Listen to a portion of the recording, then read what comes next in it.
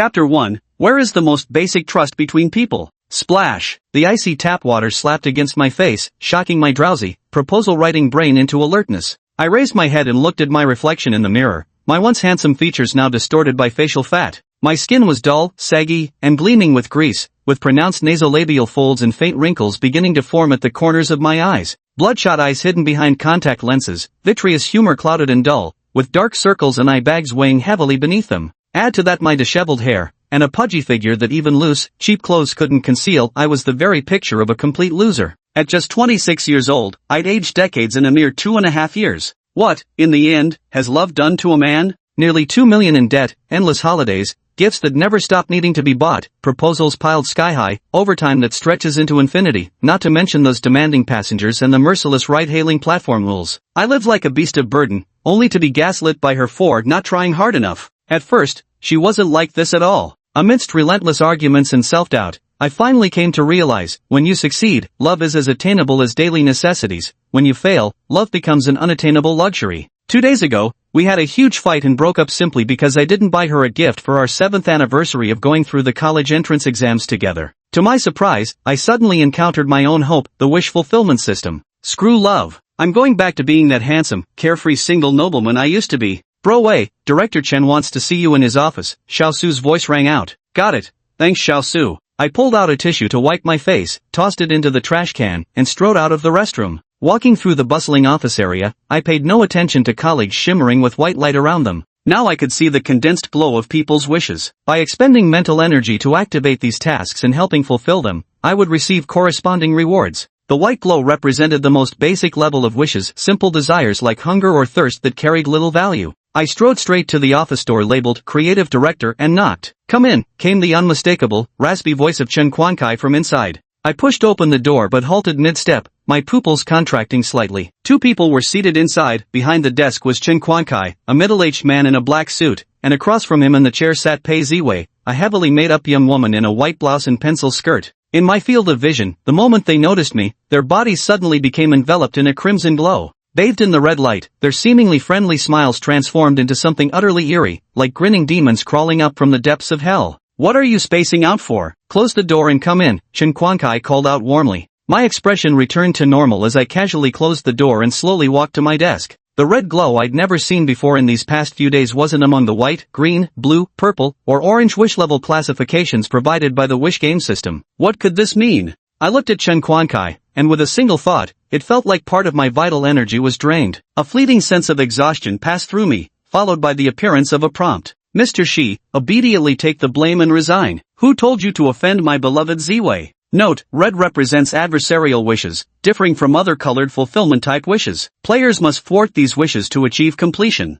So that's it. Red signifies hostility. The mission is only accomplished by preventing the other party's wish from coming true. If not for the wish prompt, I might have truly suffered a major loss. What about Pei Ziwei? Again, I expended mental energy to activate the wish prompt. I hope the plan goes smoothly, not just for Feifei, but also to keep you from discovering my affair with Director Chen. I don't want to break up with my boyfriend yet. Pei Ziwei was the best friend of my ex-girlfriend Wan Yunfei, and it was actually me who introduced her for the interview and helped her get hired at Xinjiang Media. Instead of showing gratitude, you repay me with revenge. These 3 are in cahoots, scheming who knows what kind of trap for me. There's an important live stream this weekend. The creative proposal was originally assigned to Xiao Pei, but I'm not satisfied with what she just submitted. Time is tight, so we need seasoned veterans like you to step in. Chen Quankai looked at me with an appreciative gaze, appearing quite friendly toward me. Xiao Pei has the preliminary research and analysis materials. Let me know if there's any issue completing it by the 12th before you leave work. I took the report Pei Ziwei handed over with a cheerful smile and carefully reviewed it. It wasn't complicated, 2.5 days would be more than enough. I pulled out my phone to check the calendar, then spoke up. Director Chen, today is June 10th. What you mean is to have Pei Ziwei transfer the live streaming proposal for the 15th to me now, and I just need to complete it before leaving work on June 12th?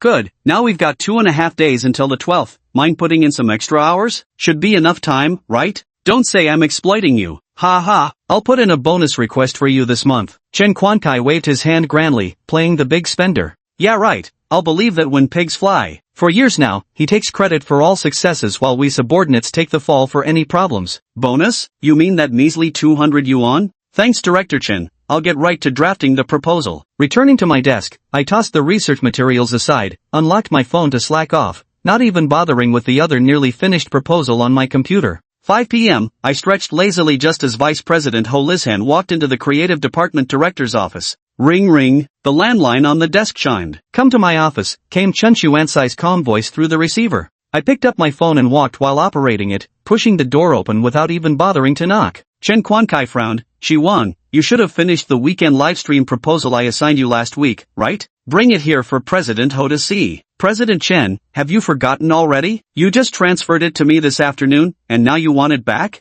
I said calmly. Out of the corner of my eye, I saw the increasingly gloomy older woman nearby, her face darkened instantly due to family discord. Smack! Chen Quankai slammed the table violently. What nonsense are you spouting? I handed it to you personally last Thursday, and you still haven't finished it? I specifically emphasized it had to be done by the 10th. Do you have any idea the responsibility you're risking if we delay the live stream? I didn't argue with him heatedly. Instead, I turned to Ho Lizhan and said, Director Ho, the task was indeed just transferred to me. Manager Chen told me it needed to be completed by the 12th before leaving work. Before Ho Lizhan could speak, Chen Quankai, boiling with rage, cut in first. You've let me down so badly. As a senior employee, you'd actually frame your direct supervisor just to shirk responsibility. Are you deliberately not finishing the task just to make me, the department head, take the blame? Fine. Director Ho, I'll take full responsibility as the supervisor, but I can no longer keep such a subordinate. Shi Wang, you resign on your own. Let's preserve each other's dignity. My eyes flickered. Chen Quankai, are you trying to drive me away? But don't forget there were others present. Pei Ziwei is my witness. Chen Quankai couldn't conceal the delight in his eyes. He hadn't expected me to play along so perfectly. This was even better than him bringing forward witnesses. With an impassive face, he picked up the phone. Pei Ziwei, come to my office. Soon after, 2 light knocks sounded on the door before Pei Ziwei hurried inside. Good day, Director Ho. Director Chen, what can I do for you? Exactly what time did I instruct you to transfer the proposal to Shi Wang? Tell General Ho. Chen Quankai spoke with absolute confidence. It was last Thursday morning when you called both me and Shi Wang for the handover. The room fell silent as all 3 pairs of eyes turned toward me, each gaze carrying a different implication. I responded with a radiant smile, unlocked my phone, turned the volume to maximum, and tapped the audio recording. Director Chen, today is June 10th. I'll apply for your bonus this month. After the recording finished playing, Chen Quankai could no longer maintain his earlier composure. He never imagined that I would record a routine work assignment. Where is the most basic trust between people? At this moment, he stared at me like a starving wolf, wishing he could devour me alive. Pei Ziwei's face was deathly pale, her eyes vacant, her body swaying unsteadily. The fire in Ho Lizhan's eyes cooled into icy fury as she glared at the 3 people present. Just as she was about to speak, Chen Quankai suddenly said, My apologies, President Ho. Pei Ziwei has already completed the proposal and can submit it directly to you. It won't delay the live stream. Everyone's quite cunning, aren't they? Can't do the job properly but excel at playing office politics. Ho Lizhan ignored Chen Quankai and continued speaking. Chen Quankai will have his quarterly bonus deducted as punishment. As for you two, regardless of your personal grudges, they shouldn't affect the company. According to employee conduct regulations, you're both fired. Hearing this, Pei Ziwei's legs gave way and she collapsed into her chair. She cast a pleading glance toward Chen Quankai, but he immediately turned his head away. I frowned deeply. Honestly, I had already planned to resign after completing my current project and leave after handing over my work by month's end. But being fired without any compensation was absolutely unacceptable. President Ho, I've been the victim from beginning to end. Why should you fire me? If you insist on my leaving, then settle my salary, bonus, and termination compensation in full. This company is mine to run as I see fit. I'll fire whoever I don't like. If you're unhappy, go file for arbitration or sue us in court. Our legal team isn't being paid to just sit around doing nothing. I let out a cold laugh and was just about to respond when the system notification suddenly appeared before my eyes. At some unknown moment, the crimson glow surrounding Chen Quankai and Pei Ziwei completely dissipated, replaced by rows of system notifications floating before my eyes. Red Wish, Chen Quankai, completed player obtained 320,000 fusion points, limited time exchange offer *1, first completion Red Wish package *1. Red Wish, Pei Ziwei, completed player acquires 550,000 fusion points, limited time exchange offer *1. My anger instantly dissipated. The rewards for this red tier wish were substantial. Over the past 2 days since obtaining the system, I'd racked my brains trying everything until finally completing a green tier wish by chance yesterday. The reward? Mere tens of thousands of conversion points, without even a time-limited discount exchange. The red wish tier should be on par with the higher level blue wish tier, meaning rewards of under 1,000,000 fusion points and time-limited discounted exchanges.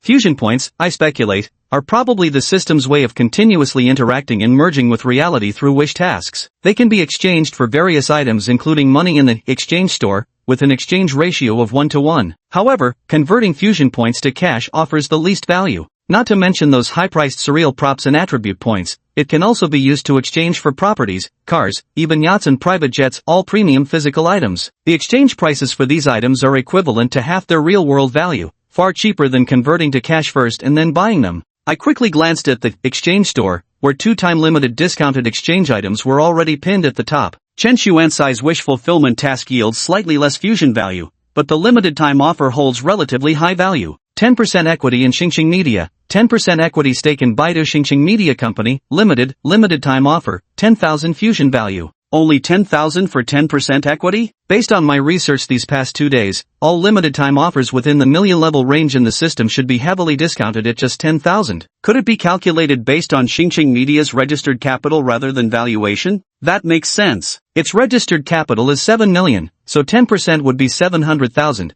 discounted to 10,000 for the limited time offer. The other is a limited time offer for Pei Ziwei's Wish Quest, AITOM 9 Pure Electric Ultra Edition 100 kWh, flowing gold black. Limited time offer, 10,000 fusion points. Special note, vehicles in this limited time offer do not include Baidu license plates, which players must arrange themselves. The manufacturer's suggested retail price of this all-electric SUV was 569,800 yuan, but now it can be yours for just 10,000 yuan. Clearly, when it comes to heavily discounted exchanges, the snobbish system just can't be bothered to serve. Luckily, I managed to get a new energy vehicle license plate in last year's lottery, so I gritted my teeth, borrowed money, and bought a BYD Qin Plus. I usually drive it for Didi ride-hailing services. This is forcing me to change my car, but the system description also hints at a crucial point. If I exchange for a car at the original price in the redemption store, the system will directly resolve the license plate issue. Given Baidu's strict lottery regulations, it must be registered under a company name. That's the only possibility I can think of. Without hesitation, having just earned 870,000 fusion points, I redeemed both of the limited time offers, exchanging goods and interacting with reality in progress.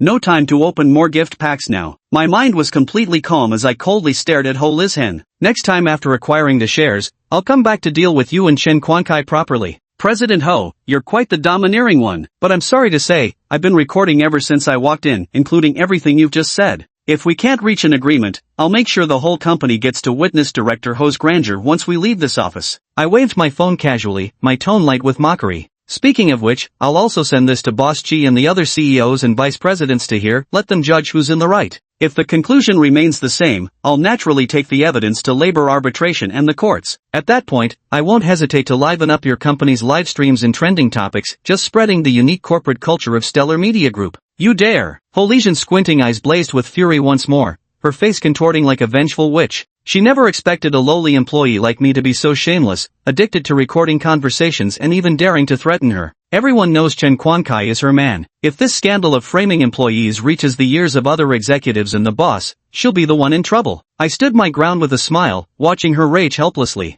Ho Lizhen took several deep breaths, barely containing her fury. She gritted her teeth and spat out viciously. I'll take you to process your resignation now. Once the money hits your account, delete the recording before you leave, otherwise, don't even think about stepping out of this company. As dusk settled, I walked out of Vision Tower carrying the few personal belongings I had. I touched the bank card in my pocket. Inside lay a cold 80,000 some yuan in cash. TSK, perfect. Originally I planned to resign myself. Working till month end at most would have just gotten me that month's salary and bonus. Could that possibly compare to the comfort of an N+1 severance package? Gazing at the sunset-stained evening clouds, I savored the crisp night breeze, exhaling a heavy breath of pent-up frustration from my lungs. The feeling of no longer being a beast of burden absolutely wonderful. I slipped into my white BYD Qin and pulled up the wish fulfillment system panel before me, the light screen unfolding in my visual field. With my consciousness, I touched the Personal Info tab in the top row of labels. A lifelike 3D avatar of myself appeared on screen, accompanied by detailed data.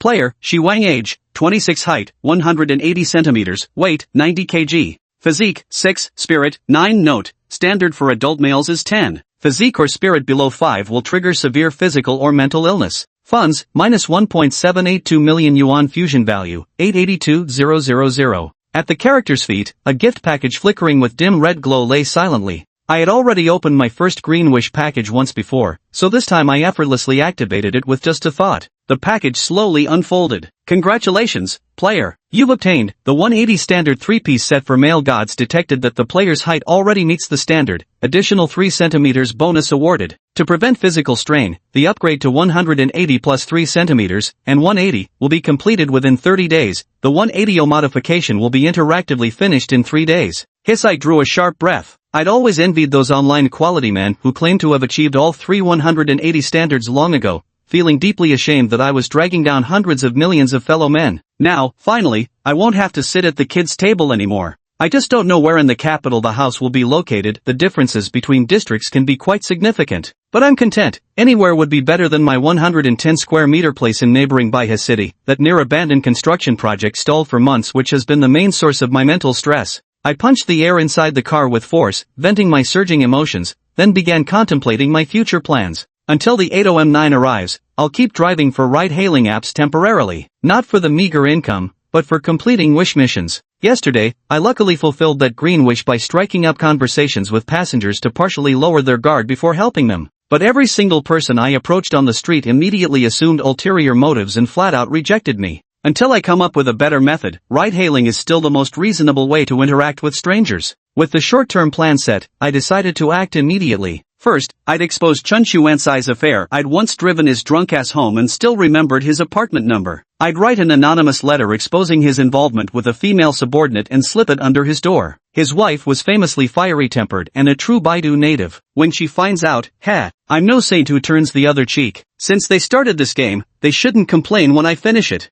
I suddenly slapped my forehead. I'd nearly forgotten. Picking up my phone again, I sent Pei Ziwei's boyfriend a kindly worded reminder on WeChat, accompanied by a screen full of green vegetable emojis and little green hat stickers. Feeling thoroughly pleased with myself, I decided to treat myself to a nice meal after delivering the letter. After that, it'd be time to try my luck with ride-hailing apps. Ugh, earning some damn money is so hard, busy from dawn till dusk, yet a single outing empties my wallet. Ugh, all I think about at work is clocking out. I started up my soon-to-be-retired BYD Qin and drove off humming a tune. Chapter 3, The Wish for King Crab. The disheveled fat man in front of me had been staring fixedly at the liveliest king crab in the tank for a full minute. The impatient waiter spoke up. Big bro, if you like it, just order it to come out. For just 1,188, you can completely own it tonight. I glanced at this waiter who aspired to take grad school exams, then shifted my gaze back to the seafood tank. The old me would never have stared at these expensive seafood items, just as I'd never voluntarily browse luxury stores by myself. It's not that I couldn't afford Hermes, but rather that I found Pinduoduo offered better value for money. But now things were different, because in my field of vision, that king crab was emitting a faint green glow. This was actually the first time in 3 days I'd seen an animal generate a green wish. Those cats and dogs all had ordinary white wishes for food and drink. This king crab was quite the thinker. With a subtle shift in my thoughts, I saw its wish. I want to escape this cramped space. Fortunately, this isn't too difficult by human standards. I sighed with relief in my heart. At least my mental energy wasn't wasted.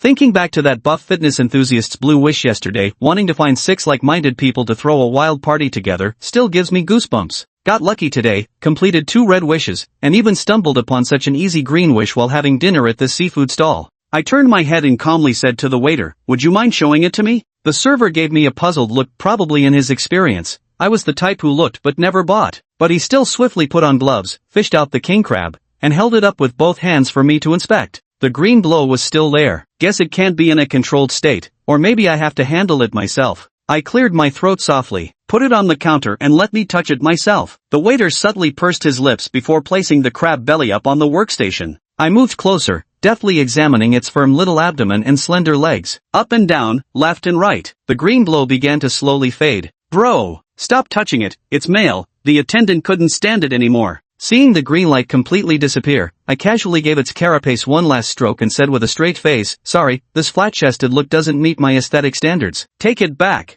The attendant was probably cursing my shamelessness in his heart. I quickly returned to my seat, leaving the king crab lying on its back, lifeless eyes staring at the ceiling, its ventral shell exposed and legs splayed to the sides, occasionally twitching a few times. The system then prompted, "Green wish, king crab, complete, player obtained 12,000 fusion points." The king crab I'd freely groped returned to its tank to await customers. Under the server's disdainful gaze, I ordered seafood fried rice, a plate of cold seaweed salad, and after some thought, added a serving of mantis shrimp. This meal counted as living well. Though I now had the wish game system, my mindset hadn't fully adjusted yet. This was just the beginning. Once I cleared my debts, then I'd really cut loose. This system wasn't some cashback rewards program after all. I casually snapped a photo for my social feed, today's seafood feast. Soon enough, it garnered numerous likes and several comments. One-handed plane pilot, Daddy will take you to the seafood buffet later. Give someone a handle, replied one-handed plane pilot, Daddy. Fan. And that idiotic comment from Wan Yunfei, if you can't afford it, don't eat.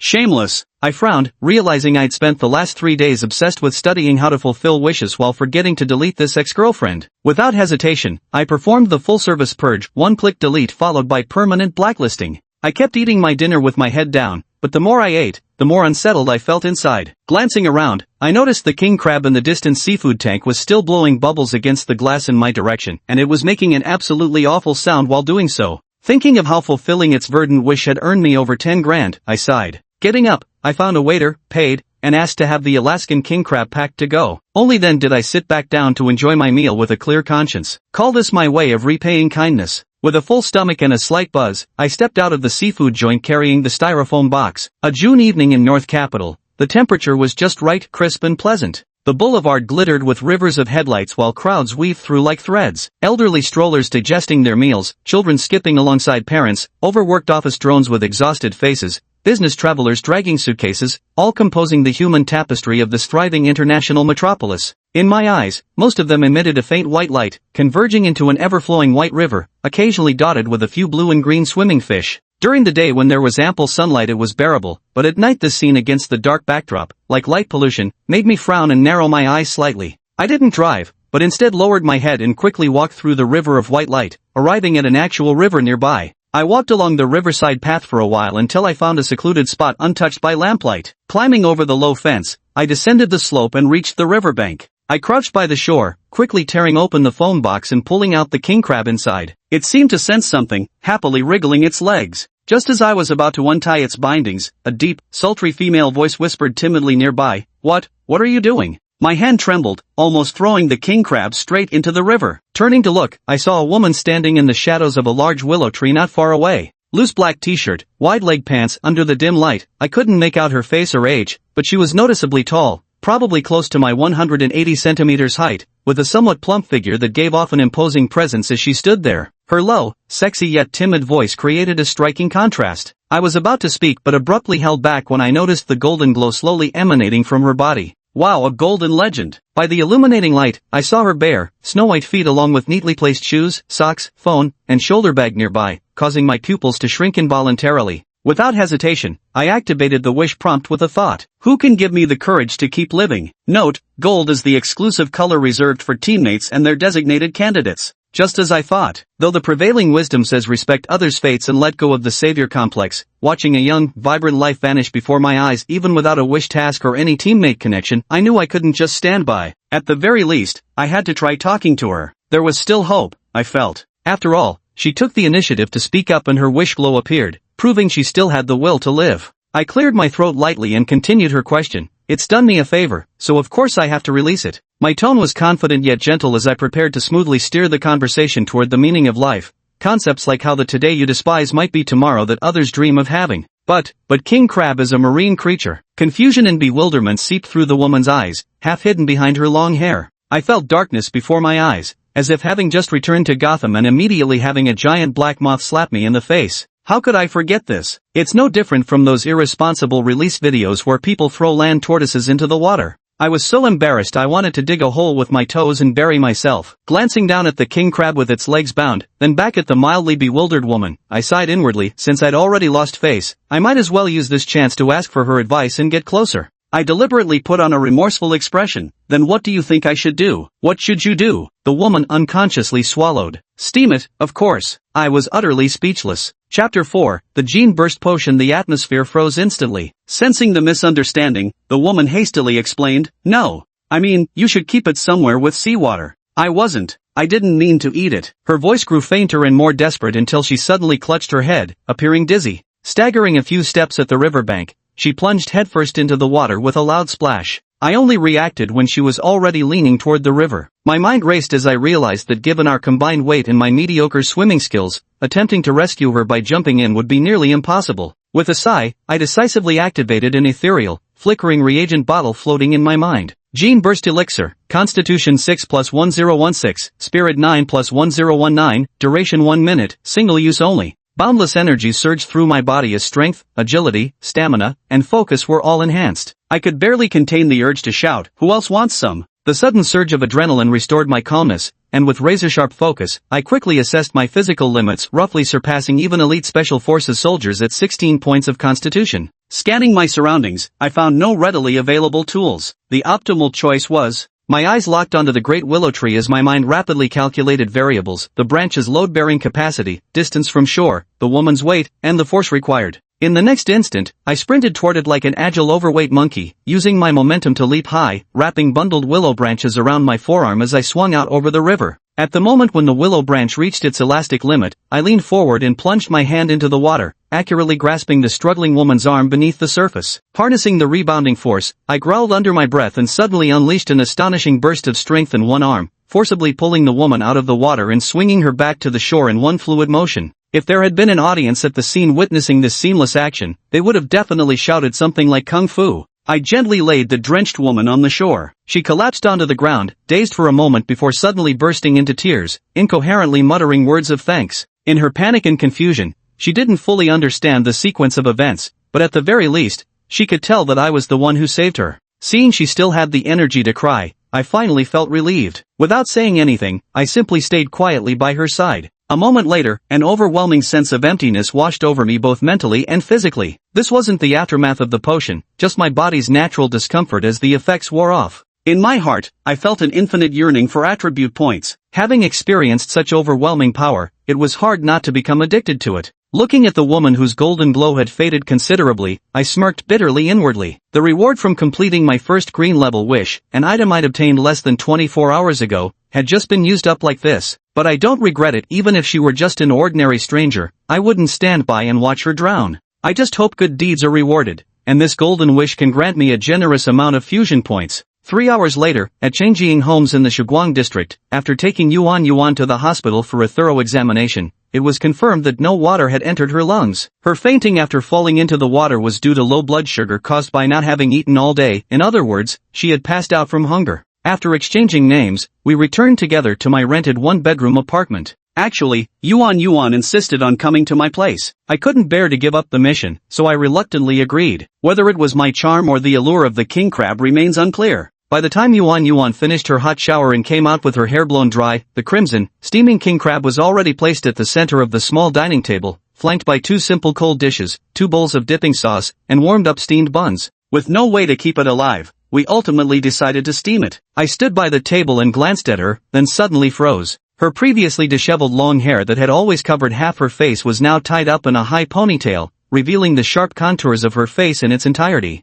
A pair of deep, expressive eyes framed by slightly heroic eyebrows, a delicate yet high-nose bridge, and naturally rosy lips that needed no embellishment. She appeared younger than I'd guessed. A few crystalline droplets, whether water or sweat, trailed down her fair, delicate cheeks, accentuating the youthful plumpness of her collagen-rich skin. Though her rounded face hinted at plumpness, she bore all the hallmarks of a classic beauty. With just a bit of weight loss, she'd undoubtedly become strikingly stunning. Her face possessed bold, striking features, yet her expression carried a shy timidity, creating an arresting contrast. Surprisingly, my oversized pajama pants didn't hang loosely on her, especially the front portion, which strained tightly against her curves. When saving her, my supercomputing brain with 19 points of mental power calculated that at 178 centimeters tall with a large frame, she likely weighed close to 85 kilograms. She looked somewhat plump overall, but with fair, delicate, and taut skin. I'd rather describe her with those 4 words used for Yang Guifei: rounded as pearls, smooth as jade. My daze wasn't because of her looks, but because she looked familiar, yet I couldn't place where I'd seen her before. "Beer or soft drink?" I asked while untying my apron.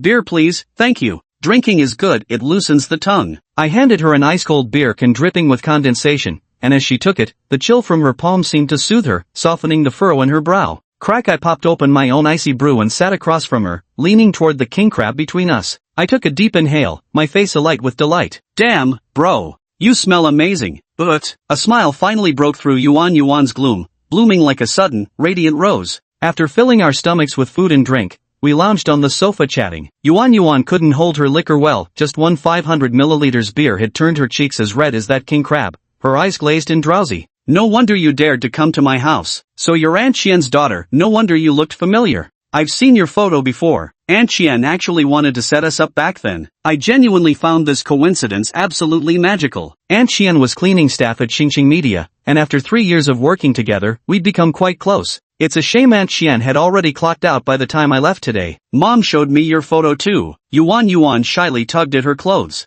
At that time, my condition had worsened a bit. She said she didn't want to burden you, so she dropped the idea. About the condition you mentioned, would you mind talking about it? My gaze flickered as I cautiously probed. Well, it's nothing I can't share. Since childhood, my height and weight have always exceeded my peers, always called dumb fatso, with neither boys nor girls willing to play with me. In middle school, when my father passed away, I was often bullied at school too, and that's how I developed depression. It flares up occasionally even now, after all these years. Today, my 3 university roommates left me behind, sneaking off to our graduation dinner without me. I was feeling so low that I left campus without taking my medication. I walked a long way to the riverside and kept wandering there until I met you. Yuan opened up and poured out all the grievances in her heart. Then why did you take the initiative to speak to me? Did you recognize me? I asked curiously. Yuan shook her head and glanced at the trash can. Well, perhaps I felt it looked a bit pitiful. Same as me, about to sleep forever in the river waters. Damn, I think she owes the king crab a bow at this point. Thanks for keeping me company and treating me tonight, forgetful bro. After this meal, I feel much better.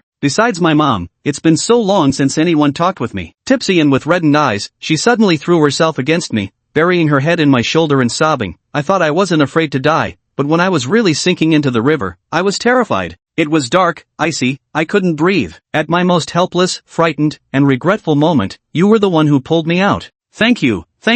I held her in my arms, awkwardly adjusting my sitting position before gently patting her back, comforting her without words. Yuan's sobs gradually softened, and her breathing became steady and prolonged. I quickly tapped her shoulder. If you're sleepy, go rest in the bedroom. I can't carry you, I'll sleep on the couch tonight. Without lifting her head, Yuan pleaded timidly, Brother Wang, could you stay with me until I fall asleep? Every time I have an episode, I need mom to hold me. As she spoke, her fair ears visibly turned red at visible speed. Her sultry voice and shy tone made my heart itch with desire. Seeing the faint golden glow still clinging to her, I nodded slightly. Alright. Moments later, Yuan and I lay side by side on the double bed in the bedroom, fully clothed. After a whole night of exhausting ourselves and drinking, we were thoroughly worn out. Yuan fell asleep quickly. I struggled to stay awake until her golden light completely faded before succumbing to exhaustion myself. Too tired to return to the sofa, I sank into deep sleep, not even bothering to check the stream of system notifications that appeared. Chapter 5, Golden Legend. In the bright morning sunlight accompanied by children's laughter from the neighborhood, I woke up feeling something soft and fragrant in my arms, having slept exceptionally comfortably. With a jolt of excitement, I came to my senses and cautiously opened my eyes. Sure enough, Yuan was sound asleep with her back against my chest, nestled in my embrace. One of my arms was wrapped around her. Thankfully, my hand wasn't lingering in any inappropriate places. Savoring the soft, plush sensation against me, I couldn't help but marvel at how so many online connoisseurs swore that slightly curvy figures were the ultimate perfection, and they weren't wrong. Reluctant to let go, I decided to keep pretending to sleep while checking my rewards. Golden Wish, Yuan, completed. Player obtained 3.68 million fusion points, limited time bonus exchange *2. First Golden Wish completion gift pack *1. The moment I saw the staggering number of fusion points awarded for the Golden Wish, I almost burst out laughing. No wonder it's a golden legend. Yuan my treasure. You're practically the god of wealth. At that moment, a new prompt appeared in the notification list. You have completed a high-level wish and may activate the wish filtering option. Oh, such a good thing exists? I raised an eyebrow. I'd long been fed up with that overwhelming white light and immediately chose to filter out white-tier wishes. At this point, I couldn't care less about those white-tier wishes worth a measly 1,000 or so fusion points. Moreover, my mental power is only at 9 points, allowing me to activate at most 4 or 5 wishes per day. High-level wishes are the optimal choice. My gaze shifted to the Team Management tab, which was originally grayed out and unavailable, but now it was faintly glowing. I clicked the tab, switching the page as rows of instructions appeared before me. Previously, I only knew that Golden Light was unique to teammates and their candidates, but I didn't realize that every candidate was a 5-star character recognized by the game system. When completing a candidate's first Golden Wish, their loyalty level is displayed in the list. When loyalty reaches 70, they can officially join the team, providing benefits for both sides. A profile has already lit up in the Team Management tab. Candidate, Yuan, loyalty, 60, EXP, 0. The numbers surprised me. We'd only met once.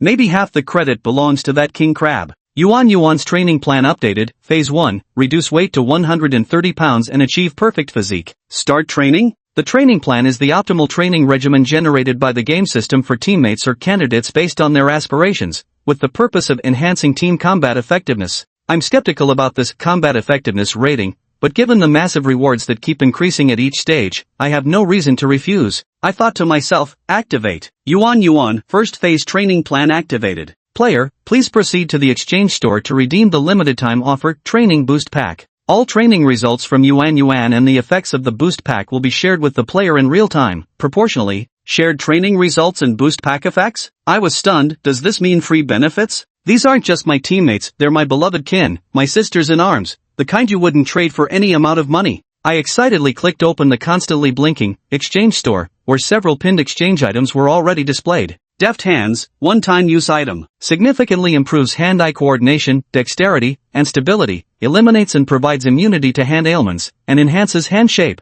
Limited time offer, 100,000 fusion points, mental potion, increases spirit attribute by 1 point. Limited time offer, 100,000 fusion points. These two were rewards from a golden wish originally priced at several million fusion points each, now slashed to just 100,000. Yuan's training support pack had 2 exchange options. Fitness Guru, one-time use item, doubles the effects of weight loss and body shaping without causing harm to the body. Limited time offer, 100,000 blend points. Skin firming, one-time use item. After use, the skin will remain firm and will not slacken due to weight changes. Limited time offer, 100,000 blend points. Without hesitation, I scanned with my mind, spending 400,000 blend points to redeem all these limited time offers, choosing Fitness Guru and Skin Firming to use on Yuan. The mental potion resembles a small blue vial. Upon activation, it felt like a gentle breeze swept through, thinning the thick fog in my mind by a layer. My thinking, perception, and memory all seemed to improve, and my mental state was noticeably better than yesterday. The most miraculous aspect was the dexterous hands in my field of vision.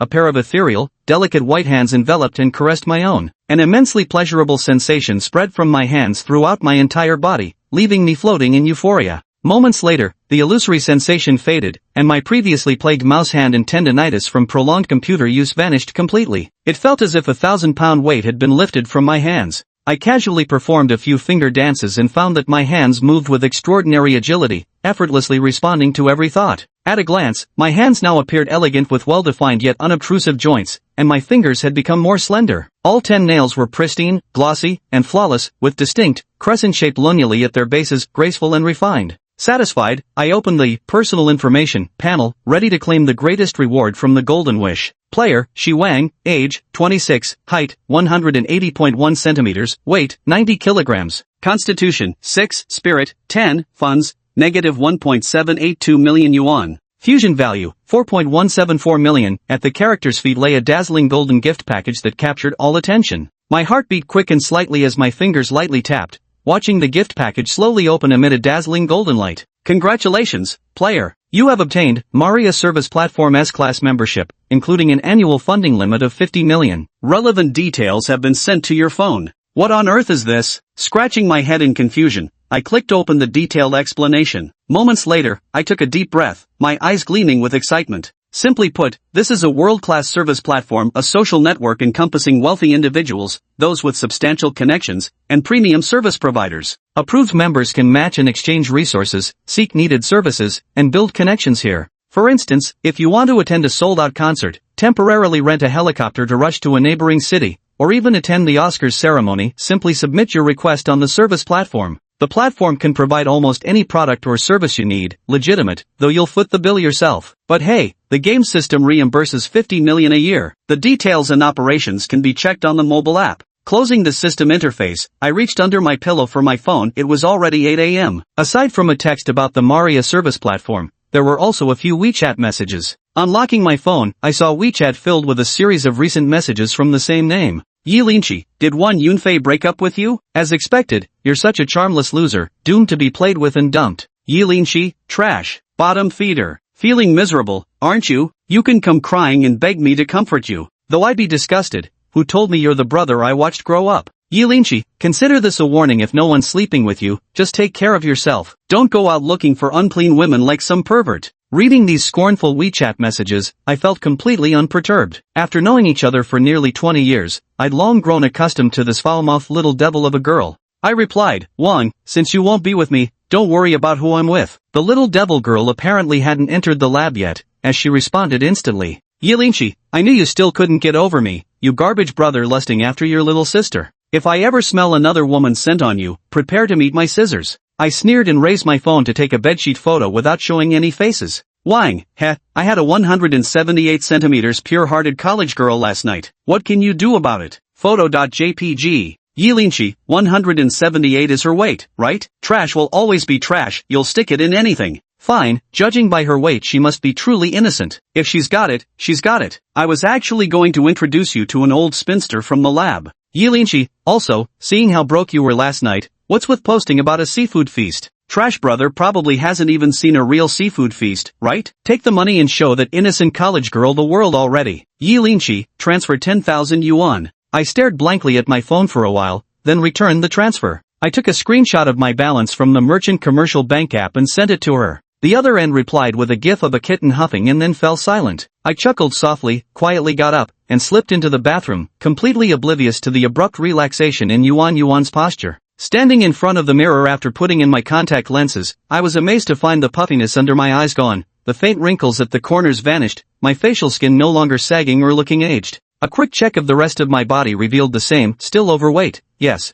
but my skin everywhere felt firm and elastic. So this was the effect of sharing Yuan's skin firmness? Grinning at my reflection, now seemingly years younger, I thought today was another hopeful day. Chapter 6, A Retro Plot. Soft, fragrant bread slices spread with salad dressing, sandwiched with fresh green lettuce and pan-fried eggs, made one's fingers twitch with appetite. Paired with a cup of hot milk, breakfast for the two was ready. Yuan had been blushing since she got up, not daring to look at Shi Wang. Only after sitting down at the dining table did she realize he seemed more spirited. Stealing a few glances, she timidly opened her mouth to speak. Brother Wang, you're amazing, you can cook and keep your room so tidy and clean. After taking care of myself for so many years, I've gotten used to it. Mom told me you grew up with relatives since childhood, that's why you're so mature and responsible. Yuan looked at him with a trace of heartache in her eyes. Actually, Brother Wang, you must have been quite lonely, right? All these years couldn't have been easy for you. No, my relatives have been quite good to me. There's also the girl next door who grew up with me, always noisy and roughhousing,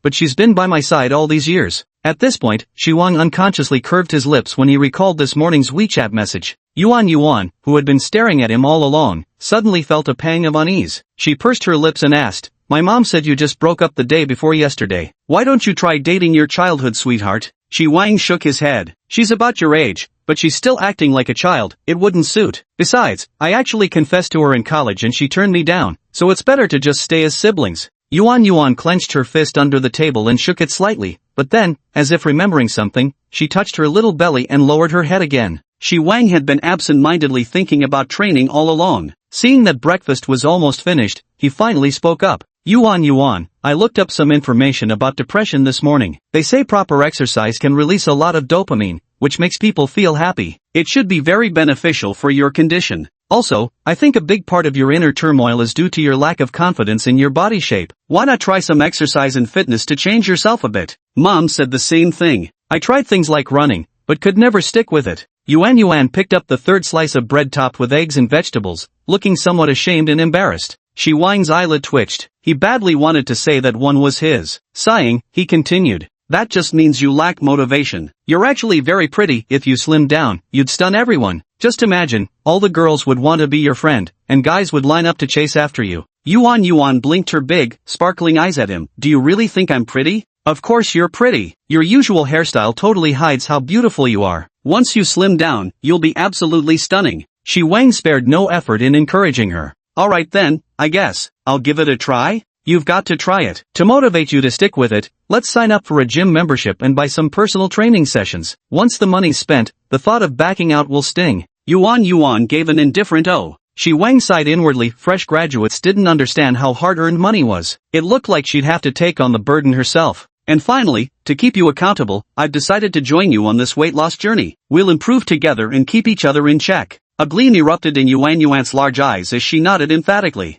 Lose weight. I want to improve so badly. Starting today, I won't eat. I'll eat one less bowl of rice for dinner. Yedong Fitness Center. Shi Wang parked in the designated spot by the entrance and stepped out of the car with Yuan. This is a 5-story standalone building entirely owned by the fitness center, which has been operating for 5 or 6 years with a solid reputation and steady clientele, the kind you don't have to worry about suddenly shutting down. Adjacent stands the Vista Plaza where Star Truth Media is located, a 25-story Grade A office tower said to belong to the same developer. He chose this location firstly because he was familiar with the fitness center's operations, and secondly because Yuan's family lived in Hongyu North Lane just 5 minutes walk away. As they stepped through the entrance, the front desk girl stood up to greet them. "Good morning, sir and madam, are you here for fitness training or swimming?" Wang nodded. "I'd like to learn more first. Please wait a moment. All our membership consultants are currently occupied. I'll find a coach to show you around. She can also handle memberships." Shortly after, a slender young woman approached wearing a sports tank top, with striking makeup and an alluring figure. "Hello, I'm Hui. Please follow me." Hui first showed the two guests around the first-floor swimming pool, a semi-Olympic-sized 40-meter lane with 5 swimming lanes, featuring crystal-clear water, alongside spotless shower rooms and locker areas. On reaching the second-floor equipment area, barely a few steps in, a young, energetic man with combed-back hair emerged from the elevator. Dressed in sportswear and boasting a decent physique, he made a beeline for the pec deck machine. At the sight of the young man, Hui's eyes lit up, though her expression betrayed hesitation. Yet when she noticed another provocatively dressed female trainer approaching the young man from a distance, she quickly steeled herself and spoke up. "Please take a look around first, you two. I need to give a quick tip to one of my members, just 2 minutes, and I'll be right back." Without waiting for their reply, he strode briskly toward the young man. Wang frowned but said nothing, wandering off with Yuan to browse on their own. "How good you're here." A delicate voice rang out, and the young man turned to look at Hui. "Weren't you supposed to be with clients? What are you running over here for?" "Those two obviously aren't our target customers at all." The man's wearing bargain bin clothes and the woman's completely ordinary. "They'll turn around and leave as soon as they hear the price." "Brother, how is more important? Let me stretch you first. They can wait." "Whatever." Wang and Yuan circled around the equipment area, waiting for over 10 minutes, but Hui still hadn't returned. He was so exasperated he almost laughed. Who'd have thought he'd encounter such a retro scene nowadays? The next predictable plot would be him demanding a change of trainers at the front desk, then throwing down tens of thousands to show off, followed by Hui making reluctant scene only to be thoroughly humiliated by his scolding, right? That's exactly what he'd do. Calling out to Yuan, the two walked towards the elevator. Just then, the elevator doors opened, and out stepped a tall, curvaceous woman dressed in a black fitted short-sleeve top and yoga pants that accentuated her smooth, toned musculature and fair, healthy skin. Her lively company badge bounced slightly on her prominent chest. Her shoulder-length auburn hair, streaked with burgundy highlights, was tied into a ponytail, with a headband across her forehead. She appeared to be around 25 or 26 years old, with delicate, pleasing features. Wang came face-to-face with her, and both froze in momentary recognition. "Forgetful. Milk cow." Hearing the nicknames, Yuan burst out laughing. "Don't call me milk cow. How many times must I tell you?" The woman puffed her cheeks in irritation. "Then don't call me Wang's Eye either." Wang laughed heartily before turning to introduce Yuan. "This is my classmate and good friend from Lusher Normal University, Wang Jianai from the Physical Education Department. We both came to Baidu after graduation and keep in touch regularly. This is my friend, Yuan.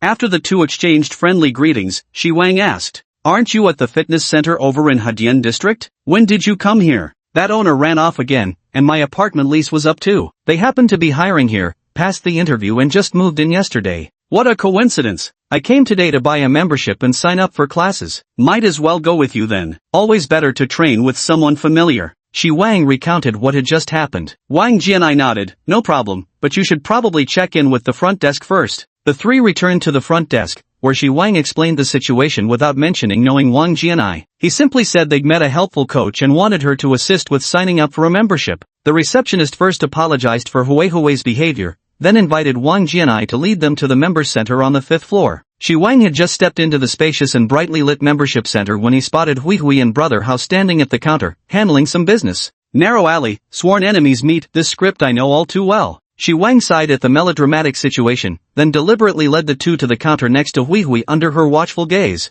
Wang Jianai said to the girl at the counter, 2 annual memberships, each with 50 training sessions. Hui had been hesitating whether to speak up, but upon hearing the number 100 private sessions, she couldn't hold back any longer. "Sir, I was the one who greeted you first. Protocol says I should see this through, so let me handle your registration." "What kind of rules are these? The kind that leaves customers waiting for 20 minutes? "No, sir, I explained at the time that I had an urgent matter to attend to. I only stepped away for a moment, and I came back to look for you shortly after. I didn't know where you'd gone." Hui put on an innocent face. Heh, so you're saying it's my fault for not waiting around all day for you? Fine, we're all adults here. Don't waste my time. Shi Wang turned back to the counter and snapped, hurry up and get this done. Suddenly feeling a tap on his shoulder, he turned to see Yuan holding out a bank card, timidly saying, I'll pay. Shi Wang nearly laughed in exasperation. What are you, an ungraduated kid, paying for? Do you know how hard your mom works to earn that money? Stand aside and wait. While they were quietly talking amongst themselves,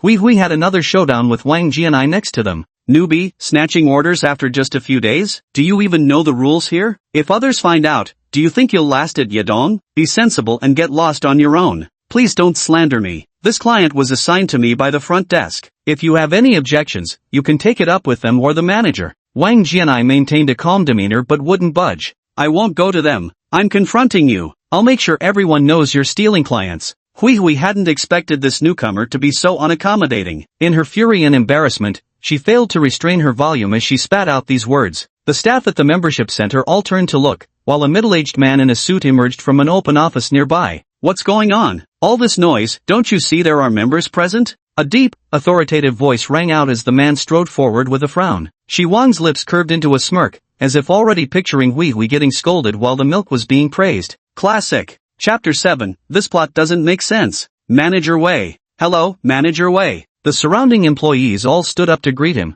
Wang Jianai, feeling somewhat nervous at the moment, also called out properly in greeting. Hui, knowing she was in the wrong, couldn't help but direct a pleading look at Shi Wang, hoping he would be lenient and not report her. Shi Wang couldn't be bothered with her. He looked directly at Manager Wei, formulating what he would say in his mind. Manager Wei glanced around the room, shooting a fierce glare at Hui and Wang Jianai. Just as he was about to voice his question, his gaze landed on Yuan standing beside Shi Wang. He blinked in confusion, peered carefully, and asked hesitantly, "Excuse me, are you Miss Yuan?" Yuan let out a confused "huh," and looked at Manager Wei with bewildered eyes. "Yes, I am. And you are?" The stern-faced Manager Wei quickly transformed into a kindly middle-aged uncle. "Oh my, it really is Miss Yuan. What a rare guest indeed. How is Chairman Qian these days? Why didn't you come find me directly when visiting our store? Truly poor hospitality on our part." "Oh, I'm Manager Wei, by the way. Last time when you came for the store inspection with Chairman Qian and our boss Zhang, I was the one accompanying your group."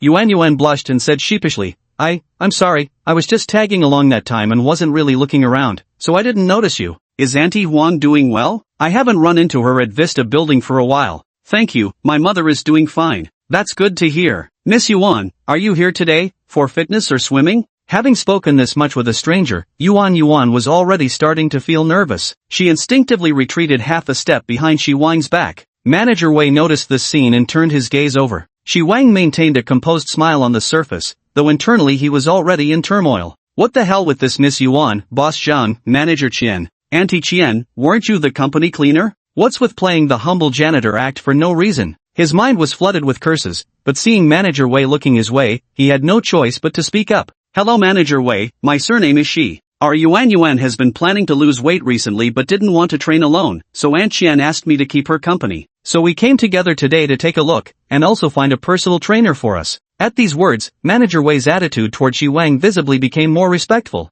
First, my Yuan, then Auntie Qian asked. These were clearly terms of endearment used among close acquaintances. Behind them, Yuan wasn't overthinking it, but upon hearing my Yuan, her heart started pounding so loudly it felt like it might leap out of her chest. A flush of embarrassment spread across her face as her fingers nervously twisted the hem of her clothes. Wang Jianai had completely relaxed, knowing victory was assured. She merely watched Shi Wang with keen interest, feeling she almost didn't recognize this old classmate anymore. Hui's face kept turning pale, inwardly cursing these wealthy second-generation heirs who played meat to devour tigers. Brother Hao, who had been quietly observing the commotion from the counter, now stared intently at Yuan with flickering eyes, his complexion shifting unpredictably. As soon as Shi Wang finished speaking, he noticed blue light simultaneously glowing around both Wang Jianai and Hui, instantly prompting him to select Wang Jianai's wish prompt. As for Hui's wish, there was no need to guess. It was obviously hoping he'd go easy with his words. Naturally, he wouldn't waste mental energy on such an impossible wish. "Please let this be a great start. I must land this big orders commission." Hearing that the two were genuinely there to sign up for a membership,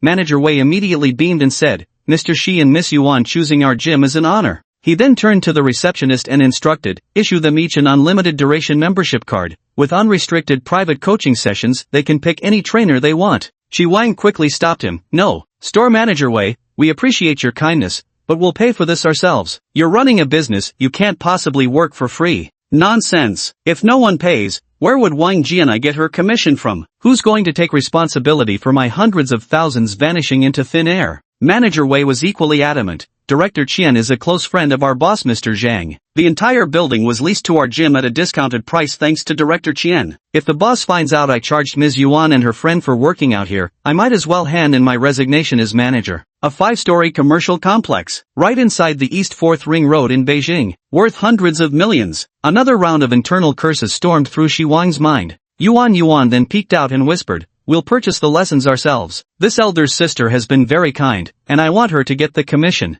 As she pointed at Wang Jianai, Milk, nickname, immediately straightened up with gratitude shining in her eyes as she looked at Yuan. This, Manager Wei hesitated but still wanted to persuade them further. Shi Wang quickly interjected, "Manager Wei, if you keep being this courteous, we'll have to take our business elsewhere. I'm sure Aunt Qian wouldn't want us to go through such trouble." Manager Wei let out a long sigh and said, "Alright, let's each take a step back. You can purchase the personal training sessions yourselves, but allow me to gift you the membership card. Otherwise, I won't be able to justify it." Shi Wang thought for a moment. Since the card wasn't too expensive anyway, he nodded and said, "Fine, then thanks, Brother Wei." The two provided their personal information, and the young girl quickly processed their cards. Just as she looked up to confirm the number of personal training sessions, Yuan had already stepped up to the counter first. This time, with a determined gaze fixed on Shi Wang, she softly said, "I'll pay for it." Shi Wang nodded and didn't argue with Yuan anymore. Since she had shown off all day, what did paying a little money matter? Since ancient times, there's never been a rule where others show off but I foot the bill. If I'd known you were such a wealthy lady, why would I have pretended to be some big shot? Seeing that Shi Wang didn't try to stop her, Yuan happily turned around and,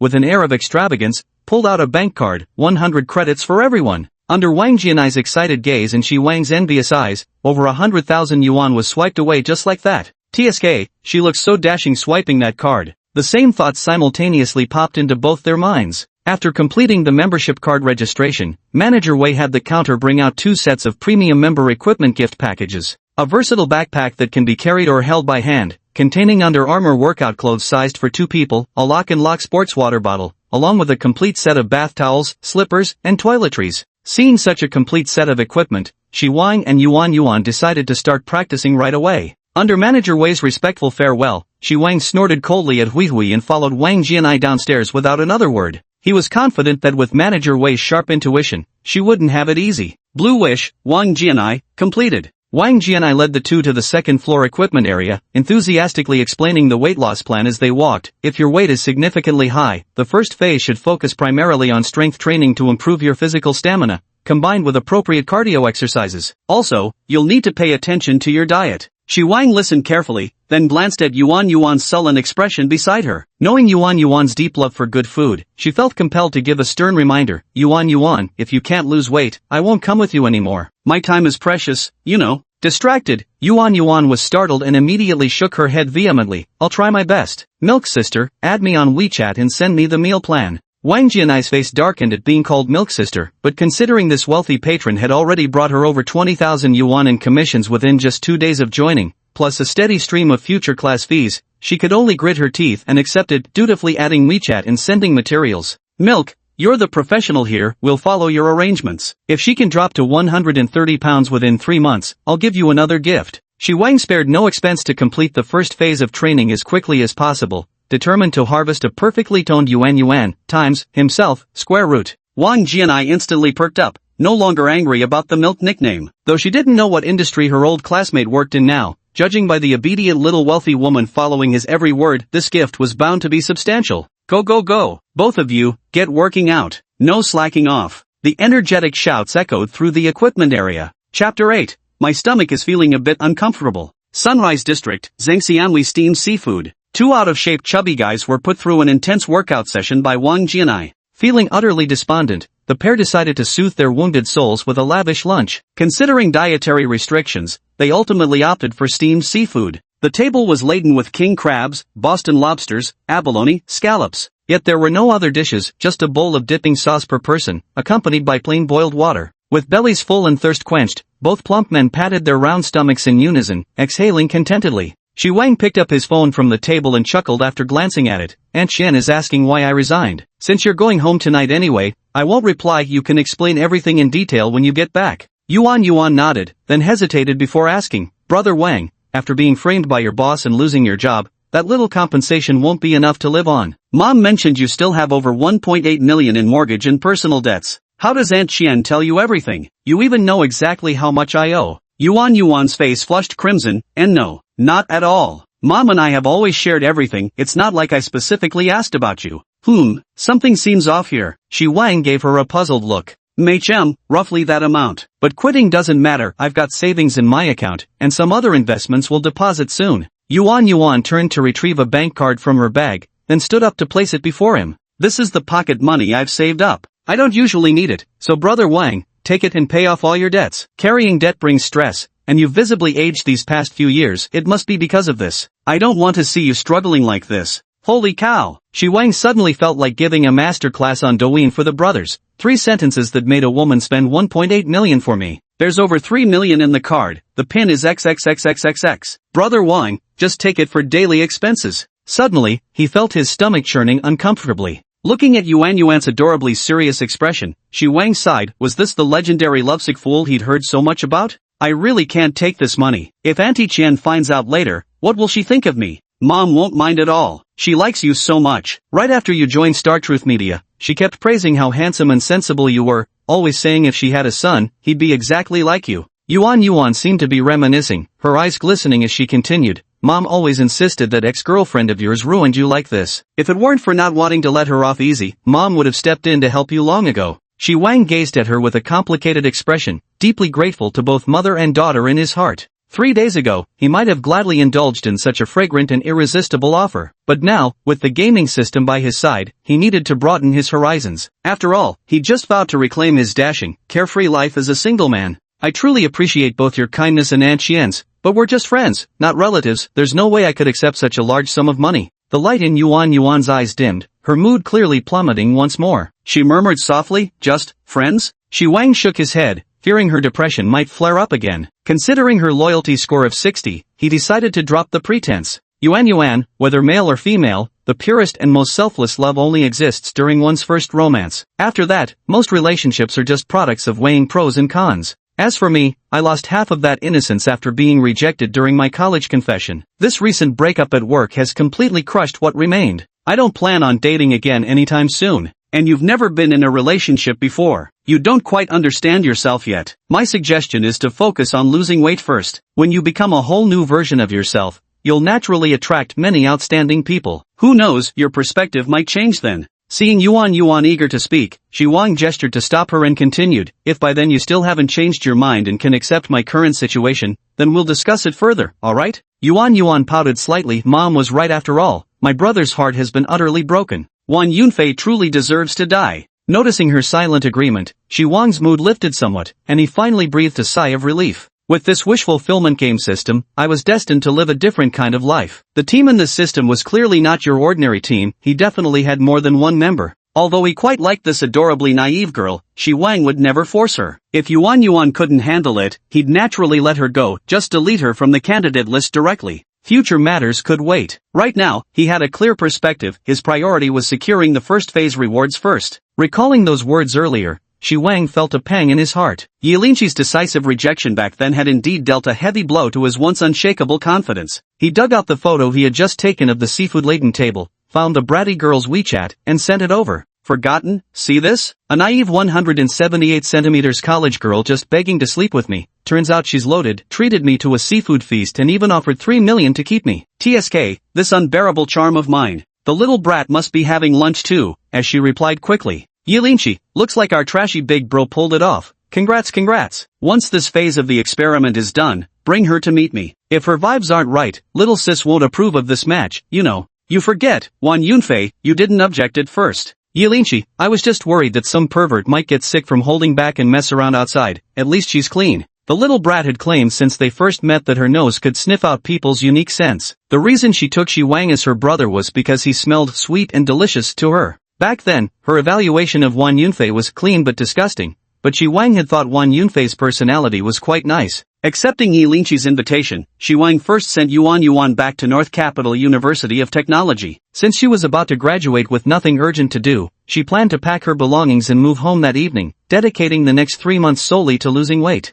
Finally having some free time, Shi Wang wasn't in a hurry to start DD driving. Instead, he leaned back in the driver's seat, preparing to first sort through his gains. Wang Jianai's Blue Wish reward, besides a whopping 650,000 blending points, also included a first-time completion Blue Wish package and a limited-time fitness skill worth 10,000. Rubbing his hands together, he opened the gift package. Congratulations, player, you have received 70 million in dedicated venture capital, exclusively usable for the registration and operational expenses of companies founded with your participation. The funds are substantial, but the restrictions are many. They must be invested in companies personally established by the investor. He shook his head, having no immediate plans to dive into entrepreneurship, best to let it be for now. Then, Shi Wang activated his fitness skills, and a wealth of knowledge about exercise, weight loss, and body sculpting flooded his mind. Simultaneously, his body instinctively memorized various standard movements, techniques for exerting force, and even some basic massage and relaxation methods. It took half an hour to fully digest everything. One could say he no longer needed to follow Wang Jianai's weight loss methods at all. He could do far better on his own now. Next, he opened his text messages and clicked the link inside to install the Maria Service Platform's dedicated app,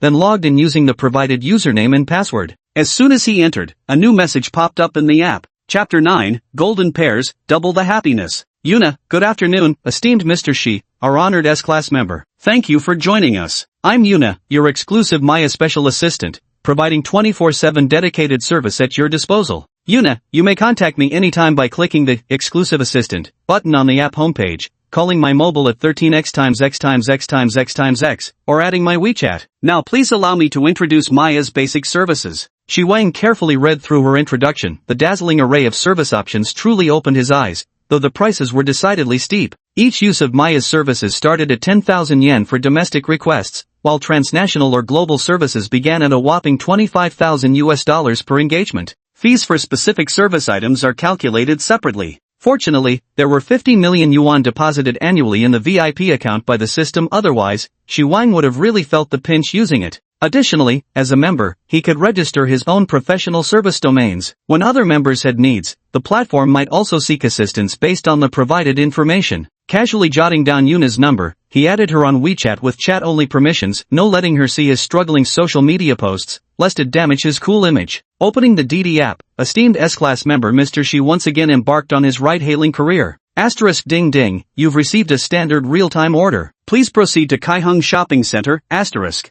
After driving for 2.5 hours without encountering a single glowing passenger, Shi Wangting parked at the pickup point, resting his head dejectedly against the steering wheel while pondering better approaches. Inspiration and plans were already taking shape in his mind. Then he spotted Shinha and Farina. Watching the two gorgeously dressed female cosplayers walking out of Kaiheng Shopping Center toward their car, Shi Wang couldn't help but marvel inwardly. Youth is truly wonderful. Both girls appeared to be no older than 18 or 19, brimming with youthful vitality and exuberance. Judging by their destination being the North Capital Fashion Institute, they were likely first or second-year students. The one on the left, Shinhee, had an exquisitely delicate oval face no larger than a palm, the kind of flawless beauty without a single bad angle. Though her height was only about 1.68 meters, her long, manga-style legs seemed to have stepped straight out of a two-dimensional world into reality. Her high-necked, cheapo-inspired cosplay outfit accentuated her slender yet curvaceous figure. Through the black mesh fabric at her abdomen, one could glimpse the faint outline of an adorable belly button, utterly eye-catching. Farina and Shinha standing nearby were nearly the same height, both with pure and sweet features, and strikingly eloquent, vibrant young beauties brimming with vitality.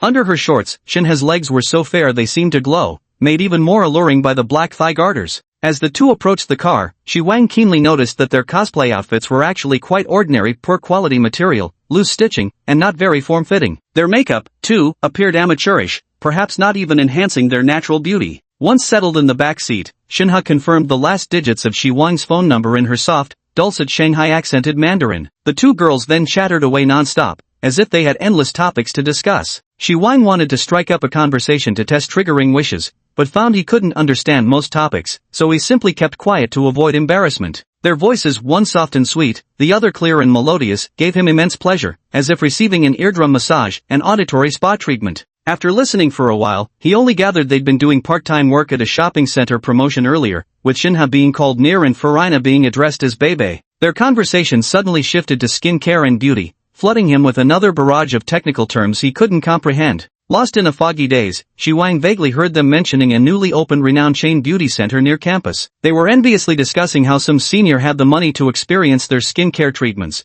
wistfully wondering when they'd ever afford such luxuries themselves. Just then, he suddenly felt the car interior brighten. Gaping at the faint golden glow spilling across the dashboard, Shi Wang swallowed hard. Seizing the chance during a right turn, he glanced sideways and saw both beautiful girls radiating golden light simultaneously. Extracting mental energy, 2 consecutive wish prompts appeared. I also want to have a membership card for the Jiayulian Meiyan Center to experience their beauty and skincare treatments there. I really wish I could meet a magic lamp that would grant me a membership card for the Jiayulian Meiyan Center. Excellent. With his current financial capability, fulfilling these 2 wishes would be absolutely no problem. Shi Wang felt quite excited. To be honest, seeing 2 such high-caliber beauties, any man would be tempted, and he was no exception. The game system had directly verified that both girls were qualified candidates and provided wish tasks, which was the best possible outcome. The current challenge lies in not acting too hastily and scaring them off. After all, he's just a poorly groomed, overweight otaku. Online, he can strike freely, but in reality, would a 200-pound, Genshin Impact level 60, national server top matcha player, who loves watching harem anime, truly qualify as a divine online personality when applying for verification?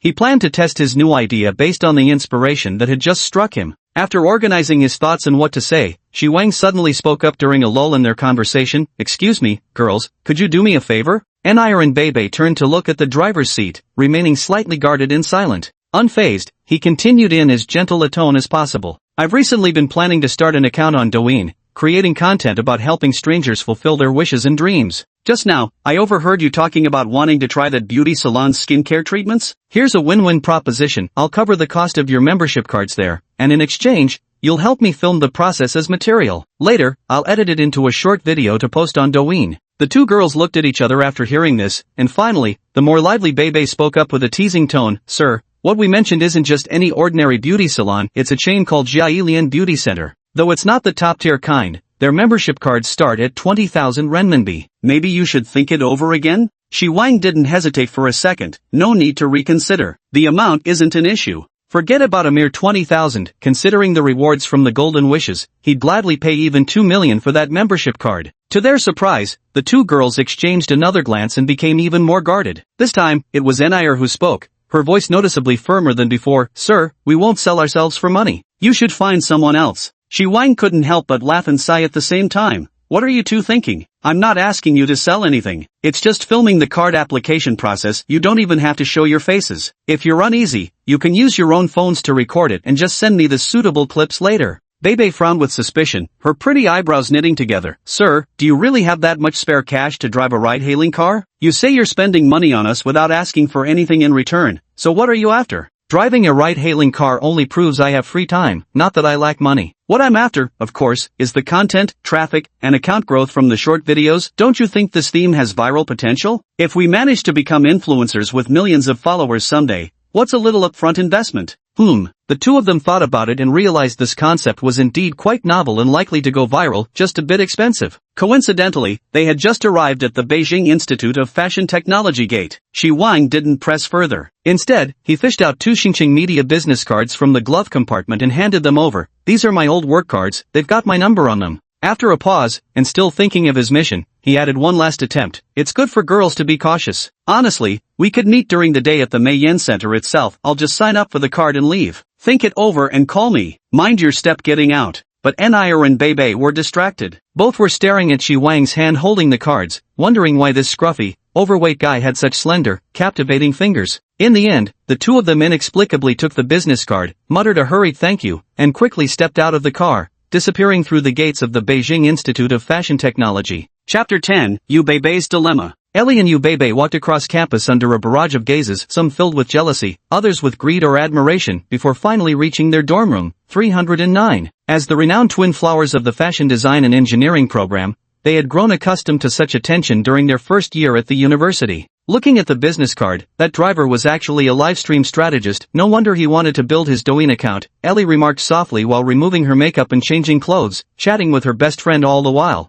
There's another roommate, Su Hui, listening to music, and she doesn't really want others to know about this. Gently removing her colored contacts, Yu Beibei kept washing her hands absent-mindedly and replied, yeah, who knows if his investment will even pay off. Her family situation was much worse than Annie's, and most of her earnings from part-time jobs and live streaming went into cosplay costumes and cosmetics. Even then she could only afford the cheapest. Yet she had no choice but to buy them, otherwise, some of her part-time gigs wouldn't be possible. Arriving in Beijing, witnessing the glamorous and extravagant lives of others, the envy in her heart had long overflowed. Coming across this opportunity to obtain a high-end beauty salon membership card without any effort, she was truly tempted. This phenomenon is quite common in universities. Freshman girls often maintain their high school mentality, enduring loneliness and focusing on diligent study. By sophomore year, having tasted a glimpse of societal reality, they begin to let loose, especially in a global metropolis like Beijing. For girls like Annie and Yu Beibei, whose families are far from wealthy or even impoverished, yet possess strikingly good looks,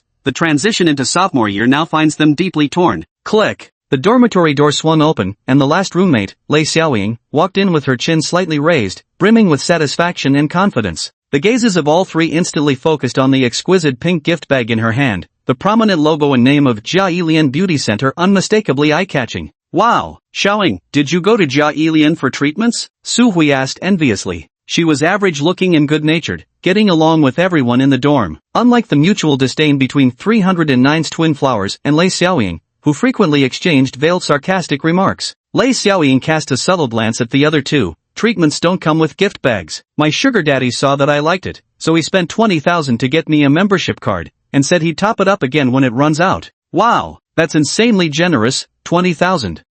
But the ambience and services at Jia Yilian totally justify the price. Look, even the complimentary face masks they give out cost several hundred yuan outside, not to mention. Watching Lei Xiaoying flaunt herself, both Annie and Yu Beibei ignored her, focusing on packing their cosplay outfits. But Yu Beibei's heart grew even more hesitant. Seeing that they were ignoring her, Lei Xiaoying felt a bit irritated and said mockingly, "Come on, girls, I've told you before not to buy such cheap cosplay costumes. The fabric is awful, and the structure is flimsy. At least we're all studying fashion design, can't we aim for a little better taste?" Annie just scoffed twice. She had a milder personality and, although she didn't like it, she wasn't willing to confront her roommate face to face. But Yu Beibei had never been one to tolerate someone's bad attitude. Our taste might not be up to par, but it probably takes someone with Xiaoying's high standards to go for a bald, short, and ugly middle-aged uncle, huh? Lei Xiaoying was the kind of girl who looked barely passable with makeup, but her real appeal was her provocative nature. Since starting college, she'd gone through several campus boyfriends, but none could satisfy her spending habits. In the end, she hooked up with a middle-aged shop owner. Oh, jealous? I get to eat well, dress well, have luxury goods, and even go to Jia Yilian for beauty treatments. Can the money you earn from part-time jobs even afford a single session there? If you hate my uncle so much,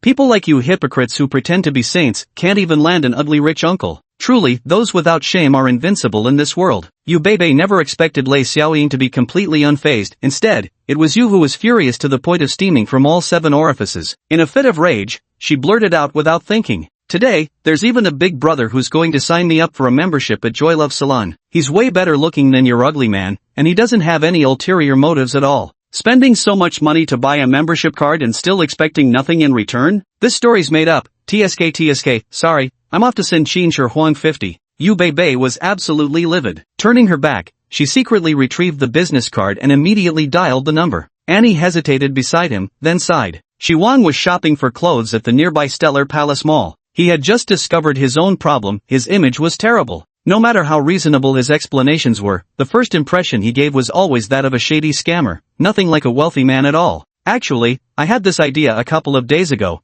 but back then I hadn't earned much money at all. He wasn't lying to the two beauties earlier. He really did plan to start a Douyin account dedicated to helping people fulfill their wishes. Wish lights above the green level aren't easy to gather. According to the system's explanation, they require intense psychological or physiological needs to spark. Ordinary impulsive thoughts like fantasizing about winning the lottery, getting a promotion, or having beautiful women throw themselves at you don't meet the standard. Of course, the system also mentioned that special characters were exceptions. He guessed this mainly referred to how the wish radiance of potential teammates was easier to condense. Since high-level wish missions were rare, and approaching people proactively might get him labeled a fraud, Shi Wang decided to shift tactics. He'd make those likely to have wish radiance come seeking him instead. A few successful case studies on his Douyin account, boosted with Dou Plus promotions, would attract more followers and traffic. Naturally, people would reach out, craving the chance to have their wishes fulfilled. He could filter suitable candidates online, then arrange offline meetings. If wish radiance appeared, he'd take the mission. If not, he'd pass. An endless stream of tasks would just keep flowing his way.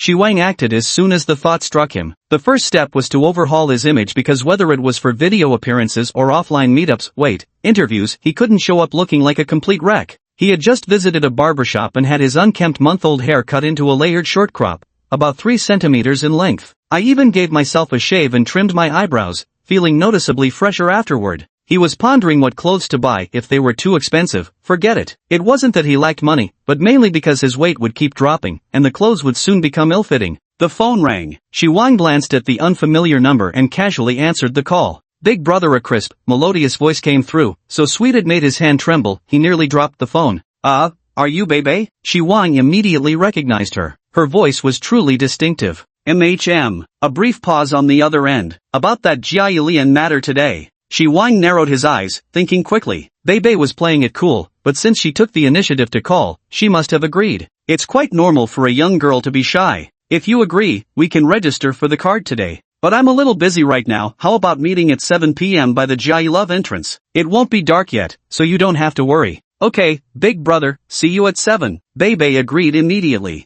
After hanging up the phone, Shi Wang excitedly clenched his fist. Opening bank accounts for both of them wouldn't just fulfill 2 golden wishes, it would also give him material for doing videos, allowing his next step plan to proceed smoothly. Glancing at the screen time showing just a few minutes before 6 o'clock, he knew he needed to hurry. He walked straight into the Armani store beside him. Chapter 11 Jiailian Beauty Center. Bebe put down her phone, pursed her lips, and without looking at her other 2 roommates' expressions, deliberately said casually to Annie, "We're meeting at 7 at the entrance of Jiailian. Let's grab some food first." Her heart was still pounding wildly, hardly believing she'd actually agreed to meet him. Looking back now, maybe she'd never really wanted to let this opportunity slip away. That clash with Lei Xiaoying earlier had just been an excuse she gave herself. Annie seemed to notice her best friend's nervousness, a flicker of resignation crossing her bright eyes. But she didn't comment further, there was no way she'd let her go alone. Gently taking Bebe's hand, the two left the dormitory together. Su Hui and Lei Xiaoying exchanged glances before Su Hui spoke up. Did Bebe really find someone willing to give her a membership card for free? Lei Xiaoying scoffed dismissively. What idiot would just fork over 20,000 yuan? They'll probably make demands on the spot or just stand her up.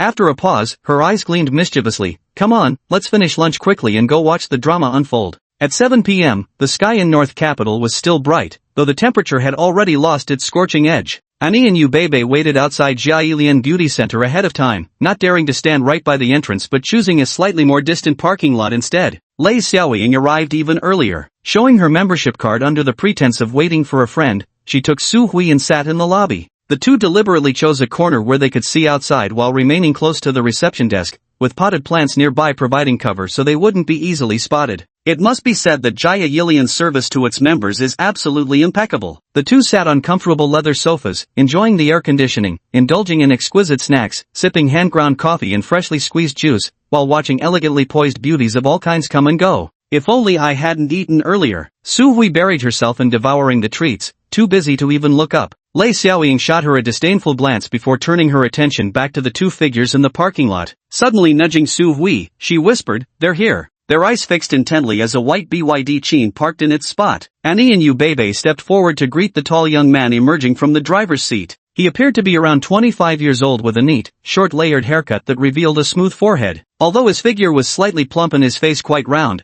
one could still discern well-proportioned facial features. Clearly, he'd be quite the handsome guy if he slimmed down. Wearing a loose light gray t-shirt, dark casual pants, and a pair of sleek black sneakers, the quality of his outfit was evident, skillfully masking his less-than-ideal physique. Lei Xiaoying raised her phone, zoomed in on the clothing tags, and muttered, "Just an Armani set, worth no more than 20 grand. And so overweight, driving a beat-up BYD. Just watch, Su Hui, she's definitely being scammed." Bebe and I, however, felt a pleasant surprise when they saw Shi Wang stepping out of the car and walking toward them. That afternoon in the car, though his height wasn't obvious, his weight was definitely noticeable. His hair was a mess, completely unstyled. Though his skin was somewhat firm, his shave was uneven and his complexion dull. Paired with a cheap t-shirt, he gave off such a greasy otaku vibe that it was no wonder the two girls didn't believe him. Meeting again a few hours later, his neatly trimmed hairstyle looked sharp, his clean-shaven face revealed handsome features, and the well-fitted Armani casual wear made him look several years younger. Shi Wanzhou watched the two approaching beauties and silently applauded his own good taste. Though their makeup skills were average, without cosmetics they appeared even more youthful and lovely. Bebe wore a loose light pink t-shirt that slightly concealed her enviable figure, paired with denim shorts that showed off her slender, pale legs, quite the eye-catcher. Her petite feet in wedge sandals with red-painted toenails looked particularly adorable. Annie wore a pristine white sleeveless maxi dress that fully revealed her angular shoulders and snow-white arms as delicate as tender lotus roots, while glimpses of her slender calves beneath the skirt added to her ethereal, fairy-like aura. Her pale, delicate feet were clad in thin strapped sandals, showcasing their slender and elegant shape. Though her nails bore no polish, they gleamed with a natural luster, flawless as if carved from jade. Each toe lay in perfect alignment, round and smooth like pearls, an exquisitely crafted work of art, the most flawless foot shape he had ever seen. Withdrawing his gaze, he flashed a smile and cut straight to the chase, eager to complete the task. Which of you will shoot the video? If you're ready, let's head in. The two women exchanged glances, surprised. They, too, had braced for last-minute demands from Shiwang, much like Lei Xiaoying's suspicions. But now, why did he seem more impatient than they were? Annie nudged Yu Beibei and whispered, "You handle it." Yu Beibei bit her lip and didn't refuse, walking side by side with Shiwang toward the gate. Annie took out her phone, discreetly holding it at chest level to avoid drawing attention. She turned on the video recording and followed silently behind. The exterior of the Jia Yilian Beauty Center features a pink color scheme, with its elegant backlit logo and stylish signage adorning the glass entrance doors. The uniformed hostess at the entrance gave a slight bow, greeting them softly with a welcome. She then ushered the three inside, quietly inquiring about their needs. "Sign me up for a membership," Shiwang casually replied as he followed the hostess towards the reception desk, all the while surveying the interior of Mei Yen Center. The spacious and brightly lit hall was primarily decorated in white and pink tones, with soft lighting emanating from the concealed strips along the ceiling and walls. The overall design was elegant and refined, featuring fluid aesthetic lines and a rational spatial layout that created a comfortable yet luxurious ambience. Yu Beibei and Annie couldn't resist sneaking glances around, their eyes brimming with excited anticipation, though their movements remained rather restrained. The two impeccably groomed receptionists at the front desk had already risen to greet them, asking softly, "Would you like to sign up for membership, guests?" Shiwang nodded. "Help this lady register first." "One moment please," the receptionist smiled politely before speaking quietly into her intercom. A well-groomed membership consultant in a tailored skirt suit soon emerged from the office area at the rear of the lobby. She led them to a reception table, handing over a membership registration form along with a pen. Yu Beibei glanced nervously at Annie before starting to fill out the form. As light background music played and the sound of writing filled the air, Shiwang and Annie browsed through the membership brochure while listening to the consultant's soft-spoken explanation about different membership categories and their respective benefits. The ethereal music, gentle voices, and the mingling fragrances from 3 different perfumes all combined to make him feel pleasantly intoxicated. Soon, they handed over the completed forms, and the group returned to the front desk, watching as the receptionist tapped away on the computer. Having never stepped foot in such a luxurious and expensive beauty salon before, Yu Beibei bit her rosy lips lightly, her small hands unconsciously clenching and relaxing as she waited for the final moment. The receptionist finished typing and looked up at Shiwang, clearly aware of who was paying, and asked, "May I ask how much you'd like to top up, sir?" Shiwang casually set down the membership booklet, his slender fingers lightly tapping the counter as he replied in a calm, magnetic voice, 100,000. The Golden Radiance Card. Chapter 12, A Bountiful Harvest. 100,000 yuan, Gold Glory Card. Beside him, Yu Beibei suddenly clenched her fists, her small mouth slightly agape as she stared at Shiwang in astonishment. Behind them, Annie, who was holding up her phone, trembled slightly with her slender hands, nearly dropping her phone to the ground. The eavesdropping duo hidden behind the potted plants on the sofa seat, Su Hui's cookie, which she had been raising to her mouth, fell to the floor with a soft clatter. Lei Xiaoying's eyes widened into perfect circles, her nails nearly digging through the leather sofa as she murmured, "Gold Glory Card. 100,000 yuan. The membership consultant's eyes instantly lit up, hurriedly signaling the front desk to bring out the POS machine. As Shiwang was taking out his card, he suddenly felt a tug at his sleeve. Turning his head, he saw Yu Beibei's sweet little face flushed crimson as she silently mouthed, "It's too much." He smiled and silently mouthed back, "It's fine." Then came the swiping and entering the password. Watching the slender, elegant right hand holding the bank card being extended, watching the receipt being printed with a rhythmic tat-tat, Yu Beibei felt her body float as if on clouds, limp and powerless. The receptionist held out a dazzling golden membership card glowing under the spotlight with both hands, saying softly, "Ms. Yu, here's your Golden Glory Card. Congratulations on becoming an esteemed member of the Jia Yilian Beauty Center." Yu Beibei's face was tense as she numbly took the card, instinctively murmuring thanks, feeling as if she were in a dream. Behind the greenery, Lei Xiaoying stared at the golden card, her face twisted with envy. Damn it! That wasn't the 20,000 yuan card, nor the 50,000 silver radiance card, it was the 100,000 golden brilliance card. All at once, the once elegant and lovely pink yuan card in her bag now seemed utterly plain and tacky. Shiwang turned around, took the phone from a similarly stunned Annie, and pressed it into Yu Beibei's empty right hand. As the two girls stood there in confusion, he calmly spoke to the membership consultant. Sign up this lady for membership as well. Another golden brilliance card, 100,000. Annie's mind buzzed suddenly, and everything around her, images and sounds, became hazy and indistinct. This included Bebe Yu's soft gasp of surprise and the shattering of a cup behind the potted plants in the hall. Like a puppet on strings, she was mechanically led to sit at the table, filling out forms with a blank mind as she watched Shi Wang swipe his card and enter the password. The sound of the receipt printing seemed to echo from a sky impossibly far away. Only when she stepped out of Jia Yilian's doors, golden membership card clutched in her left hand and a gift bag stuffed full in her right, did Annie snap back to reality. Looking at Bebe Yu beside her, equally dazed with her own bag like a bewildered little girl, and then at Shi Wang, who seemed utterly unfazed as if he'd only spent $2, Annie couldn't help but murmur, "Why did you get two such expensive cards?" From the beginning, when Shi Wang made the suggestion, both girls assumed he meant getting a single 20,000 yuan membership card for them to share. While waiting for him in the parking lot earlier, they'd even discussed how to allocate the treatments if the card really got issued. Shi Wang looked puzzled at Annie. "I meant from the start that I was getting cards for you all." "You all naturally means one card each. As for choosing the Golden Glory card, because I like golden legends, haha.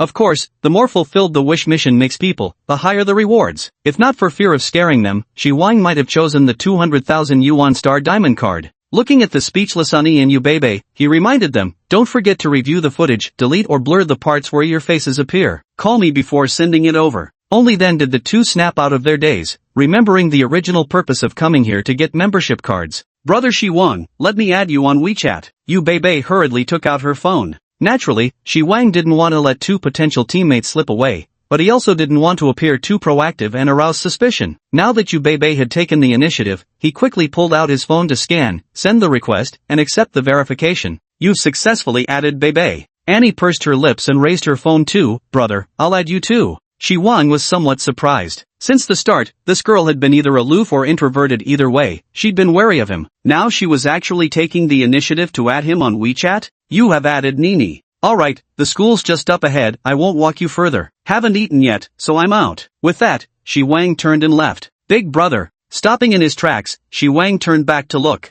Yu Bebe bit her lip and hesitantly whispered, You really don't have any other requests after topping up so much money for us?" Tilting his head in thought, Shi Wang spoke gravely, "Come to think of it, I do have one request." Annie and Yu Bebe immediately tensed up, staring at him with nervous uncertainty. "If you ever have any other wishes in the future, be sure to contact me." Under the stunned gazes of the two girls, Shi Wang turned away contentedly, got into his car, and drove off. Nanba River Community, a roadside dumpling shop. Shi Wang had just polished off a plate of mackerel dumplings and a plate of leek and egg dumplings, washed down with some fizzy soda. He patted his stomach in satisfaction. There's no helping it as a bona fide northerner, this is just his kind of thing. Yuan had to stick to a diet to lose weight, but he didn't need to. Eating and drinking to his heart's content, as long as Yuan slimmed down, he'd slim down too. This is the joy of freeloading. With a full belly, Shi Wang settled down to examine the rewards from those two golden wishes. Golden wish, Annie, completed. Player obtained 5.71 million fusion points, limited time special exchange *2. Feet of Radiance, single-use item, clears and immunizes against foot diseases, improves foot shape. Limited time offer, 100,000 fusion points. Mental enhancer, increases 1 mental attribute point. Limited time offer, 100,000 fusion points. Last time for Yuan it was nimble-fingered dexterity for improving her hands. This time, seeing the girl's lovely feet, the system switched to feet that shine with grace. Shi Wang immediately exchanged and used it. Of course, his mind became clearer, but more importantly, it felt as though a skilled number 88 masseuse had suddenly appeared beneath his feet, gently giving him a foot massage. If it weren't for the fact that making a scene in the dumpling restaurant would be improper, he'd definitely have let out a few approving moans. A moment later, Shi Wang exhaled a long breath as if rinsing away the grime of the world, feeling nothing but supreme comfort in his feet. He didn't even need to take off his shoes and socks to check, he just knew his feet had undoubtedly become as flawlessly perfect as his hands. He could feel that the thumb valgus that had troubled him for years had completely disappeared. Though not severely pronounced, Shi Wang had been embarrassed since childhood to wear sandals or flip-flops outdoors, even during scorching summers, not to mention the foot pain that would appear after prolonged walking or exercise due to the condition. Golden wish, Yu Bebe, completed. Player acquired 8.15 million fusion points, limited time discount exchange *2. Sweet talking charm, one-time use item, cleanses and provides immunity against oral diseases, maintaining forever fresh breath. Limited time offer, 100,000 fusion points. Constitution potion, increases 1 constitution attribute. Limited time offer, 100,000 fusion points. Chapter 13, Which of you two can be my girlfriend? The constitution potion was a small red vial, which Shi Wang didn't consume immediately. His current constitution was only 6 points, which could easily be increased to 10 plus through exercise, times, yuan, square root. There was no need to waste it now, after all, constitution was definitely harder to raise the higher it got. The fragrant breath turned out to be remarkably practical. The moment Shi Wang activated the item, he felt a sudden burst of cool freshness erupt in his mouth. It nimbly swept across his teeth, tongue, oral cavity, and even his throat in an instant. Before he could fully savor that uniquely refreshing sensation, the feeling vanished without a trace. Feeling oddly wistful, Shi Wang sighed with his mouth open, then suddenly realized the lingering smell of leeks was completely gone. Skeptical, he repeatedly cupped his hand over his mouth to test it. True enough, his breath was now fresher and more natural than right after brushing his teeth. Marveling at the magical nature of the props, Shi Wang froze for a moment before suddenly realizing something. Among the 3 props, dexterous hands was given by Yuan. She probably had a pair of nimble hands, though he hadn't paid much attention to that. Radiant steps came from AI, and his earlier assumption was most likely correct. It was because of her perfectly shaped feet. So, did fragrant words mean Yu Beibei had naturally fresh breath? Recalling the moment just now, Shi Wang felt a sudden surge of energy. He picked up his phone, hesitating whether to chat with Beibei, only to notice a new group chat on WeChat, created by Yu Beibei, with just the 3 of them in it. Beibei sent a thank you, boss emoji in the chat and left a message saying she'd send him a video tomorrow. Ani, on the other hand, simply typed 2 words, thank you. No reply came, so Shi Wang put down his phone again. The disparity in the fusion values rewarded by Annie and Yu Beibei clearly showed that Annie was far more cautious and reserved. He entered the system and checked the team messages, where 2 new candidates had appeared. Candidate, Annie, loyalty, 10, EXP, 0. Annie's training program updated, Phase 1, Master Makeup Techniques to reach Professional Makeup Artist level. Start training? Candidate, Yu Beibei, loyalty, 20. Experience points, 0. Yu Beibei's training plan has been updated. First stage, study posture, demeanor, temperament, and dancing to reach professional performer standards. Begin training? Shi Wang felt this level of loyalty was about normal. Someone like Yuan starting at 60 was clearly unusual. Annie's loyalty was only at 10, probably just at the level of an ordinary friend, likely very difficult to win over. He wasn't too concerned and planned to take things slow. Being treated as just a tool to farm golden wishes wasn't bad either. His main focus would remain on Yuan and Yu Beibei. Training would have to wait for now, that was something they'd need to mutually agree on first. Ding, ding. Several consecutive WeChat notification sounds interrupted Shi Wang's train of thought. Unlocking his phone and seeing the senders of these messages, he slightly furrowed his brows. These 4 people could be considered mutual friends between him and his ex-girlfriend Wang Yunfei, and also his creditors. Less than a year ago, when buying a house in Baihe City, Wang Yunfei insisted on a 3-bedroom apartment. With only 400,000 yuan saved through frugal living, he had to borrow 300,000 from several friends, 200,000 of which came from Yi Linqi and 2 other close friends. The remaining 4 had only lent him 100,000 between them, reluctantly, at that, because he had once helped them substantially. They drew up IOUs with a 3% interest rate, stipulating full repayment within 2 years. Yet now, barely 10 months had passed. Shi Wang had planned to repay all 300,000 tomorrow, but who would have guessed that creditors would come knocking tonight? All 4 gave similar excuses: urgent family matters requiring immediate repayment. No need to guess to know it must be Wang Yunfei's doing again. Who knows what rumors she's spreading about me now? Since we've broken up, couldn't we just go our separate ways in peace? First she conspired with Pei Ziwei to get me fired, and now she's sending debt collectors to my door. It's not like I've wronged her at all during these past 2.5 years. Almost every month's salary was completely spent by her, yet he had no idea how much she actually earned. It's no exaggeration to say that Wang Yunfei would demand a red envelope from him even for buying a single scallion at the grocery market. If not for his desperate hustle with side jobs and ride-sharing, they would have already been unable to make ends meet. After a moment's thought, Shi withdrew 400,000 from the system, transferring 100,000 to Yi Linqi's bank account, 70,000 to another friend Ma Yutang, and 30,000 to Gu Xinsong. These 3 had lent him money without even asking for an IOU, so he could simply transfer repayments directly back to them. The 4 people who came to collect the debt, Shi Wang actually had no issues with them. After all,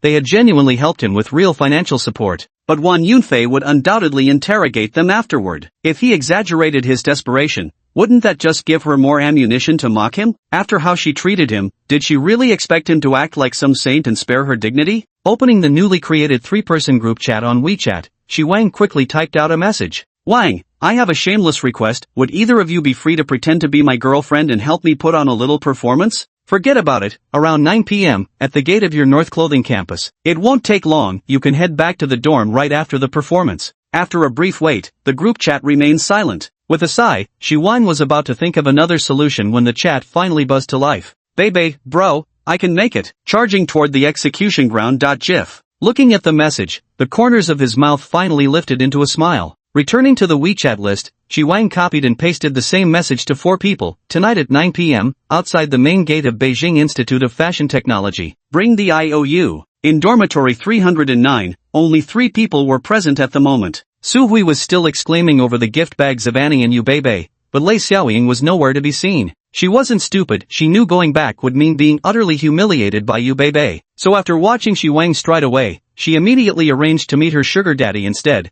vowing to extract something more from him tonight. Annie's initial excitement had faded by now. Clutching her phone, she turned to Yu Beibei. You're really going? Aren't you afraid he'll use this chance to gradually close the distance, then swindle something from you? He's 7 or 8 years older than us. Yu Beibei's gaze wavered slightly, but she nodded firmly. Big brother has invested so much, I think it's fine. Besides, we're meeting right at the school gate. If he tries to take me anywhere, I'll come back immediately. Annie sighed and said gently, then be careful. Call me right away if anything happens. 8:58 p.m., outside the main gate of Baidu Fashion Institute. Luingza had just stepped out of the rideshare when he spotted 2 women and a man chatting by the roadside. As all 3 turned their gaze toward him, Luingza had no choice but to approach awkwardly. What a coincidence. You're all here too. Cheng Kedun shot him a glance. Drop the act. We're all here for the same reason Yunfei notified us. We just didn't expect Xi Wang would invite us all at once. Liang Ying, who was ordinary looking and somewhat short and plump, stammered, to be honest, I'm quite hesitant. After all, Xi Wang once lent me money. If I insist on getting it back now, we probably won't be friends anymore. What if pushing him too hard makes him do something drastic? Zhou Manqi, heavily made up and tall and slender, usually the closest to Wang Yunfei, sneered sharply. What's there to hesitate about? So what if he gave me a few consulting ideas? That's his job, those don't cost much. I'm getting my money back, period. Consider it standing up for Yunfei. What happens to Xi Wang is none of my concern. Before she could continue, Cheng Kedun's expression hardened. He's here. Things have come to this, let's all stay firm. We can remember the favors he's done, but the money needs to come back first. The other 3 followed his gaze and saw a BYD Qin with its right turn signal on parking in front of them. Then, a tall and stout figure stepped down. Chapter 14 The innate JK Holy Body. Watching the familiar yet unfamiliar figure approach, the 4 exchanged glances. Dressed in expensive casual wear, with a neatly styled and refined hairstyle, a flawless complexion, and eyes brimming with confidence and composure. Is this still the same lethargic shut-in Xi Wang they used to know? Hey guys, long time no see. His relaxed greeting jolted everyone awake. Regaining his composure, Cheng Kedun didn't want to burn bridges before getting the money. He joked, old Xi, you've turned into quite the dashing young man since we last met. TSK, wearing Armani. Looks like my money's secured. Sigh, if only my great-uncle wasn't urgently needing surgery, I really wouldn't be asking. No need to explain, I understand. Xi Wang waved his hand, cutting short the fabricated story. Although I don't have cash on hand right now. You're broke yet you called us out at this hour? No way. Even if you have to sell your car, you're paying me back tonight. Zhou Manqi shrilly interrupted him. The other 3's expressions darkened as well. Nobody wanted to be treated like a fool dragged out for no reason. What's the rush? I wasn't done talking. I may not have money, but I can find someone who does to pay you back. As his words faded, a crisp, melodious female voice, sweet as jade beads cascading onto a platter, rang out behind the group. Brother. Before the 4 could react, a tall figure suddenly plunged into Xi Wang's embrace, nuzzling against his chest briefly before letting go, only to then wrap arms around his and turn to face them. Her sweet, innocent face was lightly touched with makeup, her delicate brows faintly traced, and her bright eyes lively. Jet black hair styled into cute twin tails cascaded down from either side. The white polo collar shirt she wore strained snugly against her. Beneath the dark black JK plaid skirt peaked slender, milky white legs, while the pairing of white mid-calf socks and black Mary Janes underscored her purity. Her 18 or 19 years of youth radiated a fresh, flawless face, an hourglass figure, and a cool, porcelain complexion that seemed to glow under the lights. The 4 onlookers were stunned speechless. Not to mention others, even Xi Wang, who had only met her twice before, was feeling somewhat lightheaded. Is this the legendary innate JK Saint physique? The contrast with her previous attire was like night and day. Especially his left arm, which was currently being hugged, had been thoroughly convinced, and his face couldn't help but turn red. Clearing his throat and trying to suppress his restless heart, Xi Wang spoke up. Well, this is my girlfriend. She's studying at Beijing Institute of Fashion Technology. I called you here to have her help repay the money. Then he lowered his head to look at you. Baby, it's just 100,000. Go ahead and pay it back for me first, and give them the interest too. I'll pay you back when I have the money later. Bebe looked up at him with adoring eyes and said sweetly, okay, it's just 100,000 yuan, no need for you to pay it back. Just spend more time with me from now on, okay? Then she let go of Shi Wang and walked toward the four, her expression turning cold. The sweetness in her large eyes was replaced with indifference and detachment, as if she had instantly transformed into a noble young heiress. Under the dazzled gazes of Lu Yingze and Chang Kedin and the envious stares of Liang Yiying and Zhou Manqi, she approached them and said plainly, please give me your bank cards and IOU. At this moment, witnessing Shi Wang's sudden reversal of fortune and his wealthy heiress girlfriend, the four of them began to feel a twinge of regret. But it was too late to back down now, so they reluctantly took out their bank cards and IOUs one after another. Bebe held up the IOU and glanced at it. The agreement was for 2 years, yet you all came demanding repayment after just 10 months. Ha!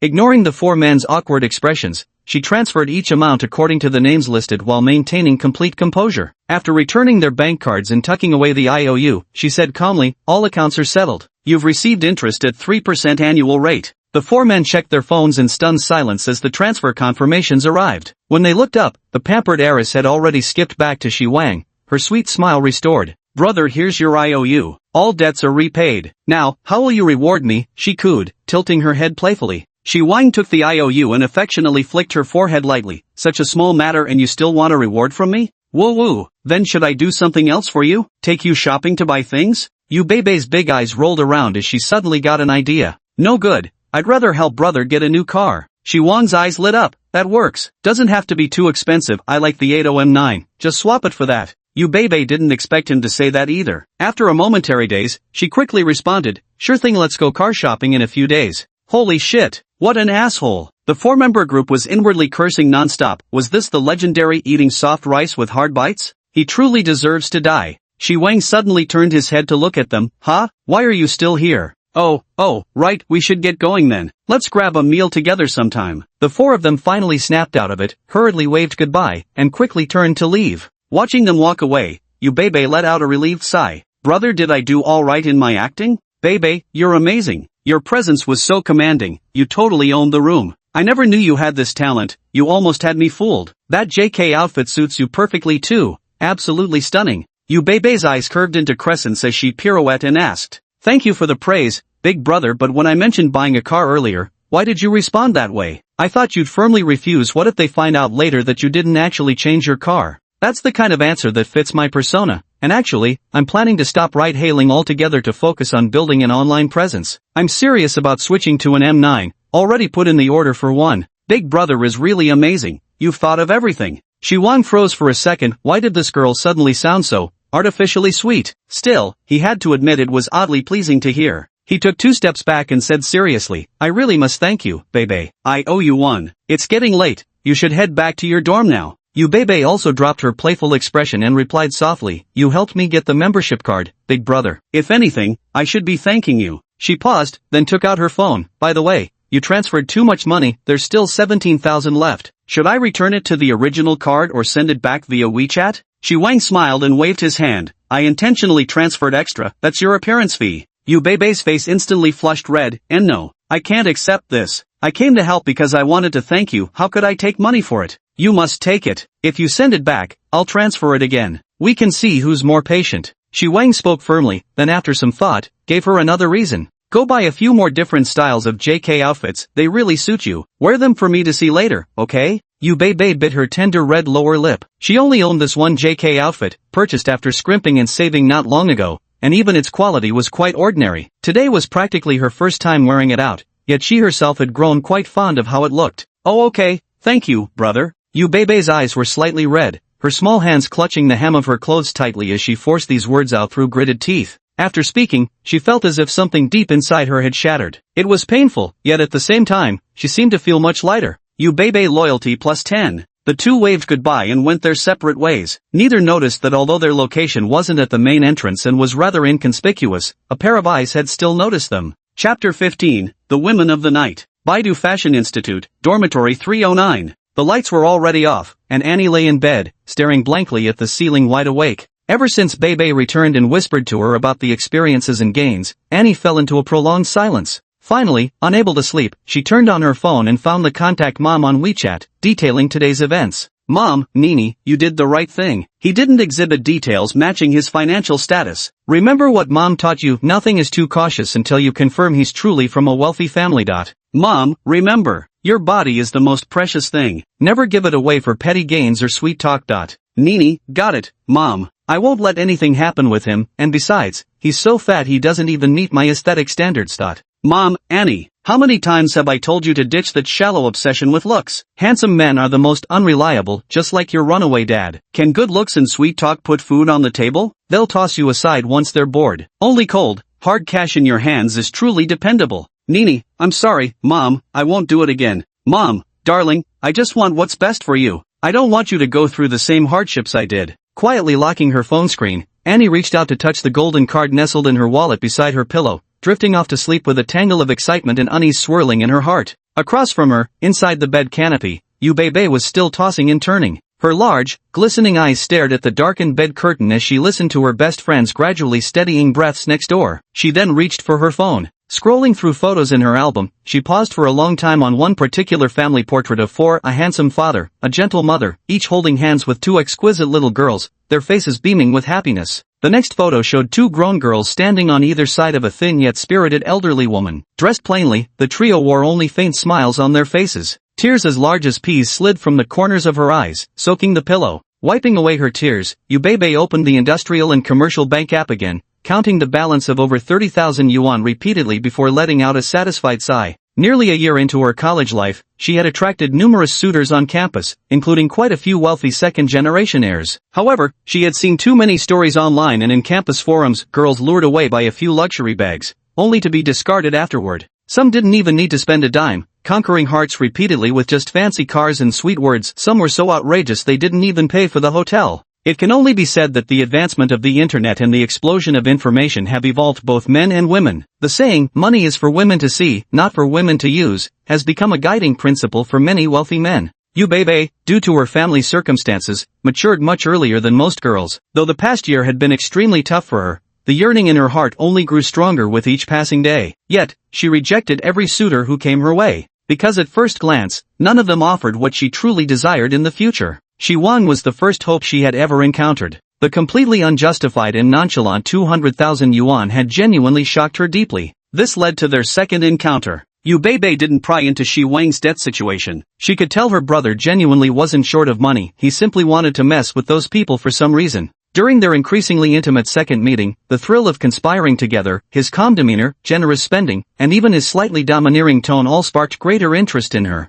Though a bit chubby, he seemed like a genuinely good person, Bebe thought to herself. Except for those occasional stolen glances at others. Wait, he even stared at Annie. Bebe frowned. She knew her best friend's irresistible charm all too well. Even though she was certain this shallow looks-obsessed guy wouldn't stand a chance with her brother, she still felt an overwhelming sense of crisis creeping in. We must hurry and get to know him as soon as possible. She didn't have high standards like Annie. If he was really the right one, she wouldn't mind taking the initiative. Northern Hongyu Alley. Yuan and Auntie Qian lay on the same bed. Though she was much larger than Auntie Qian, who was 170 centimeters tall and had a well-proportioned figure, she still nestled like a child in her mother's gentle embrace. She softly recounted everything that had happened from last night until today, including the reason for Shi Wang resigning, leaving no detail out. Between her and her mother, there were no secrets. Aunt Qian, who bore some resemblance to Yuan but carried a more heroic air, let out a long sigh after listening to the story. That was far too dangerous. I never expected you'd be saved by little Shi. He didn't just save your life, he saved mine too. How can I ever repay such a debt? As she stroked her daughter's sleek, raven-black hair, she suddenly laughed and said, why don't we just give him my precious daughter, along with all our family's wealth? Yuan's fair ears flushed red in an instant. She twisted her body in protest, but made no verbal objection. Aunt Qian sighed, you two really seem destined. When Xiaoxi first joined the company, you immediately took a liking to him while waiting for me downstairs after work, yet you stopped me from matchmaking because of your weight concerns and health condition. Later when Xiaoxi got a girlfriend, I didn't want to play the villain. Who would have thought that right after his breakup, you two circled back and found each other again? Yuan dear, since it's come to this, seize this opportunity. Losing weight together will be good for both your health and confidence, while also letting you bond with Xiaoxi. Yuan nodded shyly and murmured, I know, this time I'll definitely stick with it. Though, Brother Wang seems uninterested in romance now. He says he's lost that pure, selfless feeling from first love, that he's completely given up on love. Aunt Qian arched her delicate eyebrows indignantly. It's all because of that ex-girlfriend, she's ruined my good lad like this. Wan Yunfei deserves to die. Shi Wang deserves to die. Wan Yunfei, with her delicate eyebrows and almond-shaped eyes, was somewhat attractive. If not for the shrewd gleam in her eyes, this rather spoiled the impression. She was pacing furiously around the room holding her phone, screeching complaints to her best friend Pei Ziwei. Zhou Manqi sent a message saying he's dating a young, beautiful, and wealthy college girl, and he actually had a woman pay back his debts for him. Pei Ziwei had a still red slap mark on her left cheek, her face equally darkened with anger. She'd lost her job, received the classic slap and dump combo from her boyfriend, and when she contacted Chen Quankai for compensation, discovered his wife had scratched him up and kicked him out. Rumor had it he'd be leaving with nothing but the clothes on his back. What value does a middle-aged man with no house and no money have? She immediately blocked him. All of this is Shi Wang's fault. Why shouldn't he take the blame? Why did he report secrets and ruin someone else's relationship? Shi Wang truly deserves to die, Pei Ziwei repeated viciously, then added with some confusion. Do you think he might be acting? How could someone like him land such a high-quality girl? Maybe he secretly paid the money back himself? Definitely not. I know his financial situation better than anyone. Every month, after paying the mortgage, whatever's left ends up in my hands. Those severance payments alone won't be enough. And without a job, without that safety net, he won't even be able to cover next month's mortgage payment. Wan Yunfei continued to roar with unchecked fury. He must have been cheating on me long ago. After all the 2.5 years I spent with him, even my innocence was given to him. And in the end, I got nothing, just wanted to take petty revenge. But he even had the nerve to fight back. Pei Ziwei secretly curled her lips. You pocketed at least over 400,000 yuan from 2.5 years of rent, living expenses, gifts, and transfers. I'm not even half as ruthless as you. Absolutely not. I need to check with Yi Linqi about this matter first, and while I'm at it, convince her to reclaim that 100,000 yuan. Wan Yunfei and Yi Linqi were alumni from the same year. She only came to know Shi Wang by chance through casual gatherings with friends and classmates. Fei, did you know Shi Wang has a new girlfriend? Have you thought about how to handle collecting that debt from him this afternoon? Yi Linqi, of course I know, just started dating her yesterday. I've even seen their bed photos. She's an innocent college girl, pretty rich too, threw out 3 million to protect him. Shi Wang already returned my 100 grand last night. Shi Wang truly deserves to die. Roars of fury once again filled the room. Chapter 16, The Prosecutor of Youth. The morning sunlight streamed through the gaps in the curtains as Shi Wang slowly opened his eyes and glanced at the time, 7 a.m. He had fallen asleep before 11 p.m. last night. 8 hours of solid sleep left his entire body brimming with energy. Recalling the past year of frequently driving for ride-hailing services until midnight, followed by recurring insomnia and nightmares upon returning home, these past few days of deep sleep felt like transitioning from hell to paradise. His refreshed mental state, compounded by the additional 2 points in spiritual attributes, made his brain feel as if it had been reborn. With a whoosh, he pulled open the curtains, letting the morning sunlight flood the room. Shi Wang took a deep breath of the fresh air and suddenly felt the urge to exercise. Without hesitation, he changed into workout clothes, cleared a space in the small living room, and began his fat-burning routine. Half an hour later, Shi Wang, who had overestimated his physical endurance, was panting heavily and drenched in sweat, realizing that no amount of fitness and weight loss knowledge could compensate for actual stamina. But he knew 30 minutes was just the starting point for fat burning, and he pushed through until he finally stopped at 50 minutes. After drinking warm water and taking a hot shower, he stepped onto the digital scale and found he had lost over half a kilo. Satisfied, Shi Wang made himself a simple breakfast. While eating, he unlocked his phone and saw that ENI had already sent the video footage at 8 a.m. After replying with a quick thank you, he reviewed the footage fully and was surprised to find the results were unexpectedly good. None of the three had shown their faces, aside from some shaky moments, like when he mentioned the 100,000 gold glory card. Open the video editing software, import the footage, and start editing. As a member of the live streaming company, Shi Wang, though officially a copywriter, is also quite skilled at video editing. Now, with the enhancement of nimble hands and ingenious mind, his mental concepts and ideas swiftly transform into polished works. After reviewing the significantly refined final product, Shi Wang nodded in satisfaction. Opening Douyin, he logged into another infrequently used account registered with a secondary phone number, a private account with no posted content, typically used only occasionally to browse uplifting content. He couldn't be bothered to cultivate the account properly and decided to use it as is. First, he changed his username, the turtle in the wishing pool. The bio was written in an exceedingly wholesome tone, promising to help those genuinely in need overcome their struggles and fulfill their hopes and dreams, completely free of charge. Feel free to DM, currently limited to the northern capital area. Then, he selected a video and wrote the caption, asterisk some poor sucker splurges 200k to give a random girl he met on the street unlimited access to high-end beauty treatments and asks for nothing in return? Foolish, loaded, act fast, asterisk. A long list of suggested topics automatically popped up below. Shi Wang swiped his fingers and randomly selected a few. Hashtag wish fulfillment, hashtag make a wish come true, hashtag dreams come true, hashtag free assistance, hashtag baby food. There's something odd mixed in here. Why is this tag being recommended to me? Could it be because of Bebe? Delete. After posting, I waited 30 minutes. Then I logged into Doplus and selected the rapid follower growth option, casually tossing in 518 yuan before ignoring it completely. Shi Wang had just finished packing his things and was about to head out to accompany Yuan to the gym when his phone suddenly rang. Answering the unfamiliar number, a steady male voice came through. Mr. Shi? I'm from the Wanjie North Capital Series direct sales store. Hanging up the phone, Shi Wang felt somewhat frustrated. You get what you pay for. The system only handles the car booking, everything else is on you. You'll need to sell your old car yourself and update the purchase quota online before you can pick up the new vehicle and get it registered. Sure, you could dump all this on the dealership, but those 5 to 7 days still can't be skipped. For now, he'd have to rely on taxis. After calling Yuan to explain the situation and rescheduling their workout session to 4 p.m., he headed straight for the dealership. Wheeze.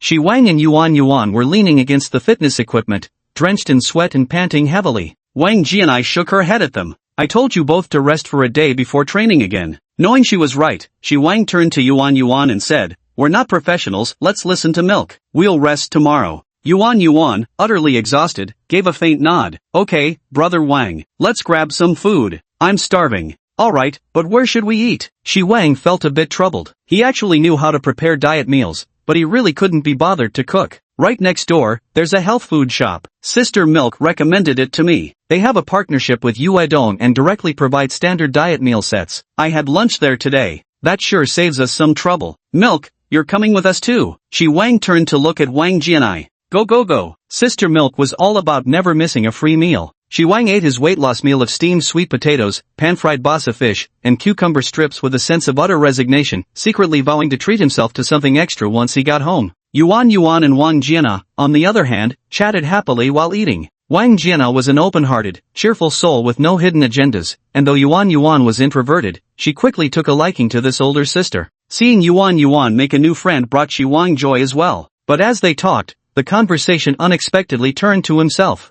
Milk sister, what was brother Wang like in college? Yuan blinked her big eyes, full of curiosity. Back then, Wang was skinny and handsome. Maybe not campus heartthrob material, but he was definitely the department's top bachelor for sure. Wow, so he must have had lots of girls chasing him, right? There were plenty of people who liked him. When I first met Wang Zai, many adored him. Shi Wang froze for a moment before interjecting, How come I never noticed? Wang Jianai gave him a complicated look, her gaze dimming slightly before she flashed a carefree smile. Back then, your heart and eyes were completely devoted to your childhood sweetheart. How many girls dared to confess? Besides, that shark-tongued sister of yours was no easy opponent. Shi Wang choked on the blunt remark but found himself at a loss for words. Yuan's mood turned somewhat somber as she lowered her head to poke at the chicken cutlet and spinach on her plate. Suddenly, as if remembering something, she looked up at Wang Jianai. Milk sis, forget bro said, his childhood friend, she's the same age as me? How could she have gone to the same school as you guys? Wang Jianai gave a faint bitter smile, her face tinged with reminiscence. She was a true prodigy, admitted to the National University of Science and Technology's Gifted Youth Program at just 15, only 1 year behind us. Her campus was close to ours, so they saw each other often. She earned her master's degree at just 19 through exceptional admission and has already been working for 3 years. Yuan shrank her neck, suddenly feeling that this unseen peer was terrifying, like some kind of demon king. Would she scold me to death? Shi Wang chuckled and patted her head reassuringly. Lin Shi's temper has mellowed a lot as she's grown older. She mentioned yesterday that she wanted to meet you, so don't be afraid.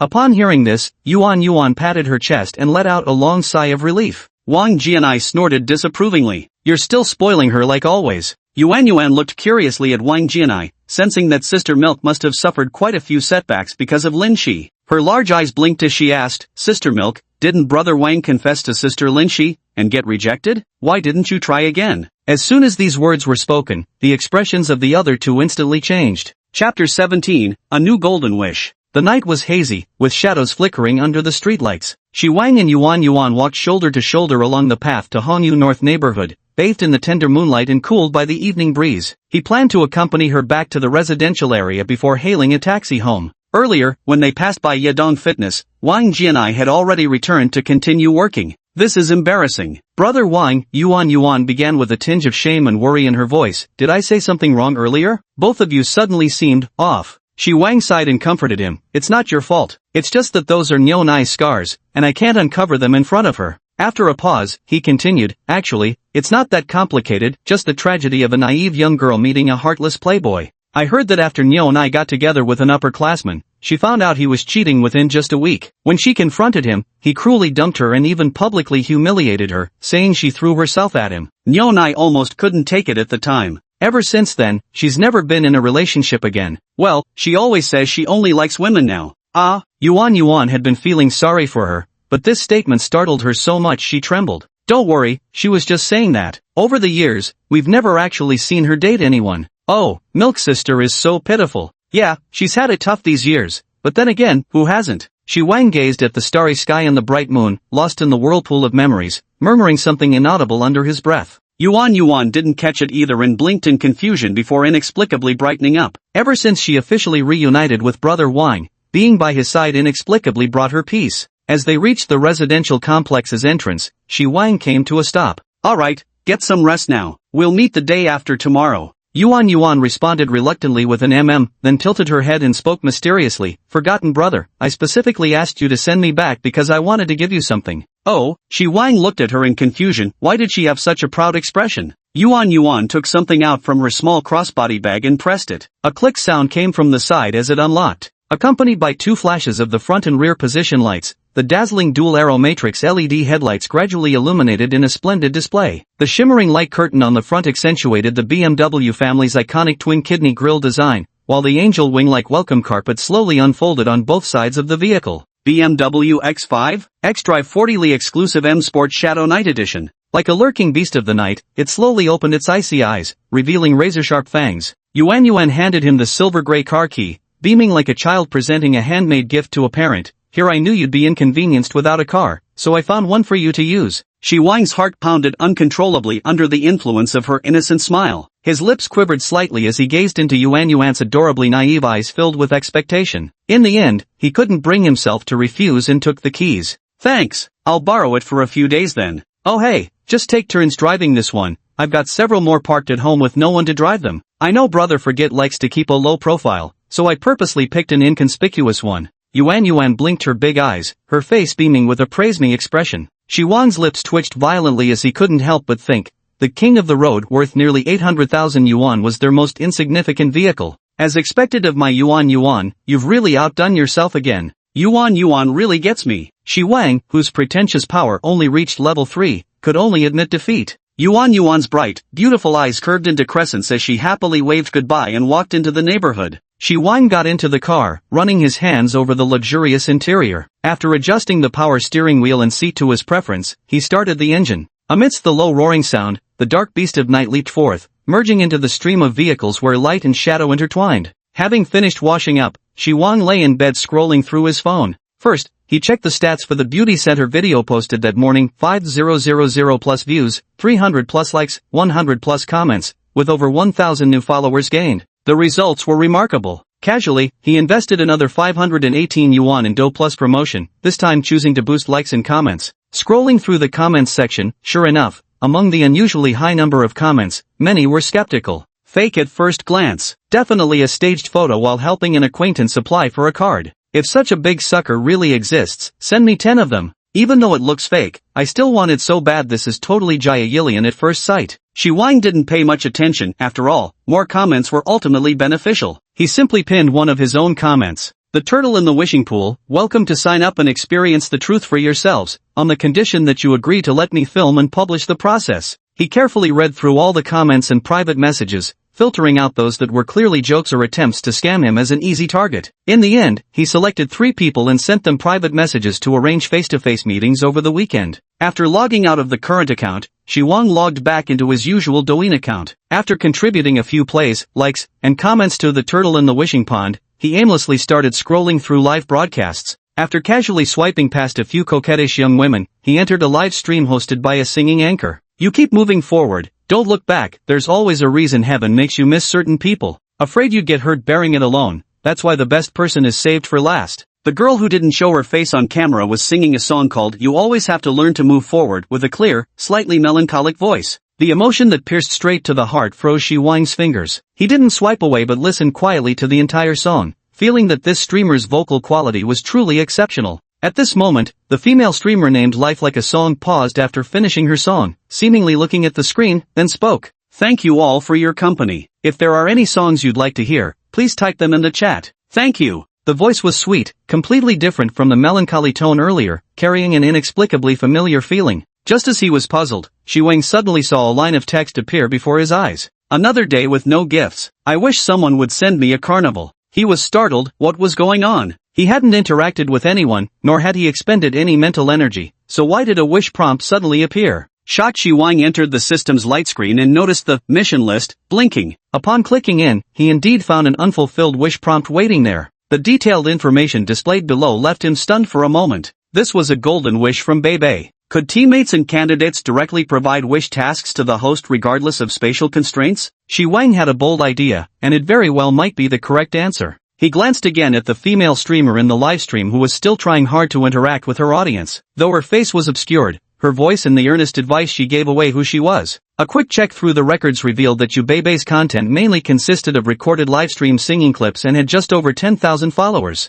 Her streaming performance wasn't ideal either. Currently, there were only a few dozen people in her livestream. This was probably the harsh reality faced by many small-time streamers these days. If Bebe were willing to show her face during livestreams, her looks alone would surely attract far more fans than this. But the young beauty clearly wants to win people over with her talent, not rely on her appearance. Seems she genuinely loves singing? Thinking back to her first phase of training, Shi Wang felt he'd grasped the system's cultivation logic. This diligent young beauty juggling part-time jobs with live streams, it's easy to imagine her family's circumstances aren't ideal. But perhaps that's for the best. It makes golden wishes more likely to emerge. I should consider having a talk with her about training and future development. Chapter 18, Brother, You're So Foolish. Shi Wang stopped his wild thoughts, fearing that the lovely streamer might give up and go offline outright due to unsatisfactory results. Wouldn't that golden wish just fly away? His slender, nimble fingers glided smoothly as he swiftly began operating. Yubebe was absent-mindedly chatting with her fans. Though her smile appeared cheerful on the surface, her mood was thoroughly foul. Today, having finally found the dormitory empty for a livestream,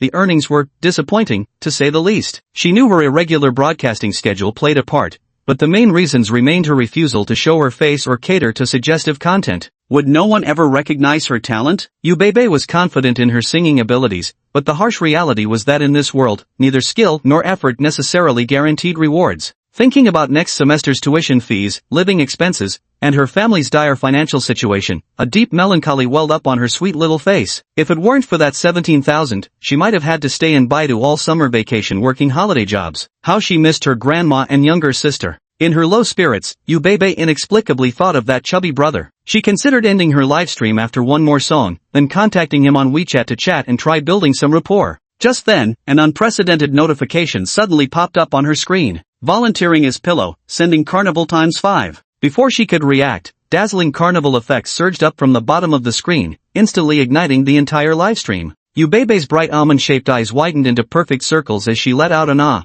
and froze in place. Only after witnessing the coveted carnival fireworks bloom 5 times in a row did she finally snap out of her daze, unable to suppress a shriek. Eek, thank you big brother volunteer pillow for the 5 carnivals. The dozens of fans in the livestream exploded with excitement. What's going on? How did Yu Sheng run into a big boss like this? This isn't just a big boss, this is a god-tier whale. 5 gifts in a row without even following first. Yu Sheng, why aren't you kneeling in gratitude already? You're making a terrible mistake, brother. Only then did Shi Wang realize he hadn't followed her back, so he tapped to follow in return. Yubebe was still gushing with gratitude, murmuring the nickname of the person who'd volunteered to share her pillow, when suddenly she paused. Without any visible movement, a message popped up on Shi Wang's WeChat. Is it you, big brother? This little beauty is quite clever. Forget it. No, I'm not. I didn't. Don't talk nonsense. How could such a shameless name be mine? In the livestream, Yubebe giggled honk honk honk a few times, clearly relaxing, her tone even carrying a hint of coquettishness. Big brother came up with this name, you, offering yourself on a pillow? Yuck.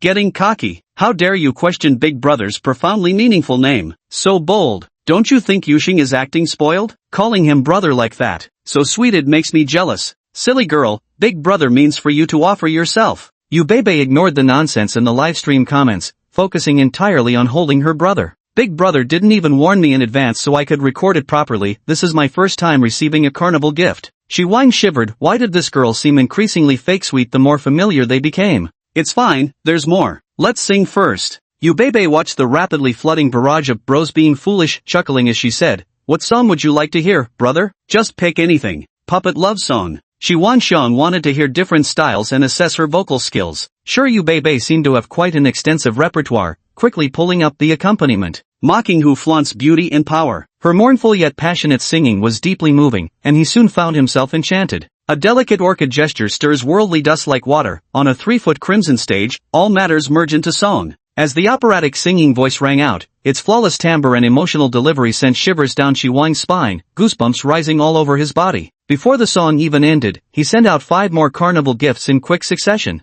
This time Yubebe remained much calmer, insisting on finishing her song before thanking her self-recommending pillow brother again, and didn't mention the missed screen recording this time. With 10 carnivals now showered upon her, the streaming metrics kept climbing, and the live viewer count in her broadcast room was swelling by the minute. Shi Wang pondered for a moment and decided to have her sing one last challenging old song that he personally adored. The Wind Rises. This widely popular song involves numerous breath control techniques in the verse sections, while the chorus's transitions between chest voice and falsetto severely test both vocal cords and singing prowess. With his merely passable vocal skills, he couldn't possibly sing it properly. Great! The young beauty's eyes lit up, clearly eager to challenge herself too. Strolling and pausing along the way, unexpectedly stumbling into your smiling face. Shi Wang hadn't expected this girl to sing the JJ Lin version, stretching the notes of smiling face even higher. I was once lost in the vastness of the world. In the name of love, would you still be willing? Yubebe flawlessly performed the chorus section, maintaining steady breath control and consistent tone throughout. The seamless transitions between her head voice and chest voice were simply perfect,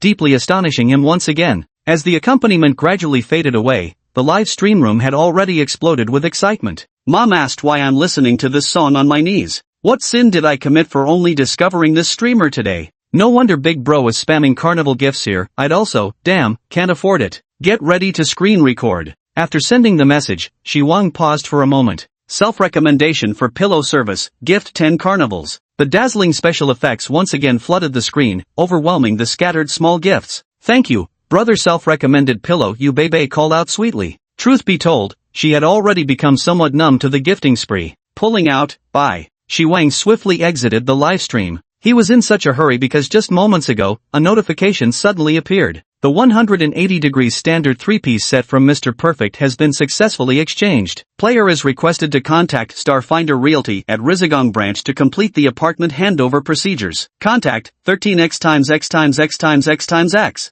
This was going to be his very own apartment in Beijing, the ultimate dream of every northern drifter. Not caring that it was already 9 p.m., Shi Wang eagerly called over the phone. Fortunately, it seemed the other party was also working late, and they quickly agreed to handle the procedures the next morning. As soon as he hung up the phone, another notification appeared before his eyes. Golden Wish, Yubebe, completed. Player has obtained 5.28 million fusion points, limited time exchange offer *1. Yubebe's loyalty +5. Ha, the rewards have shrunk. Seems like only the first time is sweet, afterward it turns into the dreaded Madame Ox. Put, what a scumbag system. But he thought the girl would take advantage of the momentum to stream a little longer and convert more fans, only to find her ending the broadcast after singing just one more song. A WeChat notification chimed. Sure enough, she had sent a message. Bebe, thank you, top-tier big brother, for making my carnival dream come true. Thanks, boss.gif. Wang, why didn't you stream longer? Such a good chance to gain more fans.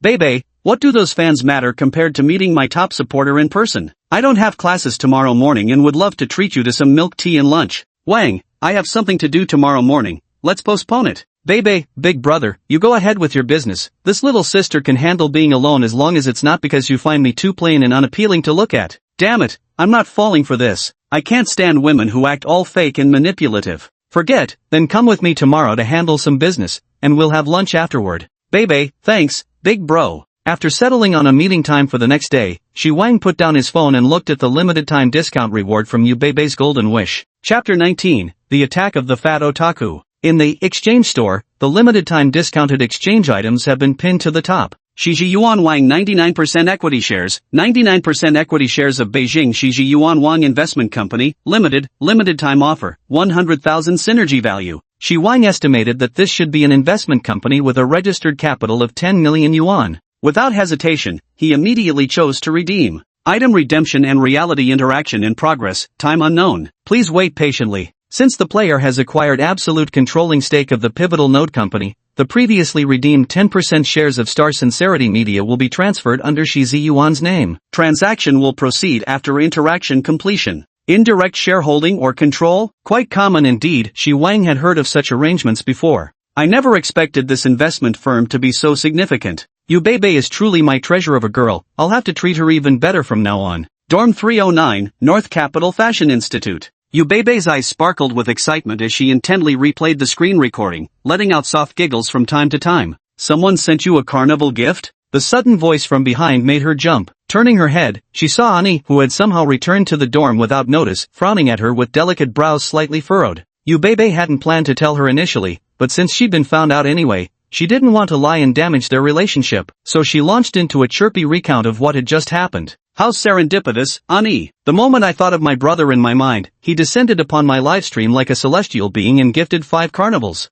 I was live streaming on my alternate account without enabling friend recommendations, yet he randomly wandered into my stream. I didn't even show my face but still got recognized. What incredible serendipity. I just checked Big Bro's Douyin account. He'd never sent gifts before. His current VIP level was entirely built from those 20 carnivals he gifted me. You should have seen the endless Big Bros Gone Mad spam flooding the stream. I was dying. Honk honk honk. Annie maintained a bright smile while watching her giggling best friend, starlight shimmering in her eyes. In their nearly year-long friendship, she'd never seen her radiate such pure joy before. Usually, Beibei's eyes show a mingling of emotions, strength and fragility, sorrow and confusion, envy and inner conflict, all tangled together in a way that's hard to escape. With a silent sigh, she knew Beibei's family situation well. Uncertain whether to console or encourage her, she chose to remain silent. Annie understood the significance. 20 carnivals meant Beibei would receive 30,000, plus yesterday's golden glory card and the casually given 17,000. In just 2 days, her best friend had gotten nearly 150,000 from Shi Wang.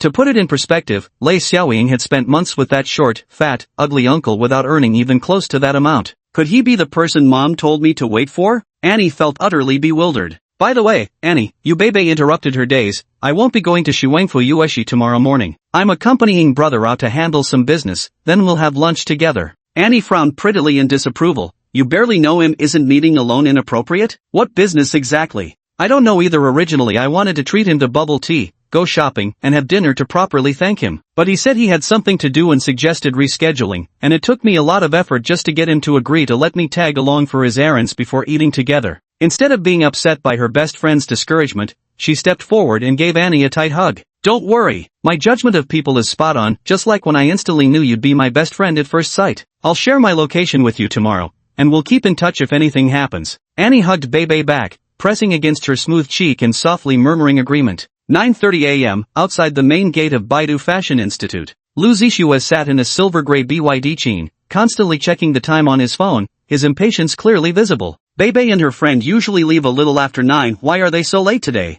He muttered to himself while repeatedly adjusting his Armani casual wear, an outfit identical to someone else's. As a standard otaku who loved anime, Lu Zixue stood at 175 centimeters tall and weighed 175 pounds. A devoted anime lover, he had long known Yu Beibei and AI, fellow members of the school's anime club. Unlike their dazzling presence in the club, Lu Zixue was just an unnoticed nobody. Though he admired them, he never dared to show it. Until the night before last, Lu Zixue witnessed the second half of that scene at the school gate. Had he seen Yu Beibei throwing herself into Shi Wang's arms earlier, his heart might have shattered completely. Alas, he only caught his beloved goddess engaging in an enthusiastic yet still platonic interaction with that utterly unremarkable chubby guy. At that moment, a roaring flame called hope ignited in Lu Zixue's heart. Who would have thought my goddess Beibei would be into this sort of thing? So just acting like an intense hooligan gets this kind of reaction? My family owns a BYD Qin too. Thus, Lu Zixue gritted his teeth and purchased the exact same plain clothes as that unremarkably chubby guy, even making a special trip home in the morning to bring his car over. He knew that every Thursday morning, Yu Beibei and Annie had no classes and would go shopping together at the Yueshi 2D gathering spot in Shuangfu. Once, he and 7 or 8 colleagues, including them, had even gone there as a group.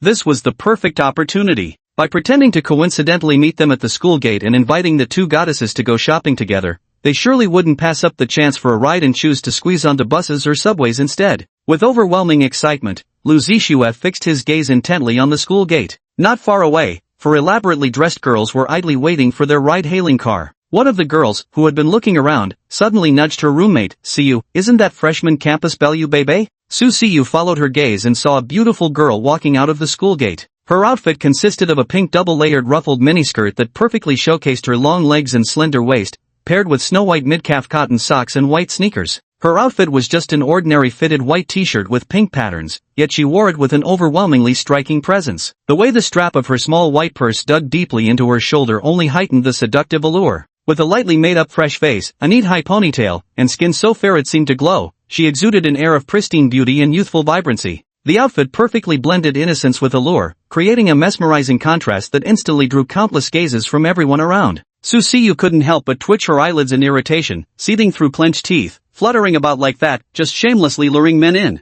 During her freshman year, she had been in a flirtatious situationship with a promising rich second-generation heir for nearly half a year. Little did she expect that by sophomore year, the heir would become completely infatuated with Yubebe, a newly enrolled student, and stopped giving her the time of day. After being repeatedly rejected by Yubebe despite multiple confessions, the rich heir eventually gave up. But Siyu wanted nothing to do with him anymore. She wasn't some trash collector. This was why she grew to deeply resent Yubebe. Another roommate remarked, "She's dressed especially provocatively today. I've never seen her wear something like this on campus before. Is she going out on a date? Haven't heard she's got a boyfriend. Damn, could she be some old guy's sugar baby?" Siyu's eyes flickered as she subconsciously pulled out her phone. Just then, the driver's door of a BYD Chin parked by the roadside opened, and someone stepped out to meet her. Chapter 20. That fat and ugly man. Yubebe walked out of the school gates with a heart full of joy, feeling that today the sunlight was bright and the breeze was pleasantly cool. She glanced around the roadside but didn't spot the white BYD Chin. There was, however, a silver-gray model of the same make parked by the curb.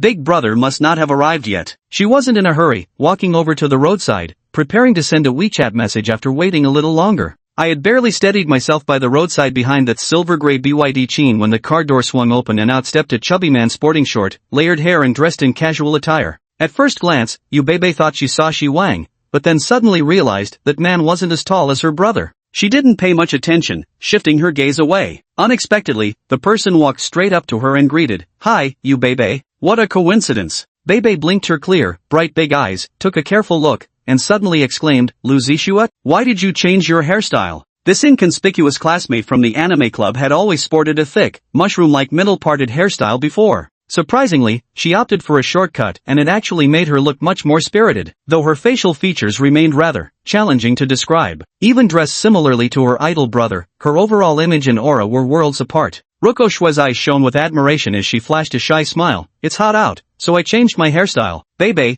are you heading to Shirwangfu Yueshi? I'm going there too, how about I drive you?" Annie unexpectedly didn't come along, but that's even better. Perfect for some quality one-on-one time. The otaku's heart was brimming with anticipation and excitement. Yubebe smiled politely yet distantly, decisively refusing. "Sorry, I already have plans with someone today and won't be going to Shirwangfu. You can go explore on your own, have fun." Lu Zixue's face stiffened. "Won't be going? Has plans with someone?" This isn't how the script was supposed to go. Having rehearsed his follow-up lines in the car for half the trip only to find them useless, the socially inept otaku had no idea how to proceed. He grumbled a few incoherent sounds, racking his brains for persuasive words to make another plea, when suddenly the deep, powerful roar of an engine approached from afar. The two turned to look and saw a sleek, intensely sporty SUV speeding toward them, its cold obsidian sheen glinting under the sunlight. The striking twin-arrow daytime running lights on the front exuded an aggressive aura, like the cold eyes of a predator, while the iconic double-kidney grille and the blue-on-white badge on the hood proudly declared its brand.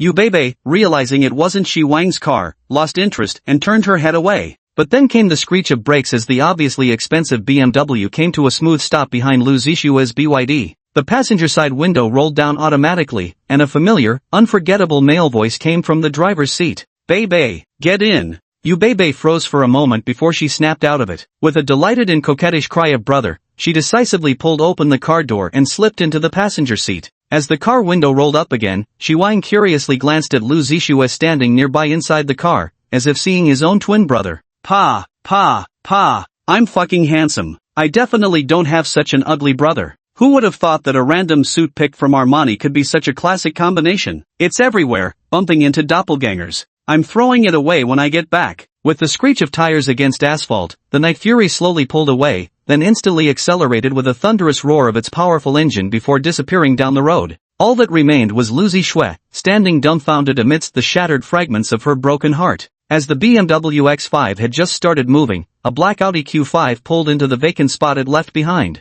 In the passenger seat, Lei Xiaoying watched with confusion as the BMW disappeared from sight. How had Yu Beibei ended up in that car? The pudgy, middle-aged man in the driver's seat clicked his tongue enviously. TSK, a BMW X5. Lei Xiaoying had mercilessly squeezed this uncle dry for 2 consecutive nights. Whether out of joy or fear, his face had grown rather pale. The uncle agreed to take her shopping for a handbag at Shuangfu over the weekend. She had to keep her sugar daddy happy now, so she quickly cooed in a sweet, soothing voice, "Oh, it's just an X5, right? Almost the same tier as your Q5, uncle, no need to feel jealous." The uncle gave an awkward smile, unable to explain that these two models weren't direct competitors. He simply said, "Just by looking at its design and rear exhaust pipes, you can tell that's the premium 40Li Deluxe Sport Black Night Edition. It could buy 2 of mine." Lei Xiaoying choked back her words, feeling increasingly irritated. After a brief farewell to the uncle, she got out of the car and headed back to her dorm. Standing by the roadside, she watched as a drunken man staggered into a BYD Chean ahead of her and drove off into the miserable distance. "Loser," she sneered with a scoff. Just as she was about to walk away, a voice called out from behind her.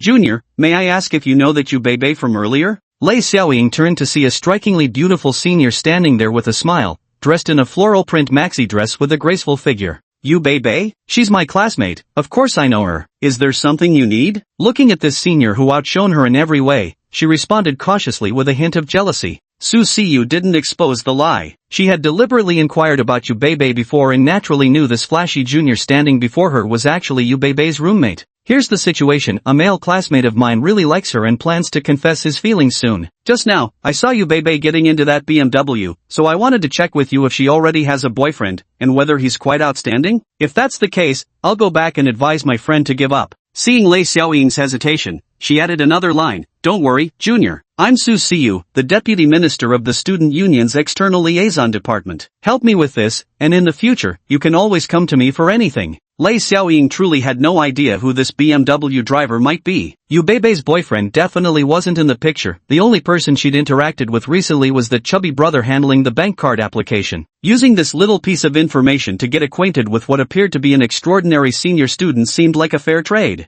After a moment's thought, she spoke up, "I can't be sure right now. Tell you what, let's exchange WeChat contacts. I'll ask around in the dorm and get back to you." Su Siyu nodded with a smile, took out her phone to add WeChat friends, then watched Lei Xiaoying enter the school gate, her expression obscured with uncertainty. When Lei Xiaoying returned to the dormitory, Annie was preparing to go to the library to study. "Hey Annie, why are you going solo?" Annie was a bit confused by her roommate's sudden enthusiastic greeting, but being gentle-natured, she still replied, "Beibei had something to do and went out." Lei Xiaoying's eyes darted slyly as she pressed on, "When I came back, I saw her getting into an 800,000 yuan BMW SUV right at the school gate with my own eyes. Did she secretly get a boyfriend behind your back?" Amy froze momentarily before instinctively blurting out, "But she was clearly with." Her words trailed off abruptly as she caught herself. "No need to hide it from me, I already know. I bet she claimed she was with that fat guy who drives a BYD, the one who handled your membership cards, right?" Lei Xiaoying hadn't returned to the dorm these past 2 days. She knew Su Hui, that big mouth, must have spilled everything. Not caring about losing face anymore, she directly asked about it. Amy hesitated and glanced at her, staying silent as she unlocked her phone to send a WeChat message to Yu Beibei.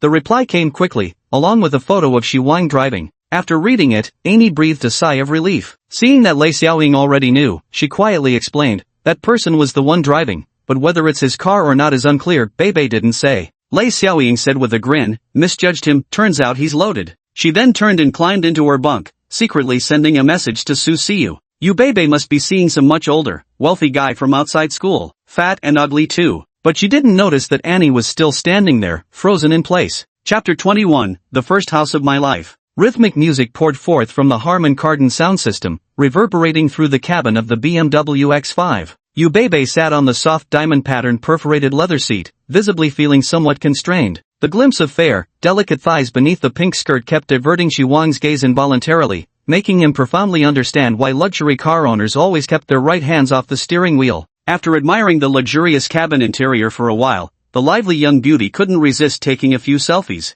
Brother, didn't you say you were switching to an AITO? How come you're driving a BMW now? Though she didn't know the car's exact price, her instincts told her it was beyond imagination. I did change, but I need to sell my car first to update the license quota. It'll take about a week, so a friend lent me this car to drive in the meantime. Yubebe stuck out her pink little tongue. Rich people's friends are indeed all rich too, casually lending out luxury cars like nothing. Big brother, what business are you going to take care of? Taking possession of a property. Ha! Before Yubebe's shocked voice could fade, the car had already come to a steady stop in front of a fairly large real estate agency. There was no helping it, this place was really not far from Beijing Institute of Fashion Technology. Haixing Real Estate Nikonomiya branch had already stationed 2 staff members, a man and a woman, dressed in white shirts and dress pants outside the entrance. Spotting the BMW pulling to a stop, they hurried forward to greet it. Are you Mr. Shi? The lead male employee inquired politely. That'd be me. You must be the Mr. Zhao I spoke with earlier? Yes indeed. I'm handling the entire process for the property you purchased, just call me Xiao Zhao.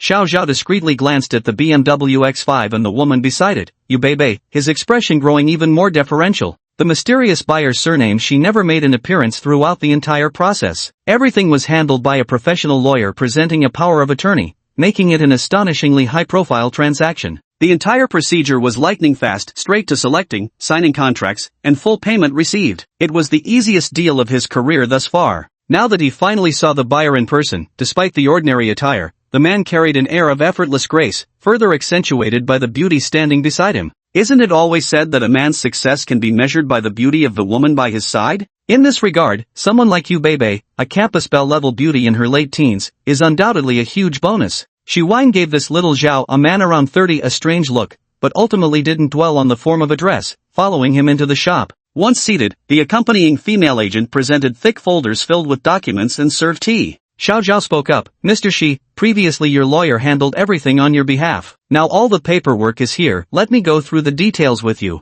Shi Wang nodded, though inwardly he wasn't nearly as composed as he appeared. After all, this was his first property in the northern capital, and he still knew nothing about its actual condition. The Harmony Mansion unit you've purchased is right next to our agency, nestled between the 3rd and 4th ring roads northeast of the city. Surrounded by 3 major parks spanning 700,000 square meters, it offers unparalleled access to natural green spaces. The neighborhood has mature amenities and excellent transportation links. Just across the street from the parks, you can walk to 2 subway stations and a comprehensive large-scale commercial complex within 3 minutes. With renowned kindergartens and schools right at your doorstep, your children could potentially walk to school all the way through middle school, even high school. After finishing his words, he gave Yubebe a meaningful glance. Yubebe's sweet and innocent face instantly flushed red up to her ears, and she quickly lowered her head, pretending to sip her tea. Shi Wang seemed oblivious, browsing through the property brochure while listening. He found no fault with the location, it was indeed a prime spot. Huaying Mansion was just handed over this January, fully renovated with partial appliances included. The original owner intended to use it as their wedding home for the October holiday,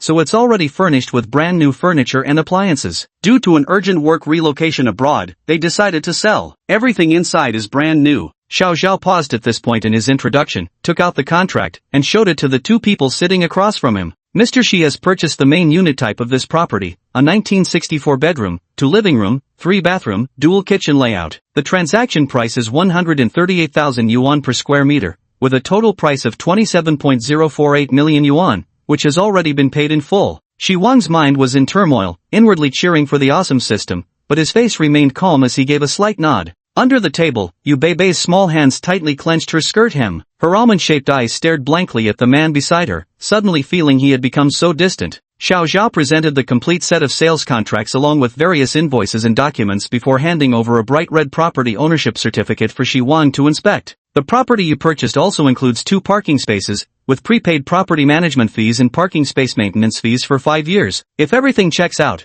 I'll take you to the property management office to complete the formalities and conduct the property inspection. Shi Wang nodded and stood up. Let's go. After completing all the property management formalities and temporarily registering the BMW's license plate number, Shi Wang also scheduled a deep cleaning service for the apartment through the property management. Then, accompanied by Xiao Zhao and the female agent, the 2 of them entered Haixing Mansion. Stepping through the majestic hotel-style entrance, one is greeted by a sprawling 3,000 square meter communal garden enclosed by 10 buildings of varying heights. Passing through the exquisitely elegant garden, layered in distinct styles yet unified in aesthetic harmony, I arrived beneath building number 10. Shi Wang gazes upward at this 26-story structure, its exterior clad in Bulgari-inspired black and gold styling, stone-clad lower floors giving way to rock-textured paint with metallic detailing above. Entering the softly illuminated luxury lobby, every detail exudes refinement, from the floating ceilings to the grilled wall paneling. The building features a two-elevator two-household design, with 4 people taking the high-speed elevator directly to the 20th floor.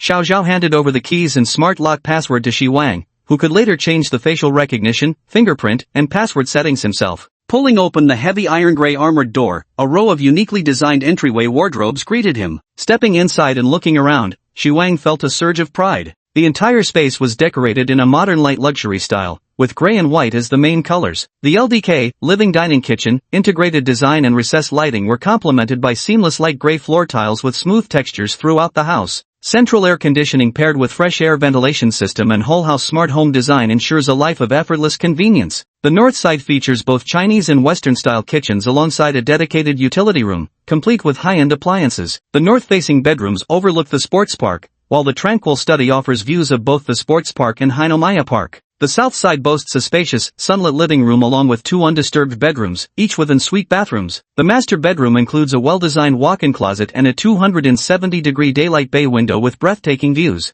Standing before the expansive floor-to-ceiling windows in the living room, bathed in the morning sunlight while gazing at the lush greenery of Hinomaya Park, Shi Wang felt his chest expand as all lingering gloom dissipated. "Is this really my home now?" he murmured quietly to himself. Though it felt a bit too spacious for just one person, how nice it would be to have 2 companions living here with him. After inspecting every corner, he confirmed what Xiao Zhao had said earlier. The house came fully furnished with high-end brand appliances and furniture that perfectly matched the contemporary interior design. Protective films still covered substantial items like the bed and sofa. All he needed to do was buy some bedding and daily necessities before moving in. After thanking young Zhao and the others and completing all the formalities, they tactfully took their leave and departed. The room instantly fell silent, leaving only Shi Wang and Yu Beibei. Chapter 22, This Damned Appearance-Obsessed Guy. Yu Beibei felt as if she were dreaming, as everything around her seemed somewhat unreal. From hearing the outright purchase price of over 27 million for the property, to witnessing firsthand the prime location, landscaped gardens, and luxurious architecture along the way,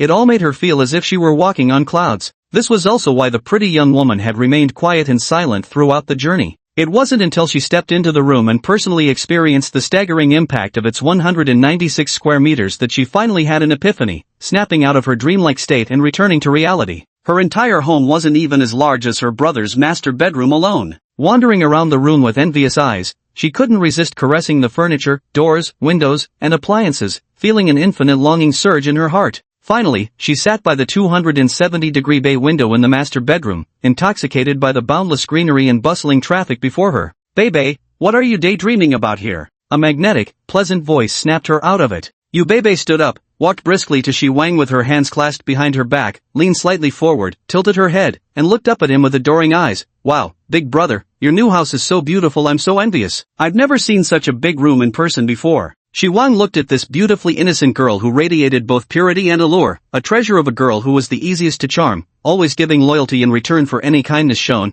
and felt his heartbeat suddenly quicken. Before he could stop himself, the words slipped out. "If you like it, you can come stay, I'll save a room just for you. You can come anytime, treat it as a safe haven, or even consider it your home." Yu Beibei's eyes instantly reddened, her bright almond-shaped eyes shimmering with unshed tears. She blinked rapidly, sniffed hard while rubbing her nose, barely managing to hold back the tears. Yu Beibei's loyalty +5. Just as I thought. Why don't people want to be simping dogs nowadays? It's precisely because they never see any hope. For a girl like this who gives timely feedback, what does a little effort really matter? Shi Wang smiled and beckoned to her, "Come here." Then he turned and walked out, with Yu Beibei obediently following behind like a dutiful little wife. They passed through the living room and entered another south-facing bedroom. It was only slightly smaller than the master bedroom, complete with a bay window and an ensuite bathroom, featuring a smart toilet and shower stall. "This bedroom will be yours. The 2.2-meter double bed, smart nightstand, and custom wardrobe are already here. Plan out your bedding, decor, toiletries, and such. We'll go shopping later." Yu Beibei suddenly buried herself in his embrace, clutching him tightly. The clean, fresh citrusy sweetness enveloped him, leaving him blissfully intoxicated.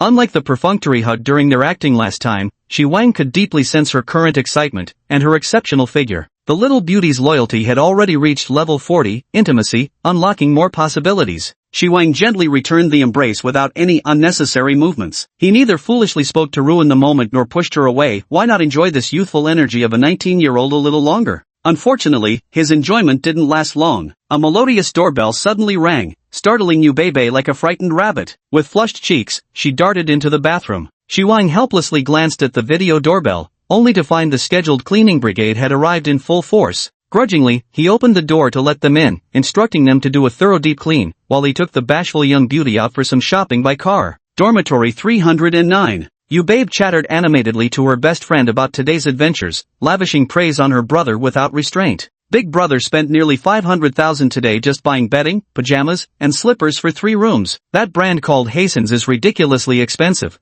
but the texture really is incredibly comfortable. And what do you say from now on when we go shopping or watch movies and it gets late? You come stay there with me? That huge bed is insanely comfortable to lie on. Amy absent-mindedly shook her head. I'm not that close with him either. How could I casually stay at someone else's place? Yu Beibei vigorously shook her fair slender arm peeking out from the pajamas, her crisp melodious voice instantly switching to the soft Wu dialect of their hometown. Come with me, I'm scared big brother will gobble me up if I'm alone. Afraid yet still going? Annie couldn't withstand the girl's coquettish behavior. Why not go? I finally met this brother, mature, considerate, with such a good personality and some money to boot. I just don't want to rush things. Annie sighed. Let's talk about moving in when the time actually comes. Anyway, as long as you think it's fine, just don't regret it later. She then turned back to her own bed, put on headphones, and started listening to English lessons. Her gaze was unfocused as she stared at the screen, the voice from her headphones drifting faintly like distant echoes. After all, Annie came from the same international metropolis of Shanghai and had seen broader horizons. When Shi Wang drove a BMW X5 earlier, she only felt slightly surprised. But after hearing about the house situation just now, she realized Shi Wang was far beyond Yu Beibei's imagination of being merely somewhat wealthy, with lawyers handling the arrangements and paying in full.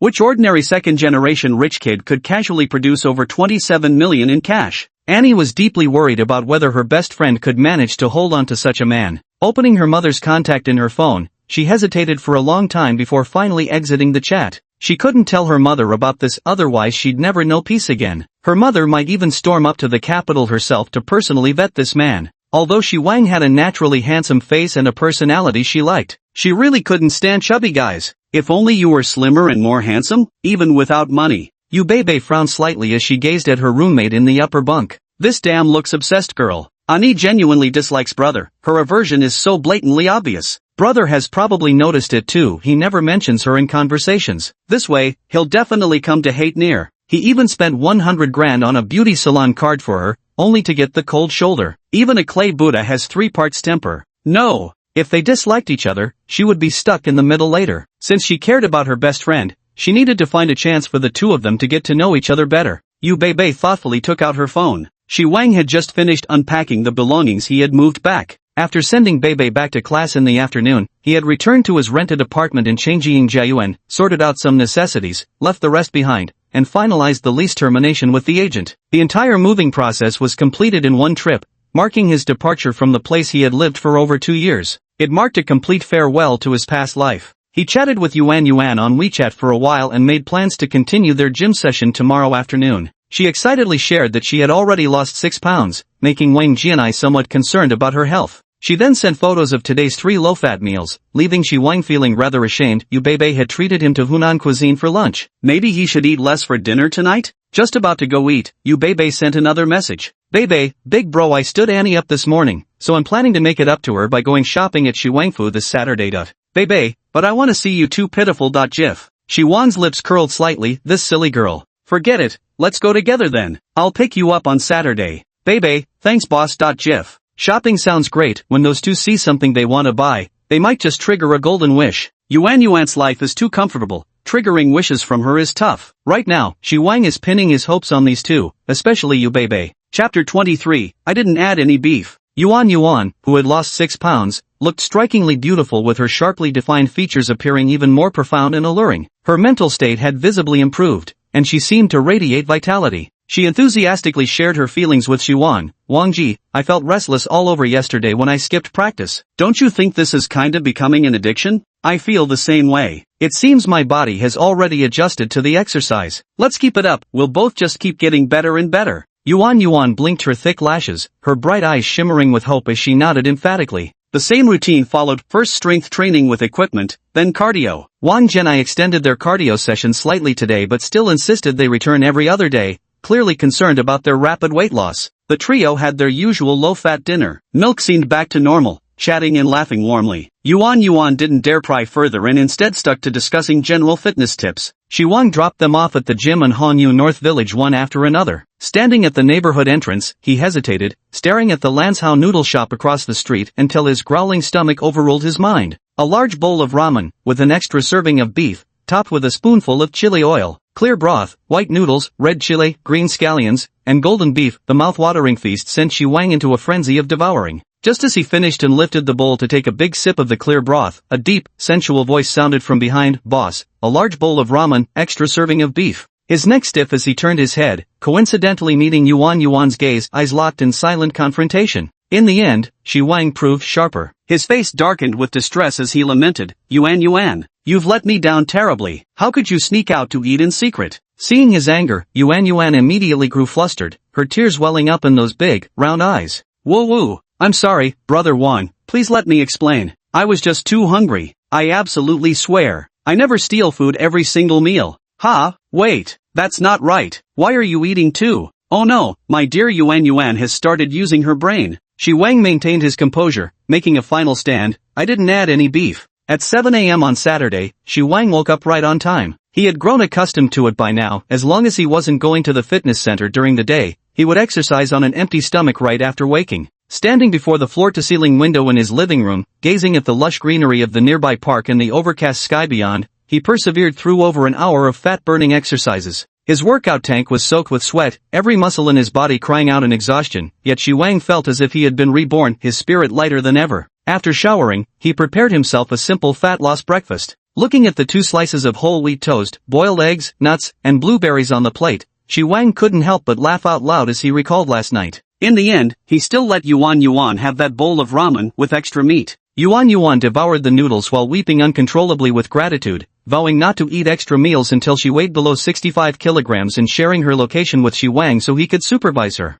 Oh, and she even added 5 loyalty points. How absurd. Opening the system panel, he checked his status. Player, Wang. Age, 26. Height, 180.5 centimeters. Weight, 86 kilograms. Constitution, 7. Mental, 11. Funds, minus 1.482 million. Fusion value, 22.354 million. Height has increased by 0.5 centimeters, weight has further decreased, and constitution has increased by 1 point. Wang, due to long-term sedentary work, belonged to the type with relatively slender arms and legs but a slightly plump belly and face. Although he had lost 8 pounds, his protruding belly was still somewhat large, though his face visibly appeared slimmer. Glancing at the annoying negative balance, he decided to contact the bank and pay off his mortgage early. The value of merged rewards had reached 22.35 million, more than half of which was contributed by the treasure girl Yubebe. Though it seemed like a substantial amount, Wang had no intention of squandering it recklessly. Considering the items in the exchange shop that often cost millions or tens of millions, he felt quite poor and decided it was best to keep as much as possible for emergencies. Many of those items could be life-saving in critical moments.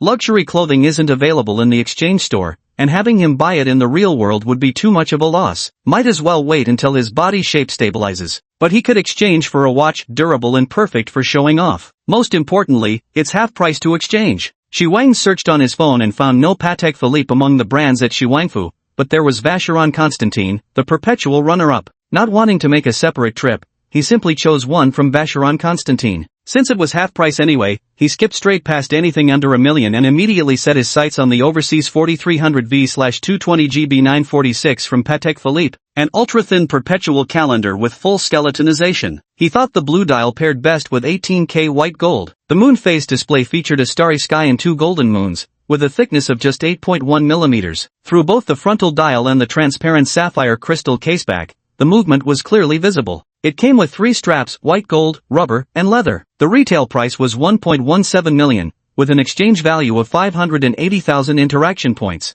Interacting with reality, please wait. Exchange completed. Player has selected to collect Vacheron Constantin at Prince's Building Central Store. Shi Wang sat in his study scrolling through Douyin comments and private messages, shortlisting several options. Glancing around the empty study, he decided to buy some books to fill the space when he had time. Now that he had money and leisure, coupled with enhanced mental focus and learning abilities from his improved spiritual power, he needed to make full use of them. Seeing that it was about time, he stood up to leave. The atmosphere remained somewhat awkward throughout the journey. This was his third meeting with Annie. Annie felt mixed emotions, wanting to thank him again for the card matter but struggling to find the words. Shi Wang, though eager to trigger a golden wish, saw no point in forcing friendliness, especially since he couldn't read her. No new wishes emerged, and her loyalty rating remained frozen. The awkward silence was saved only by Yu Beibei's relentless cheerleading in the car. The traffic was a bit congested, and it was already past 11 when they arrived at the Heritage. Knowing the two girls wanted to go to Yueshi, Shi Wang planned to drop them off there first before heading to the Heritage Central to pick up his watch. Bringing them along might make Annie think he was intentionally showing off. Why invite such trouble? Brother, why don't we go to Central with you? You take care of your business while Mir and I stroll around. We can just call to meet up later. Yu Beibei outright rejected his suggestion. Shi Wang didn't mind. After parking the car, he went straight to Vacheron Constantine by himself. Annie watched his retreating figure, slightly furrowing her brows. Had he lost weight? She turned to ask her best friend, "What scheme are you cooking up now?" Yu Beibei grinned mischievously. "That's why you're my bestie, you know me so well. I originally planned to buy a gift for my brother during our shopping spree the day before yesterday, but the apartment handover messed up those plans. Ended up just treating him to a meal. So I got a shop today instead. Yueshi Plaza doesn't have many luxury brands anyway, so we'll just browse around here." Annie's delicate face flickered with conflict. She was tempted to say, that bit of money has to cover next semester's tuition, and the family might need your support when you go home for summer break. But she found herself disgusted by such calculations, so she simply pressed her lips shut. The two walked hand in hand for a while before Beibei made the final decision to go to Dior, telling Shi Wang he could wait for them nearby. Neither Annie nor Beibei had shopped at luxury brands before, having been cash-strapped freshmen until now. Stepping into the elegantly decorated, opulent store, they unconsciously tensed up, forcing composed expressions as they browsed. Fortunately, they didn't encounter any snide remarks from sales staff, and Beibei managed to pick out a short black men's wallet with Dior embossing as she'd wished. Seeing the 5,000 yuan price tag made Annie wince,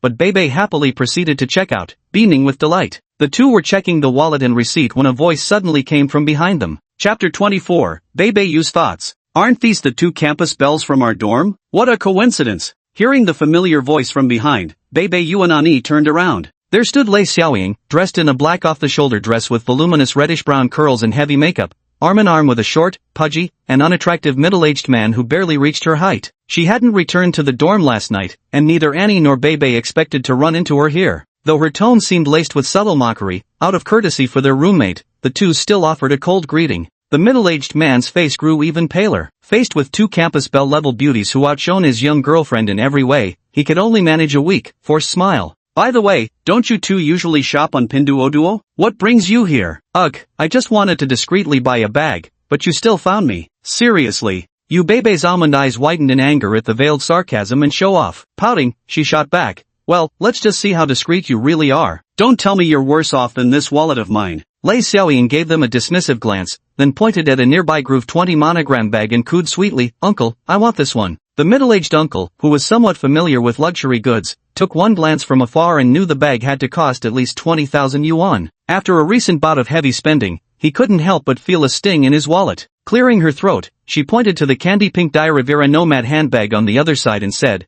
"That color is too old-fashioned, not suitable for someone as youthful and adorable as you. Look how pretty this pink one is, and it's even roomier than that one." Yu Beibei let out a cold hunk from the side. Even if she didn't know much, she could tell the prices of the two were definitely different. Lei Xiaoying's expression darkened. "Here I am, putting on such an act every night, even having to take care of myself in secret past midnight, and you still have the nerve to haggle?" With a sweet smile, she turned to the middle-aged man and said, "But I just adore that one. Uncle, here's the deal. I've got two options for you, both to show your love for your darling. Option A is the bag we saw earlier, and option B, doesn't require buying anything at all. B. Since it's all about love anyway, I'll just choose option B." The middle-aged man grinned brightly. "Great, option B means Uncle spends this whole weekend with me. Baby will work hard to return Uncle's affection too. Oh dear, but I have business dinners tonight and tomorrow, what terrible timing. I suppose I'll have to choose option A after all." Sensing his legs going weak, the middle-aged man's smile faded as he responded with evident remorse. Clutching her coveted 24,000 yuan handbag, Lei Xiaoying curled her lips in a triumphant smirk. After glancing at the men's wallet in Yu Beibei's hand, she launched another verbal salvo. Baby, is your brother that desperate for a wallet that he'd make you buy it? TSK, my uncle is so much better, he never expects me to buy him anything. The middle-aged man straightened up subtly, putting on a concerned expression. Exactly, little girl. Young men these days just spend money on themselves. Watch out or you'll lose both your money and your heart. Yubebe snapped back with a cold face. I wanted to buy it for my brother myself. What's it to you? Oh ho, I'm just looking out for you. If you buy this wallet, you'll be broke for months. Why don't I ask my uncle to lend you some money? Speak up if you're struggling, no need to stand on ceremony with me. By the way, does your brother know about your family situation? You'd better not tell him, otherwise he'll think you're after his money. Men these days are so distrustful. If he finds out, he might even think you're setting him up with this wallet as bait. Yubebe's small hand suddenly clenched the black wallet tightly, her rosy cherry lips pressed together until they turned pale, a flicker of panic flashing through her eyes. Lei Xiaoying's words had struck a nerve. Since they'd met, Yubebe had never mentioned her family circumstances to Shiwan, precisely because she feared he'd think this way. Though initially, she had indeed been determined to seize the opportunity at all costs. So what if he was a little overweight or lacked looks? As long as he didn't skimp on spending and could improve her family's financial situation, at least he was young. She would peacefully be his girlfriend and marry him after graduation. Finding an ordinary job and living comfortably without financial worries would be enough. She had no extravagant hopes for something like love. But the initial mindset began to shift after a few encounters. A sense of dependence and fulfillment skyrocketed. It felt like her brother could appear whenever she needed him most, or touch the softest corners of her heart. Yubebe found herself increasingly drawn to him, craving closeness and understanding. But this very desire made her more afraid to confess the truth. Annie, seeing her best friend's devastated state, couldn't help but frown. Her delicate, gentle oval face tensed as she spoke sternly. Lei Xiaoying, just because money is all you see, do you really think everyone else is the same? Lei Xiaoying snorted dismissively. Ha, of course. Everyone's in it for the money, so why pretend to be sentimental? I hooked up with Uncle precisely because he's loaded. Startled, Annie turned to look at the middle-aged man, seemingly curious about his reaction to this statement. The middle-aged man chuckled indifferently. These days, if I'm not talking about money with her, what else would we discuss? Love. Numbly watching the two cling to each other like lovesick sweethearts, Annie felt as though her worldview was crumbling. Seeing the advantage was hers, Lei Xiaoying pressed her attack. Since you claim you're not after money, Bebe, the next time I see your pudgy, ugly old man, I'll make sure to share all about your family affairs so he knows just how lucky he is to have a good girl like you. Yubebe suddenly jerked her head up, her almond eyes glistening with unshed tears as she glared fiercely. My brother is definitely not some fat, ugly old man. Lei Xiaoying was utterly baffled. What kind of reading comprehension skills do you have? Shouldn't the focus be on the fact that I'm about to expose you? But she didn't seem to mind, a mischievous smile playing at the corners of her lips. That certainly wasn't me speaking, after all, we're roommates. How could I possibly say such things? With feigned confusion, he glanced at the two of them. You still don't know? It's all over our school's gossip mill now. The forum is buzzing about how the gorgeous campus belle traded her dignity for money, being kept by some fat, ugly old man. TSK, there's even video footage and photos of you getting into that BMW ironclad proof, you know. Yubebe and Annie's faces paled as they hastily pulled out their phones and logged onto the forum. Sure enough, they found a post from yesterday's early hours where someone had fabricated a vicious rumor with vivid details, based solely on a video snippet of her getting into a BMW X5. The poster had spun the most malicious fantasies. Below the post was a flood of comments filled with cruel insults. What pure campus belle, so chaste and virtuous, what a fake persona. I never bought it for a second. Just imagining such a pretty girl being pinned under some stinking old man makes me sick. No wonder you didn't fancy anyone at school, it's because they didn't offer enough money. Ha! Annie patted Yubebe, who was trembling with anger, and whispered, I'll report the rumors and contact the admin to get them deleted. Lei Xiaoying, flushed with victory, continued relentlessly with her barbed remarks. See? I didn't make this up. I've met him before. Your brother might be fat and ugly, but he's not old. Ha ha ha. Who are you calling fat and ugly? A cold male voice cut in from the side. Chapter 25 Stubborn Annie. Lei Xiaoying's fake laughter abruptly ceased as she stared in shock at the expressionless Shi Wang beside her, instinctively shrinking behind the middle-aged man.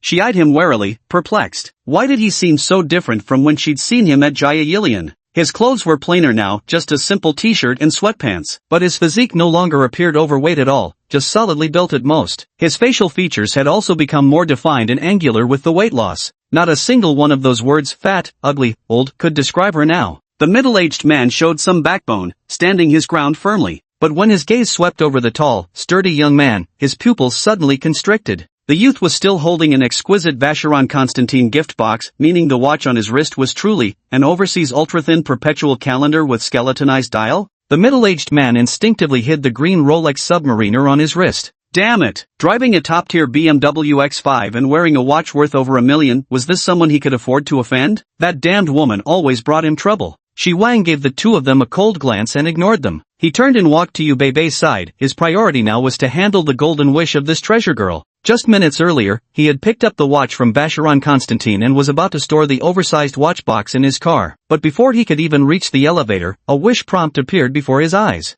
That bitch Lei Xiaoying. How can I make my brother believe I'm not just approaching him for money now? I don't want to lose him. Having prior experience, Shi Wang remained calm. He checked the wish details and confirmed it was Beibei's. Lei Xiaoying? He'd heard Beibei gossip about this troublesome roommate before, even knowing some details about her middle-aged boyfriend. Though unclear about the exact circumstances behind the wish's origin, Shi Wang could guess it was related to Lei Xiaoying and decided to start preparations by investigating her first. As for Beibei's wish, that's nothing. Seeing her loyalty steadily rising before his eyes, how could he not understand her feelings? If she flirted with him every day but her loyalty remained frozen, he would have removed her from the candidate list long ago. Shi Wang quickly made a phone call, gave a few instructions, and arrived at their meeting spot. Searching through several nearby shops, he soon spotted the four figures. Looking at Yu Beibei's slightly reddened eyes and pitiful expression, he couldn't help but ruffle her hair. What's wrong? She hesitated for a moment, utterly unable to voice what had just happened, merely biting her rosy lips and shaking her head. Shi Wang glimpsed the black wallet in her hand and seemed to understand. He reached over to take it, flipping through it for a while before asking, "Did you buy this for me?" Yu Beibei nodded, her eyes fixed on the ground.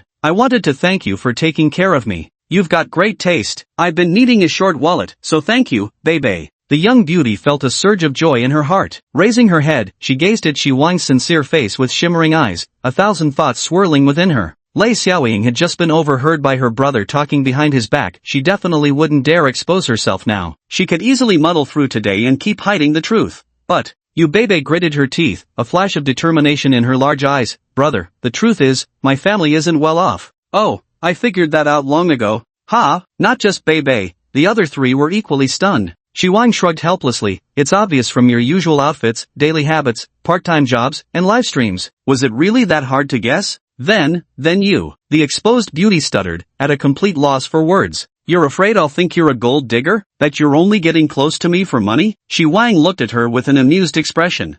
Aside from the occasional spoiled heirs, how many truly foolish people do you think exist among the wealthy? You're underestimating us, aren't you?" Annie and Beibei, with their limited horizons, looked completely stunned, while Xiaoying Lei appeared lost in thought. The middle-aged man nodded slightly, feeling this perfectly articulated his own sentiments. "Don't worry, since I'm willing to be friends with you, it naturally means I approve of your character." Shi Wang then leaned in closer and whispered, "Let me tell you a secret. I can tell whether someone's feelings for me are genuine or not." His voice was so low that only Yu Beibei and AI could hear it. When he raised his head, he deliberately glanced at AI, making the young girl's heart race uncontrollably. She quickly averted her gaze. "You liar, I don't believe a word of it." Yu Beibei burst into laughter at first, but soon couldn't hold back her glistening tears any longer. These tears held no sorrow, only the overwhelming joy and emotion of untying a knot in her heart. "Once again, you've saved me once more when I needed you most." Yu Beibei's loyalty plus 10. Golden Wish, Yu Beibei, completed. Player acquired 7.39 million fusion points, limited time exchange offer *1.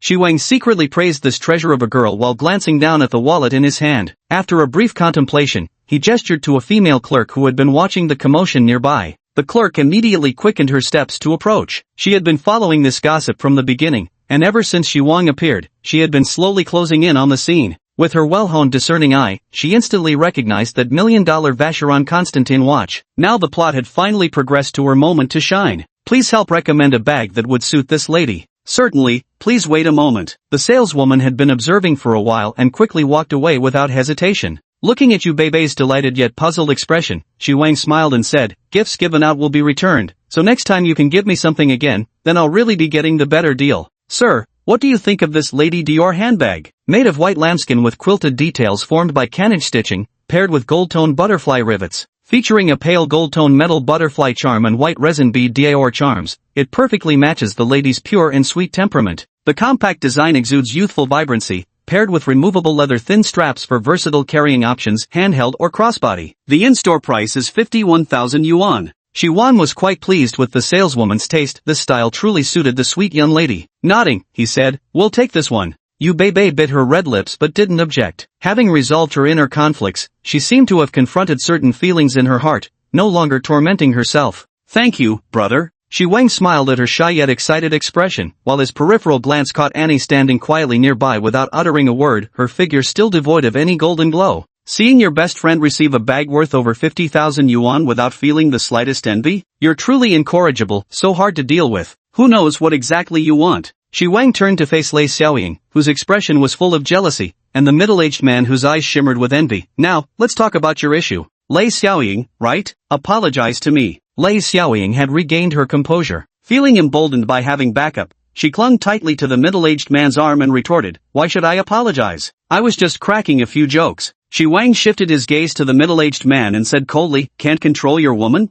Though somewhat intimidated, the middle-aged man, being a boss of some standing after all, didn't want to lose face in front of younger men or his mistress. His fleshy double chin lifted slightly as he said, young man, you ought to watch your tone. Before he could finish, he saw his opponent pull out a phone. Chapter 26 I Want It Too. Shi Wang took out his phone and calmly read aloud a message he had just received on WeChat. Huang Xijin, it's you, isn't it? Currently the legal representative of Hong Tong Catering Management Company, Limited in Baidu City, with shareholding details as follows. There are a total of 3 Hong Tong hotpot restaurants in North City, located at. Recent revenue figures show. The main suppliers are. 2 of them have serious issues. I suggest reporting them to the Market Supervision Authority and the Health Inspection Department. Ignoring the increasingly grim expression on Huang Xijin's middle-aged face, he continued flipping through the documents. Next is risk analysis. Let me see what we have here. Tax evasion analysis. Debt risk assessment. Supplier risk evaluation. Historical negative news review. Fire safety concerns. Food safety issues. Employee social security problems. Huang Xijin's face grew increasingly pale, his body trembling like a sieve, before he finally managed to croak out, Sir, I apologize to you. I'll make sure to discipline Xiaoying properly in the future. Please, have mercy and let this go. He had been laid bare in such a short time, many of these were issues he had suppressed, things outsiders could hardly uncover. If more were exposed, it could bring him disaster. Unearthing all this was difficult enough, but what truly terrified him was the terrifying speed at which it had been done. Shi Wang stopped speaking and glanced coldly at him and the equally terrified Lei Xiaoying behind him. You didn't insult me, why are you apologizing? Huang Xijin shoved the woman who had nearly brought ruin upon him and snapped, what are you still waiting for? Lei Xiaoying no longer displayed the slightest hint of arrogance. She was actually quite clever, seeing even the big boss she admired bowing his head in defeat made her, an ordinary person, tremble involuntarily. What virtuous deeds had Yu Beibei performed in her past life to latch onto such a powerful ally? With lowered head and trembling voice, she spoke, I'm sorry. I shouldn't have slandered you earlier, please forgive me. And to Beibei and Annie too, I'll never make sarcastic remarks again. I'm sorry. Shi Wang waved his hand dismissively, and the 2 women fled in panic without a moment's hesitation. The 2 women behind him watched this scene with complicated expressions, seeing the young man before them in a completely new light. However, Beibei's eyes shone with admiration and excitement, while Annie's peach blossom eyes dimmed considerably, filled with inner conflict. The young beauty suddenly hugged Shi Wang's arm tightly, locking it in place. Brother, you're amazing now. Lei Xiaoying won't dare bother us again. The man smiled faintly as he savored the sensation against his arm. This My Rueya service platform is truly extraordinary,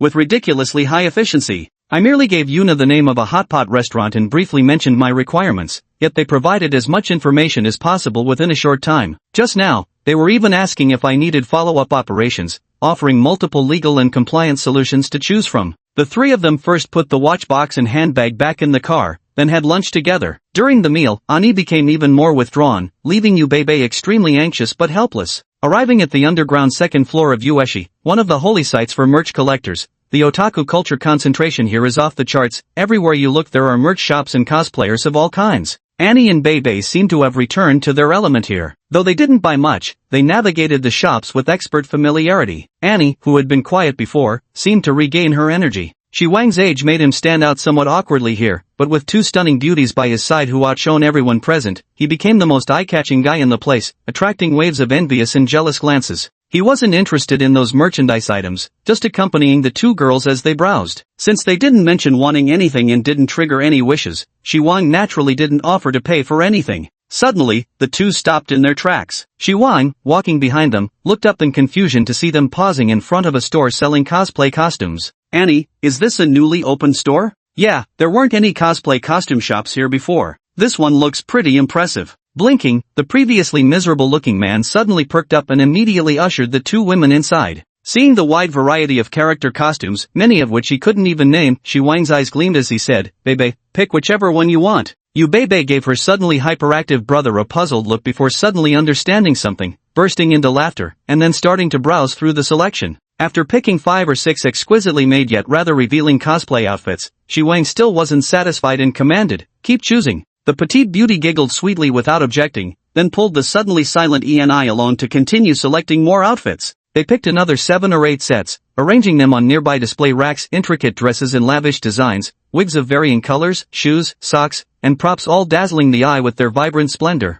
The two women stood by watching the selected outfits when Shi Wang suddenly noticed Ani, who had been largely silent, slowly clenching her small hands into tight fists. Just as he was puzzling over this, the next moment, a radiant golden light burst forth from Ani's body, nearly blinding him. Simultaneously, a wish prompt appeared before his eyes. I want it too." Shi Wang nearly burst out laughing. "You little thing," he thought, "you're completely unmoved by tens of thousands luxury goods, but get all excited over some cosplay costume worth mere hundreds. Annie, you should pick out a few things too." Annie, who had been staring dazedly at the clothes she'd dreamed of for so long, suddenly turned to look at Shi Wang. Her gentle, beautiful peach blossom eyes were filled with surprise. Yu Bebe, seeing her brother actually speaking up for once, quickly patted her best friend, signaling her to go choose. A flash of struggle passed through Annie's eyes as she shook her head slightly. "Thank you, but I don't need anything." Beside him, Bebe stomped her feet in frustration, casting pleading glances at her brother. Shi Wang snorted inwardly. "Today, whether you want it or not, you're taking it." He turned to the shop owner and assistant. "Every style and size in the store that fits them, I'll take them all. After packing, I'll leave an address for delivery." Ignoring the shopkeeper's delighted agreement and beaming face, he looked at the stunned girls. "You're about the same height, so consider these for both of you to share. Keep a few favorites in your dorm, store the rest in Bebe's wardrobe at Ingfu Mansion." Annie's cherry lips quivered slightly as she lowered her head in defeat. Yu Bebe, on the other hand, circled around her brother cheerfully, showering him with endless praise and filling the scene with emotional warmth.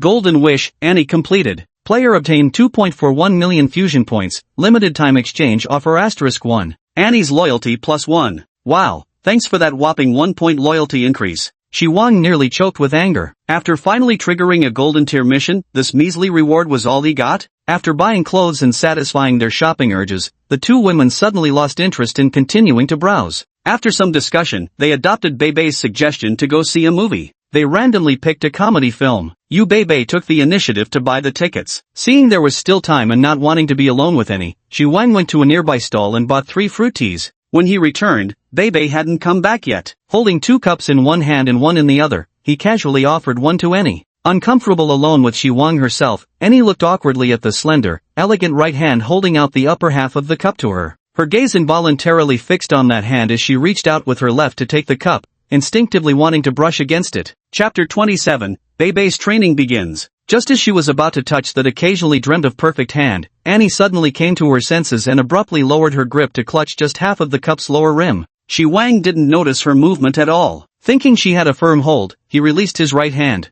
"I hadn't expected the cup of fruit tea to tip over the moment I loosened my grip." Both of us were startled and instinctively reached out to catch it. With a thud, the cup fell to the ground, rolling away with a clatter. At that moment, Shi Wang's right hand was tightly grasping Ani's left hand, and the two froze simultaneously, the scene becoming eerily quiet. Feeling the slightly cool, jade-like petite hand in his palm, slender and delicate, soft and boneless, smooth as silk, Shi Wang unconsciously rubbed it gently between his fingers before snapping back to reality. Flustered, he quickly let go. Annie's exquisite oval face flushed crimson. When her hand was firmly enveloped in that warm, strong masculine grip earlier, she hadn't resisted at all. Strangely enough, those subtle caresses had felt rather pleasant. Annie's loyalty +5. Shi Wang was utterly bewildered, completely unable to grasp the situation. He gave Annie, who was nervously crumpling the hem of her clothes, a strange look. "Do I really have to pet you every day to increase loyalty?" "Ahem. Sorry, I didn't mean to." Seeing Annie startle at his sudden words, Shi Wang abandoned the thought of ruffling her hair again and fell silent. Bending down to pick up the fruit tea from the floor, he wiped the cup clean with a wet wipe,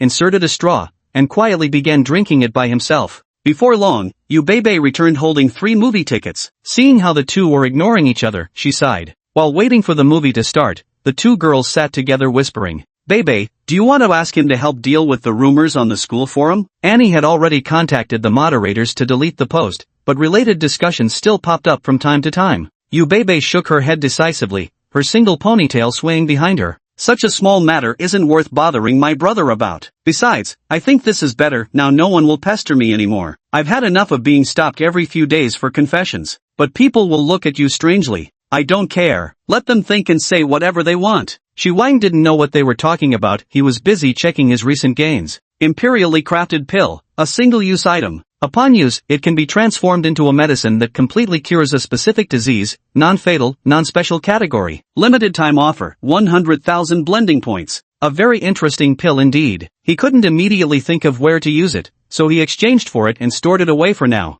Ijia Security 67% equity, 67% equity shares of Beijing Ijia Security Company, limited time offer, 100,000 blending points. Another company, and a controlling stake at that. Shi Wang never turned down such offers and immediately chose to exchange it. Exchanging goods with real-world interaction in progress. Time unknown. Please wait patiently. After handling the rewards, it was time for the movie to start. Shi Wang and the two women entered the cinema, with Yu Bebe dutifully taking the middle seat. Not long after the movie began, a small, delicate hand stealthily grasped his in the darkness, soft and smooth, no less exquisite than Ani's. The delicate hand in his palm was utterly restless, occasionally scratching his palm or pinching his fingertips. Shi Wang felt an itch in his heart, both literal and figurative, so he clenched it tightly, giving it a couple of rough strokes, thoroughly savoring its smooth, creamy texture. He marveled silently to himself, with a loyalty level of 50, ambiguous, even more positions had been unlocked. On the way back to school that night, soft music echoed through the Harman Kardon speakers in the car. After playing all day, even the lively Yu Bebe was exhausted, leaning listlessly against Annie's shoulder while gazing at the neon lights flashing outside the window. Shi Wanping's calm voice broke the silence in the car. Bebe, I need to discuss something with you. Considering her current level of loyalty, he decided to initiate the first phase of Yu Bebe's training. The reason he brought it up now was precisely because Annie was present. Based on his observation of the two, he knew the girl would definitely consult her best friend before giving an answer, so he might as well say it directly in front of her. Yu Bebe immediately straightened up and looked toward Shi Wang in the driver's seat, responding sweetly, "Go ahead, big brother. I heard you singing the other day and thought you have excellent vocal talent. Since you're already streaming, you must have some interest in showcasing your skills publicly. So, would you be interested in becoming a professional singer?" Yu Bebe and Annie never expected Shi Wang to bring up such a topic. They exchanged glances for a moment before Bebe spoke hesitantly. "Brother, you mean for me to become a professional singer? Although I've fantasized about being discovered during my streams, is this really possible? I do have some connections here that could help you debut without much trouble, but how far you go would depend on your own efforts and abilities." Yu Bebe was visibly excited as she turned to face Annie, their eyes meeting with a questioning look. Annie could see the excitement and enthusiasm in her gaze, already knowing her preference. Although she didn't particularly like Shi Wang's physique, through their few interactions, she felt his character was reliable. How could she possibly stand in the way of her best friend's dream? With a smile, she nodded, and was immediately pulled into a tight, cheering hug by Bebe. Shi Wang glanced at the laughing sisters through the rearview mirror, a faint smile curling at the corner of his mouth. But becoming a professional singer isn't easy. You'll need proper training first. Got it, big brother. I'll do my best, came an energetic voice from the back seat. For the first phase, I'll arrange professional training for you in physique, posture, temperament, and dance to reach professional entertainer standards as soon as possible. Wow, there's so much to learn. Yu Bebe stuck out her pink little tongue. You can forget about being idle this summer vacation. Stay in Bay Capital and train properly. The young beauty's face immediately fell as she piteously pleaded, "Big brother, please, can I go back to Wuzhou first to see grandma and little sister? I miss them so much." More of this tea-flavored spoiled act. She knows full well big brother doesn't fall for this routine. "Alright, you can have 10 days off." "Yay, thanks, bro." As he watched the two of them walk into the Beijing Institute of Fashion Technology's campus gates, Shi Wang noticed some students at the entrance seemed to be pointing fingers at his car. He assumed they were just curious and didn't pay it much mind. Picking up his phone, he found the WeChat contact of Yuna, the customer service rep from Maria, and sent over his request. She replied promptly, confirming they'd received the commission and would connect him with the most suitable professional agency by tomorrow at the latest. Shi Wang nodded with satisfaction. He could handle this matter himself, but for one, it would waste time and he might not find professionals as specialized as those available through the service, and for another, he'd have to pay out of his own pocket in the end. Through the Maria service platform, although a service fee was charged, the training costs could be directly deducted from the annual quota of 50 million. Not a single cent was spent. After using it twice, he felt increasingly satisfied with this remarkably capable service platform. Chapter 28: The First Purple Wish. Sunday, partly cloudy with occasional sunshine.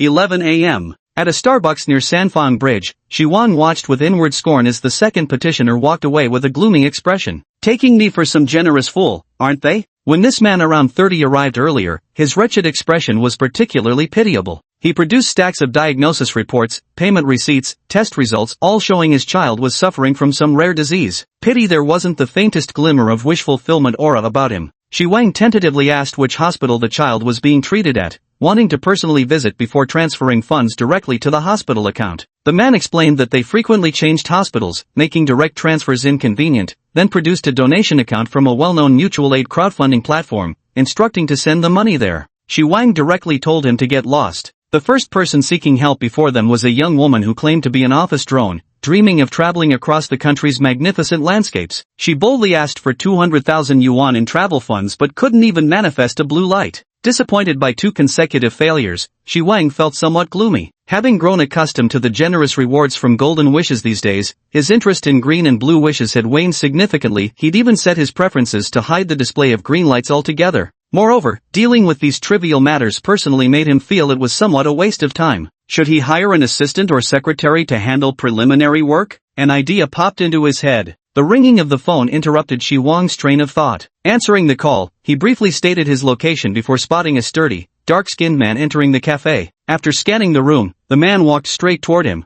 "Hello, my name is Yu Yongsheng." The man wore thick glasses that clearly had a strong prescription, even using what looked like a rubber band to fasten the temples around the back of his head. "Hello, my surname is Shi. Let's sit and talk." Shi Wang sized up the somewhat nervously seated man and asked, "Mr. Yu, your wishes for a myopia correction surgery? Have you contacted any relevant hospitals in the past few days as I suggested?" Yu Yongxing's body gradually radiated light, predominantly blue with faint flashes of purple, making his eyes light up. "I consulted several clinics, and most recommended ICL surgery since regular correction procedures aren't suitable for my 1000+ degree myopia," he said somewhat awkwardly. "That would make the cost even higher." After a pause, Yu Yongsheng replied with flushed cheeks, "I usually work at construction sites, and glasses keep falling off easily while getting lenses dirty often. When I happened to see your video that day, I just asked casually, never expected the surgery to be this expensive. Maybe I should just forget about it." Shi Wang waved his hand. "What's the highest quoted price?" Yu Yongsheng hesitated before saying, "The most expensive option is a private ophthalmology hospital,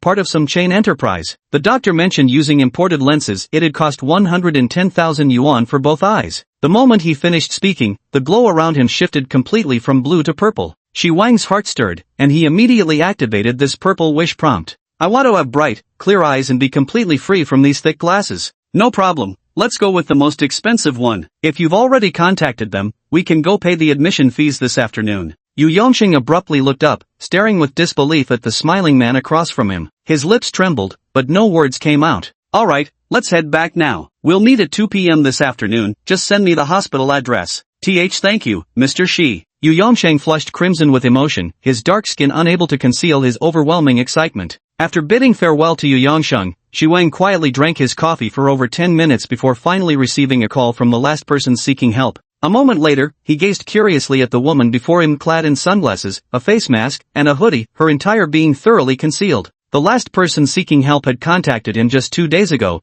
mentioning they needed money for surgery but hadn't provided any details. Judging by her attire, Shi Wang couldn't help but wonder if she might be some kind of public figure, but when she took off her mask, he knew he'd guessed wrong. Twisted scars, like rampant vines, had turned what should have been smooth facial skin into a pitted landscape. The skin color varied unpredictably between pallid white and dark red, like a discordant canvas that made her face even more terrifying. Shi Wang lowered his gaze slightly, avoiding direct eye contact with the woman behind her sunglasses, and said softly, "So you want reconstructive plastic surgery?" Purple light gradually brightened. The woman put her mask back on, her hoarse voice muffled as she spoke. "Yes, my father charging a battery at home caused the fire. My parents are gone, the house was lost in compensation, and all our savings were spent. Now I'm just barely surviving on welfare." "Roughly how much would it cost?" Shi Wang's pupils reflected the violet light, flickering between light and shadow. "Facial reconstruction surgery would cost about 300,000, the woman responded numbly. She held little hope, barely even clinging to the will to live anymore.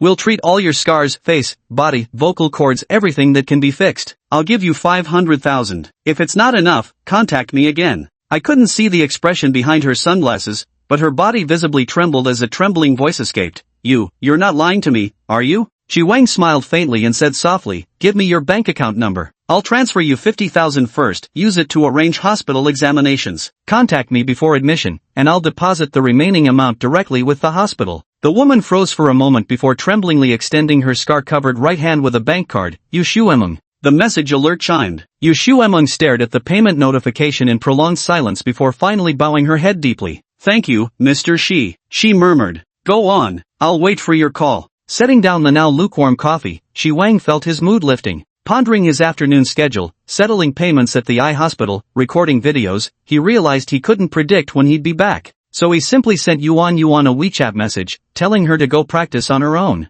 Yuan Yuan looked at the message, puckered her lips in frustration, but still replied with a got it and a smiley face. Putting her phone down, she lowered her head and continued slowly eating her midday weight loss meal: brown rice, chicken breast, and broccoli. Brother Wang said he'd been doing some fasting cardio even on his non-workout days lately. She couldn't slack off either. At the very least, she had to keep her promise about not secretly snacking anymore. Is this seat taken? Mind if I share your table? A male voice sounded in front of her. Yuan Yuan looked up in surprise to see a vaguely familiar young man sitting down directly across from her. He set down the tray, his eyes carrying a hint of eagerness as he looked over. You look familiar, beautiful. Do you also work out at Yedong Fitness? Hearing this, Yuan Yuan recognized him. He seemed to be the man who was with Hui Hui when she signed up for the gym membership. Yuan Yuan shrank back slightly with unease, pursed her lips, then spoke softly. I didn't agree to you sitting here. Could you please go eat somewhere else? Brother Hao saw the girl's timid reaction across from him, and a trace of smugness flashed in his eyes. No. Chapter 29 Sister Milk's Melancholy. Ever since the membership card incident a few days ago,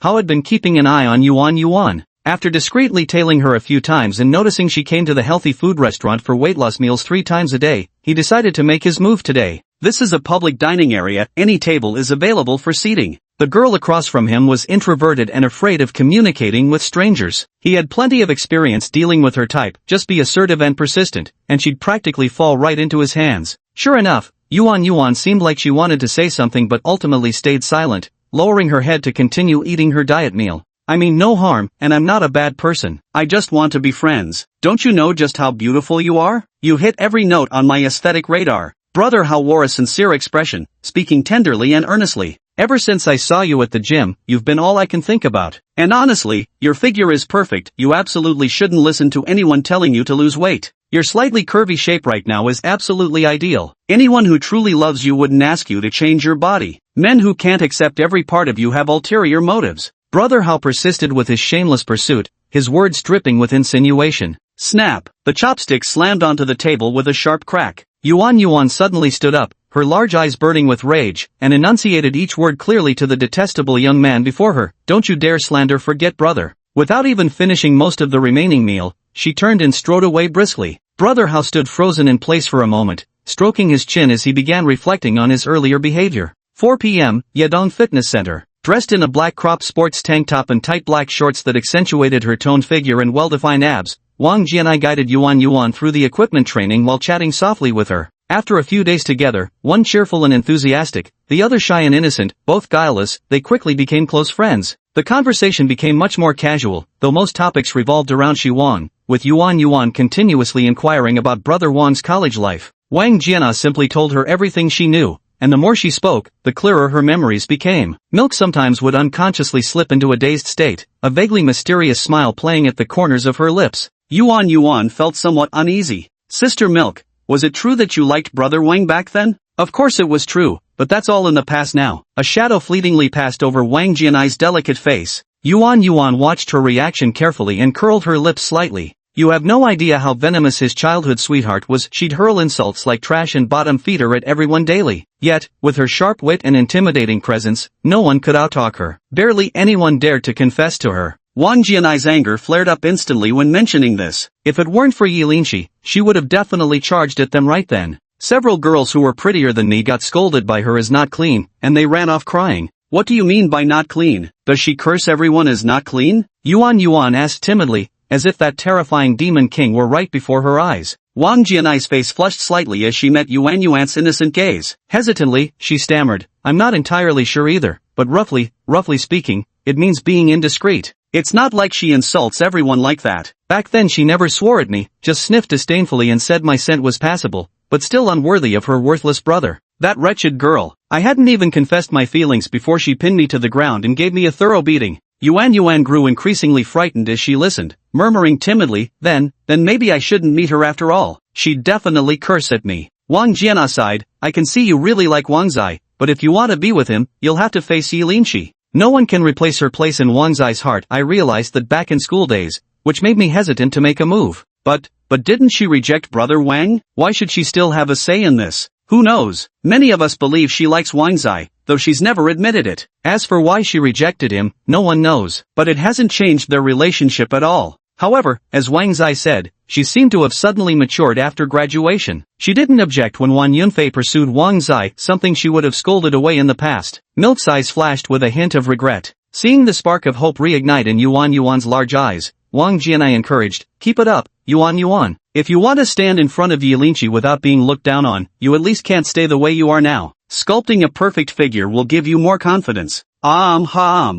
Yuan nodded emphatically. I want to improve. Actually, over these past few days, I've started to enjoy exercising more and more. I've decided to come every day from now on, whether brother Wang is free or not. Watching Yuan, drenched in sweat and fully immersed in her intense workout, Wang Jianai felt a twinge of envy. Yuan had it all, wealth, beauty, and soon, even her one flaw, her physique, would no longer be an issue. Coupled with the vibrant energy of her 22 years, Wang Jianai's eyes flickered with admiration, followed by a heavy wave of melancholy. I'm about to turn 26 years old. Miss Yuan, we meet again. A sudden male voice interrupted Wang Jianai's melancholy. She looked up to see Hao Gu standing beside Yuan, his tight workout tank top and shorts accentuating his muscular physique. Milk frowned. This Hao Gu was reportedly the young founder of a promising startup, already worth tens of millions at his age with cars and property in the capital. With his good looks and toned body plus being single, he was the object of affection for many female trainers at the fitness center. Why are you coming to hit on Yuan? I don't want to talk to you. Yuan turned her head away with visible dislike, categorizing anyone who spoke ill of brother Wang as part of the same villainous group as Wan Yunfei. I wanted to apologize for my rudeness earlier. My phrasing wasn't accurate. Miss Yuan truly deserves to become even better. Whether I'm good or not is none of your business. Please leave. The usually meek Yuan unexpectedly stood firm this time. I just wanted to get to know Miss Yuan first. I believe we have much in common. Wang Jianai couldn't hold back anymore and said solemnly, Sir, my client is currently in a counseling session. Please don't disturb her. Brother Hao frowned. He'd waited several days for this opportunity when Shi Wang was absent. How could he give up so easily? As the saying goes, persistent suitors win fair maidens. Today he absolutely must get her WeChat contact no matter what. A personal trainer wage slave, how dare you kick him out? He glared at Wang Jianai and said coldly, Who the hell do you think you are, talking to a member like that? Don't you believe I'll report you and get you fired? Wang Jianai raised her delicate eyebrows, about to retort, when Yuan's figure, half a head taller than her, stepped in front protectively. Don't you bully milk sis. Go ahead and complain. Let's see whose side manager Wei takes. Hao Ji's expression shifted slightly. He hadn't expected this private female instructor to become so close with his target in just a few days. He quickly softened his tone and put on an innocent smile. I was just joking. Of course I wouldn't actually report her, but my feelings for Miss Yuan are sincere. Let me guess what those sincere feelings really are, shall we? Someone interrupted him mid-sentence. Chapter 30, Taking Delivery and Receiving Equity. Forgotten brother. Yuan cried out in delighted surprise. Didn't you say you couldn't make it today? Wang Jianai looked at the man's tall figure and inexplicably felt a weight lift from her shoulders. I finished early, so I came over. Shi Wang smiled and greeted the two of them, then turned to face Hao Gu, who was sizing him up with a wary look. So you want to pursue my Yuan? He asked with an amused expression. Hao Gu couldn't quite figure out the depth of this man's background. He seemed to potentially belong to the same tier as Yuan. Though intimidated, showing weakness now was out of the question. Good. I genuinely like Miss Yuan and want to get to know her first. What does that have to do with you? You're not her boyfriend. You have no right to stop others from pursuing her. At this moment, numerous fitness influencers and female personal trainers who followed Hao Gu, including Hui, had begun subtly edging closer, their ears pricked to eavesdrop on the conversation. For them, having the prey they fought over suddenly leave the hunting grounds to chase someone else was hardly a happy occasion. At this moment, the looks directed at brother Hao were filled with resentment. Of course, they felt just as displeased with the other party, Yuan and her group. Overall, everyone just wanted to watch the drama unfold without taking sides. In fact, they were even hoping for a fight to break out. Sincerity? Shi Wang noticed the purple glow emanating from the man and quickly scanned the room before activating the wish prompt in his mind. Then let me take a guess at your so-called sincerity. That startup company of yours has run out of cash flow and is on the verge of bankruptcy. You urgently need funds to survive this crisis, or else the millions you invested will go down the drain. So you set your sights on Yuan, who comes from a wealthy family, hoping to win her over quickly and use her family's money to plug the hole in your company. Am I guessing right? Brother Hao's face instantly turned pale. He staggered slightly before steadying himself, gritting his teeth with fury as he spat. You're slandering me. If you don't want anyone chasing your girl, then just say so. There's no need to spread lies like this. You. He wanted to spit out a few more threats, but when he met Shi Wang's smiling face and icy gaze, a chill ran down his spine. Every detail about his company's situation and even his undisclosed plans had been laid bare. How could he doubt this man's background now? Who knows, perhaps his every move had been monitored by bodyguards the moment he started trailing Yuan. Fear-stricken and lost in wild conjectures, Brother Hao dared not utter another word. Clenching his teeth in frustration, he stormed off. Along the way, he caught the suspicious glances from women around him and knew his reputation at Yedong Gym was ruined. The gym bunnies and fitness coaches observing the scene were now eyeing the tall, well-built young man with the predatory hunger of wolves spotting a rabbit. Just a few words had exposed the dirty secrets of their celebrity member Brother Hao. A man of immense connections, openly chased after by wealthy beauties, this was the ultimate diamond bachelor they'd been dreaming of. You say he lacks Brother Hao's physique? Please, sis never cared about money, this is exactly her type, tough and durable. Once she works her magic and drains him dry, he'll slim down naturally anyway. Wang Jianai gazed at her old classmate who was commanding the situation with ease. Lost in a daze for a moment, she quickly snapped back to reality,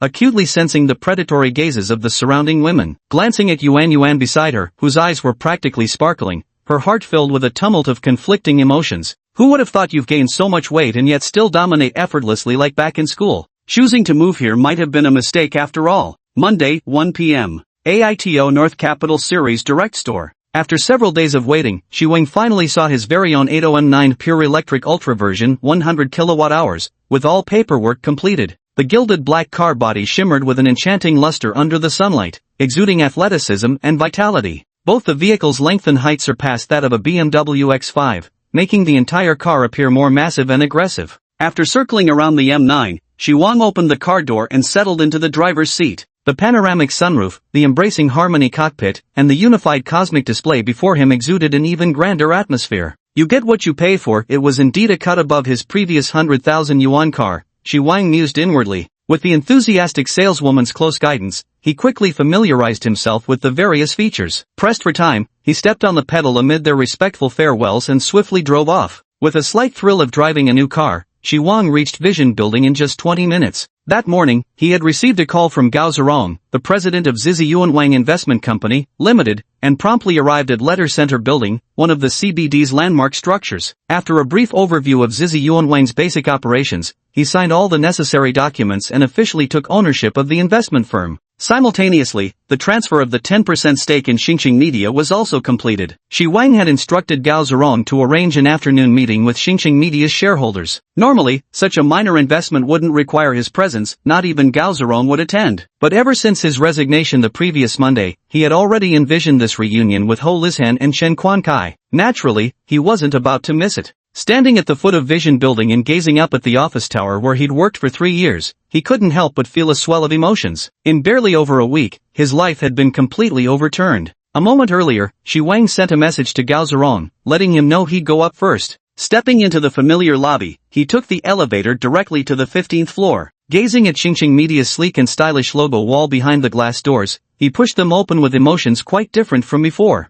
Hello sir, how may I? Oh, wait, you're Shi Wang? The receptionist, the petite and pretty Xiao Zhang, stood up to greet him but unexpectedly recognized this colleague who had resigned just a week ago. Wow, you've changed so much. You've noticeably slimmed down and look incredibly energetic. Shi Wang nodded slightly in greeting. Xiao Zhang had been at Star Truth Media for nearly a year now, making her a relatively familiar face. The turnover in his former creative department was staggering. Thanks to the harsh Chen Quankai, most employees didn't last 6 months before quitting. Only those burdened with heavy pressures, like him, endured for so long. That's why, when he resigned, none of those indifferent colleagues had even batted an eye. I have an appointment with Mr. Qi this afternoon. Could you please notify him? Xiao Zhang looked at him with confusion, hesitating as if wanting to say something, then sat down and quietly picked up the phone to make a call. Shi Wang faintly overheard her mentioning Shi Wang at the front desk and wants to see Mr. Qi, assuming she was speaking to the secretary and paid it no mind. To his surprise, within moments, accompanied by hurried footsteps, Ho Lishan and Chen Quankai arrived together at the front desk. Shi Wang gave a half-smile as he glanced at Xiao Zhang, who lowered her head in shame and remained silent. Shi Wang, came a suppressed but furious shout. Ho Lishan strode forward with commanding presence and glared at him coldly. Chen Quankai, who followed closely behind, said nothing though his face was contorted with rage. The divorce proceedings had been tormenting him all week, and that anonymous tip-off letter to his wife had clearly been this bastard's doing. If only the difference in their physiques hadn't made the fight unwinnable, he would have lunged at him already.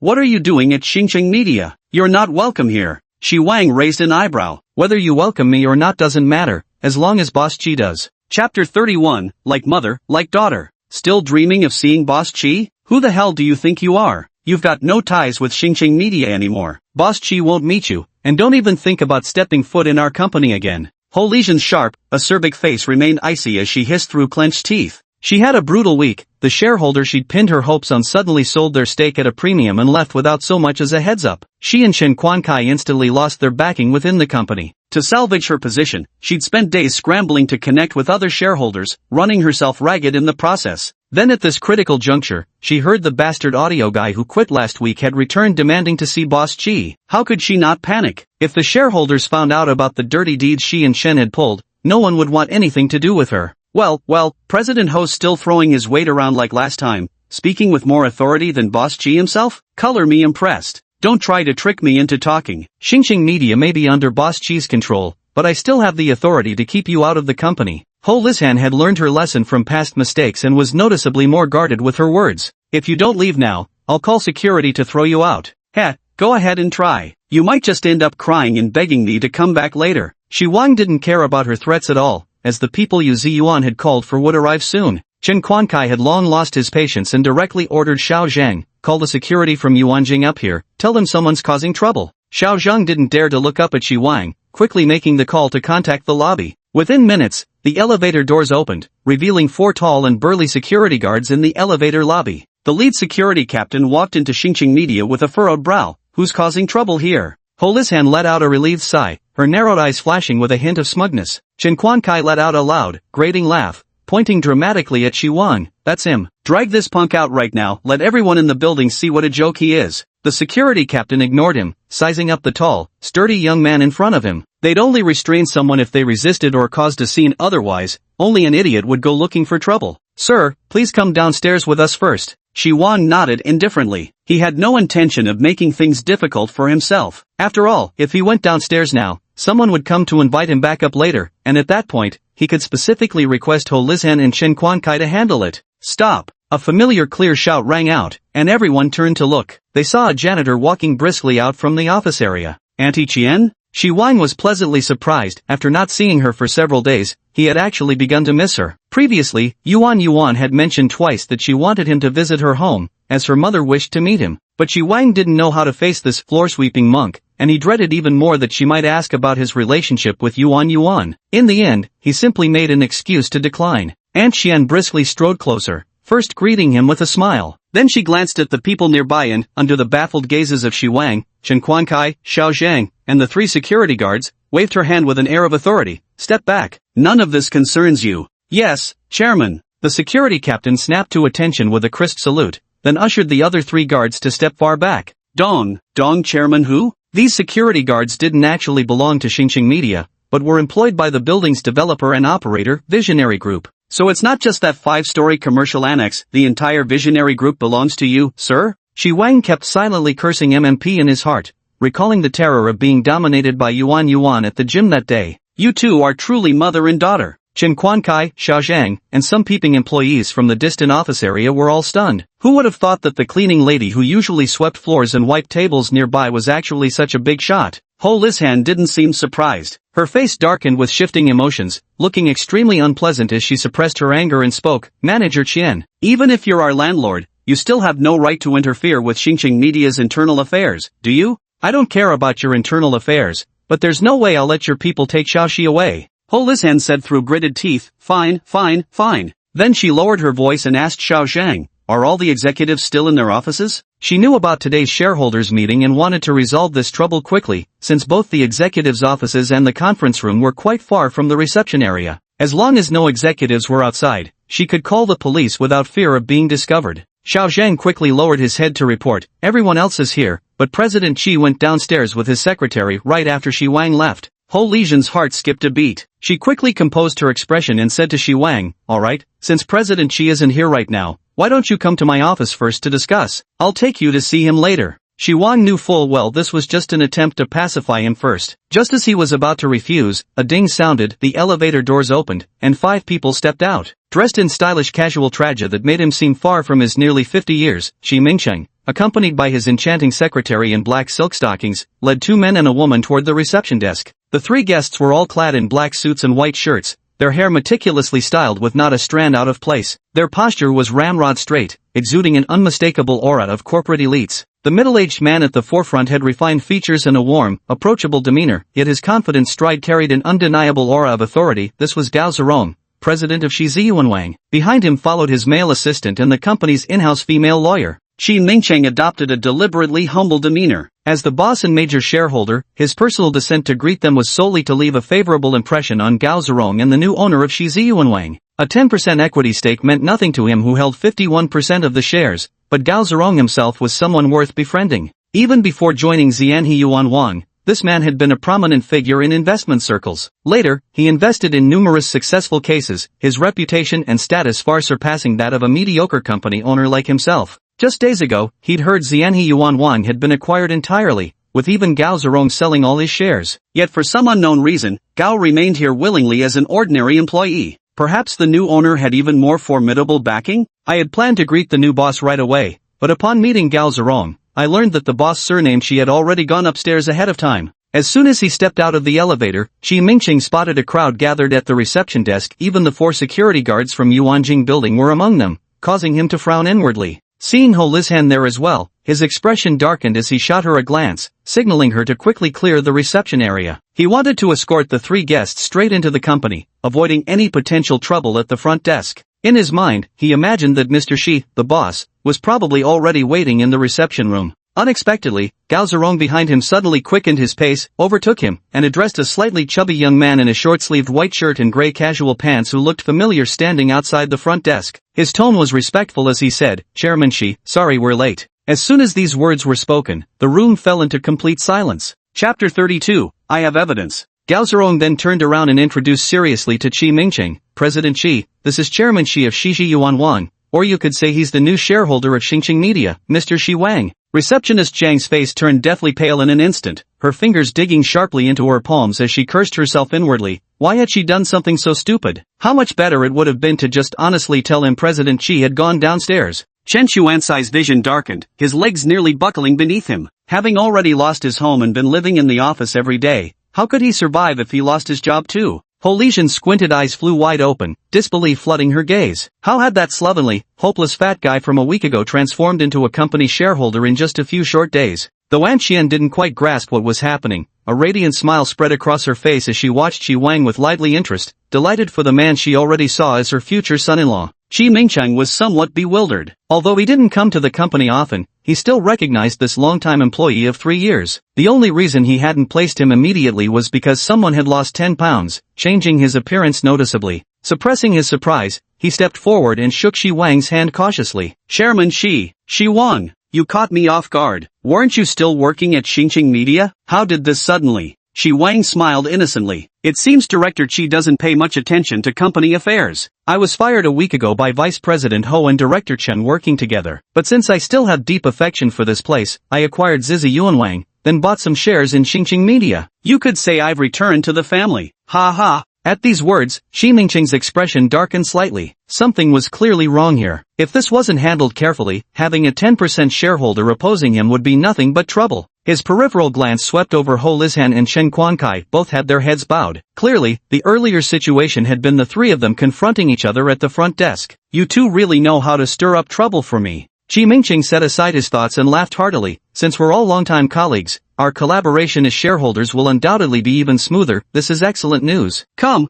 let's go inside and continue our conversation." With that, he had his assistant lead Xi Wang, Gao Zerong, and the rest of the group to his office while he subtly slowed his pace, moving closer to Auntie Qian. He muttered under his breath, "President Qian, what brings you here to join the fray?" Aunt Qian shot him a glance and scoffed, My future son-in-law has been bullied nearly to death by those two. I'm here to stand up for him. Chi Mingcheng froze momentarily before asking in confusion, and your future son-in-law is? His eyes suddenly widened with realization as he gasped, Shi Wang? If he remembered correctly, President Qian only had one daughter, which meant this kid would eventually become the heir to Vista Group too? What kind of background does this guy have, who's been slaving away under his nose for 3 years? To think he made an investment titan sell his shares and immediately become an employee, then caught the attention of a billionaire CEO who wants him as a son-in-law. Who would have thought such a deadly predator flower was hidden in his humble little garden? Chi Mingcheng walked toward his office with complex emotions, gradually forming a plan in his mind. Half an hour later, the new shareholders meeting was held in the conference room of Star Truth Media. 6 shareholders, 1 CEO plus 3 vice presidents, along with 3 representatives from Shishi Yuan Wang, attended the meeting together.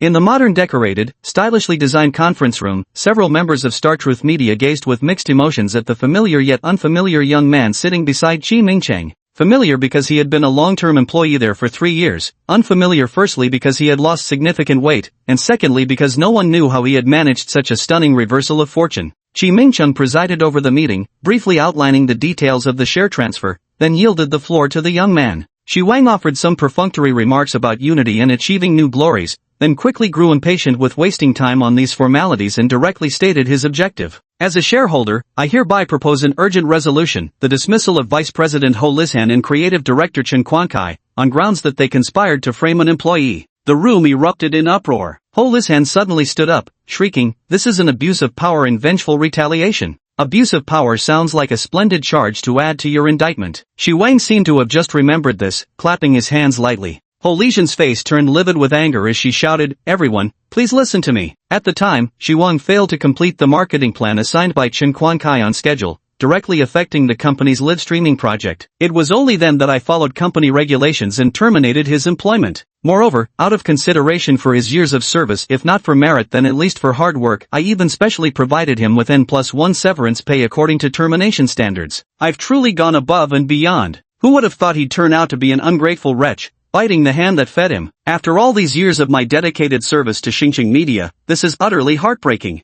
Ho Lishan's impassioned speech made several small shareholders and management team members hesitate, as they all turned their gazes towards Chi Mingcheng. Ahem! Chi Mingcheng cleared his throat slightly and began speaking. This matter was briefly discussed between Chairman Shi and me in the office earlier. The specific process differs somewhat from what Xiaoho described, so further investigation is still needed. Personally, I trust Chairman Shi, but everyone is welcome to freely share their opinions. Hearing these words sent shivers down Ho Lishan's spine. She hadn't expected President Xi to reveal his inclinations so quickly. Unable to help herself, she cast a pleading glance at a certainly stockholder sitting diagonally across from her, the new backer she had painstakingly secured through days of efforts. Li Cheng hesitated for a moment. Though Ho Lishan's position as vice president wasn't particularly high in the company hierarchy, she would still make a valuable addition to his faction. Giving up on her now would be such a waste. He cleared his throat and spoke with an air of righteousness. Xiaoho is a founding member of the company and also the vice president. Dismissing her without any fault would be inappropriate, both for her and the company. Moreover, both of them hold critical positions. Their sudden departure would significantly impact the company's operations, not to mention the considerable expense of the N+1 severance package. Shi Wang suddenly interjected, so, CEO Li, are you suggesting that as long as the position is important, one can blatantly violate company policies without consequences? Your stance seems to align perfectly with Ho Lishan's. Li Chang frowned, Director Shi, that's an unfair accusation. Company policies naturally apply equally to all, but they haven't violated any. Both sides are merely asserting their own claims without evidence. I have proof. Ho Lishan suddenly stood up, scanning the room with particular emphasis on Shi Wang, her eyes gleaming with profound triumph. After that meeting, as usual, I arranged for someone to prepare a paper copy of the meeting minutes. It clearly stated the meeting date, the person responsible for the proposal, and the deadline, with my signature confirming everything. Chapter 33, sorry, but I have proof too. With that, Ho Lishan pulled out a thick set of meeting minutes from the folder in front of her and had everyone pass them around. At the same time, she secretly breathed a sigh of relief in her heart. On the day she fired Shi Wang, she had felt uneasy and deliberately fabricated this meeting record as a precaution. Li Chang carefully flipped through the document and felt somewhat reassured. He spoke with confidence. Although it's not an official OA document, such a detailed meeting record couldn't have been fabricated on short notice. Chairman Shi, it's not that I don't trust you, but let's just drop this matter. We shouldn't let personal conflicts affect company operations. Shi Wang leaned back comfortably in his chair, ignoring Li Chang, and said to Ho Lishan, "Good. We can add another charge against you for document forgery." He glanced around, particularly locking eyes with Li Chang without hesitation, then picked up the phone from the table. "You want proof? I've got some too."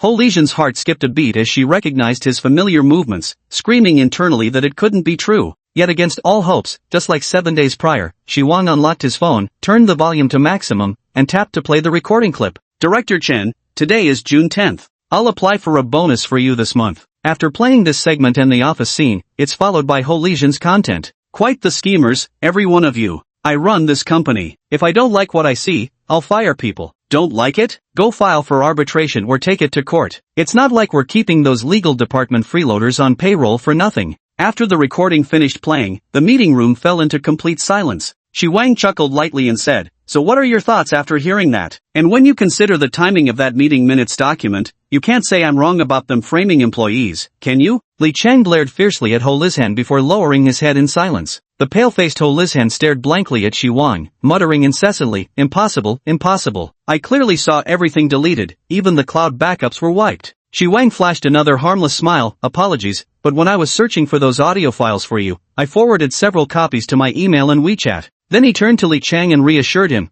"President Li, no need to worry about paying them N+1 compensation this time, right? Violating company policies this severely, and multiple breaches at that, compensation is certainly off the table. Of course, President Ho has every right to file for labor arbitration. As she said in the recording, the company shouldn't keep its legal team idle for nothing." "Ha!" Li Chang stared at the teacup before him, lost in thought, seeming completely unaware of his surroundings. The others present secretly congratulated themselves for not stepping forward earlier, otherwise they'd both be exposed for poor judgment and offend this new shareholder who appeared to have an unusually close relationship with President Qi. Qi Mingcheng, delighted that his assessment had proven correct, declared decisively, "Dismissing a vice president is no trivial matter. Let's begin the shareholder vote." Shi Wang sat happily in the chairman's office, chatting with Qi Mingcheng, Auntie Qian, and Gao Zerong. During this time, Aunt Qian was also introduced to Gao Zerong. Though they had never met before, they had each heard of the other's reputation. Gao Zerong looked at his mysterious boss, whose hand was being held by the head of Vision Group, Ms. Qian, a woman with a fortune in the billions, as if he were a beloved nephew. It made him marvel at the depth of his boss's connections. Shishi Yuan Wang originally belonged to a mysterious and unfathomably well-connected trust, with Gao Zerong holding only a minority stake. The sudden decision to change ownership and buy back all his shares not only came with an offer he couldn't refuse but also included massive compensation in the form of shares from other companies. The only condition was that he stay on at Shishi Yuan Wang to assist the new boss. Gao Zerong wasn't foolish. He could clearly recognize the relationship between his new boss and the original trust company, so he signed the agreement without hesitation. It seemed now that the other party indeed had considerable influence. Shi Wang had his hand firmly gripped by Auntie Qian and felt increasingly restless. He couldn't withstand the eager look in her eyes, that particular gaze reserved for prospective sons-in-law, and feared she might drag him and Yuan off to get marriage certificates any moment. In this desperate moment, inspiration struck him. "Auntie Qian, Yuan, and I have daily gym sessions. We're already running late. She must be waiting for me." "Oh, right. I totally forgot. Shouldn't keep you two from your date, or Yuan would blame me. Go on now. Just come visit Auntie when you're free." Shi Wang exchanged quick greetings with the other two, not even waiting for Gao Zerong before hastily making his exit. After casually strolling to Happy Fit Gym and changing clothes, Shi Wang arrived on the second floor where Yuan had already begun exercising under Wang Jianai's guidance. The noticeably slimmer Yuan was wearing slightly form-fitting workout attire today, making Shi Wang unable to tear his eyes away. As the big-boned girl shed weight, her previously hidden charm began to shine through. The hollowed cheeks accentuated his striking facial features, giving them a more sculpted, almost exotic appeal. As for her figure, whether naturally endowed or enhanced by the fitness prodigy effect, Yuan had lost weight precisely where needed while retaining all the right curves, making her proportions even more pronounced. Truth be told, Wang Jianai and Yuan also did a double take when they saw Shi Wang. His weight wasn't the only thing dropping, his height was gradually increasing too. The combined effect was undeniable. Compared to just a week ago, he'd become noticeably more handsome. By now, Milk had grown accustomed to these two and their freakishly rapid weight loss. Since their medical checkup showed all indicators were optimal, he figured, just keep training. At the current pace, we'll reach the goal in just a month and a half. Shi Wang casually chatted with the two for a few sentences before starting strength training. But as time passed, all three of them noticed something was off. Without anyone realizing when, a circle of fitness influencers and female personal trainers had gathered around them. Each had an outstanding figure, and their sportswear was particularly eye-catching, minimalistic in material, a sight that could easily derail one's focus. Some with flexible backs were doing squats facing away, those with slender waists arched their stomachs proudly, while the well-endowed naturally focused on chest expansions. From time to time, someone would even throw a flirtatious glance his way. With so many free perks coming his way, Shi Wang felt dazzled and overwhelmed, his heart pounding with excitement. It made his workouts feel even more energizing. Tisk first doubt Hao Ji, then understand Hao Ji, and finally become Hao Ji. He watched the scene, boiling with rage, while the two beside him equally seethed with fury. Yuan and Wang Jiana gritted their teeth in frustration at the sight of these roasted chickens. Seeing someone else looking at them with such relish only stoked their anger further. Milk cleared her throat softly and said, Wang Zi, I think your movements are quite standard now, and your strength is about right. You could totally keep up with aerobic exercises at home on your own, so there's no need to come to Yedong every day. Ha! Shi Wang was baffled. I paid for a membership and hired you as a personal trainer, only to end up practicing alone at home? Besides, whenever you're here, Yuan always gets distracted, which seriously affects her training progress. Shi Wang frowned, his face full of disbelief. How could that be? Yuan looks forward to my visits the most, she can't even keep practicing without me by her side. Nonsense. Yuan's pretty face tensed as she flatly denied him. Milk sis is right. Brother Wang really does distract me when he's here. From now on, you should just practice at home. Seeing the shock and heartbreak in Brother Wang's eyes, Yuan softened slightly and added, but you can come join us for our diet meals during mealtimes. Shi Wang still wanted to argue further. Leave now, immediately, right this instant, the two women shouted in unison. Chapter 34, Chiming Star. Thursday, 7 a.m. The electric curtain slowly and smoothly parted to both sides, allowing the brilliant morning sunlight to flood into the room. Shi Wang stood before the floor-to-ceiling window, stretching his bare upper body in a big yawn. His weight had already dropped to 162 pounds. With the rate of loss beginning to slow, the next step was muscle building and shaping. With his clear and bright eyes gazing at the distant skyline, he felt somewhat unaccustomed to such sharp vision. Previously, even with contact lenses, he couldn't achieve the level of clarity he enjoyed now. On Tuesday, Shi Wang accompanied Zhu Yongxing for the left eye's intraocular lens implant surgery, capturing some video footage. Yesterday, the right eye surgery was also successfully completed. After settling the wish, he received 1.82 million fusion points, a first-time Purple Wish package, and a limited-time discount offer for vision correction. Shi Wang didn't hesitate to spend 100,000 fusion points to redeem this item originally priced at 8.88 million.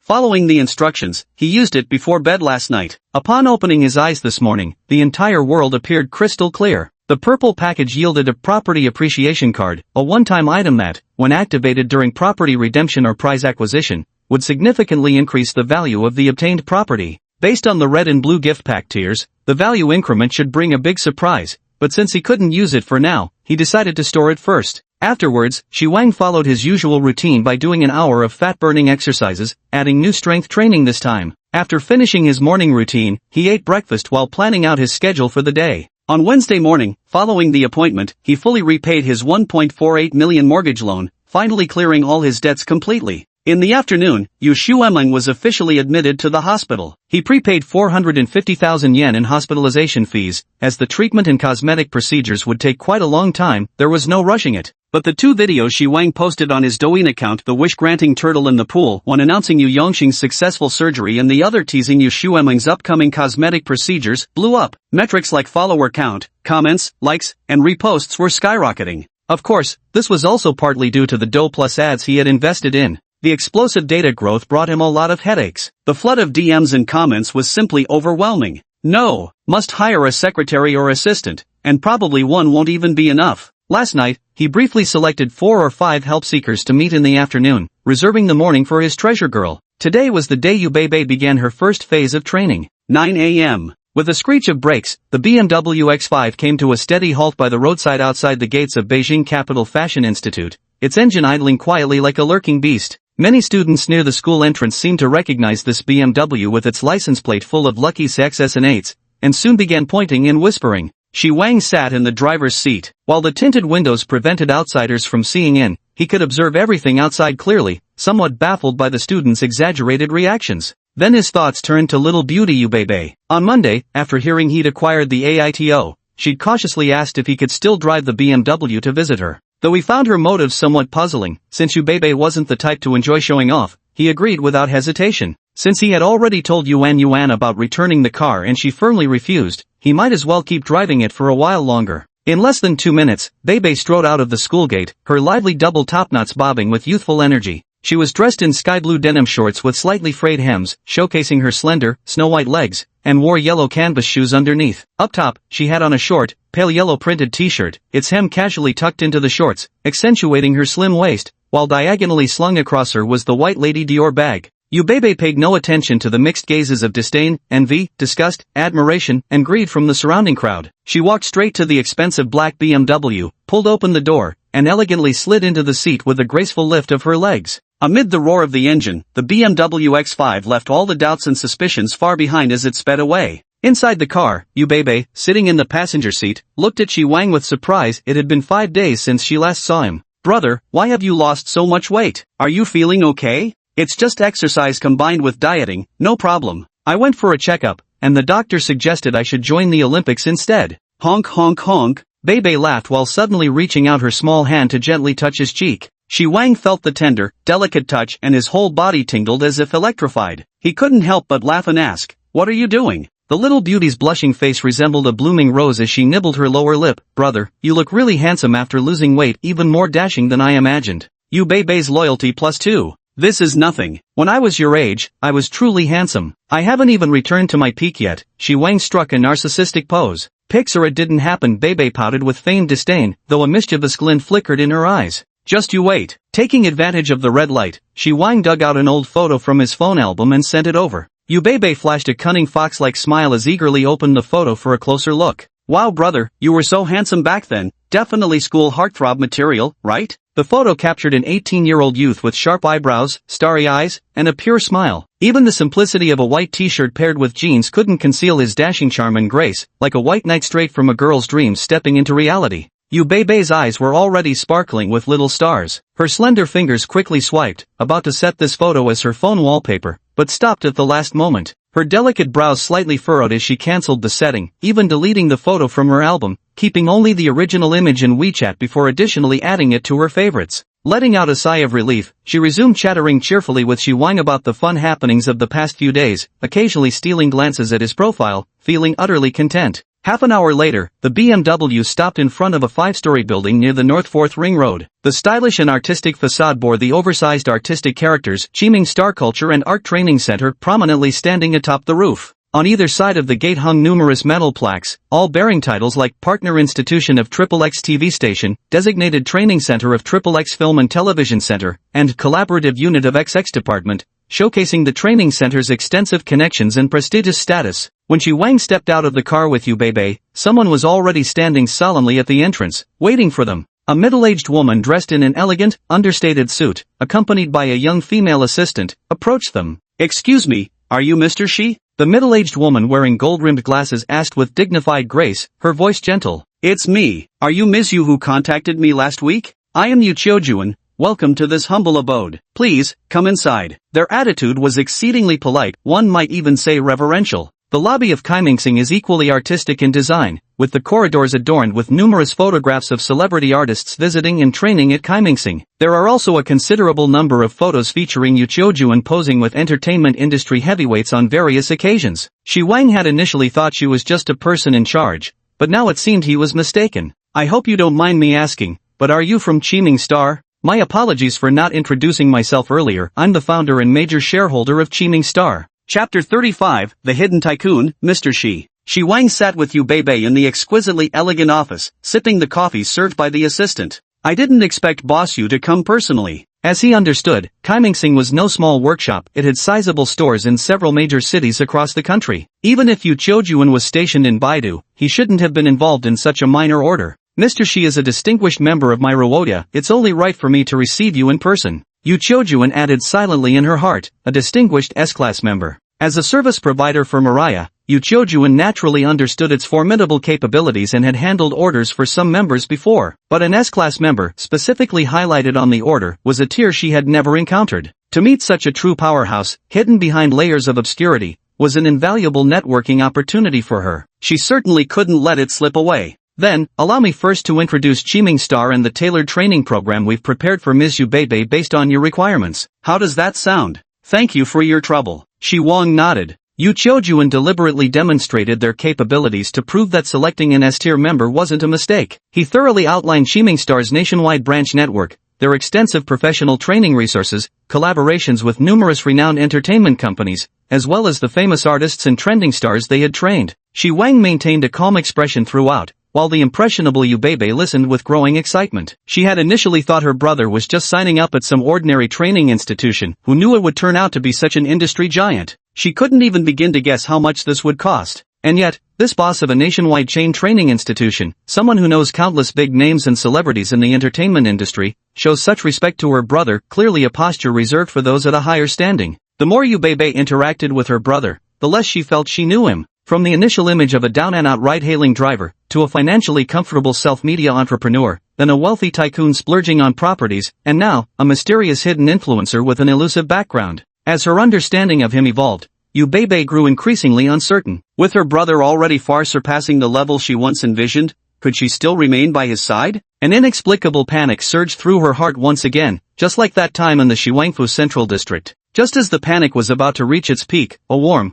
large hand rested on her head and gently ruffled her hair. Yu Beibei turned her head to see her older brother smiling at her. His clear and gentle gaze was like a refreshing breeze, blowing away all her confusion. It also resembled a sweet spring, soothing her heart. Don't zone out, they're already discussing your training plan. I got it, big brother. Yu Beibei nodded obediently. Her heart grew resolute once more, just like the decision she'd made on the night they first met. She must seize this opportunity, seize her future. Yu Beibei's loyalty +5. Shi Wang nodded in satisfaction, unaware that he'd just abruptly interrupted the formation of a golden wish. Yu Qiujuan adjusted his gold-rimmed glasses, calmly observing the interaction between the two while forming a plan in his mind. There was no need to rush, he could take his time building a relationship with this S-tier member. As long as this lovely young mistress was here for training, opportunities would abound. Let me walk you through the detailed training plan for Ms. Yu, which has been customized based on Mr. Shi's requirements. The training is expected to last around 3 months, covering 4 key areas. First is image building, which includes grooming, posture training, temperament refinement, wardrobe coordination, and hairstyling, all aimed at elevating personal appearance and poise to maintain one's best state at all times. The second part is stage performance, including language expression, body language, camera presence, stage positioning,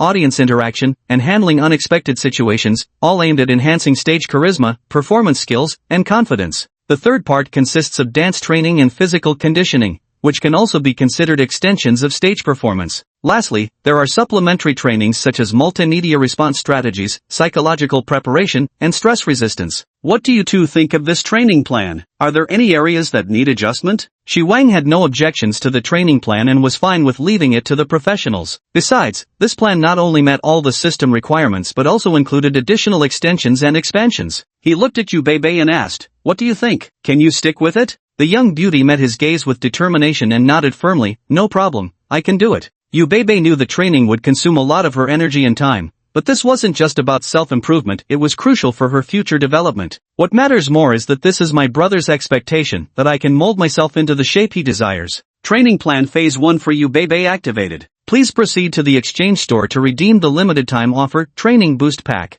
Player will receive real-time updates on all training results and boost pack effects for Yu Beibei. Shi Wang entered the exchange store and saw 2 training boost packages. Stage Star, one-time use item. After activation, doubles the training effects related to stage performance, stage presence, dance practice, etc. Limited time offer, 100,000 integration points. Image Ambassador, one-time use item. After activation, doubles the training effects related to personal image, aura, posture, styling, etc. Limited time offer, 100,000 integration points. Exchange All, designated for Beibei's use. He believed that with these 2 tools, just like Yuan's weight loss, the training speed would greatly accelerate, and soon it would be Yu Qiujuan's turn to be shocked. Let's proceed with this arrangement. Starting today, Beibei can come for training every Thursday morning and on weekends until summer vacation begins. Thank you for your help, Boss Yu. Mr. Shi, you're too kind. We'll assign our most outstanding instructors for the lessons. You can rest assured and leave it to Morningstar. In the morning, Shi Wang, with nothing else to do, observed the entire training session and was extremely satisfied with the teacher's proficiency. As noon approached and classes ended, he took Yu Beibei with him, planning to find a place for lunch before sending her back to class. Neither had any idea what to eat, so Shi Wang simply drove to the nearby Wuluko shopping mall, figuring they could browse around. With so many restaurants, surely something would catch their eye. After parking in the underground lot, they strolled upwards floor by floor.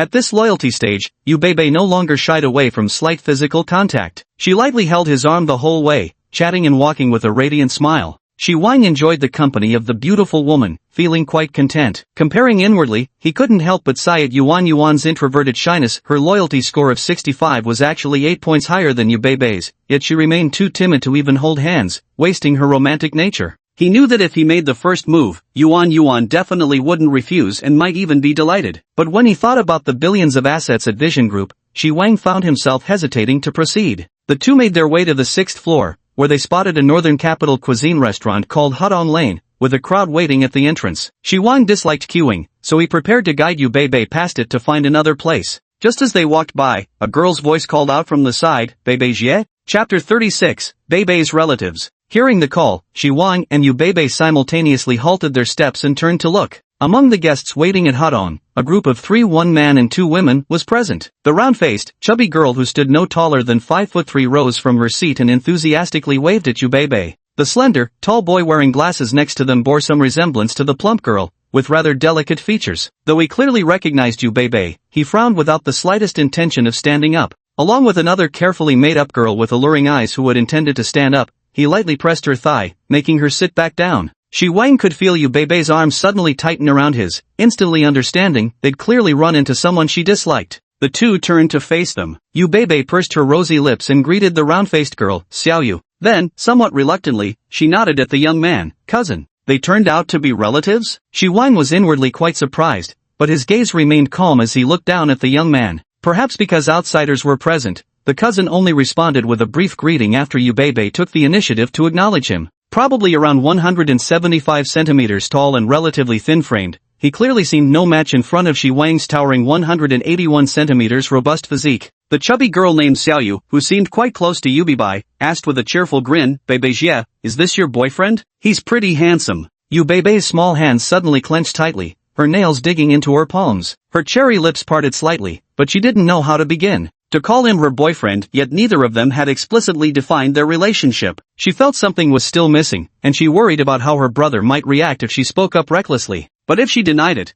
how could she explain why she was so intimately holding a man's arm? Just as she was tangled in her thoughts, a gentle voice sounded by her ear. "Hello, I'm Beibei's boyfriend, Shi Wang." Yu Beibei felt her nose twinge with sourness, barely holding back the tears that threatened to spill. She quickly lowered her head slightly to compose herself, but her arm tightened, pulling his arm securely against her. Big brother is still so understanding. Yu Beibei's loyalty plus 10. Drawing a breath to steady herself, she began the introduction under Xiaoyu's teasing gaze. "Brother, this is my cousin Duan Yu from my uncle's side. She's the same age as me and a freshman at Baidi University of Science and Technology." Then turning to the young man and woman, "This is cousin Duan Yun. He and Xiaoyu are biological siblings. Also at Beek University, he's a junior." Xiaoyu chimed in, "This beautiful lady is my brother's girlfriend, Wenyakiu. She's also a junior at Beek University." They all nodded politely at each other. Originally not particularly impressed by the couple due to her boyfriend's attitude, Wenyakiu's gaze lazily wandered until it suddenly froze. Staring intently at Yu Beibei's Lady Dior bag, she swallowed hard before carefully scrutinizing the pair.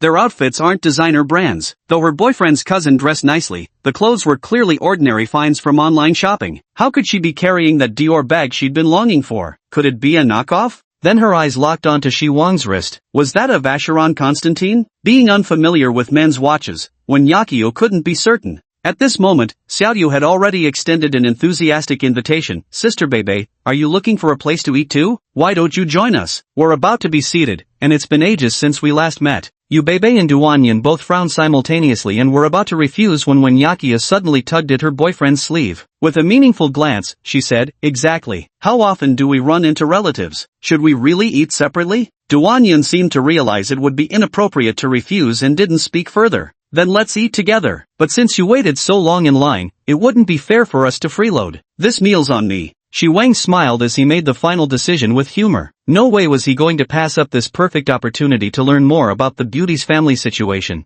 Duanyan's brows relaxed slightly, but then his girlfriend chimed in again. "That won't do, this restaurant isn't cheap either. Let's split the bill evenly." "No need. You're still students, don't fight over paying with a corporate drone like me." Xiaoyu blinked her big eyes in confusion. "Brother Shi, you're already working? You look so young. I thought you were a senior in college." Shi Wang gave her an appreciative look. "You chubby little girl sure know how to play your cards right. Brother's got you remembered now." I'm 26, been working for several years already. Hearing this, Duan Yun puffed out his chest, suddenly feeling reinvigorated. He saw himself as a young achiever with limitless potential, leagues ahead of some wage slave beaten down by society. Making such a big deal over treating someone to a meal, so what if you started working a few years earlier? Once I graduate, I won't even glance at job offers under 30K a month. By 26, I'll already own a car and apartment in the capital. Who'd still be scamming girls by flexing a few years of work experience like you? With a meaningful chuckle, Duan Yun remarked, then you're quite a bit older than Bebe. That's right, 7 years older. Luckily Bebe doesn't mind dating an old man like me. Shi Wang wasn't about to take the bait from this immature kid, brushing it off with playful ease. Stop talking nonsense, you're not old at all. Yu Bebe protested with flushed cheeks, giving his waist an admonishing pinch. Just then, their number was called. The server ushered them through the entrance of Hutonga restaurant. This northern capital-style restaurant naturally boasts decor full of old Beijing character,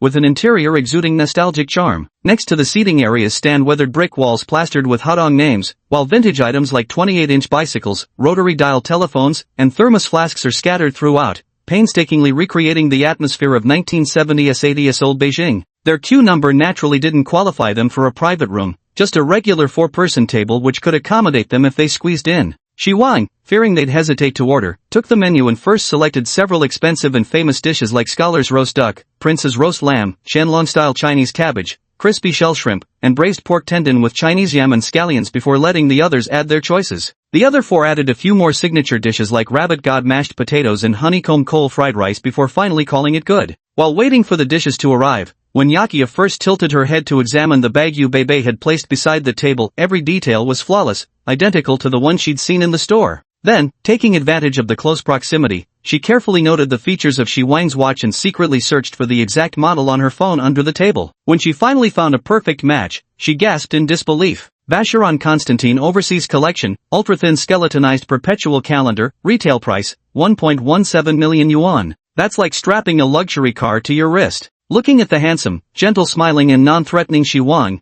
then glancing at her high-spirited boyfriend Duan Yun who was enthusiastically talking about his senior year internship and job prospects, she suddenly felt that this boyfriend she had been quite satisfied with, wasn't quite cutting it anymore. Chapter 37, Sad Memories. The gathering proceeded in a reasonably harmonious atmosphere, without any cliched, brainless conflicts. Although Yu Bebe and Duan Yun didn't get along, they maintained basic courtesy due to their familial ties. Moreover, with Xiaoyu's carefree nature and Wenyakia's deliberate attempts to get closer, Yu Bebe at least enjoyed chatting with these two very much. Shi Wang appeared rather quiet, spending most of his time eavesdropping on their conversations. Unfortunately, no one revealed details about Bebe's family circumstances or the root of their conflicts. The discussion mainly revolved around college life, with only occasional mentions of amusing childhood anecdotes and embarrassing moments from Bebe's past. However, when he heard that Wenyakiu was a third-year public administration major, it suddenly reminded him of a certain dead girl who was in the same year and same program at North University of Science and Technology. Truth be told, due to work and life pressures, he hadn't visited her in a long time. What an irresponsible big brother he'd been.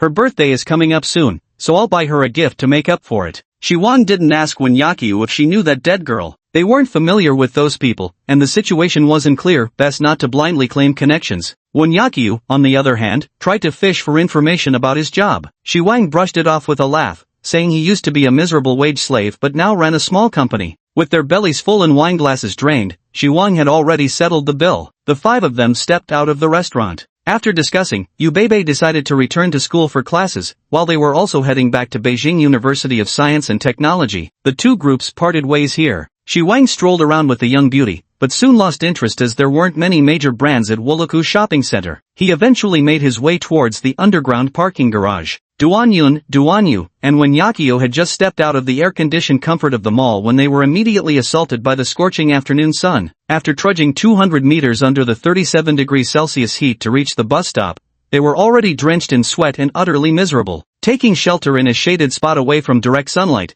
they were still assaulted by the irritating hot breeze, not a hint of coolness to be found. All 3 had lost the energy for conversation, just hoping desperately for the bus to arrive soon. Just as anxiety was mounting, a sleek, large black SUV slowly approached. The cold white double-arrow daytime running lights pierced through like the icy pupils of a predator, while the blue-on-white BMW insignia on the front grille stood out vividly under the sunlight. The three could only watch helplessly as this luxurious BMW parked right next to them. The tinted passenger window rolled down soundlessly, revealing Yubebe's sweet, charming face, the same girl they had just parted ways with, reflected in their stunned eyes. "Hop in, bro, we'll drive you back to school." Her crisp, honeyed voice shattered their days. Xiaoyu was the first to react, shouting, "Brother, she is awesome," before diving straight into the back seat. When Yakio didn't hesitate either, following right behind. Duanyun hesitated briefly, but seeing the other two disappear into the back seat, he had no choice but to brace himself and climb in. As the car smoothly started again, the three of them felt the cool air pouring from the rear vents, feeling as if they'd been given a new lease on life. Stealthily admiring the luxury and sporty interior of the car, they were momentarily speechless. Yakio was relatively composed, having mentally prepared herself beforehand. The siblings, however, grew increasingly tense, sitting stiffly in their seats as if enduring an ordeal. Fortunately, Woolaku was conveniently close to the Beijing University of Science and Technology, and soon the car pulled up at the north gate. The trio thanked Shiwang, stepped out onto the sidewalk, and watched as the black beast with its X5-40 Li badging vanished from sight. Carefree Xiaoyu marveled, "Who'd have thought Bebe's boyfriend was so loaded?" During dinner, "I never would have guessed." After getting off the car, Duanyun snorted disdainfully as he returned to his normal self. "Just a beat-up BMW. You can get one for 200,000 yuan nowadays. Once I start working, I'll be able to afford it within a year." Yakio cast a bewitching but disappointed glance at her boyfriend. Without telling him that this was clearly not the kind of car one could buy for 200,000 yuan, nor mentioning her own discoveries, she walked silently toward the school gates. Inside the BMW X5, the air remained heavy with silence for a long while. Yubebe finally spoke up in a small voice, "Brother, thank you for helping me today." She didn't ask whether his claim of being her boyfriend was true or false. Rather than hear an answer she didn't want, it was better to keep it as a fond thought. "Why thank me? Just seeing Duanyun's changing expressions when getting in the car and during dinner gave me immense pleasure." Yubebe fell silent again momentarily before speaking with difficulty, her voice tinged with sorrow. "My parents died in a car accident when I was little, leaving just me and my younger sister. At the time, our family had one large apartment in the city and a run-down little place on the urban fringe. My uncle handled all the funeral arrangements for my parents. I remember that not long after the funeral, my maternal grandparents and uncle came to our house and had a huge fight with my paternal grandmother. The gist was that the accident compensation wasn't even enough to cover the funeral expenses, and that since my maternal grandparents had funded the city apartment, it had nothing to do with my grandmother. In the end, Grandma took me and my younger sister back to live in our old house on the urban-rural fringe, barely scraping by on government aid and odd jobs. Meanwhile, Uncle's family took everything else and completely abandoned my sister and me." By the time she finished speaking, Yubebe was choked with sobs. Crystal-clear tears spilled continuously from her beautiful almond-shaped eyes, streaming down her porcelain cheeks before splashing onto her clothes. Wang sighed deeply. Cruising along the ring road, he couldn't pull over, so he simply rested his right hand atop her head in a silent gesture of comfort. "Legally speaking, you sisters and grandma all had inheritance rights. You shouldn't have ended up with just that ramshackle old place. What about the compensation payout? Were there any savings at all?" Yubebe slowly wiped away her tears and shook her head. "I didn't understand any of this back then. Grandma was just an old country woman. They berated her for ages with what they claimed was evidence, and in the end, she gave in. My uncle's children both went to the same school as me. Duanyun was older and somewhat more mature back then. Knowing the tensions between their family and ours, she treated me worse and worse. Xiaoyu was simpler, always chasing after me to play ever since we were kids. Even now, it's the same. Though I wouldn't reach out to her myself, we still get along okay." After hearing Yubebe's story, Wang was silent for a long while. Not until they reached the entrance of Beijing Institute of Fashion Technology did he park the car, unfasten his seatbelt, and lean over to embrace the girl, who sat with her head bowed unspeaking. Taking a deep breath of her fresh, sweet citrus fragrance, he murmured, "Don't worry. From now on, no one will bully you, not while I'm here." After pausing for a moment, he added, "Except for me." Yubebe had originally buried her face in the crook of his shoulder, nearly reduced to tears, only to be teased into laughter through her sniffles.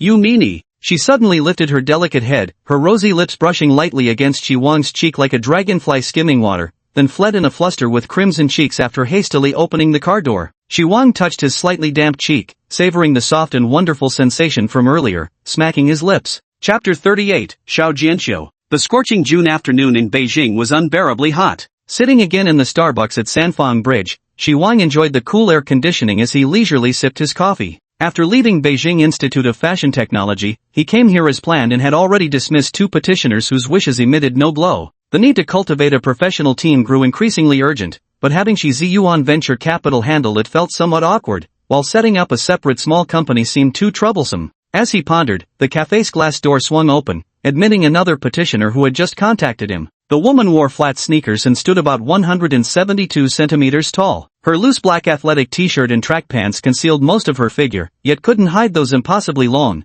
perfectly proportioned legs. Shi Wang had met several women with outstanding figures, whether it was Aini, Yubebe, Yuan, or Wang Jianai, all of them possessed legs with an excellent proportional length to their height, undoubtedly qualifying as golden ratio legs. But compared to this young woman whose legs seemed longer than life itself, they all paled in comparison. She seemed to have confirmed his location from outside the door. With long strides, she quickly approached his desk and gave a slight bow. At Shi Wang's signal, she sat down across from him and raised her head to meet his gaze. She appeared slightly younger than himself, but was clearly no fledgling university graduate fresh out of school. His face was sharply defined, with a gauntness that hinted at malnutrition, a straight, elegant nose and well-proportioned lips, cold, sword-like brows and phoenix eyes that might have been piercing, but their edge was dulled by exhaustion. His expression was icy, radiating an intense air of detachment. A classic example of a mature beauty's features, though somewhat unkempt. Her face bore a dull, dry complexion that clearly lacked proper care, with shoulder-length hair that was dry, split-ended, and disheveled, utterly devoid of any semblance of style. You mentioned in your private message about needing help with raising funds for your brother's surgery? Please explain in more detail.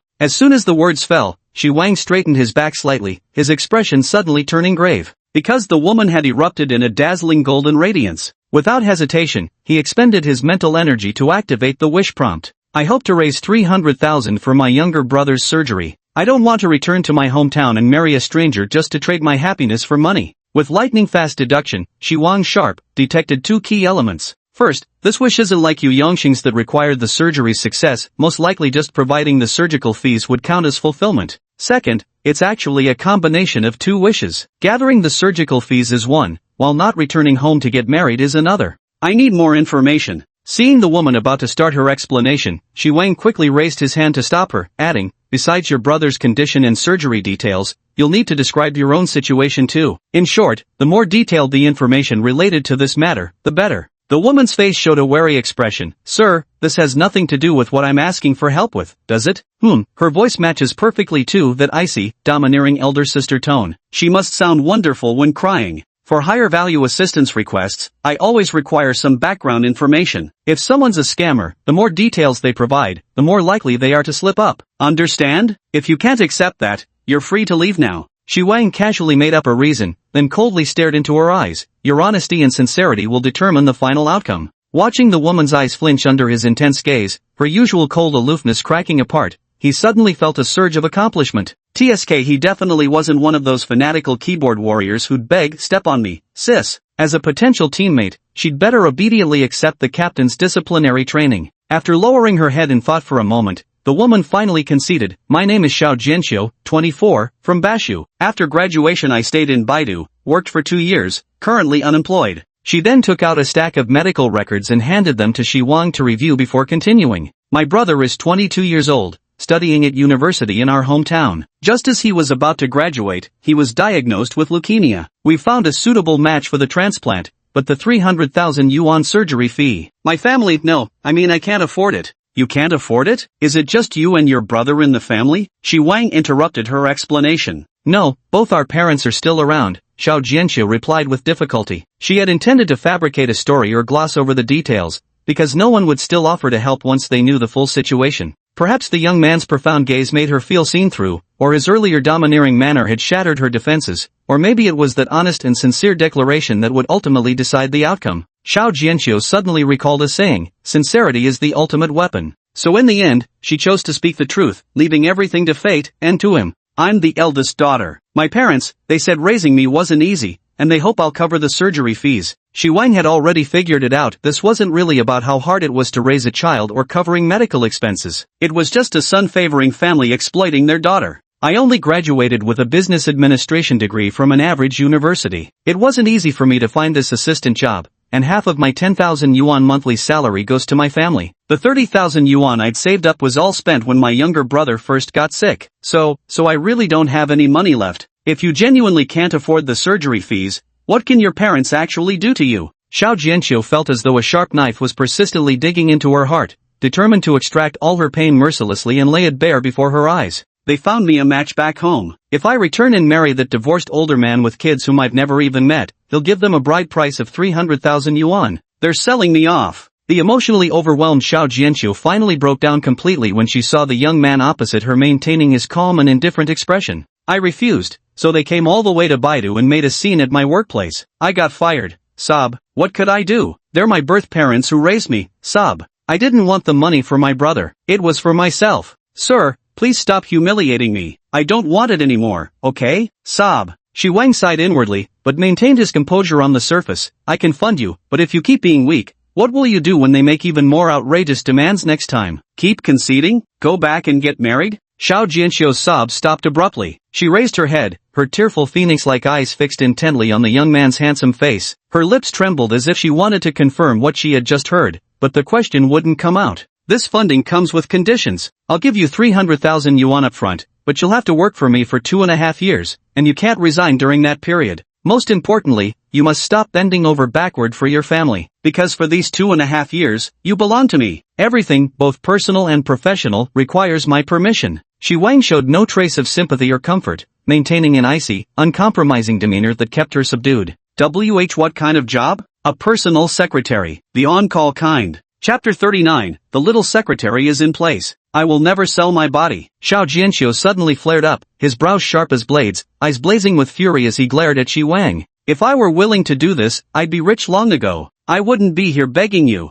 The curious glances from those around him finally cracked the calm facade Shi Wang had been maintaining. A hint of embarrassment surfaced as he hastily lowered his voice to explain. Don't get worked up. I'm not asking you to compromise your integrity. This is a legitimate job, completely above board. Xiao Jianxiu relaxed slightly, yet remained as wary as a bristling kitten, keeping a vigilant eye on the other person. Shi Wang sighed helplessly and explained, I have my own company, but this Douyin account is independently operated, everything from filming and editing to posting and screening contacts like you who reach out for help. Right now, I'm completely overwhelmed, but this isn't part of the company's business scope, it's purely a personal interest of mine. That's why I wanted to hire a private secretary or assistant to help me manage the Douyin account. Understand? Xiao Jianxiu blinked, somewhat grasping the situation, and finally returned to her usual composed demeanor, though still hesitant. Although my previous job could be considered a business assistant or administrative secretary position, it wasn't specifically related to Douyin operations. You can hire professionals to help you, this job can't be done by one person alone. My plan is to establish a team of 3 or 4 people,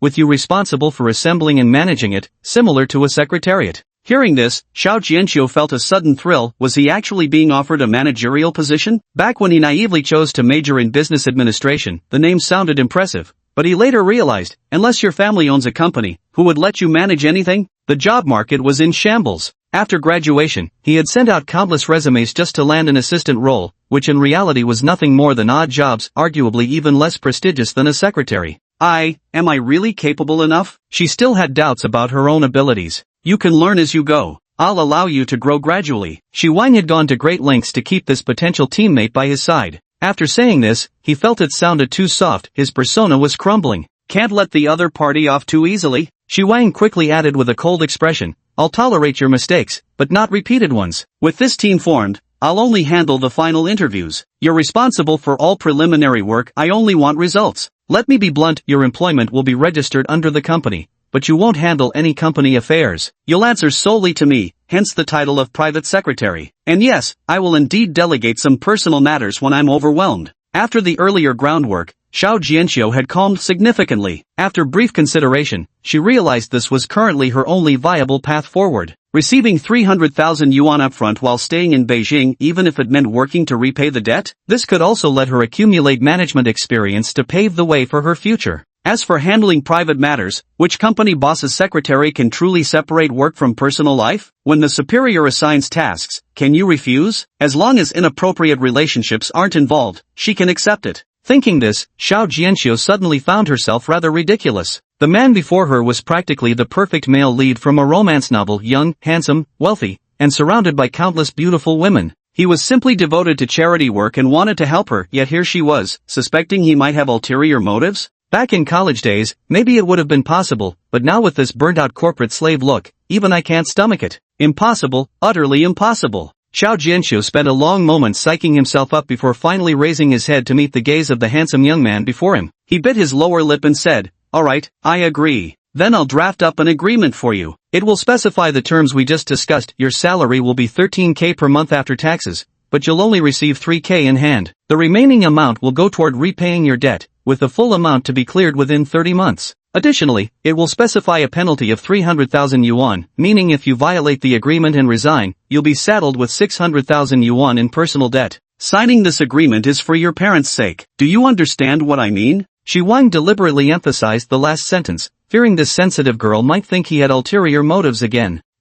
Perhaps having ulterior motives isn't entirely wrong. Xiao Jianxiu carefully pondered the meaning behind his words, when suddenly her eyes lit up with realization. With this agreement in hand, her parents would know she had to stay in Baidu for work for 2.5 years. They couldn't force her to return home and marry anymore. Who would marry a woman burdened with 600,000 in debt? Keeping only 3,000 for herself each month meant her parents would have no grounds to ask her for money. Life would be tougher, sure, but renting a cheap shared apartment and cooking her own meals meant even 3,000 would be more than enough to scrape by. He had thought of everything. Xiao Jianxiu's usual aloofness melted away as he looked gratefully at Shi Wang. I understand. Thank you, sir. Shi Wang nodded in satisfaction. At least this one wasn't a fool, otherwise he'd never be cut out for private secretary work. Picking up his phone, he sent Gao Zerong a WeChat message briefly outlining the agreement terms, then instructed his future assistant secretary. Someone will deliver the contract shortly. For now, stay here with me while we interview the remaining 2 petitioners. Consider it a chance to learn the ropes. Oh, and my name's Shi Wang. Xiao Jianxiu immediately understood his boss was passing down valuable experience. From now on, his job would be to filter out scammers, ensuring every candidate reaching his boss for final review genuinely needed assistance.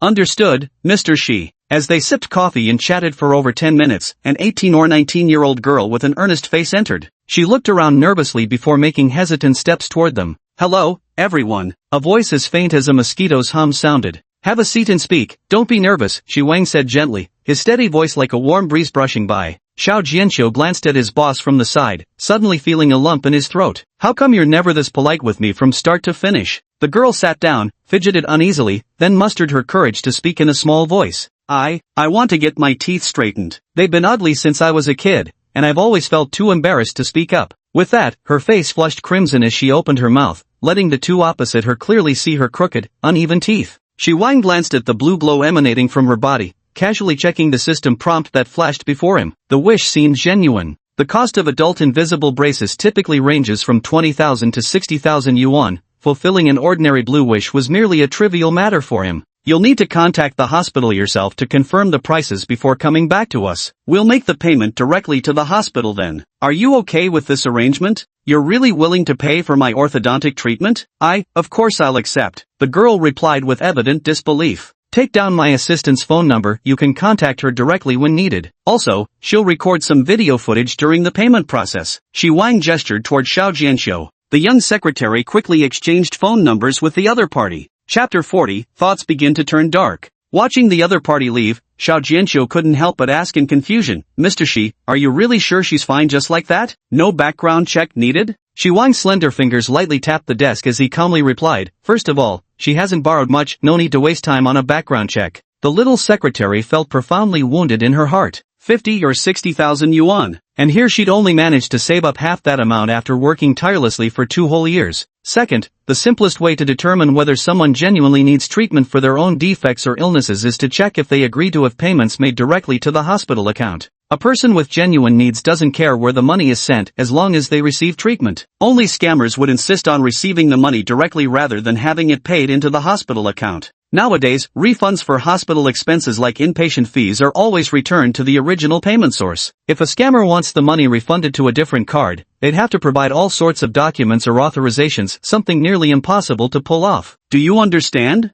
Xiao Jianxiu nodded thoughtfully. The last person seeking help was a kind-looking, heavy-set auntie, quite unexpected that she'd stumbled upon his account through Douyin. Despite her honest appearance, Auntie proved surprisingly eloquent, relentlessly recounting her family's hardships and never-ending misfortunes. She detailed how their financial situation had worsened since her husband was diagnosed with uremia. With her husband losing both his ability to work and their sole source of income and without medical insurance, Auntie struggled by working 4 to 5 jobs herself, supplemented by donations from kind-hearted people, just to cover the exorbitant cost of his 4 weekly dialysis sessions. She even presented evidence such as a diagnosis from several years ago, recent payment receipts, and photos of her husband during dialysis. Unfortunately, the plump aunt never showed any glow of wishes. Shi Wang's attitude grew increasingly cold. If he'd been alone, he would have chased her out long ago, but Xiao Jianxiu was also present, so he needed a proper excuse. Just as he was struggling, the plump ant seemed to sense his disinterest. In her anxiety, a purple glow unexpectedly flashed around her. Shi Wang's spirits lifted as he wondered, could I have guessed wrong?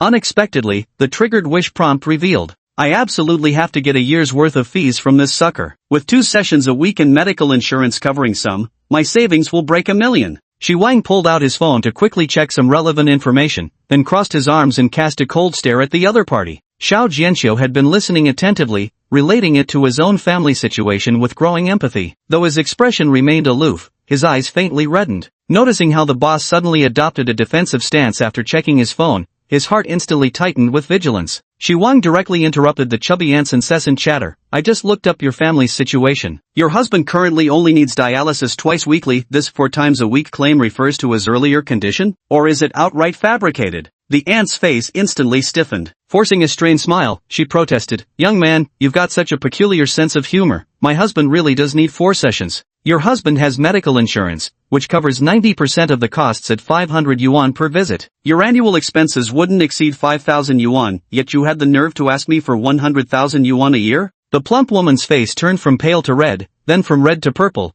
her words completely choked in her throat. Moreover, I see you have over 900,000 yuan in your bank account, don't you? What a fantastic way to get rich. Shi Wang delivered the final blow. You're a monster. How could you know that? The plump woman's face turned ashen, her eyes filled with terror. She didn't have time to say anything else. Grabbing the documents from the table with astonishing agility and speed, she bolted out in a flash. Xiao Jianxiu could no longer maintain his composed demeanor by the side. His phoenix-like eyes were filled with shock and lingering fear as they fixed on Shi Wang, his body trembling slightly, whether from fright or excitement, it was hard to tell. Just what kind of background does this boss of mine have? To dig up all someone's information so clearly in such a short time is terrifying. Thank goodness I chose honesty and openness back then instead of trying to be clever with him, otherwise wouldn't I be in the same boat as that plump auntie right now? Thinking back to that moment, when the boss reminded me with those words, my information must have already been all in his phone. Yes, that's exactly it. Xiao Jianxiu's mind was racing with wild assumptions. Shi Wang stole a sidelong glance at her shocked expression before leisurely taking a sip of coffee.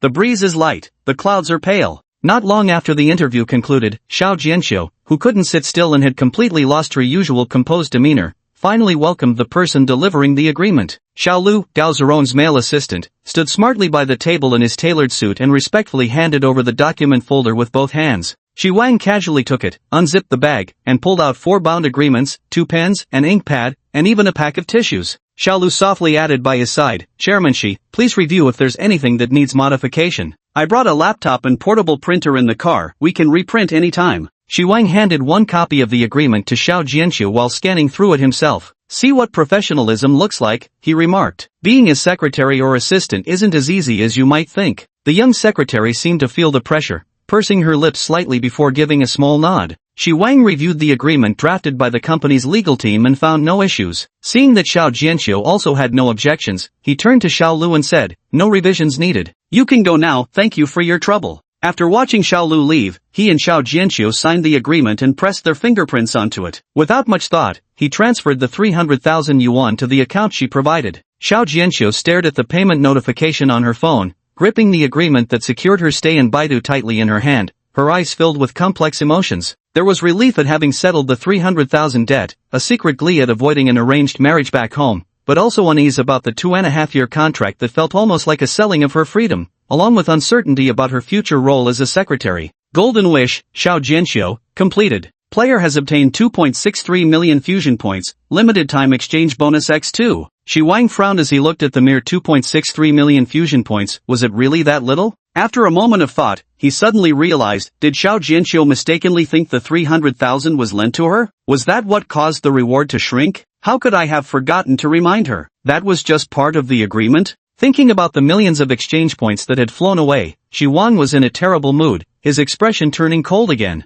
Xiao Jianxiu noticed the boss had regained his aloof and domineering CEO persona. Uneasy, he instinctively mirrored the icy demeanor. Candidate, Xiao Jianxiu. Loyalty, 20. Experience points, 0. Xiao Jianxiu's training plan updated. Phase 1, improve skin and hair quality to excellent level.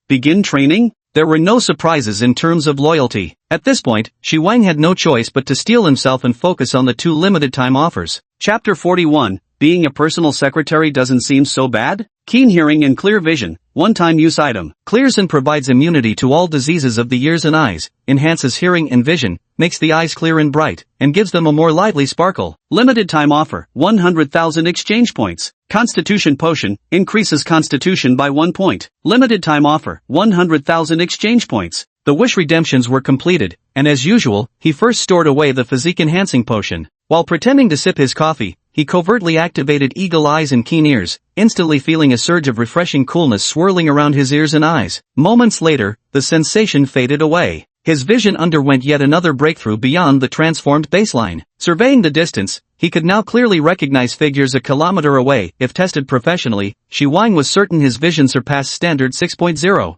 His hearing was equally enhanced. By concentrating, even the faintest sounds nearby could be instantly captured and amplified. Shi Wang stared into Xiao Jianqiu's clear and bright phoenix-like eyes, wondering if this girl could achieve such sharp vision too. Also, her ears were so sensitive, he'd have to remember not to voice any criticisms of her aloud in the future. Xiao Jianqiu grew slightly uncomfortable under his gaze and lowered her head, awkwardly smoothing her clothes. Seeing that matters were settled, and remembering he had plans to eat diet food with those 2 who'd abandoned him tonight, Shi Wang stood up and beckoned to his little secretary. Let's go. Come with me to the company to sign the employment contract. They took separate seats in the front of the BMW. Xiao Jianqiu surveyed the luxurious interior with some astonishment. Having worked for 2 years in Beijing, she'd seen many car models and knew the approximate price of this X5 model. Marveling at his boss's wealth, Xiao Jianqiu realized he'd been too hasty with his admiration as soon as they arrived at the letter-shaped Xinjiang Tower. Gazing up at the 528-meter-tall landmark, Baidu's tallest building famously dubbed the Pride of Yanxia, Mr. Shi's company actually had offices here. Following Shi Wang timidly through the lobby, Xiao Jianqiu took in the impeccably groomed white-collar elites in tailored suits coming and going. Glancing down at his own tracksuit and running fingers through his messy shoulder-length hair, he was overcome with shame.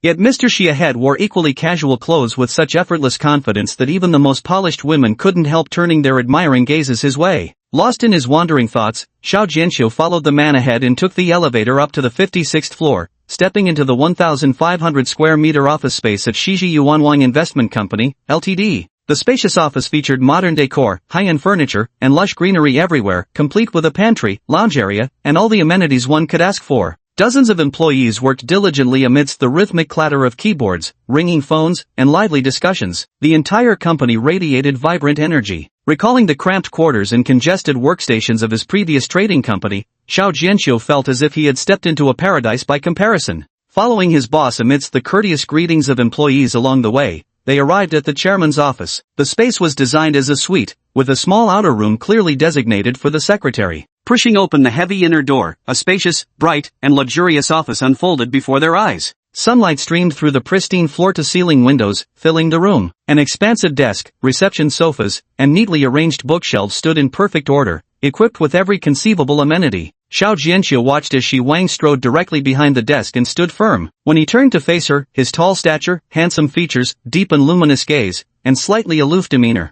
When he became one with this chairman's office, that domineering CEO character from novels suddenly came to life, leaping off the pages and shattering the dimensional barrier, manifested in the human world, standing right before his eyes. Had he really become the personal secretary of this godlike man? Xiao Jianqiu's normally cold expression gradually flushed red. Shi Wang looked at his little secretary's absent-minded expression and found it rather amusing. After spending several hours together, he had pretty much figured out her personality. She might have the aloof demeanor and voice of a domineering older sister, but those were just thin layers of armor to protect herself. Her inner cultivation was far from complete. Just as he was about to invite her to sit and chat, a knock came at the door. "Come in." Gao Zerong entered with a smile, first greeting Shi Wang, then nodding to Xiao Jianqiu in acknowledgement. "This is our company president Gao Zerong. Every achievement of Shi Ziyuan Holdings owes its existence to President Gao's leadership." Gao Zerong quickly waved his hands modestly. "Chairman, she flatters me too much. I really don't deserve such praise." Upon hearing this position, Xiao Jianqiu immediately understood the heavyweight status before him and respectfully said, "A pleasure to meet you, President Gao." Shi Wang greeted the two guests to take their seats, then smiled at Gao Zerong. "Director Gao, perfect timing. I was just about to look for you. Ms. Xiao Jianqiu here will be starting as my personal secretary today. She won't be involved with company business for now, but once she's familiar with her responsibilities, she might serve as my liaison with Ziyuanwang Company." Gao Zerong felt a sudden chill run down his spine, and his gaze toward Xiao Jianqiu instantly shifted. Having just helped Shi Wang prepare the contract, he naturally knew his boss had picked up this female employee for 300,000 yuan. Seeing Shi Wang return to the company with an unfamiliar woman, he had come to make her acquaintance and gather more details about the situation. Who would have thought this unimpressive-looking woman would be assigned such an important position? A personal secretary. That's practically the boss's inner circle. Ms. Xiao, it's a pleasure to meet you. I look forward to your guidance in our future work. Old Gao immediately reinitiated the greeting, his attitude now much more earnest. President Gao, you flatter me. There's still much I need to learn from you, the young secretary replied, now realizing the gravity of her position. Of course, she wasn't foolish enough to disregard a company president. Shi Wang interrupted their mutual modesty. Let's have Xiao Jianqiu's employment temporarily under Shi Ziyuan Group for now. President Gao, arrange for someone to sign her labor contract, with the position listed as chairman secretary. Gao Zerong replied earnestly, understood, Chairman Shi. I'll handle it immediately. As for the compensation package, monthly salary of 50,000 yuan, other benefits according to company policy at her level. Oh, and advance her 1 month's salary. Xiao Jianqiu's face instantly flushed crimson, her fingernails digging deep into her palms as her mind buzzed in turmoil, all sounds suddenly becoming distant and unreal. Understood, I'll go arrange for HR to prepare the contract and invite Ms. Xiao over later. Hearing the faint sound of the door closing, the little secretary finally snapped out of her daze. Her usually cool expression cracked again as she stared blankly at her boss and murmured, Mr.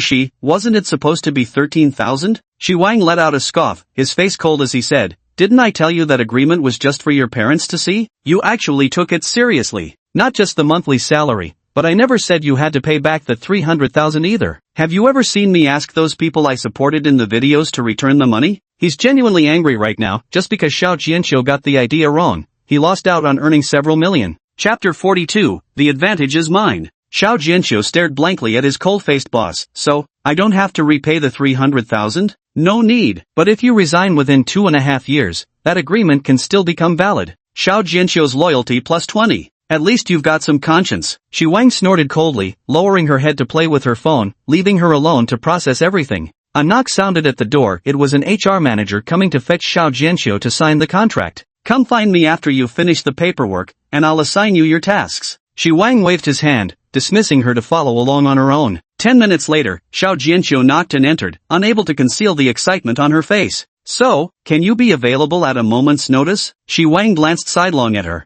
Absolutely. Ready to serve Mr. Shi anytime. Xiao Jianqiu caught on very quickly. She muttered to herself, I wouldn't mind living at your place. Go handle these matters. The assistant immediately picked up her phone and turned on the recording function. Register a small company with the two of us as shareholders. You hold 67% stake. 10,000 in registered capital will suffice, to be used for hiring and setting up a Douyin account operation team. But don't let them know about me, Zizi Yuanwang, or this account's connection. You'll report directly to me alone. Rent a small office, there are just a few of us anyway. I'll transfer you 1 million first for various expenses. Come back to me when it runs out. After a pause, Shi Wang spoke solemnly, now, here's the most important task for you. Xiao Jianqiu tensed up, instantly focusing with complete attention, afraid to miss a single word. I'll give you 200,000 yuan. Go find a beauty salon, at least one on par with Jia Yilian's tier. Get a membership, do skincare treatments, hair treatments. Improve your complexion and hair quality as quickly as possible. Ha? The little secretary looked utterly confused.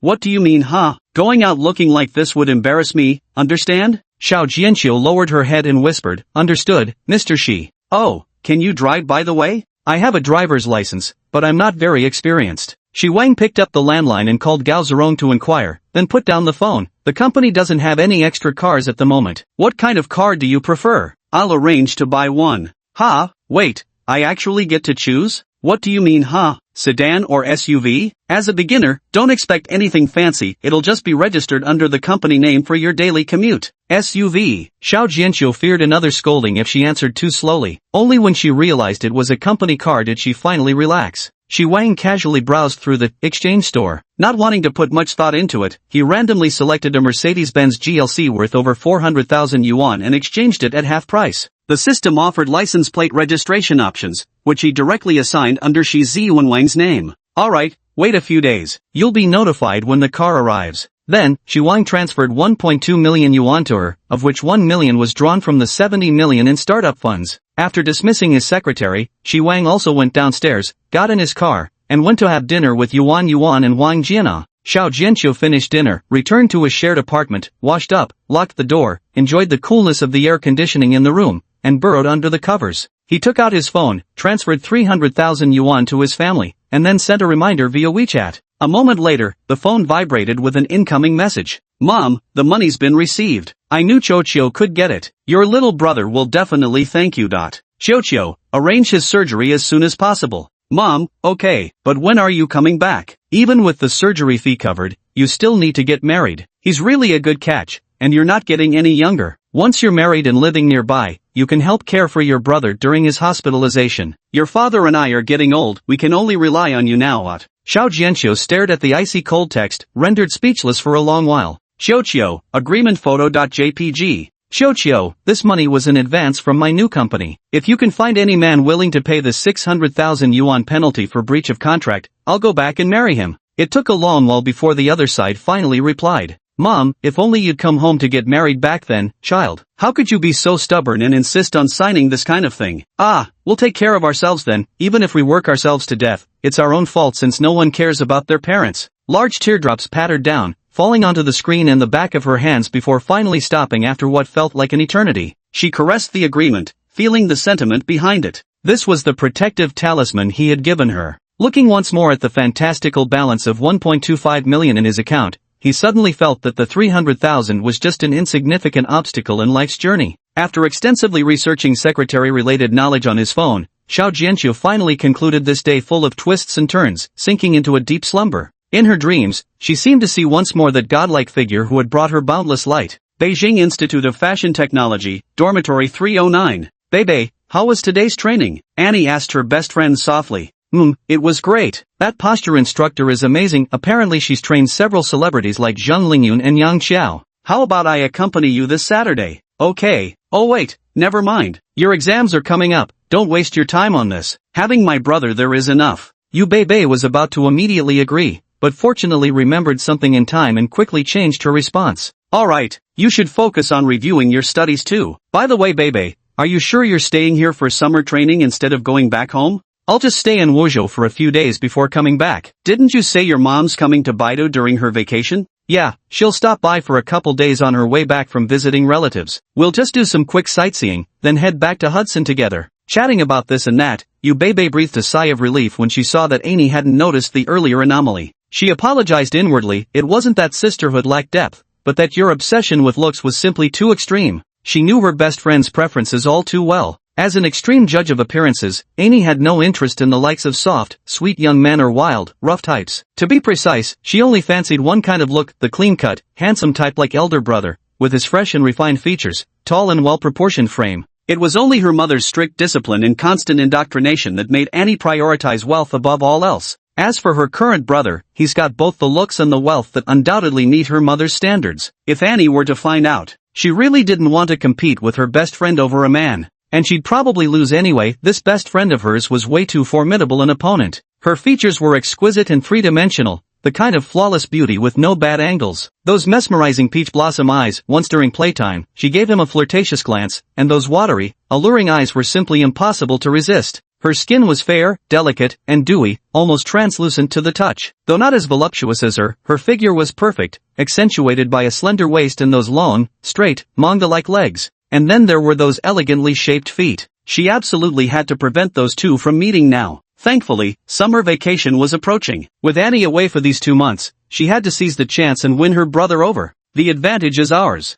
Yu Beibei gave herself a fierce mental pep talk. Chapter 43. Another week. June 27th, Thursday, cloudy, 24:35 degrees C. Waking up punctually at dawn, Shi Wang sipped warm water while reviewing his personal information in the system. Player, Shi Wang. Age, 26. Height, 181.7 centimeters. Weight, 80 kg. Physique, 11. Mental, 11. Funds, Yen 106,000. Fusion value, 32.92 million. Skill, Fitness. Items, Constitution Potion *2, Imperial Elixir *1, 70 million yen startup capital, remaining 69 million yen, property value appreciation card. Assets, 99% shares of Zizi Yuanwang, 10% shares of Xingqing Media, 67% shares of Ijia Security. Real estate, 196 4-bedroom apartment at Yiying Mansion. Vehicles, 80M9, Mercedes-Benz GLC. Looking at the significantly enriched information panel, Shi Wang's clear eyes sparkled with excitement. His height had increased by nearly 2 centimeters, and the system thoughtfully added all of it to his legs. After reaching 160 pounds, his weight stopped decreasing. This entire week had been dedicated to muscle building and sculpting. Combined with the effects of the items, his own efforts, and the shared benefits from Yuan, Shi Wang's body fat percentage had significantly dropped. Smooth, well-defined muscles began to emerge, with a six-pack and Adonis belt making their first striking appearance. He wasn't the bulky type of muscle-bound man but rather had the perfect physique, lean in clothes yet noticeably toned without them. Paired with his broad shoulders, tapered waist, strong and powerful long legs, slender and flawless hands and feet, pristine white teeth, fresh breath, clear and profound gaze, and the commanding presence cultivated by wealth, he was the epitome of perfection. Shi Wang's current looks, figure, and temperament completely outshine his slightly scrawny university self. Last night at dinner, after 6 days apart, Yuan's loyalty points directly increased by 2. Wang Jianai's gaze instantly became heated, as if she wanted to devour him whole. After all these years, could this girl still be pining for him? Pity that the milk doesn't meet the system's 5-star standard, making her ineligible for recruitment as a teammate. Shi Wang, who felt both sympathy and fondness for her, sighed and glanced again at the current loyalty levels of the several candidates. Yuan 67, Yu Beibei 67, Aini 16, Xiao Jianxiu 40. None had yet reached the minimum recruitment threshold of 70, so he still had work to do. Closing the holographic screen, Shi Wang stretched deeply. This week, he fully appreciated the benefits of having a secretary handle all matters, applauding his own brilliant decision with fervor. He left the new company and Douyin account entirely to Xiao Jianxiu to manage. She's been swamped these past few days, but fortunately, the Mercedes GLC was delivered to her 4 days ago, saving her plenty of time by driving herself. The simple girl who got her teeth straightened a few days ago had her blue wish fulfilled, as his assistant briefly reported to him. He gained 630,000 integration points and a limited-time teeth whitening and straightening discount worth 10,000, which explains his current set of flawlessly white and aligned teeth. Xiao Jianxiu was very obedient and went to apply for a beauty membership card the next day, officially beginning the first phase of training. Shi Wang likewise exchanged for her own motivational training package. Skin like cream, one-time use item, doubles the effects of whitening, rejuvenation, and skincare treatments after use. Limited time offer, 100,000 fusion points. Hair like clouds, one-time use item, doubles the effects of hair growth, nourishment, and care treatments after use. Limited time offer, 100,000 fusion points. Over these days, the assistant secretary took time every evening for treatments. Coupled with the lifting of her depressed mood and maintaining a regular routine, sharing Shi Wang's effects caused her own skin and hair quality to improve significantly. Although his skin hadn't fully regained its teenage radiance, his complexion had visibly brightened and rejuvenated. Throughout the week, Shi Wang spent his time either working out or reading. He'd filled his study with books on economics, management, and humanities. Occasionally, he'd visit Shiji Yuan to learn practical experience from Old Gao. 67% of Ejia Securities shares had been transferred to Shiji Yuanwang's name, all handled by Gao Zerong. Shi Wang merely skimmed through the relevant documents. On weekends when dropping Yu Beibei off for practice, he'd use the waiting time to discuss entertainment industry rules and insider knowledge with Boss Yu, preparing for future opportunities. After training, he'd grab a bite to eat and enjoy a little flirtation with Beibei. Considering his weight had stabilized, he finally bought 2 new outfits with the young beauty's help. Life was easy and carefree. Today's Thursday again. After finishing his workout, Shi Wang planned to pick up the beauty and head to Qiming Star. After some thought, he took out his phone and ordered a basket of steamed pork buns for delivery. Having made his own healthy breakfast every day lately, he was thoroughly sick of it. Then began today's workout routine in sequence. Just halfway through, the upbeat music playing through the speakers abruptly stopped. Shi Wang checked curiously only to find there was a power outage. A call to property management revealed the entire nearby area had unexpectedly lost power, coinciding with the failure of the neighborhood's emergency generator with no estimated restoration time. Somewhat frustrated, Shi Wang took advantage of the still running water supply to fill some containers from the bathroom first. Just as I was about to continue my cardio workout, it suddenly occurred to me that the elevator wasn't working. How would the food delivery get here? Though Shi Wang believed the delivery person would undoubtedly climb the stairs to bring it up, he wasn't keen on making them go through all that trouble. Might as well climb the stairs himself since he was planning to do cardio anyway. Grabbing his phone, Shi Wang checked the delivery person's location, still some distance away, so he decided to go for a jog first. He walked slowly down to the first floor in a way that wouldn't strain his knees, then began jogging around the central garden of the residential complex. After completing 5 full laps and noticing his tracking location seemed to have entered the neighborhood, he returned to building number 10 drenched in sweat. While doing some leg stretches against the railing outside the lobby, he he sensed someone passing by. Shi Wang turned his head to see a striking figure in a kangaroo print delivery uniform about to enter. He quickly called out to stop her. The woman appeared about his age, standing at an impressive 175 centimeters with a posture as straight as a spear. The exposed arms revealed smooth, powerful muscle definition. Her healthy wheat-colored complexion paired with heroic eyebrows and eyes, a nose as tall and majestic as a mountain peak, and thin, cool lips gave her a special kind of beauty reminiscent of a legendary warrior woman. The woman heard someone call out to her and turned to see a tall, handsome young man. His short, neatly cropped black hair was slightly damp, and beads of sweat trickled down his toned muscles. The tight black athletic t-shirt and shorts accentuated his well-built physique, almost radiating an overwhelming aura of masculinity. She was momentarily dazed but quickly snapped back to reality, eyeing him warily as she asked, "Can I help you, sir?" Shi Wang didn't have any ulterior motives. He'd seen plenty of beautiful women lately and had practically built up immunity to their charms. He pointed at the takeout bag in her hand and said, "That's my order. You can just hand it to me." The woman calmly observed for a moment before speaking, "May I have the last 4 digits of your phone number, please?" Shi Wang didn't take offense and casually recited the numbers, finally taking the delivery from her hands with a polite thank you. The woman nodded slightly. Neither spoke another word as she turned and walked toward the residential gate. Electric scooters weren't permitted inside, forcing her to approach on foot. Upon reaching the adjacent building, she spotted a married couple panting heavily as they exited through the main door. The wife complained incessantly to her husband, "This godforsaken neighborhood actually had a blackout. So annoying. My knees are killing me after climbing down 13 floors." The woman suddenly froze, turned to look toward building 10, but the tall, straight figure was nowhere to be seen. Only the slowly closing building door remained in sight. Recalling the room number marked on the order, 2002, her expression grew somewhat complicated. Chapter 44, Someone Confessed to You, Bebe? After eating steaming hot soup dumplings and soy milk, Shi Wang found the neighborhood still without power. He took a shower using water stored from the water heater, then leisurely went downstairs to drive his car. As usual, he switched to the BMW X5, though he couldn't understand why Bebe loved this particular car so much. He always felt the AITO drove much better. Parked by the roadside near Beijing Institute of Fashion Technology, it was still early. Shi Wang turned off the engine and switched on the hazard lights. Moments later, he suddenly spotted a group of about a dozen young men and women walking toward his direction. They stopped several meters from the roadside and began pulling roses out of large bags they were carrying. A delicate-faced young man with a melancholic artistic air took charge, directing the group while carrying a guitar on his back. Soon the scene was set up with a heart shaped by red roses, with the guitar-playing boy standing in the center. Is this a confession? Shi Wang grew curious. The spot happened to be right between the school gate and his BMW, almost right under his nose. He wouldn't even need to step out of the car to see everything clearly.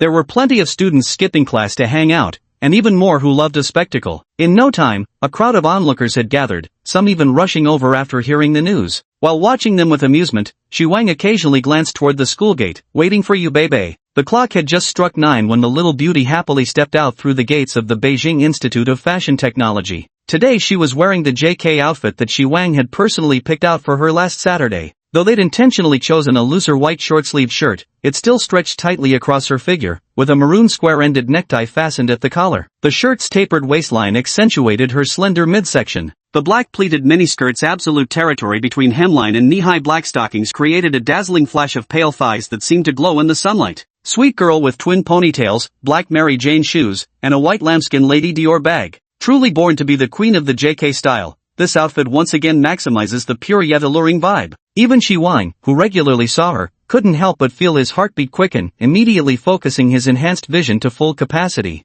Bebe spotted the familiar BMW X5 parked by the roadside as soon as she stepped out of the school gate. Her lips curved into a sweet smile as she made her way toward it. After just a few steps, I realized that near the BMW blocking my path, a crowd had gathered, with a heart-shaped arrangement of roses laid out on the ground. Bebe, no stranger to such scenes on campus, immediately had a bad feeling about this. She thought about detouring, but the spot was right next to the passenger side, and the crowd was sizable. Steeling herself, she decided to march straight through. A confession was nothing new. After all, elder brother knew she often dealt with this sort of thing. She'd just reject it outright, hop in the car, and leave. Bebe walked closer, intending to squeeze past the crowd from the back and head straight for the BMW's passenger seat. But unexpectedly, over a dozen men and women blocked her path, guiding her toward the rose-shaped heart. Several girls even giggled as they pressed close, half supporting and half pushing her. Despite Bebe's struggles and shouts of protest, they forcibly brought her to the forefront. By then, the guitar-playing boy had long been gazing at Bebe with deep affection, strumming a love ballad. His crisp white shirt, delicate features, and soulful, melodious singing made many girls in the crowd swoon with envy, wishing they could take her place. The scene sparked a flurry of murmurs and whispers around them. Wow, he's actually confessing to you, baby? Doesn't he know she's being kept by some sugar daddy?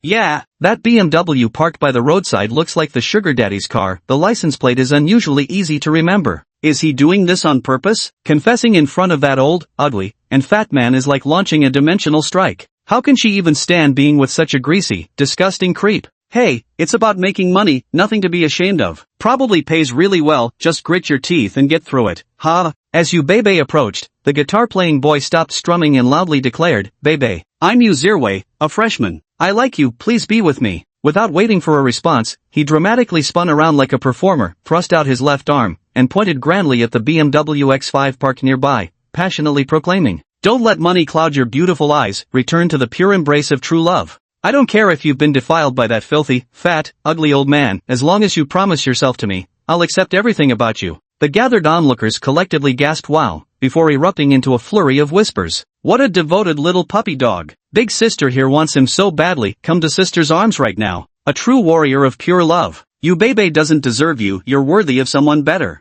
That kind of trash and you still take her? Must be true love. I couldn't stand it myself. I bet Bebe won't agree money rules everything these days, but that's for the best, let him go. Don't ruin a good guy. Bebe was first stunned by his words, then flushed with anger, her lips trembling, eyes brimming with tears, she almost burst out crying. I don't like you. Get lost. You freak. She held back her tears with all her might and screamed at the top of her lungs. Zirwei's face was etched with anguish as he scanned the crowd around him. A single tear welled up in the corner of his eye, tracing a slow path down his cheek. You really can't resist the filthy temptation of money after all. I knew the odds were slim, yet here I stand, facing the challenge of wealth head-on, because I love you. I don't want to watch you descend into depravity. I'm willing to fight for even the faintest glimmer of. His words were abruptly cut off by the sharp bang of a car door slamming shut. All eyes turned toward the BMW X5 where the voice originated, only to see a tall, upright figure emerge from behind the vehicle and step fully into view. The impeccably tailored white shirt, exuding an air of sophistication, was tucked neatly into sleek gray trousers, accentuating his well-proportioned frame. His sleeves were rolled up, revealing toned forearms with smooth, defined muscles, while the white gold watch with its blue dial on his wrist effortlessly drew attention. His short, layered hair, just 3 or 4 centimeters in length, was neat and tidy. Sunlight danced across his strikingly handsome face with its chiseled features, his deep, clear eyes brimming with frosty intensity. Wang lifted his gaze slightly, sweeping the surroundings with a sharp, piercing look. Everyone who met his eyes instinctively averted theirs, overcome by an inexplicable sense of guilt and fear. This was his newly developed, sharp-eyed and keen-eared technique, conveying emotions, consciousness, and presence through his gaze alone, imitating those novelistic scenes where a glance could dominate the room. Against these innocent yet foolish college students, it seemed particularly effective. He strode forward on long legs, his footsteps steady and powerful as he advanced into the venue. As he approached, students along the way instinctively squeezed together and retreated, clearing a path. Wang walked up to Bebe in a few steps. The pretty girl's eyes were already brimming with tears, and at the sight of this familiar figure making a domineering CEO-style entrance, she could no longer contain the flutter in her heart. Bebe buried herself in the embrace that gave her an overwhelming sense of security. Big brother. He bullied me. He also said you're old, fat, and ugly. Chapter 45, The Scumbag's Dark Past. The entire room fell into silence for a moment before erupting into a deafening uproar, louder than ever, as if it had suddenly turned into a bustling morning market. Damn! Even as a guy, I think he's handsome. Sorry, I admit I might have been a bit too loud earlier. Where did this CEO-like hunk come from? My girly heart is about to melt. Bebe deserves to die. She's not worthy of such god-tier looks. Move aside. Let me take her place. Riding shotgun in an 800,000 yuan BMW with a godlike man by her side, and Bebe actually kept it all under wraps. Which idiot posted that crap calling him old, ugly, and fat? I should have gone to knock on that car window sooner. That moron ruined my chance. Right beside this junior girl cursing, what a dumbass. Susiyu, currently being labeled as dumbass, stared at the figure she'd only dared dream about in her wildest dreams. Hearing the constant dumbass remarks from those around her, her face flushed with alternating shades of green and red like a paint shop had exploded on her cheeks. She turned to Lei Xiaoying, who wore an odd expression beside her, and hissed through gritted teeth, "Didn't you say he was old, fat, and ugly?" Lei Xiaoying's face twisted with jealousy as she defended herself. "When I told you about him, he really was fat and ugly. Then I saw him once after he'd lost some weight, but who knew he'd look like this today? Besides, I never said he was old, you added that part yourself." Su Siyu choked on her words. Come to think of it, Lei Xiaoying had only mentioned the man was much older than Yu Beibei. She truly hadn't called him old. She redirected her gaze to the man in the field, flawless looks, a perfect physique, and his outfit, down to the subtle logos on places like the heels, clearly all Louis Vuitton. That watch on his wrist, could it be the Vacheron Constantin overseas model she'd seen before? Add to that the BMW X5 parked in the rear, and here was a man with both looks and wealth, her ideal partner in every way. Compared to him, that rich second-generation guy from before was practically garbage. Why did all the good things have to land in Yu Beibei's lap? Wasn't she just as attractive and well-proportioned? Su Siyu writhed with jealousy like ants were gnawing at her heart, her eyes fixed intently on the man, her expression shifting between light and shadow. Shi Wang gently stroked the golden shimmering hair of Beibei in his arms, breathing in the faint scent of her shampoo, and softly said, "Understood, I'll deal with him." Beibei nodded, stepped out of his embrace, then tightly grasped her brother's slender hand, proudly declaring her ownership to everyone present. Shi Wang gazed at the golden wish prompt flashing before his eyes. This scoundrel bullied me and insulted my brother. I really want to teach him a hard lesson. He turned his gaze to the vacant-eyed guitarist Yu Zirwei and the dozen or so helpless men and women standing behind him. Bullying my girlfriend? You've got quite the audacity and cunning. Through his glare alone, his intimidating aura flooded over them like icy tides, engulfing every last one. Those in the back felt nothing but the overwhelming pressure of a superior, their legs trembling with fear and hearts filled with deep regret. Why meddle in things that don't concern you? Someone with such powerful connections is way out of your league. Yu Zirwei had experienced enough in life to handle pressure better. Though terrified, he wasn't about to let all his efforts go to waste now. I only did it because I love Beibei. So what if you've got power and influence? Does that give you the right to stand in the way of pure love? Pure love? Don't make me laugh. You're not worthy. Shi Wang turned his head to survey the surroundings and declared loudly, "Let me tell you what he's thinking." Yu Zirwei's plan was to play around for a while and then dump her if she agreed. He'd concoct some excuse, claiming he couldn't redeem her, that she willingly chose to remain depraved, while he remained the victim, the heartbroken lover.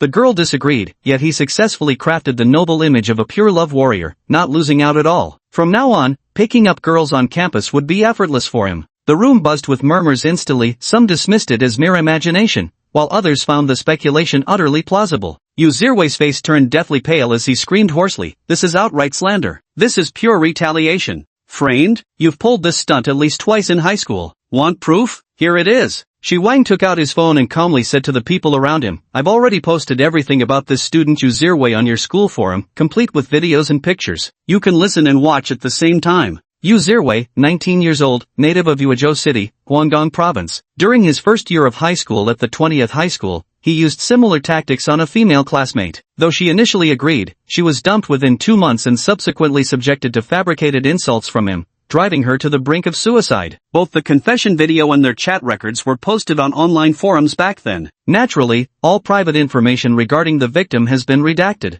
The girl's family reported to the police and caused a scene at the school, resulting in Yu Zirwei being expelled. All relevant school records from that time are still available. He later re-enrolled in another the 20th high school. Using the same tactics, this time the girl refused, but Yu Zirwei earned himself the title of pure love warrior and ran rampant through the school, changing girlfriends as often as he changed clothes. Videos of his confessions and all chat records are available, including those where he bragged about his conquests to his friends. During his freshman year, Yu Zirwei didn't chase girls at his own university, he devoted all his energy to women outside campus. Let me see. TSK. Truly impressive. A wealthy heiress from XX University, a female finance executive, and even the wife of a billionaire. Apologies, everyone. For the sake of mental and physical well-being, I can't upload these particular videos to the forum, you'll have to use your imagination for this part. But Yu Zirwei sure found plenty of excuses to squeeze money out of these three. I can show you these transfers and chat records. Does anyone here know if this amount is enough to constitute fraud?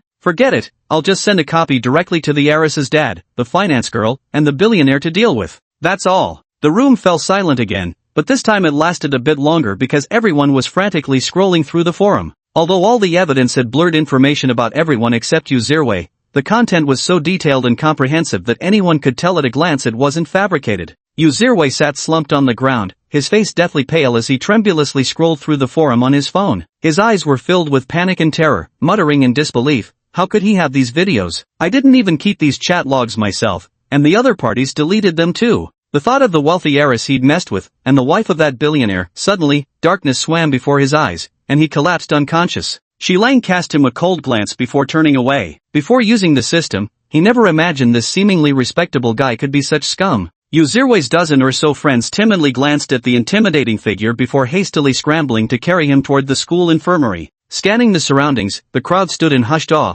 too afraid to meet the gaze of the man who had just revealed his extraordinary skills. As for Yubei, they could only feel a mix of reverence and fear, instinctively keeping their distance. Lei Xiaoying had long since hidden herself at the back of the crowd, not daring to show even a hint of her presence. Shi Wang, holding Yubei's smooth and delicate hand, turned and walked toward the BMW X5 parked by the roadside. Then, under the crowd's conflicted stares, the car roared away. Chapter 46 Annie's Secret. Golden Wish, Yubei, completed. Player has acquired 5.18 million fusion points, limited time exchange offer *1. Yubei's loyalty +2. Inside the car, Shi Wang glanced at Yubei, who had regained her sweet smile, and said, I was checking that guy's background in the car, so I got out late. Actually, he was about to step out and intervene when someone shoved Yubei, but he stopped after seeing the blue light emanating from Yuzirwei. After reading the wish prompt, he couldn't help but fly into a rage. The scumbag's thoughts were far filthier and more disgusting than what had been exposed. Blinded by fury, Shi Wang chose not to step out of the car. Instead, he directly spent 3 million exchange points from the redemption store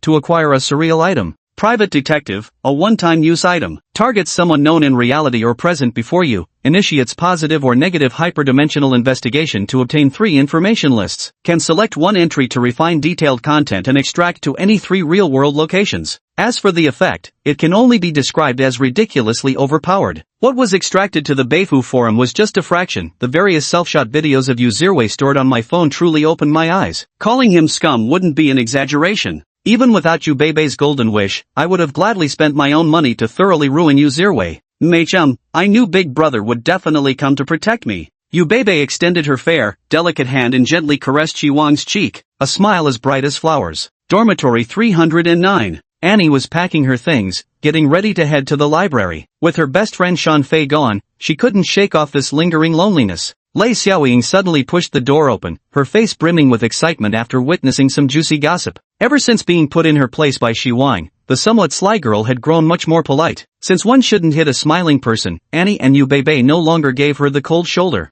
Annie, have you checked the forum? I just caught some piping hot tea at the school gate. The forum is blowing up right now. Annie had never been interested in such campus gossip. Shaking her head, she noticed Lei Xiaoying seemed even more enthusiastic than before. One of them is related to Bei. Hearing her best friend mentioned, Annie immediately became serious and took out her phone, fearing Bei had become the target of rumors again. 2 top trending topics were prominently displayed on the forum. Hashtag Yuzirwei the scumbag hashtag. Hashtag school beauty Yubei's perfect boyfriend hashtag. Annie froze for a moment before hurriedly clicking into the second trending topic. Inside, the entire space was flooded with on-the-scene melon-eating spectators enthusiastically promoting Yubei's boyfriend, male god, domineering CEO, tall rich handsome, noble young master, unmatched brilliance, wife-protecting maniac, influential beyond measure. These terms appeared in nearly every post. Someone dug up screenshots of previous posts slandering Yubei as being kept by an ugly, fat, short old man and thoroughly dragged them through the mud, effectively clearing her name. Those who weren't present questioned whether the accounts were exaggerated, but no one doubted their authenticity,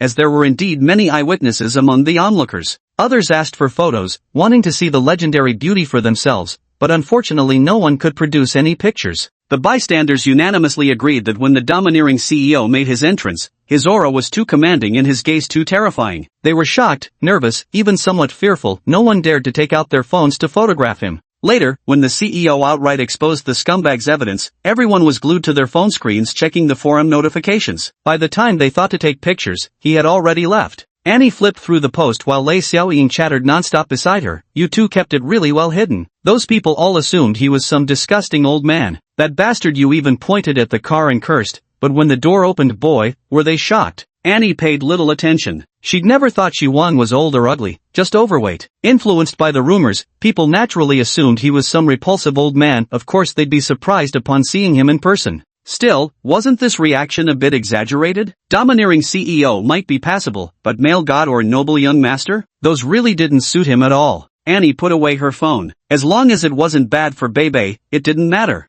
Lei Xiaoying was still recounting the dirty history of scumbag Yuzirwei to her, with the latest update being that he had been taken away by the police for investigation into fraud. Whether it was the handiwork of the heiress's father or that billionaire remains unknown, but it's likely he won't be coming back. Annie casually responded with a few words before heading off to study. Sitting alone in the quiet library, faced with the textbooks spread open on the desk, her mind remained in turmoil. How many times had Shi Wang protected Bebe now? This overwhelming sense of security held a powerful allure for her, having grown up in a single-parent household. His personality, the way he carried himself, Annie observed it all, envying Bebe in her heart. Only, he was too fat. Annie crossed her arms on the desk and buried her face deep within them. As her best friend, Bebe knew about her obsession with looks but remained unaware of her deepest, most hidden insecurity, one even her mother didn't know about. She harbored an intense fear and disgust toward obesity, whether in herself or others. Of course Annie could see that Shi Wang had handsome facial features, exactly her type. Yet she couldn't overcome this psychological barrier, persistently resisting any glance at his physique. Moreover, since he was the man her best friend had truly fallen for, she didn't want to meddle in their affairs. Lately, not only had Yubei deliberately avoided the two of them, but Annie had also been steering clear of him, all while keeping Shi Wang's condition hidden from her mother. She could only hope that Bebe would hold onto him tightly and find happiness. She silently wished them well in her heart. Although the hope of keeping such a man to herself is slim. On this point, Annie saw things more clearly than Bebe, but she didn't want to shatter her best friend's illusions. Room 511, North Capital University of Science and Technology. Sitting on her dorm bed, when Yakyu was exchanging sporadic messages with her boyfriend Duan Yun on WeChat. As she would soon return for her senior year classes after summer break, she already felt the pressure closing in. Looking at her boyfriend's passionate vision for the future on WeChat, when Yakyu sighed. How could someone with zero internship experience seriously think he could land an offer from a top-tier internet company? His family was from Wuzhou, not exactly wealthy or influential. Could the two of them really build a future together in the capital? When Yakyu couldn't help but think of her boyfriend's cousin. After the incident, she'd heard Duan Yun's account of both families' situations. Though vague and heavily biased, she still sensed her boyfriend's guilty conscience. But no matter how tough things had been for that cousin before, she'd now secured her ticket to the capital in advance and become a success story, all thanks to that man. With a sigh, when Yakyu glanced across the dorm room door toward the opposite bed, her roommate, Su Yuing, yet another winner at life, sat at the desk below, engrossed in her iPad. Her face was a picture of restrained beauty, icy and ethereal. Eyes like deep, clear pools radiated an air of detachment, framed by delicate gold-rimmed glasses perched on a tall, straight nose. Thin, perfectly sculpted lips pressed together, while jet-black, silky straight hair cascaded down the back of her forever elegant and upright neck. "What are you looking at?" A lecture on our major's development direction and employment outlook, came her crystalline voice, carrying an indescribable air of sophistication. "Oh, let me take a look. If it sounds good, I'll search for it too." Su Yuing stood up, holding up the iPad with one hand as she passed it to Yakyu on the upper bunk. Click, thud. The dorm room door unlocked, then was suddenly shoved open. Caught off guard, Su Yuing's shoulder was hit by the door. Her hand slipped, and the iPad fell to the floor with a sharp clatter. Chapter 47, You're Not My Favorite Sister. Ha ha ha. Ladies, I'm back. Come and greet the guests, huh? Degree. Ding Mu's exaggerated laughter came to an abrupt halt as he took in the stunned expression of Yakyu, the pained face of Su Yuing rubbing her shoulder, and the iPad lying face down on the floor. Her expression shifted from stunned to horrified, then she let out a scream and quickly bent down to pick up the iPad. The upper right corner must have hit the ground first, now dented with a large sunken, the screen crisscrossed with spiderweb cracks, mirroring the fragmentation in Ding Mu's heart at this moment. She looked at Su Yuing with shame-filled eyes. "I'm sorry, Ying. I'll buy you a new one." Su Yuing gazed at her beloved iPad, a flicker of barely perceptible heartache flashing through her eyes. She pursed her rosy lips and said softly, "You didn't do it on purpose, don't worry about it. I'll get it fixed myself, there's still a lot of important data stored inside." "That won't do. I should be the one to pay for the repairs." "It's fine, don't dwell on it." Su Yuing took the iPad back and placed it into her bag at her seat. Ding Mu, her hair tied in a bun, her face delicate with slightly chubby cheeks, pouted as she considered how to handle the situation. This roommate of hers was practically a winner in life, beautiful in appearance, academically outstanding, with numerous admirers, though most were deterred by her cold, aloof demeanor as an asexual genius type. Her family background was likely quite good, but she remained low-key, never flaunting it in front of them, and got along well with all her roommates. Even now, after being bumped into by her and having her iPad broken, she hadn't uttered a single harsh word. Ding Mu gloomily returned to her seat, took out her phone, hesitated for a moment, then typed out a message and sent it. Today, Boss Yu had some business and didn't come, so Shi Wang sat alone in the reception room of Qiming Star waiting. He was reviewing his recent gains. Yu Bei's loyalty had already reached 69, just a little shy of being recruitable as a teammate. But the system had a rule: recruitment required the other party to verbally agree to join the team. Shi Wang found this requirement downright annoying. Some women might tacitly acknowledge the existence of other women, but getting them to openly admit and accept it, that was too much. It might require raising loyalty to over 90, utterly devoted, before they'd agree. This was also why he always hesitated with Yuan, afraid that Auntie Qian might send someone to teach him a lesson. Let's take it one step at a time. He still cherished these girls deeply. Shifting his gaze to the exchange store, that golden wish from earlier still had a limited time discount available. Jiting Investment 10% equity. 10% equity in Beijing Jiting Investment Company, limited time offer, 100,000 blend points. Another company's equity, just like Xingqing Media, only 10%. But proportionally speaking, this was an investment company with a registered capital of 100 million. Including its invested and controlled enterprises, its assets must far exceed the registered capital. Like Shi Ziyuan, the numerous types of enterprises he holds shares in are far from being represented by a mere 10 million yuan in registered capital. Shi Wang briefly searched Jiting Investment and found it indeed holds controlling stakes in many companies, though the equity is quite dispersed. Without going into details, he chose to redeem it outright. He'd leave the research to old Gao later. Because just then, a WeChat notification popped up on his phone. Little brat, my dear brother, have you missed your favorite little sister? Shi Wang's lips curved slightly, his fingers itching. It had been so long since he'd pinched those chubby cheeks of hers.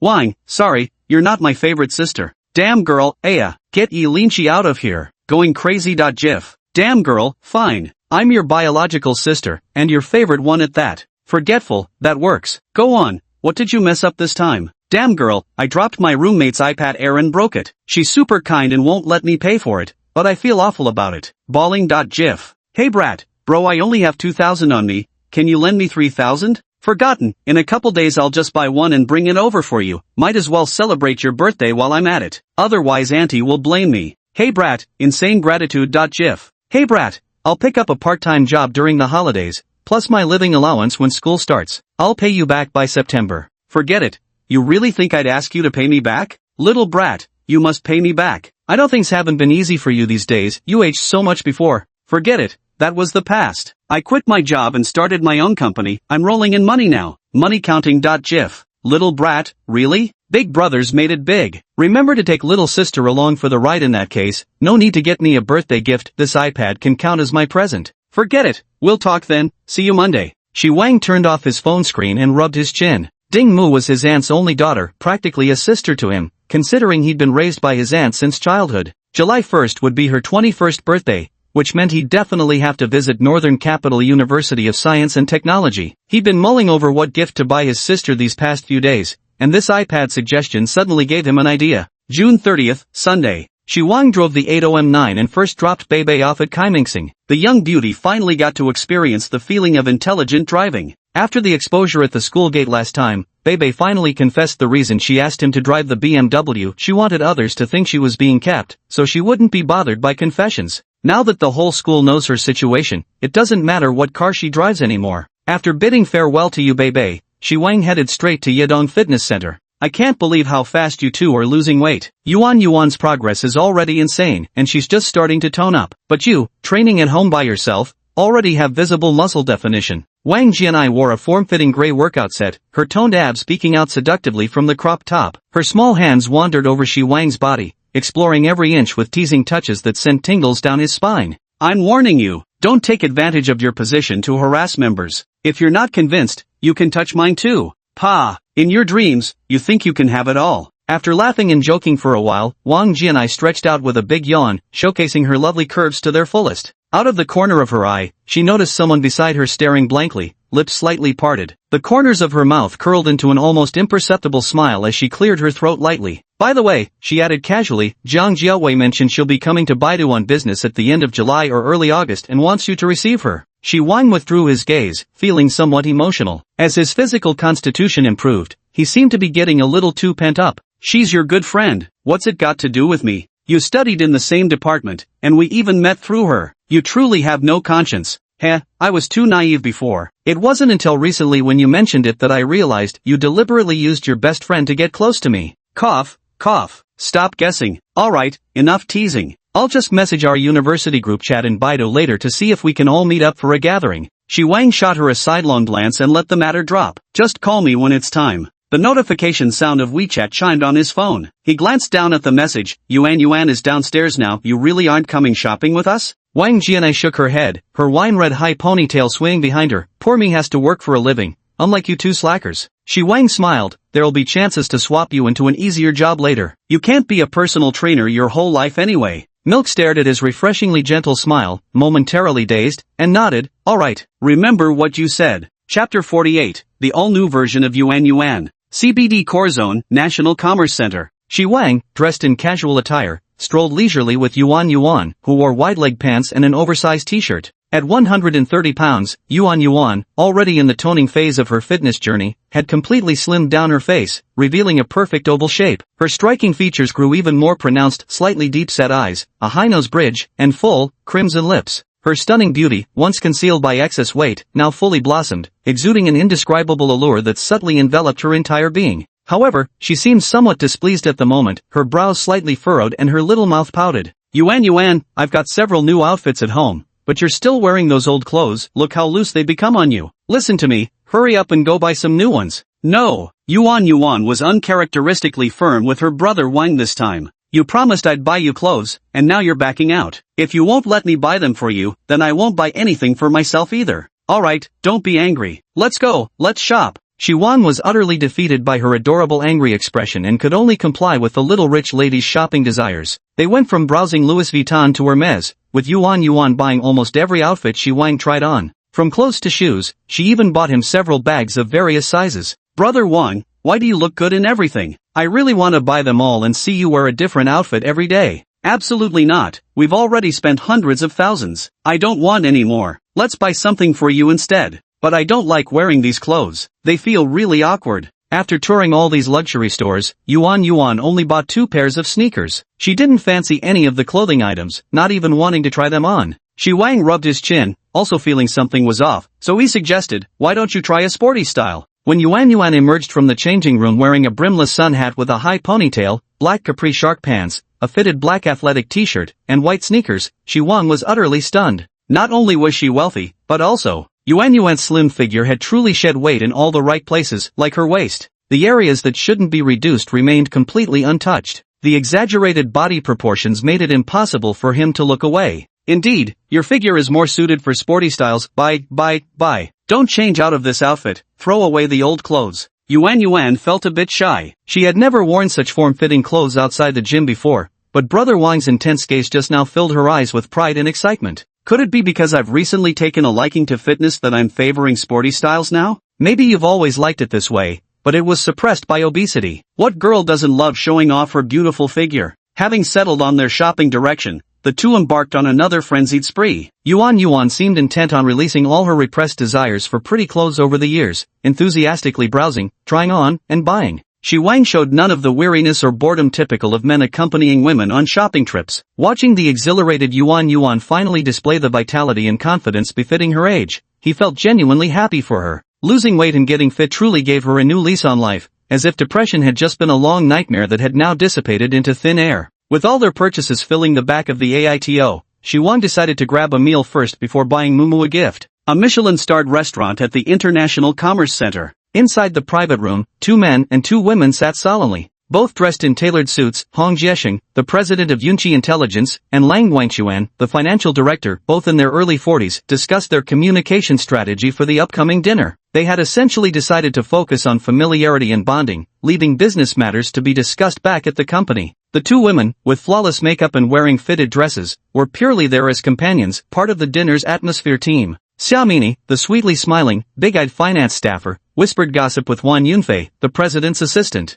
Yunfei Jia, why didn't you go to dinner with Li Yigang last night? Brother Li isn't bad-looking, is he? Minnie, let me tell you from experience, there's no shortage of handsome but useless men out there. Without financial stability, don't even consider them, it's just a waste of your youth. What about Yin Ming, the project manager from the development department? A flicker of jealousy flashed in Xiaomini's eyes. Wan Yunfei's heart stirred. Was he interested in her? Not bad-looking, and a project manager before 30. He could be kept in the dating pool for now, at least to get some gifts out of him. Yin Ming? He hasn't asked me out yet, we'll see when the time comes. Xiaomini's eyes darted mischievously as she deliberately raised her voice. Sister Yunfei, you graduated from a prestigious 985 university. You're beautiful with a great figure, it's only natural you have high standards for partners. Speaking of which, that ex-boyfriend of yours must have met all your criteria, right? Wan Yunfei choked on her words, feeling particularly uncomfortable. She'd intended to belittle him as ugly and poor, but then realized that would just imply she'd had terrible taste in men.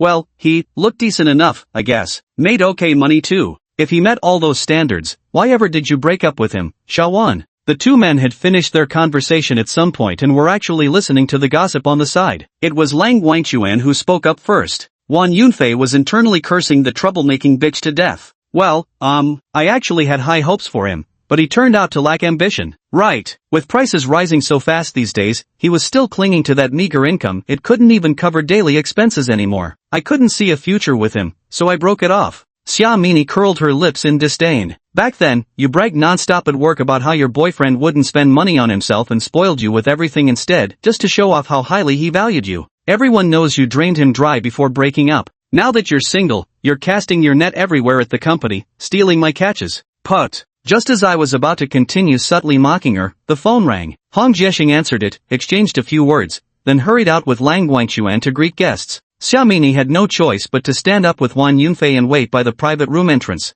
Yuan's loyalty +1. Shi Wang had no strength left to complain about this foodie. Just by promising her one midday indulgence, a luxurious meal, her loyalty had increased by 1 point. Faced with my dazzling looks back then, you only gained 2 points. After a brief stroll around the International Commerce Center, they spotted a Michelin 2-star restaurant. After consulting Yuan's opinion, the two followed the server into the dining room. The decor was stylish and sophisticated, with thoughtful design details visible everywhere. The restaurant was bustling with business, which gave Shi Wang confidence in its flavors. With barely any empty seats in the main hall, he didn't even consider getting a private room. Just as the two were about to reach an empty table, someone nearby suddenly called out to stop him. Chapter 49, Hold on, sister. Chairman Shi. Shi Wang halted his steps and turned to look back. Gao Zerong's assistant, Xiao Lu, stood outside a private room, staring at him in astonishment. Xiao Lu, what a coincidence. Are you here having dinner with friends? Shi Wang smiled and greeted him. He had a good impression of this meticulous assistant.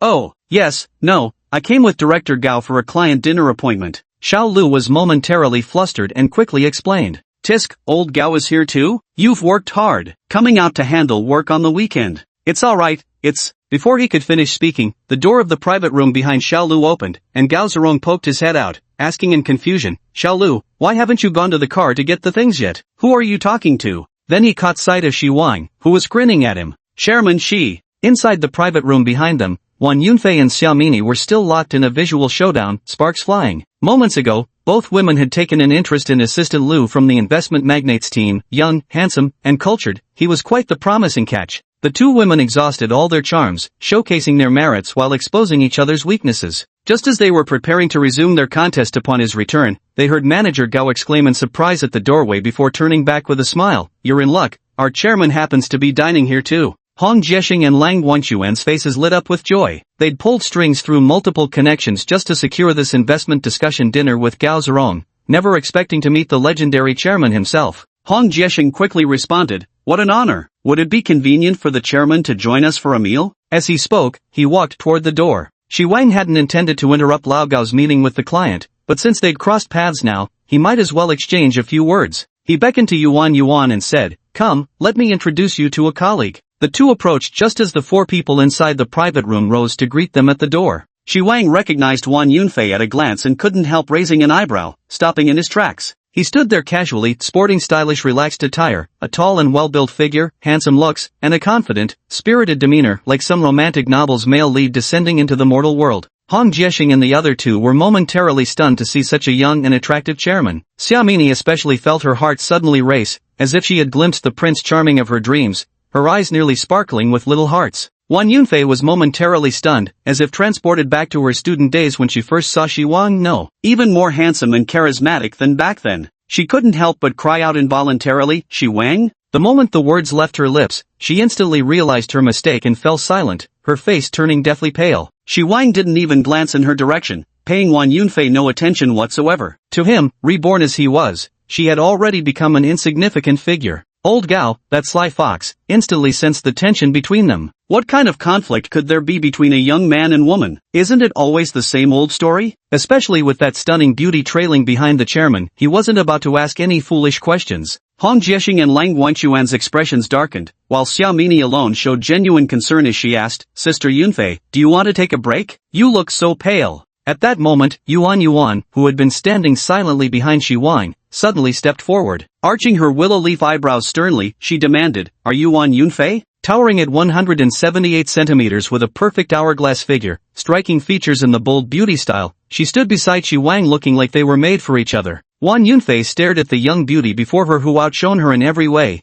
with a fiery figure that seemed to exude an overwhelming pressure. Her mind was already a mess, and despite her lips trembling a few times, no words came out. Yuan, naturally introverted, had stepped forward out of anger but didn't know how to curse. She simply glared and blurted out the words she'd been holding in. Fine, break up if you want, but why frame brother Shi? You vile woman. Shi Wang patted her shoulder, snapping Yuan back to reality. Seeing so many eyes on her, her courage instantly drained away, and she retreated to the side. Gao Zerong felt this farce would only make everyone lose face if it continued, so he quickly stepped in to mediate. Chairman Shi, these are clients from Yunqi Intelligence, here to discuss potential investments. Shi Wang nodded politely at the three of them. The two men quickly responded with awkward smiles, while Xiaomini enthusiastically greeted, Good day, Chairman Shi. Gao Zerong then introduced the other side. This is the chairman of our Shiji Yuan Wang, Mr. Shi Wang. When he saw Yuan, he hesitated, unsure about her identity, whether she should be introduced or how to properly introduce her. Shi Wang chimed in, he had planned to introduce them to each other originally. President Gao, this is Yuan, Aunt Qian's daughter. Old Gao was stunned for a moment before realizing who Aunt Qian was. The daughter of Qian, the chairman of Yuan Jing Group? My apologies for not recognizing you earlier. Ms. Yuan is truly radiant and stunning, you resemble Chairman Qian very much. Shi Wang gestured toward Yuan and said, our company's president, Gao Zerong, President Gao, a heavyweight in the investment circle.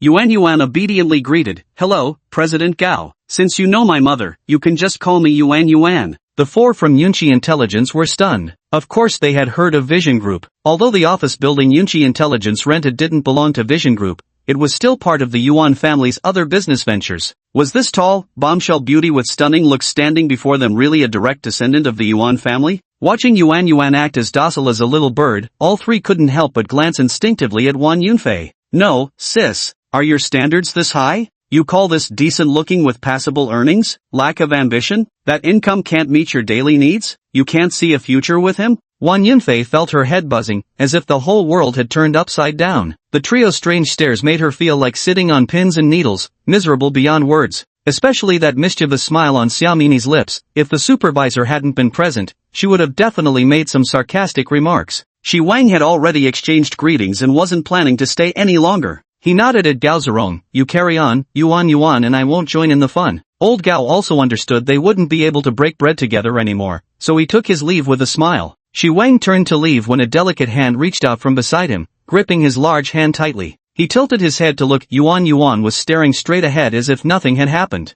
Except, silly Yuan, your ears are burning red. Without a word, Shi Wang clasped her hand in return, and the two walked together toward the empty seats. Yuan's loyalty +1. Gao Zerong watched the scene with a faint smile curling at the corners of his mouth. Turning to the four from Yunqi Intelligence, he said, let's head in too. I'm sorry, President Gao, President Hong, I'm not feeling well. I'll take my leave first. Wan Yunfei suddenly spoke up. Old Gao didn't mind, but Hong Jiexing, feeling the impending failure of this investment deal, reluctantly nodded his approval with a heavy heart. Wan Yunfei stumbled away without looking back, fleeing from this nightmare place. Shi Wang couldn't care less about her. He was focused on ordering food to satisfy the adorable Yuan as his top priority. Yuan rested her snow-white chin in hand, blinking her bright eyes at him before suddenly asking, Brother Wan, what are we doing this afternoon? It's still early for our workout. Without even looking up, Shi Wang replied, going to buy a birthday gift for my sister this afternoon. The Demon King is having a birthday? Yuan gasped in surprise. Chapter 50, Daily Bullying of Chiao. What Demon King? Shi Wang couldn't help but laugh and cry. Just how scared are you of that Sundara Loli?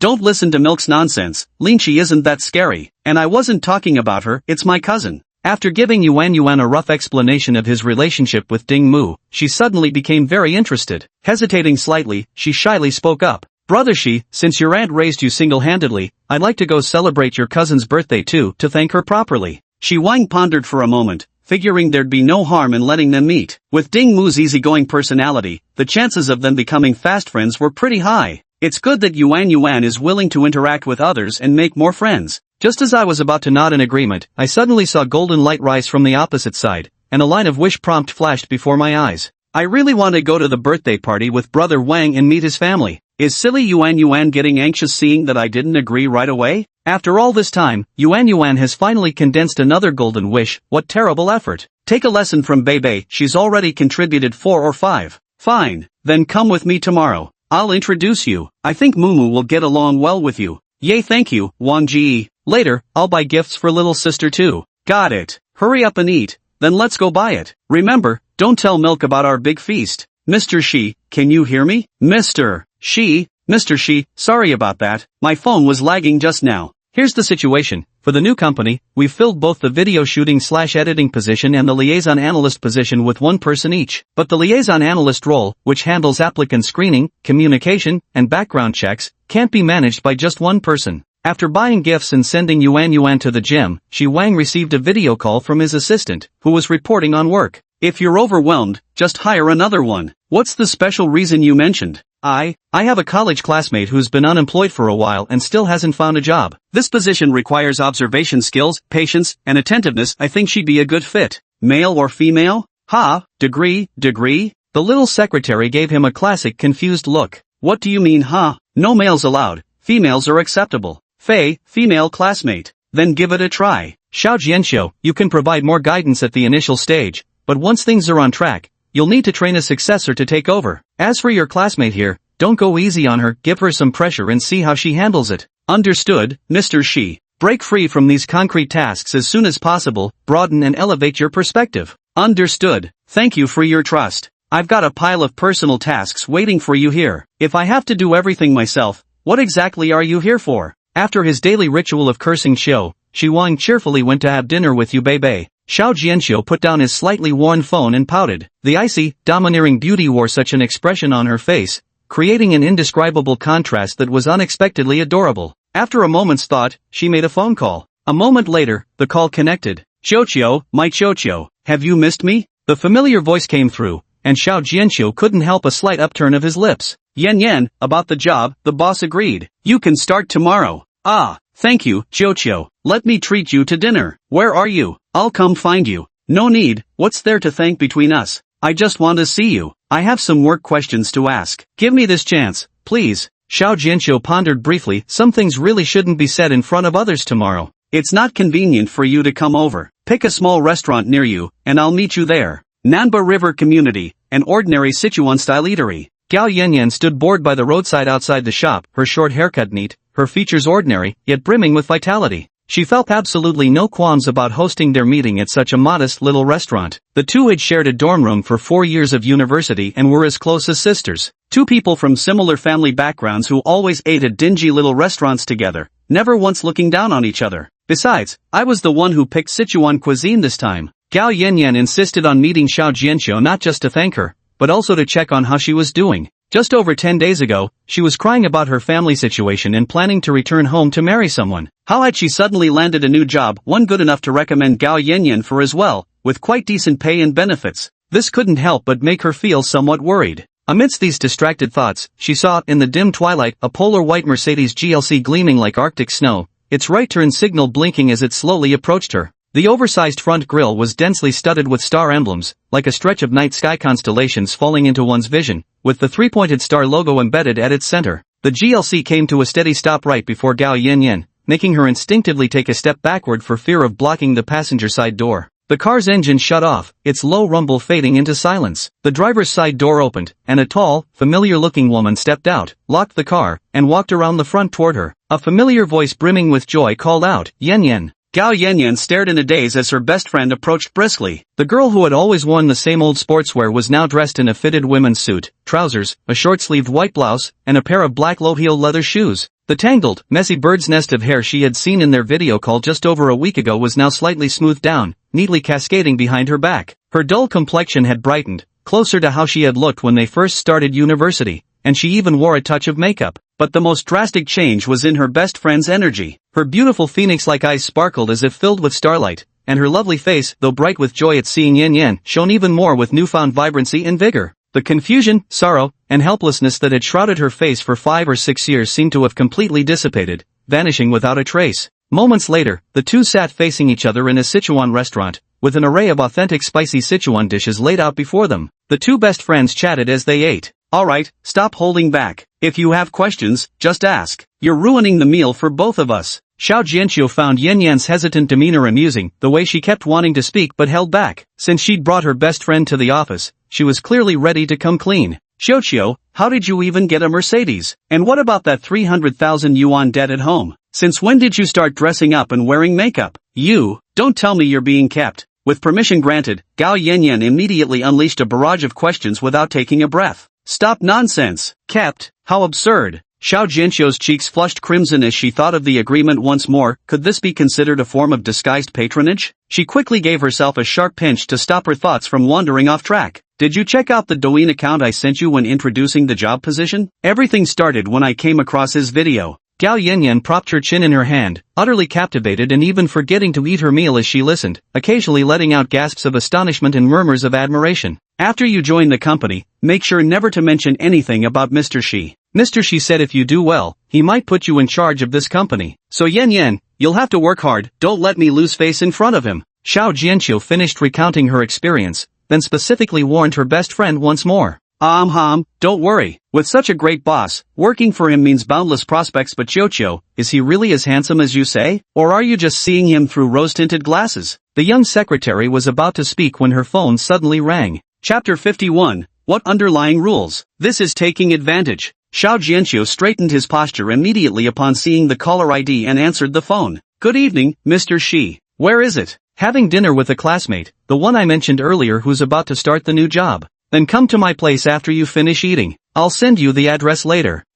Oh, what do you mean As a personal secretary, is it reasonable not to even know where your boss lives? No, that doesn't make sense. Bring your classmate along, let me meet them. Oh, okay, we'll come over soon. Putting down his phone, Xiao Jianqiu let out a long exhale and turned to look at Gao Yanyan's inquisitive face. The boss wants me to go to his place after dinner. What? Does he want to take advantage of you? He asked me to bring you along, he wants to meet you. Oh, thank goodness. You scared me to death. More than half an hour later, the two of them stood in front of Building 10 at Haiyanfu Residence. Gao Yanyan began to feel restless again. Xiao, what if there are several middle-aged, pot-bellied, greasy men hiding in his room? The moment we step inside, they'll overpower us, and then we'll be subjected to, Xiao Jianqiu's heart also raced with apprehension, but she still tried to reassure her best friend. Mr. Shi is a good person, and besides, he wouldn't be interested in people like us. Yan, where do you even come up with such bizarre, perverted thoughts? I saw it before, heard people say that some rich folks play like that,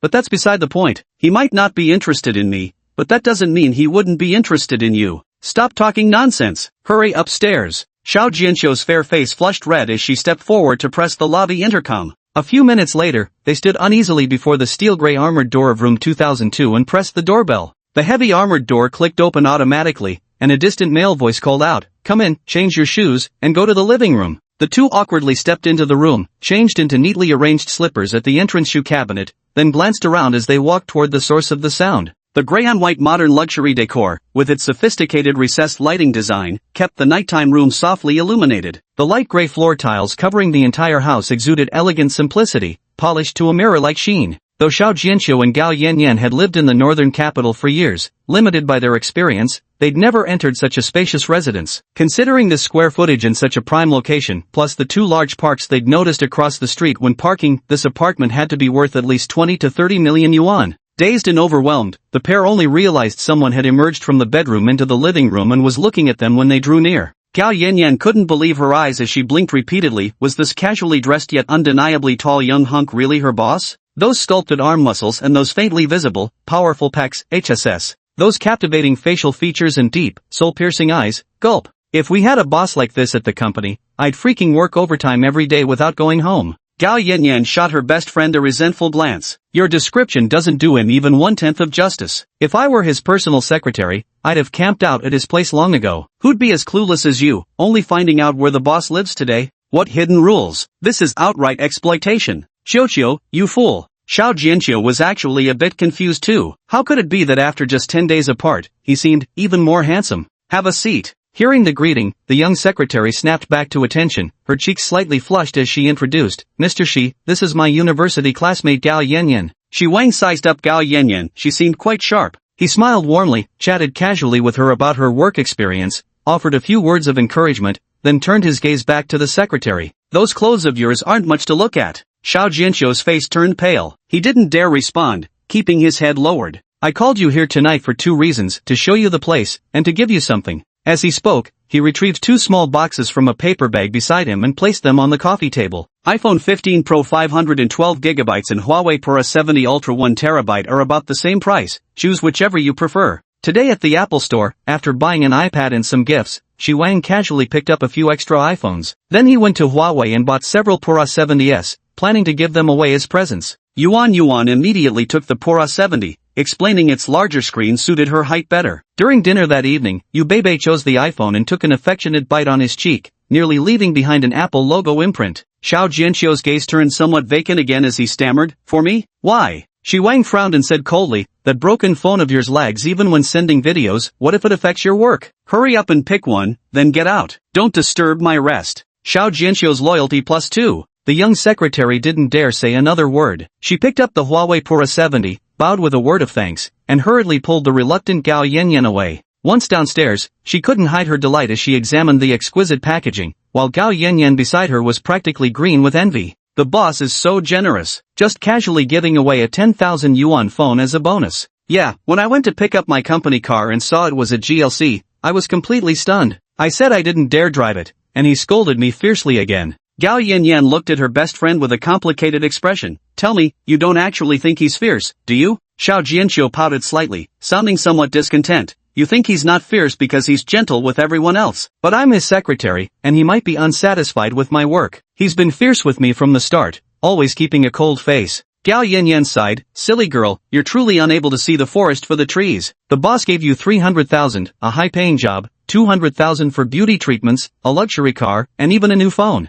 I don't think he's dissatisfied with you, I think he has feelings for you." The young secretary stood frozen as if struck by lightning. Besides, was he really being harsh with you? If he hadn't acted tough, would you have so readily accepted the car and phone? The only reason he asked you to bring me along tonight was probably because he worried you'd feel scared coming alone. What a thoughtful boss. If it were me, I'd have thrown myself at him long ago. Xiao Jianqiu recalled their conversation, her eyes turning slightly red. She lowered her head and mumbled, "But I didn't even look good when I met him. Why would someone like him ever lack for women?" Gao Yanyan didn't know how to respond, so she could only sigh and say, "Maybe the boss just has a thing for your type? Besides, Jiuqiu, you've got good natural features, with a bit of dressing up, you'd definitely be a knockout beauty. As for whether the boss has other women now, I really don't know. But given his status, there's no shortage of women throwing themselves at him. Whether you're willing to spend half your life competing with those women, even sharing him, or whether you choose to walk away now, that's a decision only you can make. All I can say is that the boss clearly has feelings for you, but he won't force you."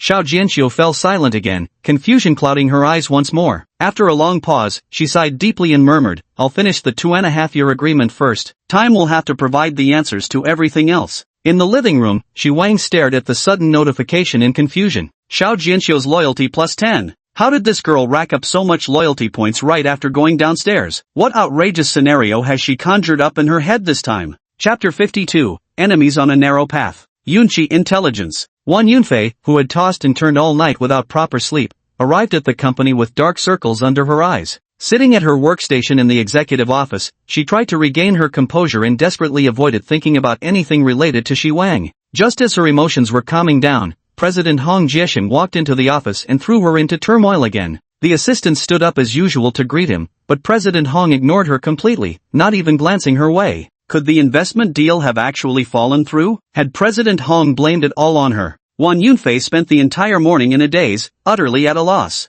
Then she gradually noticed the atmosphere around her had turned peculiar without her realizing it. From the reception area to the open office space, all the way to the executive suite where she worked, everyone's glances carried an inexplicable, indescribable meaning. People still whisper behind her back from time to time. Around noon, when she stepped out for some air, Wang Yunfei approached the stairwell and accidentally overheard a conversation between Xiaomini and Yin Ming, the project manager who had feelings for her. "Manager Yin, when I accompanied President Hong to meet the investors last weekend, I realized how impressive Yunfei's ex-boyfriend is. Turns out he's the chairman of the investment firm, handsome and loaded. If he's such a catch, why did they break up? I remember during that phone argument, she was the one who initiated the split? Yes, we all heard it yesterday." Sister Yunfei admitted herself that his financial situation wasn't good enough to cover daily expenses. Manager Hong and I were completely shocked. Ha, so that's how it is. Then Yunfei's standards really are quite high. I doubt anyone in our company could meet her requirements. Exactly. None of the men in our company stand a chance. But Sister Yunfei has such excellent qualities, I'm sure she'll get exactly what she wants. Wang Yunfei felt her vision go dark, that little bitch. She knew her reputation at the company was ruined. 6:30 p.m. The sky that should still be bright was obscured by gloomy dark clouds, making it appear somewhat dim. By the University of Science and Technology, the bus stop outside the North Gate. Four stylishly dressed and meticulously made-up young women stood chatting, their youthful faces brimming with carefree smiles. Mumu, how come we never saw your cousin at your previous birthdays? One Yakyu asked curiously. Since my cousin started dating that girlfriend of his financial pressure became enormous. Add buying a house to that, and those years he was practically working overtime every day or driving for Didi. For my birthdays, he'd just send me money transfers. Usually, he'd only occasionally drop by to glance at me outside the school gate before leaving.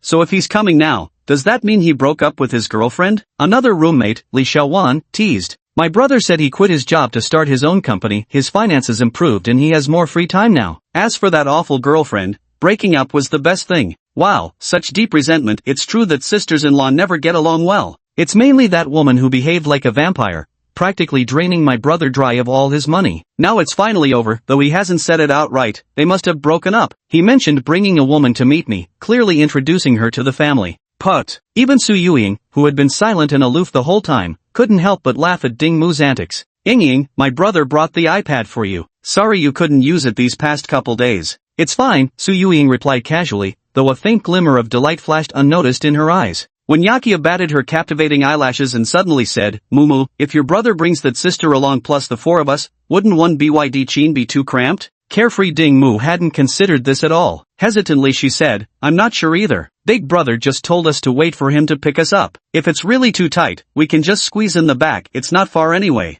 Beep beep. The sudden car horns made all four of them turn their heads, thinking Mumu's cousin had arrived. Instead, they saw a Levita and a somewhat old Audi A3 pulling up to the bus stop one after another, parking by the roadside. Both cars had their windows fully rolled down, with pumping electronic music blaring from inside. Each vehicle held two young men who, having successfully grabbed the attention of several pretty girls with their honking, now wore expressions that screamed, I'm showing off here, come worship me, all while pretending to be nonchalant. A couple of the boys looked vaguely familiar. They were probably students from the University of Science and Technology Beijing. Every university probably has its share of local students who enjoy driving their family cars to campus, showing off to pick up girls. The car windows must be rolled down, the music must be blasting, and the expression must remain nonchalant. Oh, and they've got to rest their left arm on the window frame while casually gripping the steering wheel with one hand. The girls in room 511 weren't impressed by that type of guy and glanced away dismissively. However, the four boys, having failed at showing off, now dropped all pretenses and shamelessly stared at them. They clearly recognized Su Yuing as the beautiful top student, occasionally whispering among themselves with sleazy grins. Just then, four gaudily dressed girls in revealing outfits emerged from the north gate, carrying bouquets and a birthday cake. With a beep from the Audi A3, the four girls turned and started walking in this direction. Ding Mu recognized them at a glance, snorted coldly, and turned her head away. The other three roommates also looked displeased. These girls lived in room 517 on the same floor, and coincidentally, one of them, Lu Qingyuan, shared the same birthday as Ding Mu. On Ding Mu's freshman birthday, the members of room 517 accidentally bumped into Su Yuing, who was carrying a birthday cake, deforming it. They refused to apologize or compensate and even mocked Ding Mu and her friends for trying to scam a better cake. During their sophomore year, after celebrating their birthday, the drunk girls from room 517 deliberately kicked the door of room 511, leading to a heated argument between the two sides. I never expected that on my birthday during junior year. She deliberately avoided restaurants near the campus, yet fate had us cross paths again like sworn enemies. Ding Mu actually knew those few from room 517 weren't targeting her, they were just jealous of Su Yuing. She was merely collateral damage. But Ying didn't do anything wrong, she's also a victim, so of course I can't blame her. As the four approached, a fighting spirit surged within her like tidal waves. Bring it on! Even if my birthday gets ruined today, I'll take you all down to the bitter end. The four girls from room 517 were all heavily made up today, their natural features almost unrecognizable. Compared to the innate beauty of the four flowers from room 511, they couldn't even compete with Li Xiaowan, who ranked last among them. Lu Qingyuan led her three companions forward, casting a jealous glance at Su Yuing before forcing a smile. Oh Ding Mu, where are you celebrating your birthday today? Can't even afford a cake? Tell you what, I'll bring you a leftover slice when I get back. Even if you're poor, you should still have something for your birthday. He. Straightforward Ding Mu wasn't one for veiled sarcasm. Having decided to fight back, she retorted directly, I don't eat cakes touched by trash, too dirty for my taste. Who are you calling trash? Lu Qingyuan, adept at elegant quarreling, completely lost her composure. Walking up to someone and spewing shit from your mouth, what else could that be but trash? Lu Qingyuan never expected Ding Mu to be so fierce today. Was she trying to ruin her own birthday? Furious enough to see smoke rising from her 7 orifices, she nearly lunged at her to claw her face. Alright, Yuan. It's your birthday today, don't waste your energy getting mad at someone like him, it's beneath you. A man's voice stopped her. Chapter 53, Hong Tong Tong Hot Pot Restaurant. The young man stepped out from the driver's seat of the Audi A3, gently comforting Lu Qingyuan. If they really started fighting here and got hauled into the police station, then the couple's hotel he'd carefully booked for tonight and the birthday gift, that little umbrella, would all go to waste. Lu Qingyuan glared at Ding Mu hatefully, tossing out the words, you pauper, keep waiting for the bus here. She then got into one of 2 waiting cars with her 3 roommates, proudly tilting her chin and casting a scornful look at the 4 members of dorm 511 before speeding off. Li Xiaowan teased, Mumu, were you extra feisty today because you had your brother backing you up? My brother? He's gotten as fat as a pig now, probably only good as a meat shield. With that, Ding Mu took out her phone and glanced at it. Whoa, my brother just sent a WeChat message saying he's stuck in traffic and will be here soon. No sooner had the words left her mouth than a black SUV pulled up to the curb, its massive frame and silent engine resembling a predator stalking through the night. The headlights illuminating the front face resembled a dazzling galaxy compressed onto both sides of the vehicle's front, with a visually elongating straight light strip running through the center to connect these 2 cosmic arrays. Wow, the 80M9. As a devoted pedal Huawei fan, Li Xiaowan instantly recognized her dream car. The M9 came to a smooth stop right before them. Then the passenger window gradually rolled down, revealing an exquisitely beautiful face with striking, deep-set features and an exotic charm reminiscent of mixed heritage, leaving all 4 girls momentarily spellbound. She suddenly smiled, as radiant as a blooming rose. Hello there. Her low, sultry voice carried a hint of shyness in her expression, creating a striking contrast. Hi. The bewildered foursome quickly offered a polite response. Just then, emerging from the driver's seat behind the stunning beauty was a man's face, his clean-cut, handsome features sending the entire 511 crew into another daze. The pair before them resembled the sun and moon shining together, appearing extraordinarily well-matched. Though for 2 members of the group, their dazed expressions stemmed from rather special reasons. Wonyakiyo instantly recognized that unforgettable male god, and he clearly recognized her too, though they merely exchanged a glance accompanied by a faint smile without further words. Ding Muja froze for a moment before exclaiming in shock, holy shit, bro! Shi Wang frowned. No swearing, get in the car now. Got it, let's go, hop in. This is my big bro, handsome, right? Opening the car door and seeing the 2 rows of seats in the back, Li Xiaowan exclaimed excitedly, it really does have 6 seats. Girls, let me take the 2nd row to experience it. In the end, Wonyakiyo and Su Yuiying took the initiative to sit in the 3rd row, while Li Xiaowan specifically claimed the zero-gravity seat, caressing it delightedly and unable to put it down. Mumu, give me the restaurant's location. Okay, it's the Hong Tong Tong Hot Pot near the Olympic Sports Center. Shi Wang set the navigation while pondering why the name of the shop sounded somewhat familiar. Bro, haven't seen you in 2 months, how'd you get so thin? You've practically turned back into your college self. No wait, you're even handsomer than back then. Ding Mu grabbed the headrest in front of him and asked excitedly. Successfully lost weight, he replied casually. Ding Mu turned to introduce him to his 3 roommates. This is my brother, Shi Wang. Handsome, right? Can't help it. He takes after me, we're just good looking. Today's your birthday, don't make me pinch your cheeks. Shrinking her neck slightly, she introduced to Shi Wang, brother, these 3 are my roommates and best friends. The one beside us is Li Xiaowan, behind us on the left is Su Yuiying, and on the right is Wonyakiyo. Shi Wang glanced at the rearview mirror and greeted them warmly. All 3 girls chimed in, hello, cousin. Shi Wang pointed at Yuan, this is Yuan, a year older than you all. The 4 girls were much more enthusiastic towards Yuan, who was pretty yet modest, greeting her with a flurry of words from all sides. Yuan, yeah, you're so beautiful. Thank you, you're all very lovely too. Su Yuiying in the 3rd row had ostensibly returned to normal, sitting quietly in her seat while occasionally stealing glances at Wonyakiyo beside her. With sharp observational skills, she had sensed something off about her roommate from the start, always sneaking peeks at her cousin Mumu while wearing a conflicted expression. Wonyakiyo's mind was in complete turmoil. Though thrilled to see her crush again, she couldn't help feeling exasperated seeing him with yet another female companion. His cousin was one thing, a pretty girl who even made her slightly jealous. But just days later, here he was with another stunning beauty of completely different style. Is it a breakup, or is she two-timing? Seeing that the male lead didn't acknowledge her proactively, the clever Wonyakiyo understood his intention and naturally wouldn't stir up unnecessary trouble. Hongtongtong Hotpot, Olympic Sports Branch, is located in the ground floor commercial space of an office building with 2 floors in total. Considered a mid-range hotpot brand, it boasts decent decor and affordable pricing. As Shi Wangting stopped by the roadside, he finally remembered this was the business of Lei Xiaoying's middle-aged boyfriend. The exterior looked quite presentable. Ding Mu had reserved a private room in advance and sent the room number to Shi Wang. The 4 girls got out of the car first to go in and order dishes. Shi Wang then took Yuan to park the car in the nearby underground garage. At that moment, in the lobby reception area of Hongtongtong Hotpot, stood 4 men and 4 women, none other than the roommates from dorm 517 and their boyfriends whom they had encountered earlier at the school gate. Zhou Junlin, the boyfriend of Lu Qingyuan, wore a displeased expression and snarled at the hostess in a low voice. How can there be no reservation? Check it again properly. The female supervisor was also irritated, but she still explained in a low voice, Sir, I've checked several times. All the private rooms for 10 people are fully booked, and your name and phone number truly aren't in our records. Zhou Junlin glanced at his impatient girlfriend and had no choice but to tell the supervisor, go get your manager. The female supervisor eyed him warily. Calling the manager won't help. Booked private rooms can't be changed.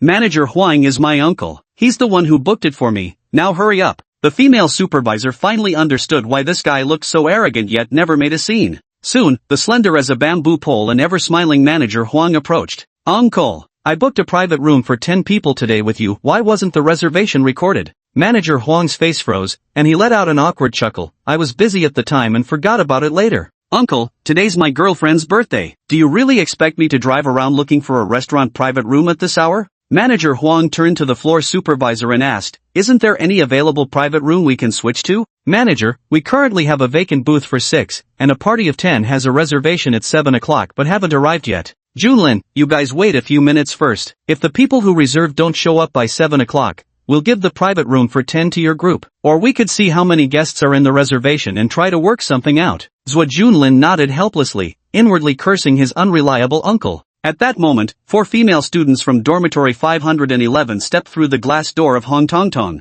Thank you to boss, Sun Wenji in dire straits, for sending the update Urger charm. Thanks to all the bosses for your support powered by love. Chapter 54 I just want to celebrate my birthday happily. The head waiter approached them. How many in your party? Do you have a reservation? Ding Mu said casually, reservation under Ding for private room 210. As soon as these words were spoken, the gazes of the 4 men, 4 women, and manager Huang turned toward him. Manager Huang, oblivious to his nephew's peculiar expression, took a few steps forward and asked cheerfully, will it be 4 diners today? Ding Mu gave him a curious glance and shook his head, 6 people, hurry and take us inside. Manager Huang stood his ground and politely said, Ma'am, I'm the manager here. I'd like to discuss something with you. We've just had 8 regular customers arrive unexpectedly, and now we have only 1 table for 6 left. Would you mind trading your reserved table for 10 to accommodate them? As an apology, I'd be happy to offer you a 20% discount on your meal today. Ding Mu had never been the aggressive type. Seeing how polite the shop manager was, someone who could be both friendly and offer discounts, he was about to agree when he noticed the 8 people nearby. Lu Qingyuan and Zhou Junlin both wore smug smiles on their lips, their eyes brimming with mockery and self-satisfaction. She suddenly understood, pointing at those people and asking, you want me to switch with them? Manager Huang nodded, sensing something amiss in his heart. No way. Ding Mu firmly refused. Lu Qingyuan led a group of people swarming over, arrogantly declaring, you broke loser. Don't push your luck when we're offering you an olive branch. Getting an 80% discount is already a steal. What? You want to take a mile after getting an inch? Expecting a free meal? Who cares about your measly meal money? It's my booked private room, my call, why should I give it up to you? Zhou Junlin's face darkened as he started fabricating lies. Who said this is your room? I reserved 210 3 days ago through my uncle, but the staff screwed up and you took advantage. First come, first served, it's ours by right. Then ask your uncle to get you a private room. Besides, who knows if you're just talking nonsense, when Yakia joined the fray. My uncle is manager Huang. What he says goes in this restaurant. Take it or leave it. If you don't want to eat, then get out. Fine. Li Xiaowan shouted. Everyone, listen to this. How outrageous is this restaurant? A manager's nephew just steals reserved private rooms. We're reporting you to the Consumer Association. Su Yueying also said coldly. How can you prove you booked this private room? I can produce reservation records from 3 days ago in no time, and your so-called booking records will vanish instantly, believe it or not? Besides, no one would even care about this kind of thing. Ha ha ha. As the situation grew increasingly chaotic, some guests in the lobby had already started recording with their phones. Manager Huang groaned inwardly. Who would have thought his nephew had a grudge against this group? but now he had no choice but to cut the Gordian knot. After all, just a few naive college girls, what trouble could they possibly stir up? Manager Huang barked in a low voice, "Enough, all of you, shut up." Then, turning to the four from dormitory 511, he said coldly, "Hong Tong Tong Hot Pot does not welcome you. Leave now. If you disturb our customers again, we'll call the police and have you all taken away." He knew that with this kind of student, intimidation worked best. Ding Mu felt utterly aggrieved at that moment. For 3 whole years, not a single birthday had passed joyfully. Every time, those wretched jerks from 517 had shattered his hopes into complete disarray. This year, even though we got together at a restaurant far from school,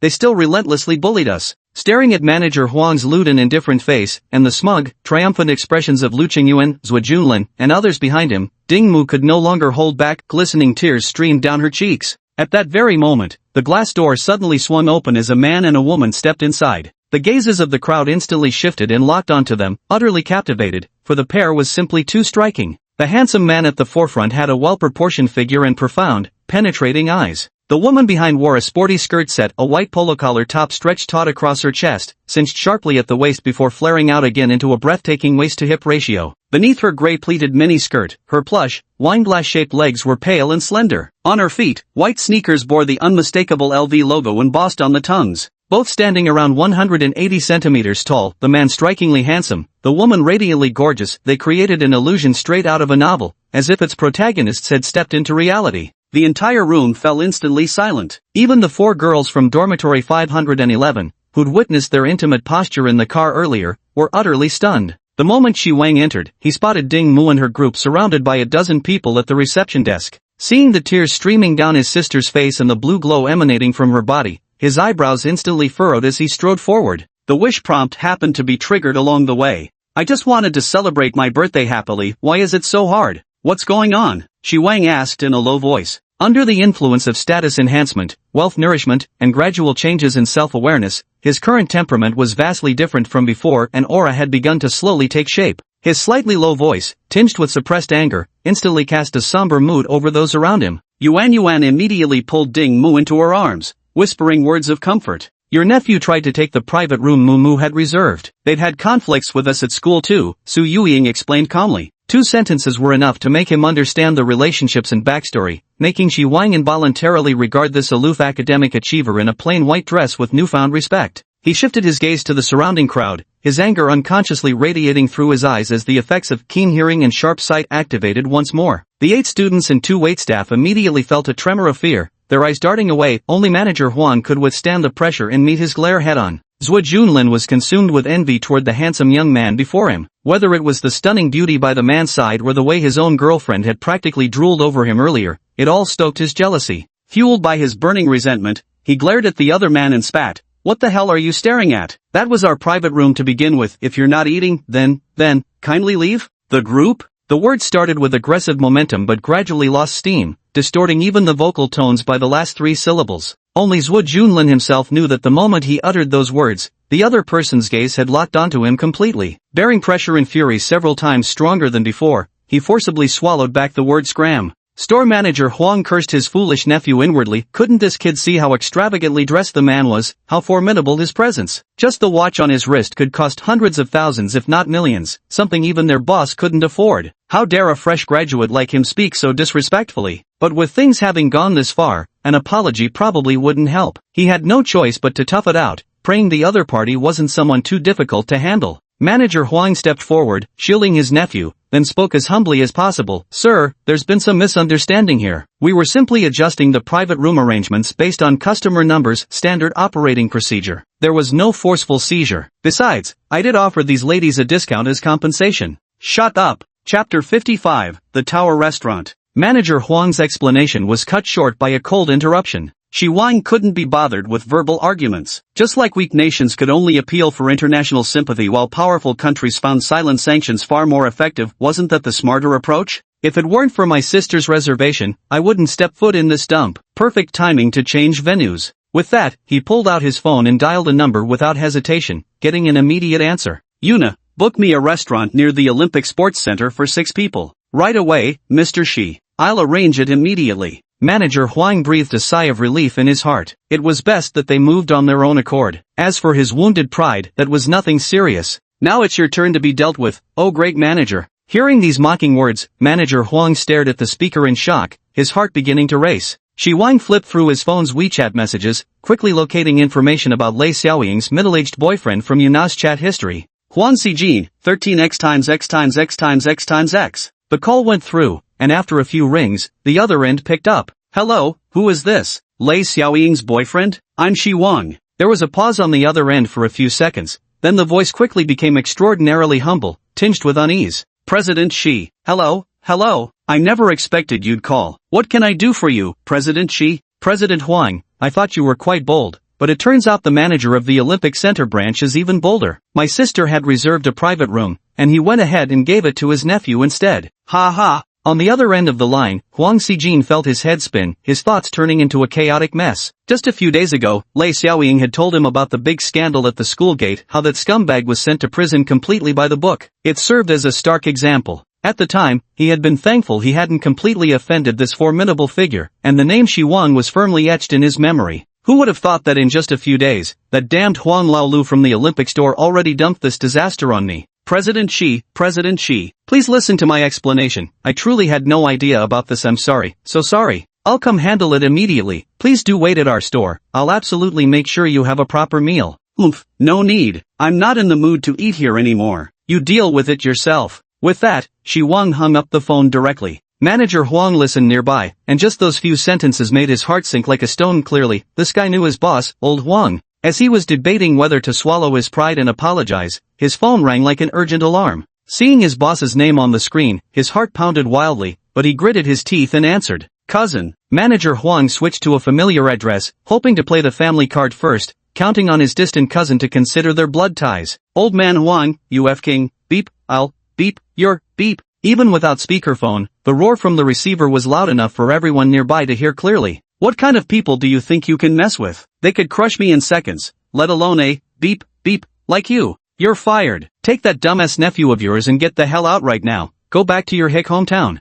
Manager Huang stood dazed, holding his phone in silence. Behind him, Zhou Junlin's face turned ashen, while Lu Qingyuan and the other students lowered their heads in fear, wishing they could vanish into the ground lest the striking young man who held such power decide to crush them too. A notification sound chimed. Shi Wang glanced down at his phone, then turned to the girls and said, "Let's go. The restaurant's booked." Having thoroughly vented their grievances today, the four flowers of Dorm 511 couldn't help but cast triumphant glances at Lu Qingyuan and her friends as they left. Even Su Yuing was no exception. Amid the excited chattering of several girls, they got back into the car and drove north. Carefree Ding Mu had already tossed aside her earlier grievances, clinging to the driver's seat headrest while buttering up her older brother. Bro, you're amazing. 3 years of pent-up frustration finally vanished. This is the best birthday ever. We're just getting started, there's more to come. Really? So where are we going to eat? We're here. After parking the car, the girls looked up at the towering flower-shaped skyscraper before them, this nearly 300-meter-tall landmark standing along the northern axis of North Capital, and all let out a simultaneous wow. When Yakia's captivating gaze lingered on the male lead, asking excitedly, "Brother Shi, are we going to the tower restaurant?" Shi Wang gave a slight nod. "It's so extravagant. I heard you need to make reservations just to book the main hall here, Brother Shi, and yet you can just walk right in? Let's go." Shi Wang didn't say much more, leading the way toward the tower. They took the high-speed elevator directly to the top floor. Ding, the elevator doors opened, revealing a middle-aged man in a well-tailored suit standing at the entrance. He glanced at the group before briskly stepping forward to greet them. "Are you Mr. Shi?" he asked with a slight bow. "It is. Hello, welcome. I'm the manager of the Tower Restaurant. My surname is Li. The VIP private room we reserved for you is ready. Please follow me." "Excuse the trouble, Manager Li. Please, don't mention it, don't mention it." Except for Yuan, whose expression remained unchanged, the other girls exchanged bewildered looks. The restaurant manager greeting them? A VIP private room? The group passed through the spacious, brightly lit hall filled with soft music, ascended another level via the central spiral staircase, and arrived at an even higher, more serene second floor. Surrounding the central area were individual private rooms, each marked with different numbers. They walked straight to the south-facing position where hung a conspicuous golden plaque, VIP 001. Manager Li pushed open the double-paneled solid wood door carved with exquisite patterns, then stepped aside with a bow. The 6 people stepped into this luxurious private room spanning over 100 square meters, and their vision suddenly opened up. Nearly 300 meters above ground, through the floor-to-ceiling panoramic glass windows before them, unfolded the dazzling and intoxicating night view of the northern capital. Holding back the impulse to rush to the windows and exclaim in awe so as not to embarrass their cousin, the young women quietly gathered around the enormous rotating solid wood round table, secretly surveying the private room. The large crystal chandelier on the ceiling, its light refracted countless times through myriad crystal facets, cast a splendid and ethereal glow, illuminating the entire room in resplendent brilliance. Solid wood wall paneling adorned with several artworks, complemented by exquisite decorative pieces in the corners. The lounge area is equipped with a high-end entertainment system and audio equipment, with a compact bar counter tucked in one corner. Leather sofa set, dual independent bathrooms. Every detail left them breathless with amazement and enchantment. Without asking for others' opinions, Shi Wang promptly ordered all the signature dishes available, ensuring every taste preference was covered so no dietary restrictions would be an issue. Manager Li then withdrew from the private room with the waitstaff, leaving the space to the guests. Immediately, the four girls leaped up and rushed to the floor-to-ceiling panoramic windows, bursting out amazed exclamations. Outside, the sky beneath thick clouds had completely darkened without a single trace of starlight or moonlight. From nearly 300 meters above ground, facing north to south as you gaze down upon the capital, it's as though you've plunged into a glittering starry river within the dark universe. The majestic bird's nest and water cube sports venues lie close at hand, radiating enchanting brilliance. The river stretching from the Olympic Park beside them shimmers with rippling reflections of distant lights, resembling a flowing scroll painting. Continuing the gaze southward, forests of skyscrapers sparkle with multicolored lighting effects, dancing in concert with the transforming displays of giant screens and neon signs. The crisscrossing streets resemble countless golden ribbons of light, while the opposing traffic streams weave through them, dragging endless trailing lines of white and red light in their wake. Gazing upon this astonishing, intoxicating, and utterly captivating scene, the four girls gradually quieted down,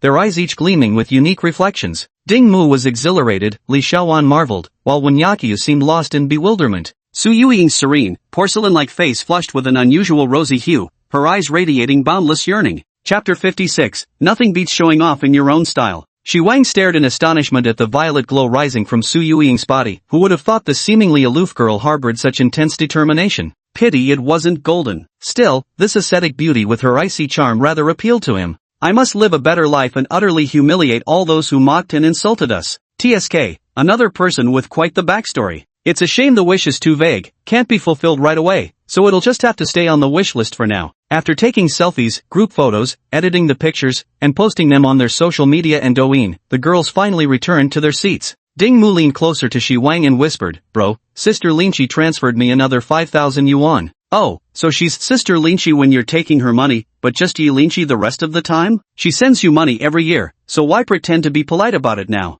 Ding Mu's chubby little face flushed red as he stammered, "When you meet her again, help me thank Sister Linqi once more by enduring a few extra scoldings on my behalf." Knock, knock, the sound of light rapping on the door echoed. Soon after, the graceful head waitress entered and whispered a few words to Shi Wang before bowing and withdrawing. A short while later, she returned leading a strikingly handsome young man in a black uniform who stood a full 185 centimeters tall. The girls were somewhat confused, thinking it might be some restaurant event, and looked on curiously. After greeting them politely, the handsome young man placed a square insulated box in front of them. Wen Yaqiu, who was most interested in luxury brands, finally recognized the logo on the young man's uniform and the insulated box, exclaiming, "Black Swan." The other three looked at her blankly, clearly unfamiliar with the name. High-end cake brands, the cheapest starts at over 1,000 yuan. Wen Yaqiu felt excited. As someone who yearned for a petit bourgeois lifestyle, she had always dreamed of receiving a black swan cake from her boyfriend on her birthday, but this wish had never come true. The uniformed delivery guy swiftly opened the insulated box, took out the cake package, and after unwrapping layer after layer, a delicate 15 centimeters diameter cake was revealed before everyone's eyes. The round cake, made from natural whipping cream, imported black and white chocolate, and Yunnan double-petaled red roses, displayed a beautiful gradient of pink and white hues.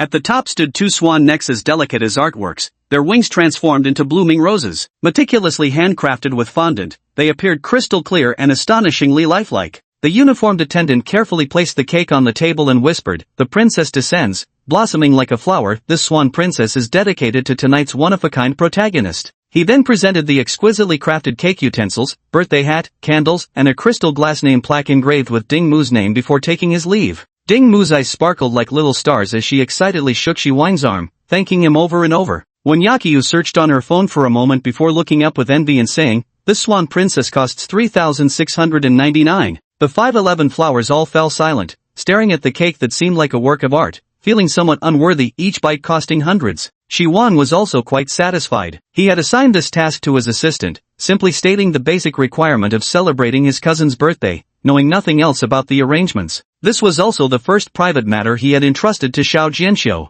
Another routine round of birthday wishes concluded. After enjoying the cake, the round table was soon laden with various dishes, and the long-starved group eagerly dug in. Shi Wang watched Yuan eating with unrestrained delight and couldn't help feeling exasperated. Were it not for the Golden Wish voucher's endorsement, he'd have sworn silly Yuan came just to mooch another lavish meal. Only a year older than the other girls, Yuan's shy and unpretentious nature blended perfectly with Ding Mu's roommates, whose good-natured personalities and high emotional intelligence helped them quickly bond. It was clear that making new friends brought silly Yuan genuine joy, so much so that she even started cracking jokes unprompted. Sister Yuan, you're about to graduate, could you share some job hunting tips with us? Wen Yaqiu, who had been subtly trying to build rapport, casually probed for information.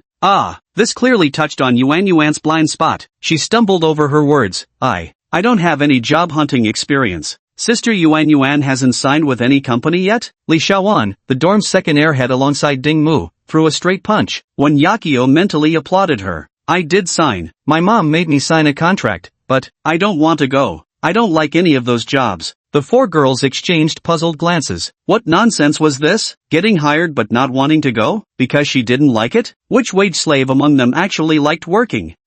Yuan, if you signed the contract but aren't going, won't your mom scold you? Ding Mu asked cautiously. Clueless Yuan looked baffled.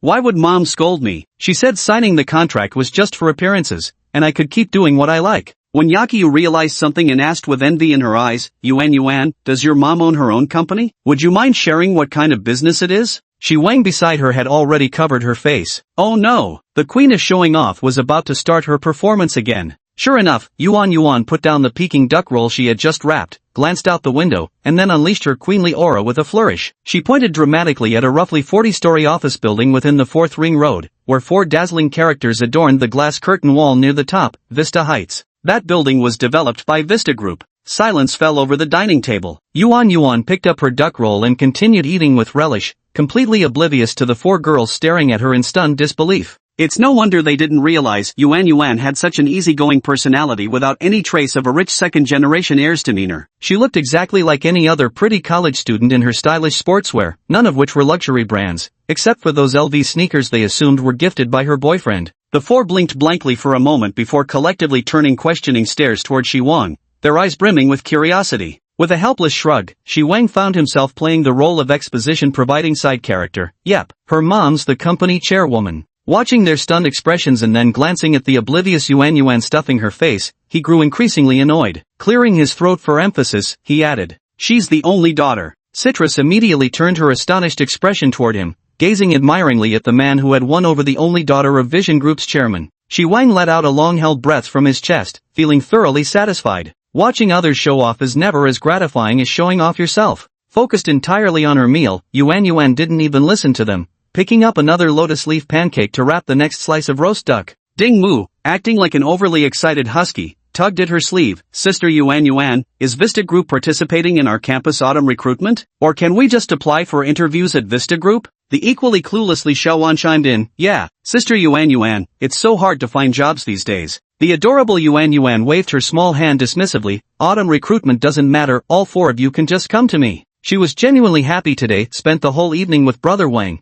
enjoyed a lavish meal and birthday cake, and even met 4 gorgeous girls who spoke so sweetly. No one has ever called me Sister Yuan before, let alone 4 people at once. When Yaqiu's alluring gaze shifted, landing instead on Shi Wang, when it came to distant view group, it was more like cousin, Sister Yuan the chairman, with layers of separation in between. This cousin ran his own company, and after 2 interactions, she got the sense that he operated at a much higher level. Maybe it'd be better to just go straight through the cousin's connections. Just as she was about to speak up, Su Yuing beside her suddenly asked softly, Brother Shi, will your company have any recruitment plans for undergraduates later? Chapter 57, Daimeng Yuan's Ambush. Before Shi Wang could respond, when Yaqiu turned to Su Yuing in surprise, Ying, aren't you preparing for grad school? With your abilities, you'll definitely get in. Su Yuing's expression was calm as she replied softly, taking the postgraduate entrance exam is also for finding a better job in the future. If a good opportunity comes along now, I can give up on postgraduate studies. When Yaqiu knew she couldn't hesitate now, so she quickly chimed in to Shi Wang, Brother Shi, if there's a chance, remember to think of me too.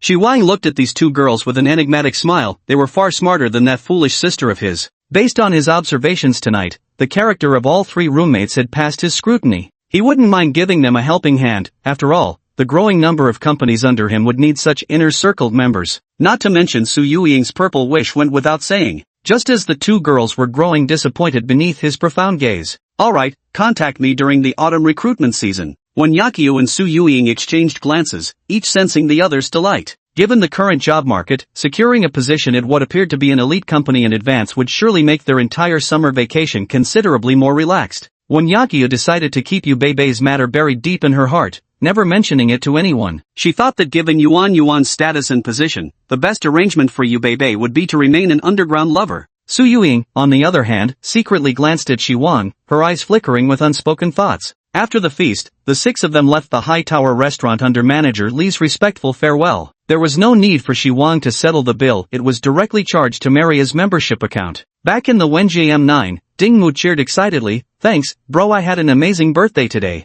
Shiwang Sheng, fearing the wish would be settled directly, hurriedly stopped him. "Don't celebrate too soon. You'll know when we get to school," he said tersely, firing up the engine. Some 10 minutes later, outside the north gate of the University of Science and Technology Beijing, Shiwang parked the car and let them all get out, then went around to the back and opened the trunk. He first took out an iPad box and handed it to Su Yuiying. "My foolish sister broke your iPad, and I'm truly sorry. This is to compensate you on her behalf." Su Yuiying accepted it and said softly, "Thank you." "I don't blame her." Looking down at the model name, she saw it was the 11-inch iPad Air with 1 terabyte in cellular that must have cost at least 10,000 yuan. It could buy 2 of her old iPads. "Brother Shi, this is too expensive. Just get me one like my old one." "It's fine. Since it's an apology gift, it should naturally be better quality, please accept it." Shiwang smiled, though his tone left no room for argument. Su Yuiying pressed her rosy, delicate lips together and softly uttered another word of thanks. Shiwang then pulled a large carry bag from the trunk and handed it to Ding Mu, who was watching eagerly. "Here, bro, your birthday present." Ding Mu let out a cheer as he reached for the hefty gift bag. Opening it, he found 5 differently sized boxes wrapped in packaging paper, all bearing the unmistakable Apple logo. "Your laptop and phone have been used for 3 years already. This time, I'm upgrading you to the complete Apple ecosystem. Bro, you're way too generous." "Thanks, bro." Ding Mu happily took out each item one by one to admire with the help of her 3 roommates. AirPods, Apple Watch, the same iPad Air as Su Yuiying, along with a 15-inch MacBook Air and an iPhone 15 Pro Max with 1 terabyte storage. Shiwang smiled as she watched her cousin hopping around excitedly, then added, "There's more, your sister Yuan also prepared a gift for you." "Ah, that's really too much." "Before you say that, do me a favor and fix your expression first." Yuan gazed at Ding Mu's adorably chubby face and suddenly reached out to pinch the plump cheek. "So cute. Sister Yuan, don't copy my brother's habit of pinching my cheeks." Yuan turned and took a gift bag from the trunk,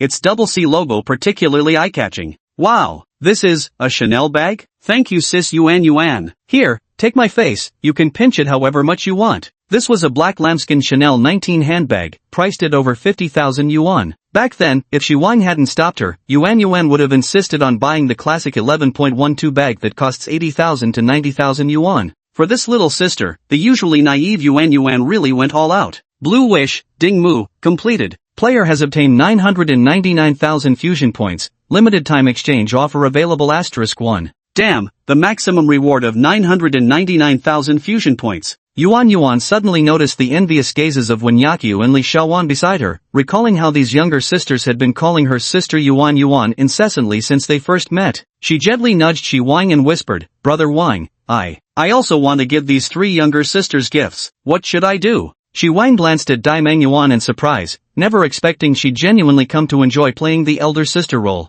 There were still several Apple and Huawei phones in the trunk. He'd originally planned to gift one to Wenyakyu. The girl was clever and sensible, having never breathed a word about their previous meetings or Yubei's situation, nor had she ever demanded credit. But with so many eyes around, he dismissed the idea. Now that Yuan brought it up, he might as well distribute them all. Shi Wang pulled out 4 phone boxes from the trunk and turned to Ding Mu's 3 roommates with a smile. "My sister can be a bit clueless, thank you for taking care of her these past 3 years. Sister Yuan suggested we prepare these phones as small welcome gifts and tokens of appreciation for you." With that, he handed over the 4 boxes, Huawei Pora 70 and iPhone 15 Pro, their price points are similar, so just pick whichever one you prefer. All three pairs of eyes lit up with delight. Even Su Yuiying couldn't hide her surprise, but embarrassment made them hesitate as they politely refused. In the end, Yuan and Ding Mu stepped in, persuading and nudging until the phones were reluctantly yet happily accepted, much to everyone's satisfaction. Paul and Li Shaowan and Su Yuiying both chose Huawei, while Wenyaqiu unsurprisingly picked up an iPhone. After an unforgettable birthday party, the four flowers of room 511 returned to school laden with gifts. Tonight was destined to be a sleepless night for them. Golden Wish, Yuan, completed. Player obtains 6.83 million fusion points, limited time discount exchange *1. Yuan's loyalty +2. Shi Wang returned to the hipster mansion and sank into the living room sofa, touching his cheek as if he could still feel the dewy softness of that marvelous touch. After enduring Yu Beibei's relentless pursuit and even overtaking her, Yuan finally staged a successful comeback, becoming the first candidate to meet the teammate recruitment criteria. Loyalty level 71, romantic love. Just one word from him, and the two could become lovers instantly, the kind who'd rush to get their marriage certificate done on the spot. Just now, after sending Yuan back to Hongyu North Lane, once they got out of the car, the usually clueless but now overjoyed Yuan, who had just met his family, not only took the initiative to hold his hands but also played dirty, ambushing this 26-year-old veteran. Shi Wang was caught off guard and didn't dodge in time, ending up with a kiss planted on his cheek. Just as he was about to retaliate, an eye for an eye, a kiss for a kiss, Yuan blushed and fled the battlefield without a fight. Sitting on the sofa, lost in thought for a while, Shi Wang still didn't know how to bring up the topic of joining the team with her. This direct hit would probably send the naive girl running home in tears to her mommy, wouldn't it? Then Chairman Xian of Yuan Jing Group would fly into a rage and send a whole van load of thugs after him. Shi Wang shuddered at the thought. Maybe he should wait a bit longer, and try to raise her loyalty points while he's at it. Having made his decision, someone began checking out the 2 limited-time discount redemption options he had acquired today. Chapter 58, Birthday Wishes from the Male God. 2% shares of U-Engine High-Tech. 2% equity stake in U-Engine Precision Technology Company, limited time offer, 100,000 fusion points. U-Engine? Shi Wangjin had actually heard of it. It ranked among the top 3 domestic watch brands. I checked on my phone and found that the registered capital was 500 million, and most importantly, like Yuan Jing Group, U-Engine was also under the Yuan family's umbrella. After the exchange, Shi Wang turned his attention to Ding Mu's reward. Birthday blessing from a male god, a special skill. On the birthday of a recruited teammate or subordinate, when you sincerely send your blessings, you can simultaneously use this skill. The recipient gains 1 attribute point and increases their loyalty to you by 1 point. Each teammate or subordinate can receive this benefit only once. Limited time offer, 99,900 exchange points. A special skill. This was the first time he had encountered such a limited time offer, and it came from a blue-level wish. Did blood relations provide a bonus? As expected of my sister, this reward was truly a jackpot.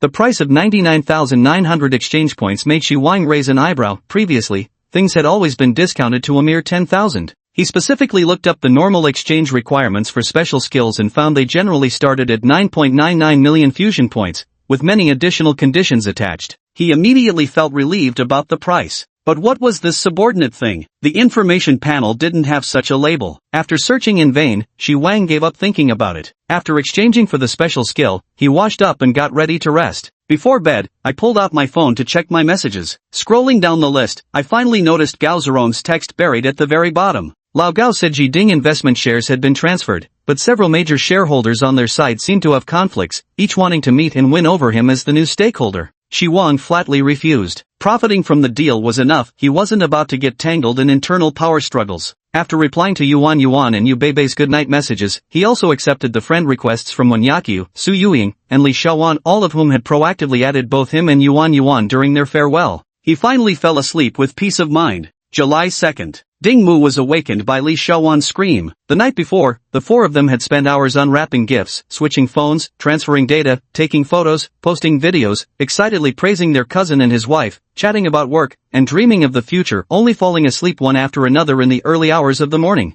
Ah, damn Shaowan, what the hell are you screaming about this early in the morning? The other 3 groaned as they crawled out of bed with headaches. Check out your Douyin, my video from last night got over 10k likes, and there are so many comments my WeChat moments also blew up. The 3 of them instantly grew excited. Previously, their Douyin accounts only got a few dozen likes when posting daily life content. Opening their phones, Ding Mu and Wenyaqiu gasped in surprise. Just like Li Shaowan, each of them had over 10k likes. Ding Mu's video, which included footage of delivering a black swan cake and birthday gifts, had already surpassed 30k likes. Someone commented asking how many days in advance I booked the private room. When I said it was a last-minute reservation that same day, they insisted it was impossible. I've seen people act stubborn like that too, only to get slapped in the face when they found out VIP001 was reserved for the restaurant's special guests. Nobody can book it from outside, only big shots can get a table at the last minute. Ha, Mumu, there are so many guys from our school commenting on your Douyin and social media posts. Probably saw those birthday gifts worth over 100 grand. Watch out for confessions coming your way.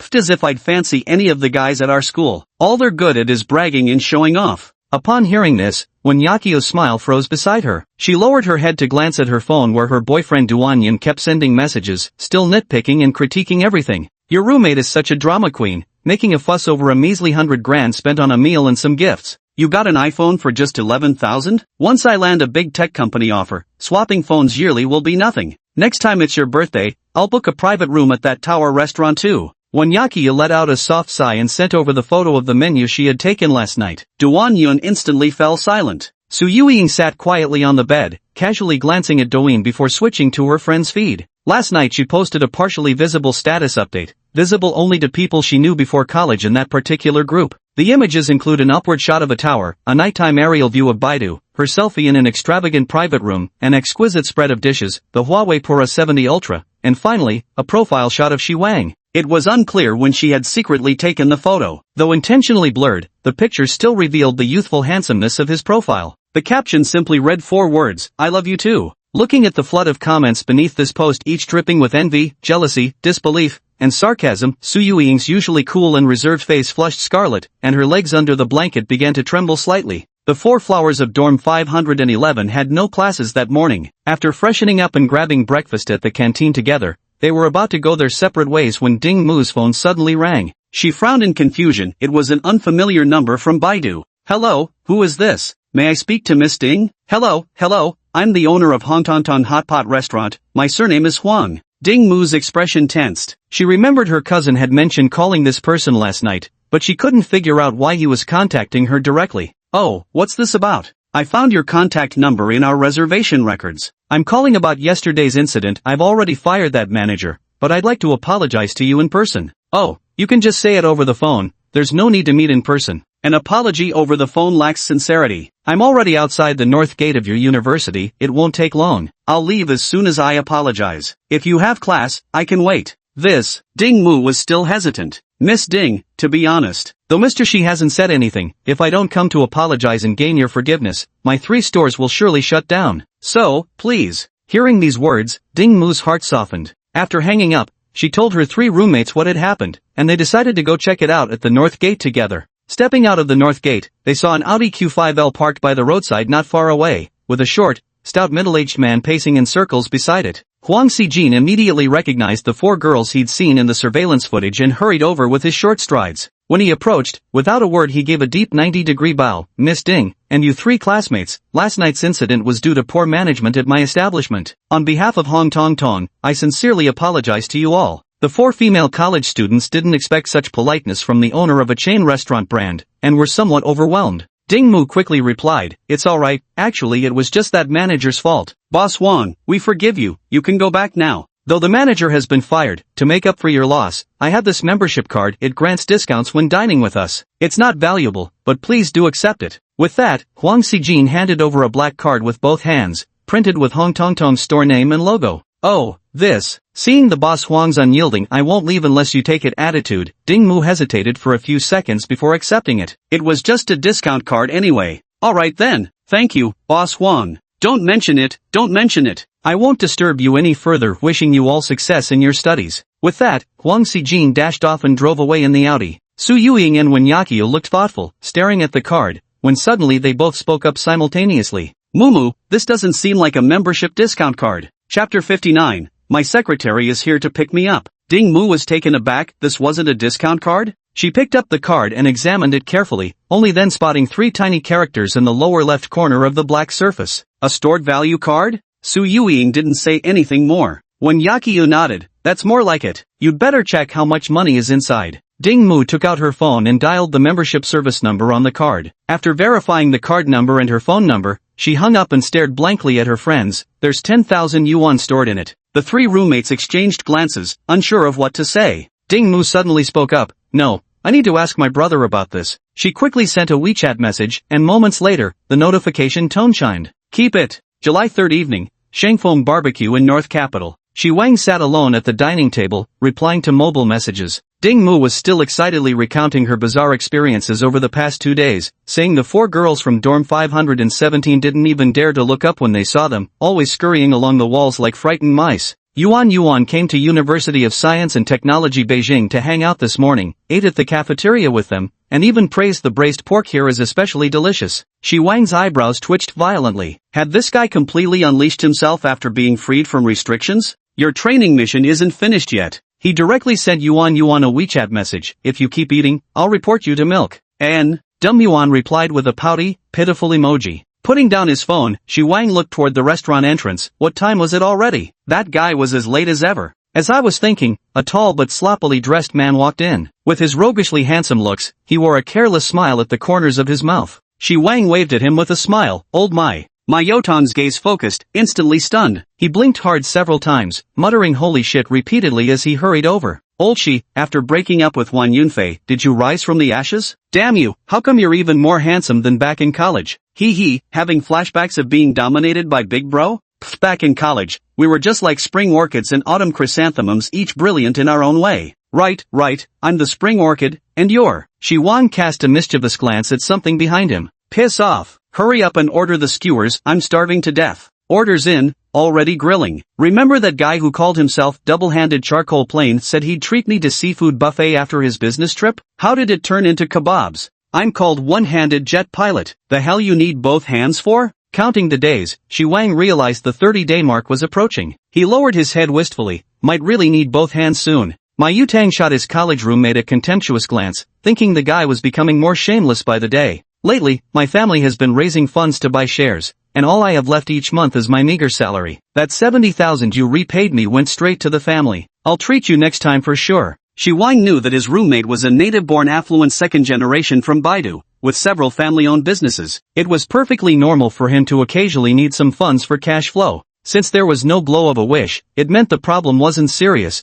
and he didn't inquire further. Just let me know if you need any help. I've started my own company now and have some money to spare. Ma Yutang took it as polite conversation and didn't take it seriously. The two who hadn't seen each other for a long time soon started chatting freely while drinking together. Have you seen Wang Jianai recently? Shi Wang gave him a strange look. Often, I've been losing weight with her help. Why do you ask? Cui Jianpain asked me about how she's doing. You know that guy's always had a thing for Wang Jianai. They both used to be in Hedian district. Cui even deliberately went to her to sign up for a gym membership. But maybe he pestered her too much. Wang Jianai resigned, moved away recently, and stopped replying to his WeChat messages. Resigned? Didn't the owner of her gym run away with the money? No way. I heard from Cui Jianpain that he still goes there to work out regularly. That damn milk guy lied to me again. Since Wang Jianai doesn't want to see him, you'd better not spill anything. Alright, I'm just worried something might happen to her. I couldn't care less about playing matchmaker for others. The two of them ate and drank, downing bottle after bottle of beer, and soon they were both slightly tipsy.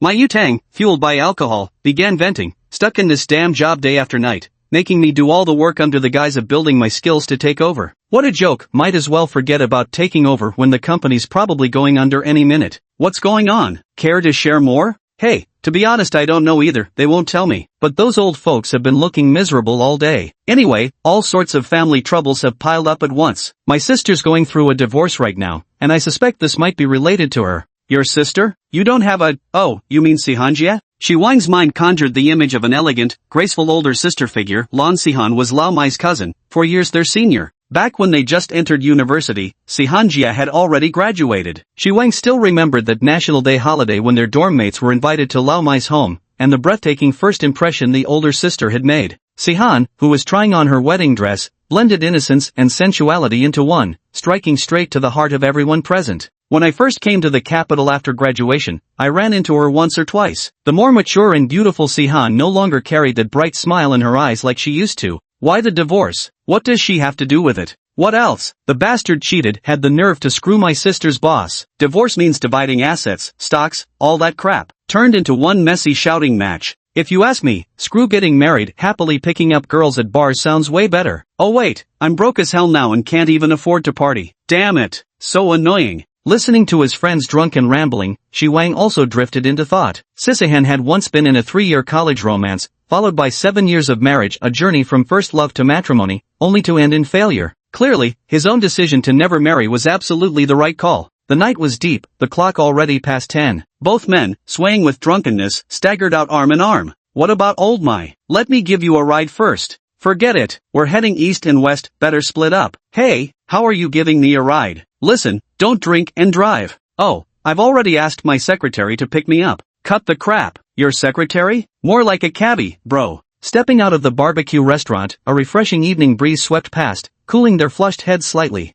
A white Mercedes with its hazard lights flashing was parked by the roadside. Shi Wang squinted at it, then gave my Yutang a pat on the shoulder. They're already waiting for me, so you'll have to head back alone. Damn, old Shi, exclaimed Lao Mai, switching from a BYD Qin to a GLC, nice upgrade. No, that car was for the secretary. My Yutang shot him a sidelong glance and was about to yell, damn it, can't you stop showing off, when the door of the Mercedes GLC opened, and a graceful figure around 1.7 meters tall stepped out from the driver's seat. Chapter 60, Lose Your Mind. The woman's curvaceous figure was tightly wrapped in a white shirt and a pencil skirt, with her long legs clad in alluring nude stockings. Since she had been driving, she wore only flat shoes, which somehow made those impossibly long legs even more striking. She quickly stepped forward and gently held Shi Wang's arm to steady his slightly swaying body. Mr. Shi, let me help you into the car. Her cold, domineering voice was particularly heart-stirring. Under the dim lighting and with light makeup, my Yutang couldn't clearly see her exact skin tone or hair texture, but he could make out that beautiful, aloof face with its strikingly dominant vibe.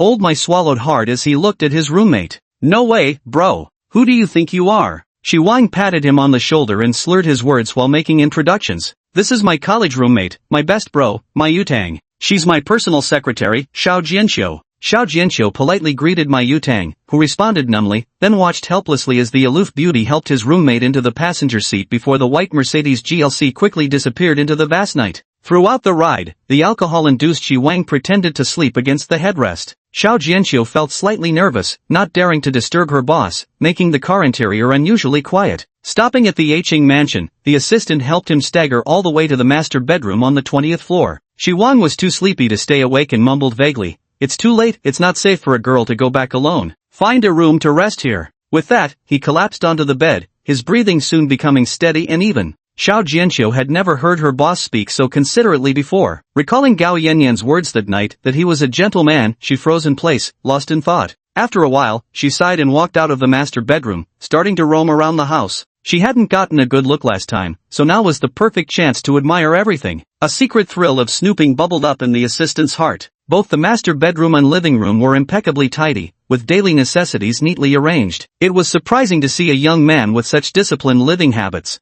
As she wandered around guest bathroom, separate Chinese and Western kitchens, study, everything maintained the same impeccable order. The kitchen was fully equipped with cooking utensils, and the fridge was stocked with a variety of ingredients. Clearly, someone cooked here often. After inspecting the common areas, Xiao Jianxiu headed to the south-facing secondary bedroom to see if it would suit her needs for resting. Pushing the door open gently, her eyes immediately fell on the light pink bedding set, with a large plush toy resting by the headboard. Cartoon figurines and knickknacks scattered throughout the room revealed the whimsical touch of a young girl. Xiao Jianxiu wore an unpleasant expression as she slowly entered the bathroom, where all the toiletries were brand new and unopened, clearly belonging to a young woman. Back in the bedroom, she slid open the custom wardrobe door and was stunned by the sheer variety of cosplay outfits packed inside. Pervert! The petite secretary pouted, snorted coldly, and closed the door behind her as she left. Then she hurried to the last bedroom in the north. Fortunately, it was just an ordinary guest room and didn't deal her another blow. Her previously good mood had been ruined by that secondary bedroom, making Xiao Jianxiu feel like going home. After sitting blankly for a while, she still went to the master bedroom. In the bathroom, she soaked a towel in warm water and gently wiped Shi Wang's face and hands. Returning to the bedside, she gazed at her boss's handsome, gentle sleeping face and those long, elegant hands, unable to resist lightly caressing them for a moment. Then she poked his cheek with her finger, but feeling unsatisfied, she pinched his nose instead. Only when Shi Wang couldn't breathe and instinctively tried to push her away did the little secretary finally let go, cheerfully returning to her room to sleep. That night, she slept more soundly than ever before. At dawn, Xiao Jianxiu, whose biological clock was remarkably precise, woke up. After momentarily feeling disoriented, I finally remembered where I was. Hearing faint noises coming from the living room outside, she quickly got up, dressed, and went out. Just as she reached the entrance hallway, she was stunned by the scene before her. Her boss was wearing only a pair of black skin-tight athletic pants and matching sports shoes. In front of the large floor-to-ceiling window in the living room, he was performing highly demanding cross push-ups with fluid and steady movements. The dazzlingly handsome crisscrossing movements of his limbs, paired with the rhythmic tempo and the undulating changes of his shoulder and arm muscles during exertion, created an extraordinarily striking visual impact.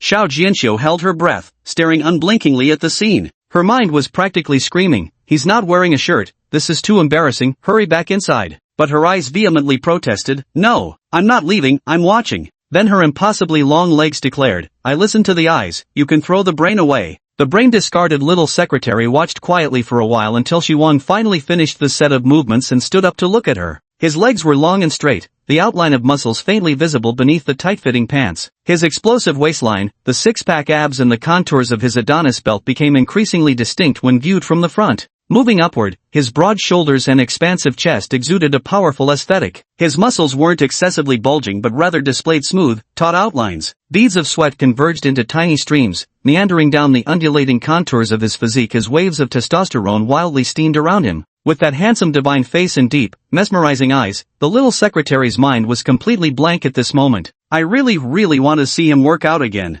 Xiao Jianxiu loyalty +5. Shi Wang blinked. Not bad. Giving himself a thumbs up for the outfit, his looks didn't go to waste. "Can you make breakfast? Go prepare some." He spoke with the same indifference as before. As if triggered by a conditioned reflex, her consciousness instantly snapped back into Xiao Jianxiu's body. She immediately bowed her head slightly, replying, "Right away, Mr. Shi." Half an hour later, the two sat facing each other at the dining table, enjoying the modest breakfast prepared by the little secretary, scallion and carrot egg pancakes, cold side dishes, and freshly blended soy milk. Not bad at all. Shi Wang knew better than to keep suppressing her. Occasional praise was necessary, just not too much. "Thank you, Mr. Shi." Just as expected, her tone remained cool, but Xiao Jianxiu's eyes visibly brightened with a hint of eagerness. "We've already compiled background checks on 3 clients recently and plan to confirm 2 more before arranging your interviews all at once, so as not to waste your time." After the meal, the junior secretary finished tidying up the dishes and began reporting on recent work. "Good, this interview is concluded. If the results satisfy me, we'll promote Gao Yanyan to manager with full responsibility and recruit a replacement for her."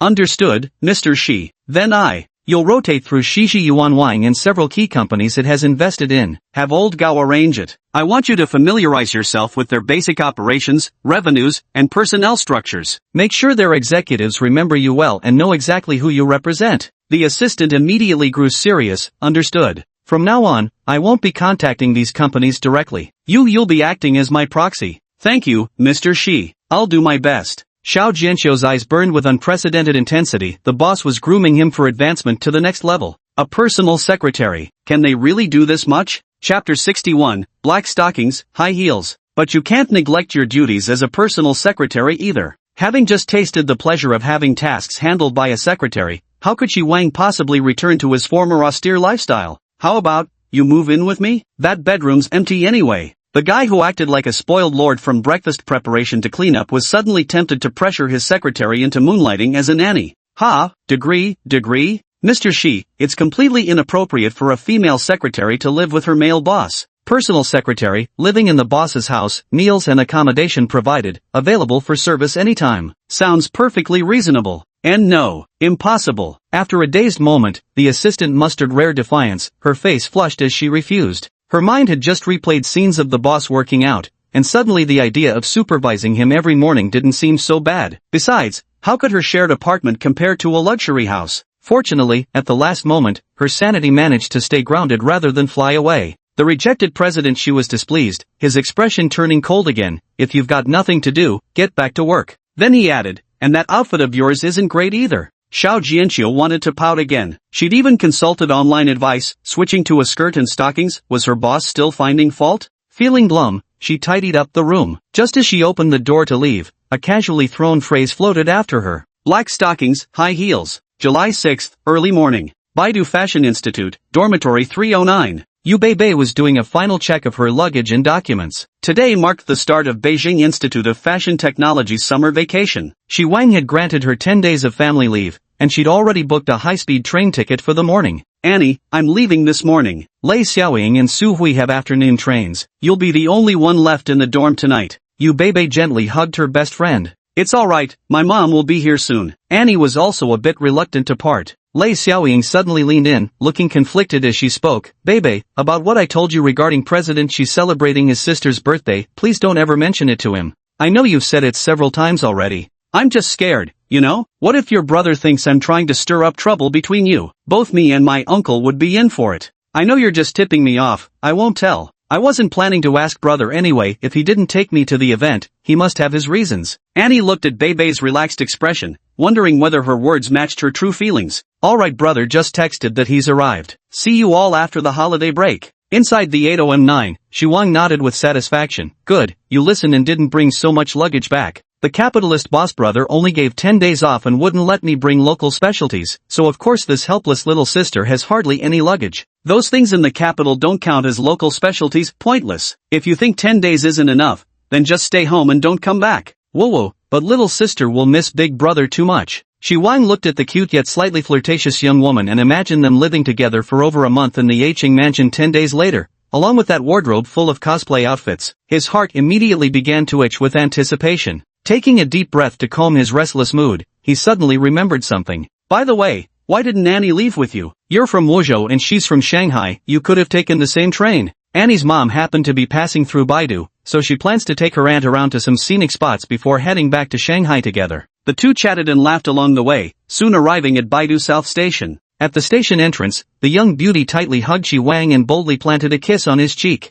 This instantly ignited his fury, making him wish those 10 days would pass quickly. Yu Bebe boarded the high-speed train alone, found her seat, sent Shi Wang a WeChat message, then rested her snow-white chin in her hand and gazed absent-mindedly out the window. 10 days feels so long. Even though we don't see each other often at school, just knowing he lives nearby makes me feel at ease. Ding, the text message alert sounded. The pretty girl looked down, and her small mouth instantly formed an O shape. She quickly opened WeChat, about to message her brother, but a message from him came through first. Big bro, this 30,000 is for grandma and little sister, don't pocket it yourself to spend on food and drinks. Contact me if anything comes up. Yu Bebe's eyes welled up with warmth as she clenched her lower lip tightly, suppressing her emotions before typing out a single line. Bebe, big brother, wait for me to come back. More than 3 hours later, the high-speed train gradually came to a stop at Jinling South Station. The aunt sitting beside her got up to disembark, causing a brief commotion of passengers coming and going in the carriage. In less than a minute, Yu Bebe, who had been leaning back with her eyes closed listening to music through her headphones, sensed someone sitting down beside her but paid no attention. Then suddenly, she felt a light tap on her shoulder. Who on earth has such poor boundaries? The pretty little beauty opened her striking almond-shaped eyes, slightly furrowing her brows as she turned to look. In the adjacent seat sat a bespectacled woman with shoulder-length straight hair,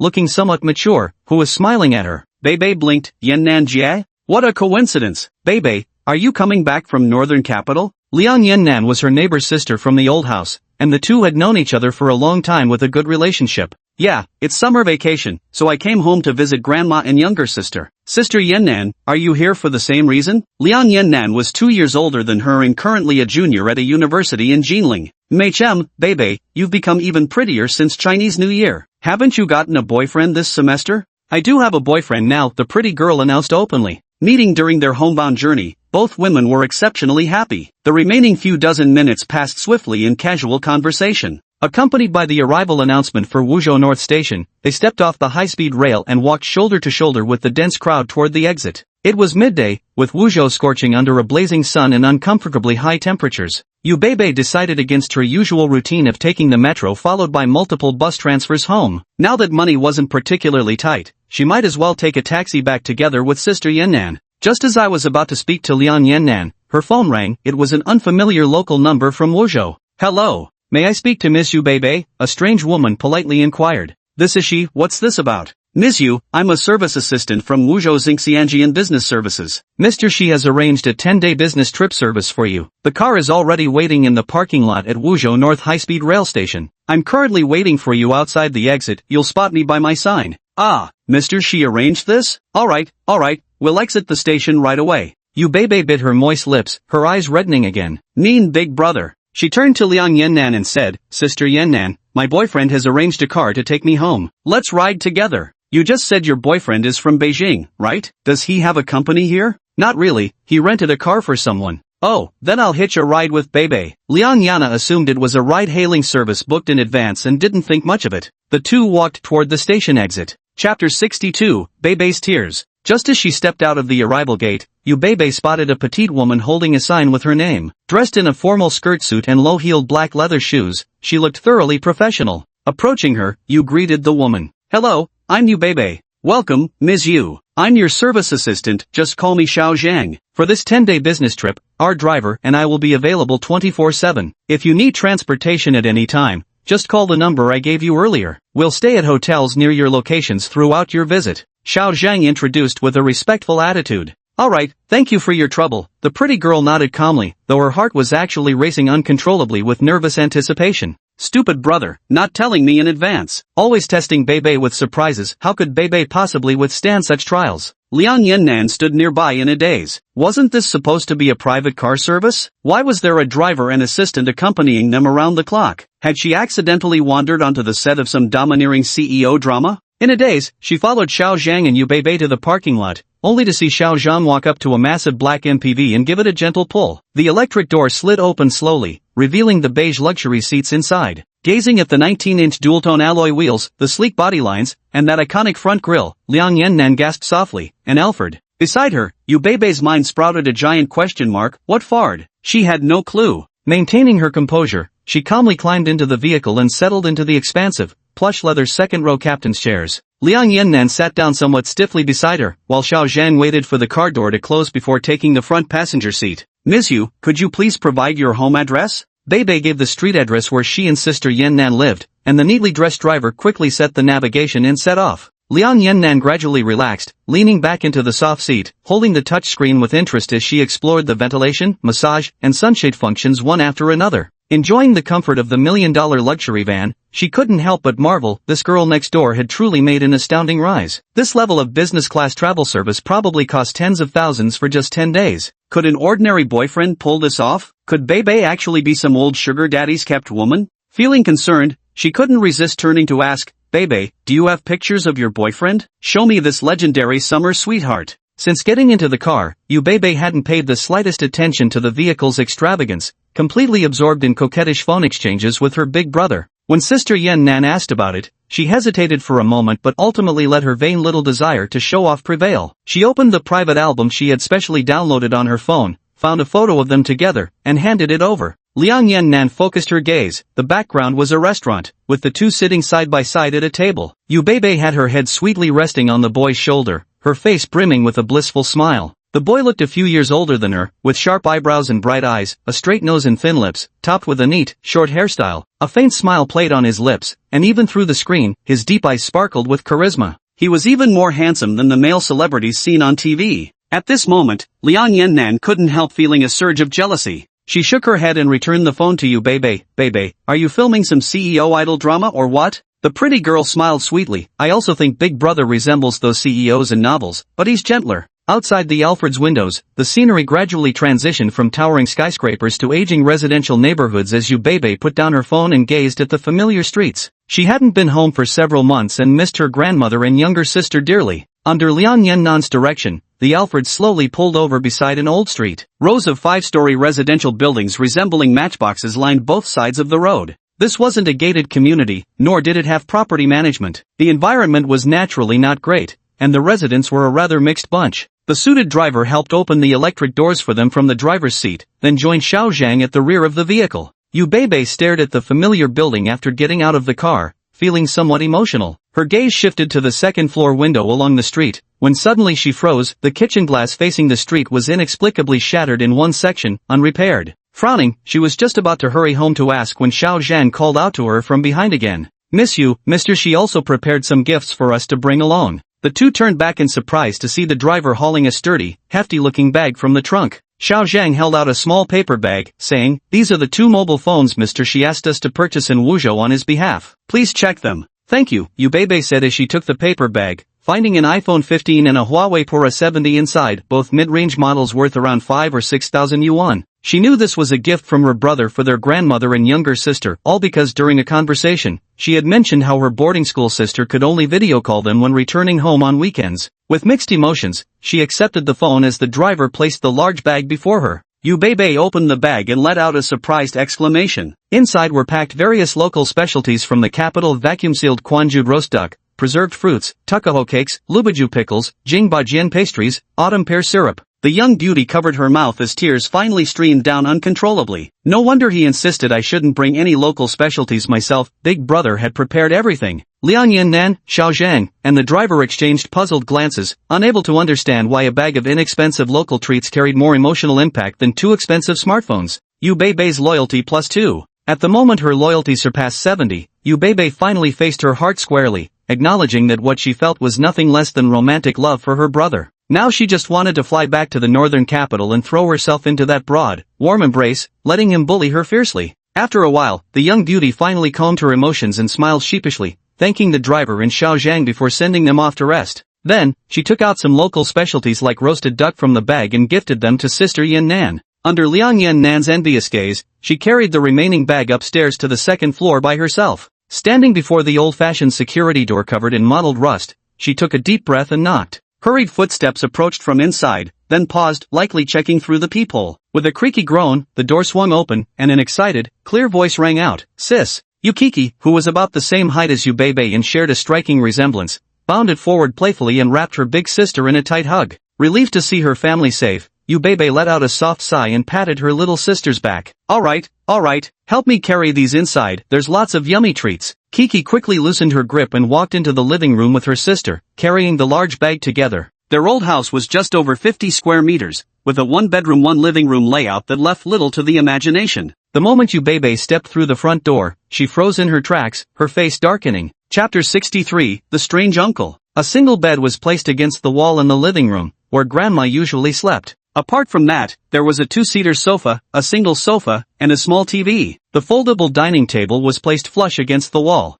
The already small living room was packed almost to full capacity. At the moment, Grandma was smiling at her from the 2-seater sofa, while someone unexpected sat on the single sofa beside it, studying her. Yu Beibei placed her luggage by the door and walked straight over to sit beside her grandmother. She hugged the frail little figure and called out, "Grandma." Then she spoke coldly to the middle-aged but still somewhat handsome man before her. "What are you here for?" Duan Hongfei's face darkened. "Won't you even call me uncle?" A look of disgust crossed Yu Beibei's face. She was willing to address her cousins normally because those matters had nothing to do with them, but for her uncle, aunt, and maternal grandparents, she harbored nothing but hatred. "You're not worthy. Humph, heard you landed some rich boyfriend. No wonder you've got such a bold tongue now. None of your business. Leave now if you've got nothing better to do. You're not welcome here. This is how kindness gets repaid. An elder comes all this way to help, only to be treated like this by the younger generation. Your grandparents were right all along, an ungrateful wolf can never be tamed." Hearing this, Yu Beibei's eyes reddened. In her childhood, when her mother took the 2 sisters back to their maternal home,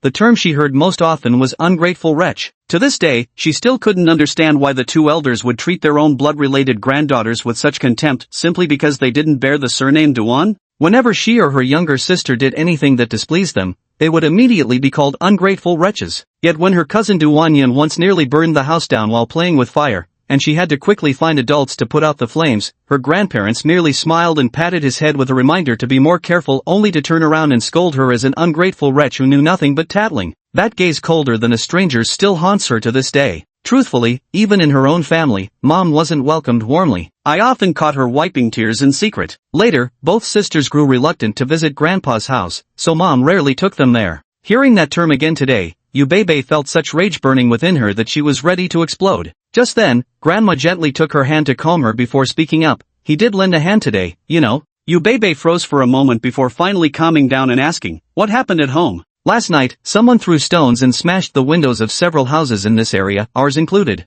"Ah, are you all right?" "No, it was the kitchen window that got smashed, just scared us." There was a note attached to the rock with some filthy words like, "Your girl is really something." "Kiki, were you harassed by someone?" Yu Beibei quickly followed up, realizing her younger sister's looks made her an easy target in this rough neighborhood. "No, but I'm always extra careful when coming home on weekend nights, though I still feel a bit scared sometimes." Grandma also wore a worried expression as she sighed. "When Kiki comes back from night self-study on weekends, it really is too late. I worry too." Grandma was just an ordinary countrywoman who'd never seen much of the world. Raising 2 children had already been her limit. Ever since Yu Beibei entered high school, most family matters had fallen to her to handle. At this moment, Duan Hongfei, who hadn't spoken for a while, finally said, "A friend's place nearby got smashed last night, so I came today to help out. When I walked past your building and saw the broken glass, I came up to check." All morning I've been taking them to file a police report, helping with statements, and just sat down after finishing everything when you try to kick me out? Have you no conscience? Yubebe frowned in thought, ignoring him. When her parents were still alive, this uncle had never visited. After their passing, he proactively appeared to help handle all matters, which ultimately meant the sisters and their grandmother were kicked out penniless into this shabby little flat, after which they never saw him again. Now Duan Hongfei suddenly reappeared offering help, and she instinctively suspected ulterior motives. What should we say when we call the police? Yubebe asked her grandmother. The police said there are no surveillance cameras here, so they can only increase patrols. They advised us to avoid going out at night and to stay vigilant. The grandmother, who looked honest and kind, was somewhat listless due to hardly sleeping the night before. With deep concern, she asked, Bebe, what should we do? Duan Hongfei observed the other three individuals. Yukiki was visibly at a loss. The elderly woman also appeared unable to make the final call. Evidently, the decision-making authority in this household lay with Yubebe. Yubebe, with such a chaotic environment here, as the elder sister, you really should consider your sister's well-being. Your boyfriend is so wealthy, why not sell this place and let him chip in to buy a better apartment in a proper community? One with property management and security at the very least. My friend went to the realtor today. He said he couldn't stand staying here even one more day. Seeing Yubebe didn't immediately refuse and seemed lost in thought, he cleared his throat and spoke again. If you're looking to sell, I can help find a buyer. Your aunt's nephew is planning to move to Wuzhou for work and wants to buy something affordable to live in. He's a single young man and isn't bothered by the rough neighborhood here. 200,000 in full. If you agree, we can transfer the property tomorrow. He's in no rush, so you can stay here until you move into your new home. Yubebe's almond-shaped eyes flashed with anger as she snapped, in your dreams, how could a 50-square-meter apartment possibly sell for 200,000? You're trying to cheat us again. Do you think housing prices are still like they were years ago? My friend just went to an agent, the listed price was only 250,000. If it weren't for being the top floor, I'd have bought his place myself. At this rate, in a few years you won't even get 200,000 for it. Duan Hongfei scoffed, his expression indifferent as he continued, if you think it's not enough, go list it with an agent and wait. The paperwork alone could tie you up for a month or two before you see a dime. My offer might be lower, but it's faster. Besides, if things keep going downhill around here, who do you think would take the risk? Ha! A shadow crossed Yubebe's eyes, but she stubbornly refused. I won't sell for 200,000. Get lost. Duan Hongfei didn't say anything more. He stood up and left, only showing an expression of reluctance after the security door closed heavily behind him, then gritted his teeth in fierce determination. Inside the house, Yubebe finally let go of her strong and stubborn facade. She hugged her grandmother and younger sister softly, whispering, Granny, Kiki, I've missed you both so much. After the three of them held tight for a while, Yubebe suddenly remembered there were urgent matters at hand and quickly released them. Don't worry about what happened last night yet. I need to make a call first. Then she went into the inner room and dialed the starred number in her contacts. Big brother, some issues came up at home. That's how things stand. I've got a weird feeling about Uncle. I want to hear what you think. I understand. I'll go check out the situation first. Send me your home address. Don't be afraid. Just wait for my news. A gentle, soothing voice came through, making Yubebe feel instantly at ease. Chapter 64, The Return of the God of War. Returning to the living room, Yukiki looked at her with a gossipy expression while Grandma smiled knowingly. Yubebe's face flushed red. Since Duan Hongfei had already seen through her earlier, she might as well confess honestly. Grandma, Kiki, I met a really nice guy in Baidu. Well, I guess we've started dating. Oh, and he brought gifts for you both. With that, she brought over the bags filled with local specialties and 2 mobile phones. Here, one for you and one for Grandma. Wow, Granny, can I get an iPhone? Finally have a phone. Brother-in-law is the best. Yukiki jumped up and down excitedly. Why are you shouting nonsense? It's still too early. Yubebe scolded, though her pretty face flushed like sunset clouds, utterly captivating. Grandma neither understood nor cared much about phones. She was far more delighted examining the local specialties from Baidu. Yubebe sat down beside her grandmother, gently stroking her dry, rough hands, and softly said, Granny, my brother gave me 30,000 yuan to pass on to you for household expenses. You don't need to work so much anymore, rest more. My tuition fees are all covered by my brother, so don't worry. Granny's expression changed slightly, and she looked uneasy. Bebe, it's fine for him to give gifts,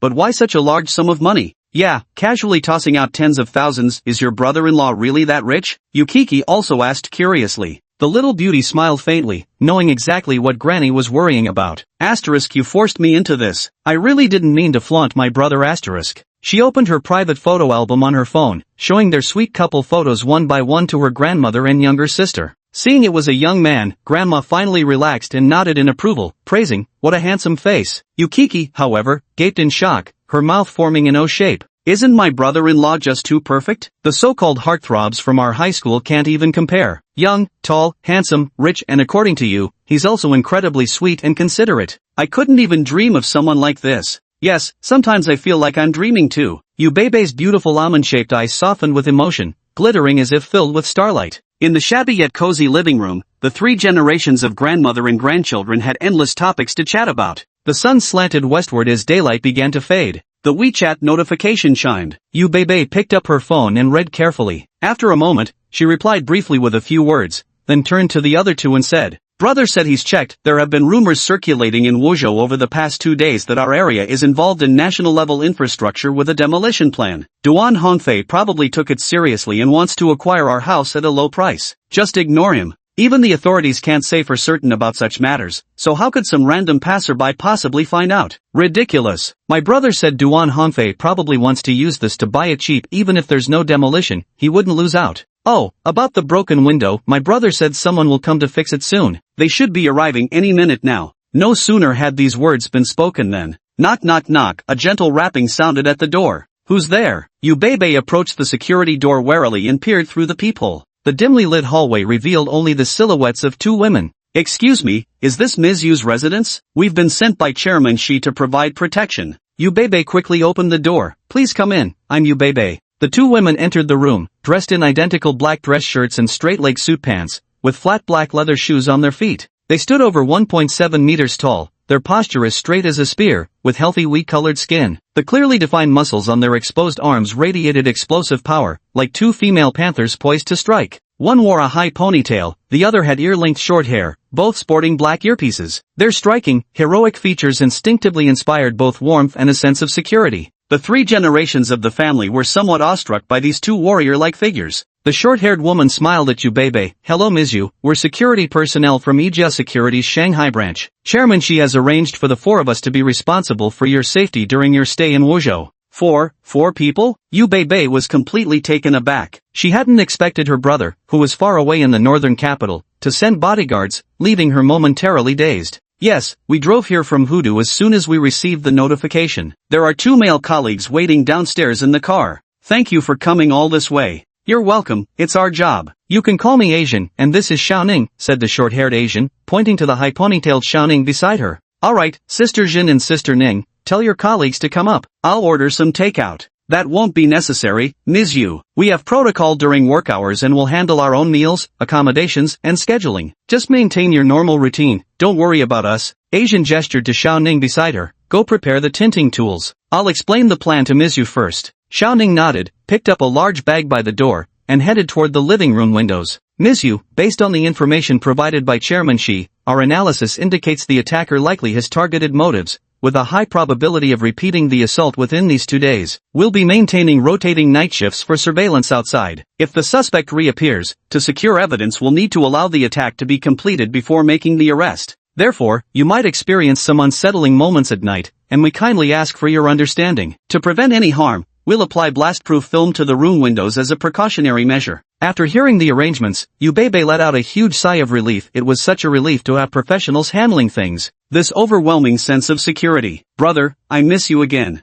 "No problem. Thank you Sister Jin. You've worked hard tonight." The three family members sat in the living room watching the two women officially take out explosion-proof films of various sizes and cover all the windows before bidding farewell. They all felt rather moved by the scene. Grandma didn't quite understand these professional things, but she felt reassured and kept praising her grandson-in-law for being capable. Yukiki, who had read many romance novels, had stars in her eyes as she excitedly grabbed her sister's hand and chattered non-stop. "Bro-in-law, you're just like the domineering CEO from novels." When his girlfriend goes home and gets bullied, he just says the word and black-suited bodyguards appear to protect her. So heartwarming, so dashing. Yubebe was torn between laughter and tears as she teased, "Why don't you say something like the God of War returns," only to find his girlfriend's house had its windows smashed, so with one command, all 100,000 warriors of Yanxia come to smash windows? The sisters burst into laughter together, filling the cozy little living room with warmth and the comforting scent of home. At 3 o'clock in the morning, the night pressed heavily upon every corner of the neighborhood. Only a few dim yellow streetlights managed to hold small patches of ground against the encroaching darkness. Rustle rustle, the faint sound of rubber tires scraping against the road emerged as two rundown bicycles crept slowly along the roadside. Only when they passed under a streetlight could two young men be clearly seen.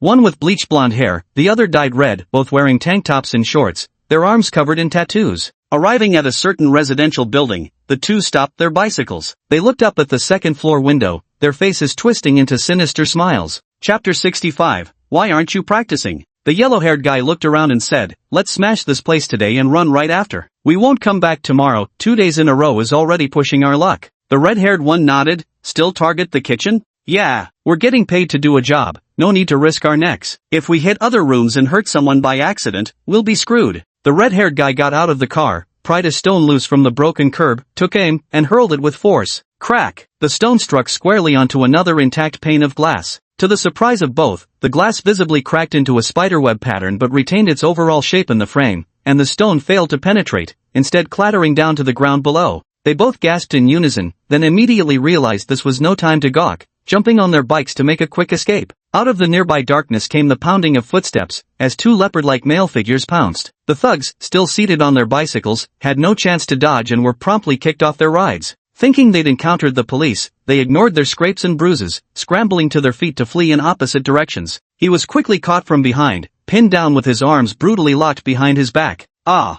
A piercing scream shattered the neighborhood's tranquility. At 6 in the morning, Yubebe walked into the police station under Ajin's escort, bathed in the dawn's light. Here, she saw Duan Hongfei again, only this uncle's pride, scorn, and vigor from yesterday had completely vanished, sitting dejectedly in the detention cell in a daze. All the evidence is conclusive. The two thugs admitted they were acting on his orders. Smashing other houses was to divert attention, his real goal was to scare you into selling your properties cheaply. All that talk about his friend was just lies. Ajin quietly explained the police's decision. Considering only property damage was involved, he'll be detained for 7 days, fine 1,000 yuan, and must compensate all affected households. Zhenjie, thank you, you solved this trouble so quickly. You're welcome, it's our duty. Yubebe let out a long sigh of relief. Her instincts had been right all along, this so-called uncle truly had ill intentions that refused to die. At that moment, Duan Hongfei lifted his head inside and locked eyes with Yubebe outside the door. His expression held a mix of fury and panic, but when he noticed the 2 men and 2 women surrounding her, his eyes filled with terror. A uniform button-down shirt paired with straight-cut dress pants, all in black, along with the black earpiece on his ear, a sharp icy demeanor, and his robust physique, it practically looked like a secret agent from the movies had stepped into real life. Yesterday, these people weren't here yet everything was going according to plan. Overnight, like divine soldiers descending from heaven, it was all over for me. Watching his niece being escorted by bodyguards like a woman of status, Duan Hongfei realized he could no longer afford to provoke this formerly weak and helpless girl they had once deceived and exploited at will. Without saying another word to the man, Yubebe turned and walked away. Just as I turned down the corridor back to the hall, 3 people hurried in through the main door towards me. A stout woman with a ferocious face, accompanied by an elderly couple in their 60s, the man decent-looking but sinister, the woman grim-faced. The stout woman immediately recognized the young girl from before and bellowed in a rough voice, "Yubebe, how dare you call the police on your own uncle over such a trivial matter? Ungrateful wretch! You heartless brat! We raised you for nothing. As your elder, I'll teach you a lesson today." The old man, her grandfather, shouted curses as he rushed forward, palm raised to strike. Yubebe watched them coldly, not moving a muscle. The old man had barely taken 2 steps when everything went black before his eyes. A tall, imposing man now blocked his path, squinting down at him. "Take one more step toward miss you with hostile intent, and we'll exercise our right to self-defense by restraining you." Only then did the trio notice that the 4 black-clad figures following Yubebe were actually with her and appeared to be bodyguards. Faced with the intimidating presence of the 4 figures and the familiar yet unfamiliar girl at their center, the trio fell momentarily speechless. The old man instinctively took a few steps back. The first to react was the old woman, or rather, it wasn't so much a reaction as a reflex. With practiced ease, she plopped down on the floor, rolled around, and began wailing, "Oh, someone's hitting me, bullying an old lady. Come quick, look at this injustice." At that moment, a duty officer from the lobby strode over, eyes blazing as he barked, "Do you even know where you are? There are cameras everywhere, who do you think you're fooling? Disrupt public order again, and we'll detain you along with them." The wailing abruptly ceased as the old woman awkwardly clambered to her feet, throwing a resentful glance at the surveillance cameras surrounding her. Yubebe took a step forward, her pretty face frozen with frost. She swept her gaze over the unfamiliar family members before her and spoke with venom in her voice. "From childhood till now, neither Kiki nor I have received a single cent of your support. So don't you dare lecture me about filial duty, you're utterly unworthy. Was stealing our parents' big house not enough for your family? Now you actually covet our last refuge? Listen up, I'm no longer that naive little girl who let you push her around. Everything you stole from me, I'll take it all back." By the end, Her words had escalated into almost a roar. Combined with the intimidating presence of the 4 black-suited bodyguards behind her, the trio stood frozen in place, not daring to utter a word. With that, Yu Bebe strode past them, walking proudly toward the hopeful morning light as she left them behind. As the 4 bodyguards passed by the 3 individuals, a lean but muscular man among them paused. Leaning in slightly, he muttered in a low voice laced with mockery. "Our boss said, if you dare bully his girlfriend again, your entire family will face terrible misfortune, including that precious eldest grandson at Beijing University of Science and Technology." The 3 faces paled as they exchanged nervous glances. This family had always excelled at reading situations and bullying the weak while fearing the strong. That was how they thrived. They knew exactly what it meant when someone arrived with bodyguards. Now, faced with such a formidable threat, their hearts flooded with terror. "I must reclaim the inheritance our parents left us." Seeing the sudden appearance of the wish notification, Shi Wang, dressed in a black workout tank top and shorts, drenched in sweat, felt a surge of delight. A golden wish really did require Bebe's help. Just as his fat-burning workout ended, he picked up his phone and sent a message to Una, instructing her to find the best law firm in Wuzhou or Shanghai, preferably one skilled in inheritance disputes. Tossing his phone aside, he shot a dissatisfied glance at his assistant, who was sitting on the sofa staring at him expectantly. Useless. Still no second golden wish yet. Xiao Jianqiu's normally cold, knife-sharp features now seemed soft and docile. She blinked, her heart untouched. She had long grown accustomed to her boss's tendency to flare up at her. "But, boss, why don't you start practicing? I'm still waiting to watch. Keep going. Don't stop. Look at how much you're sweating." Chapter 66, You're really good at judging people. The little secretary had come running here herself last night. She didn't even say hello past 10 p.m. She just stood blocking the doorway ringing the doorbell. Though she rattled off a bunch of excuses, working overtime too late, living farther from the office than this place, realizing she'd left her house keys behind only after driving, having to accompany the boss to an early morning interview. Shi Wang still highly suspected her motives, because the moment the secretary stepped inside, her eyes started darting around wildly as if searching for something. He got up in the morning and prepared to exercise in the living room, but was startled as soon as he opened the bedroom door. Xiao Jianqiu was already sitting on the sofa playing with her phone. He had no idea when she arrived. Then, with her usual aloof and dignified demeanor, she casually greeted him and told him to focus on his workout, claiming she just wanted to observe and learn the fitness routine. That was all. If it weren't for the sudden boost in loyalty points mid-workout, Shi Wang might have actually believed her nonsense. Since the little secretary immediately changed into black stockings and heels, he didn't expose her. If she wanted to stare, so be it.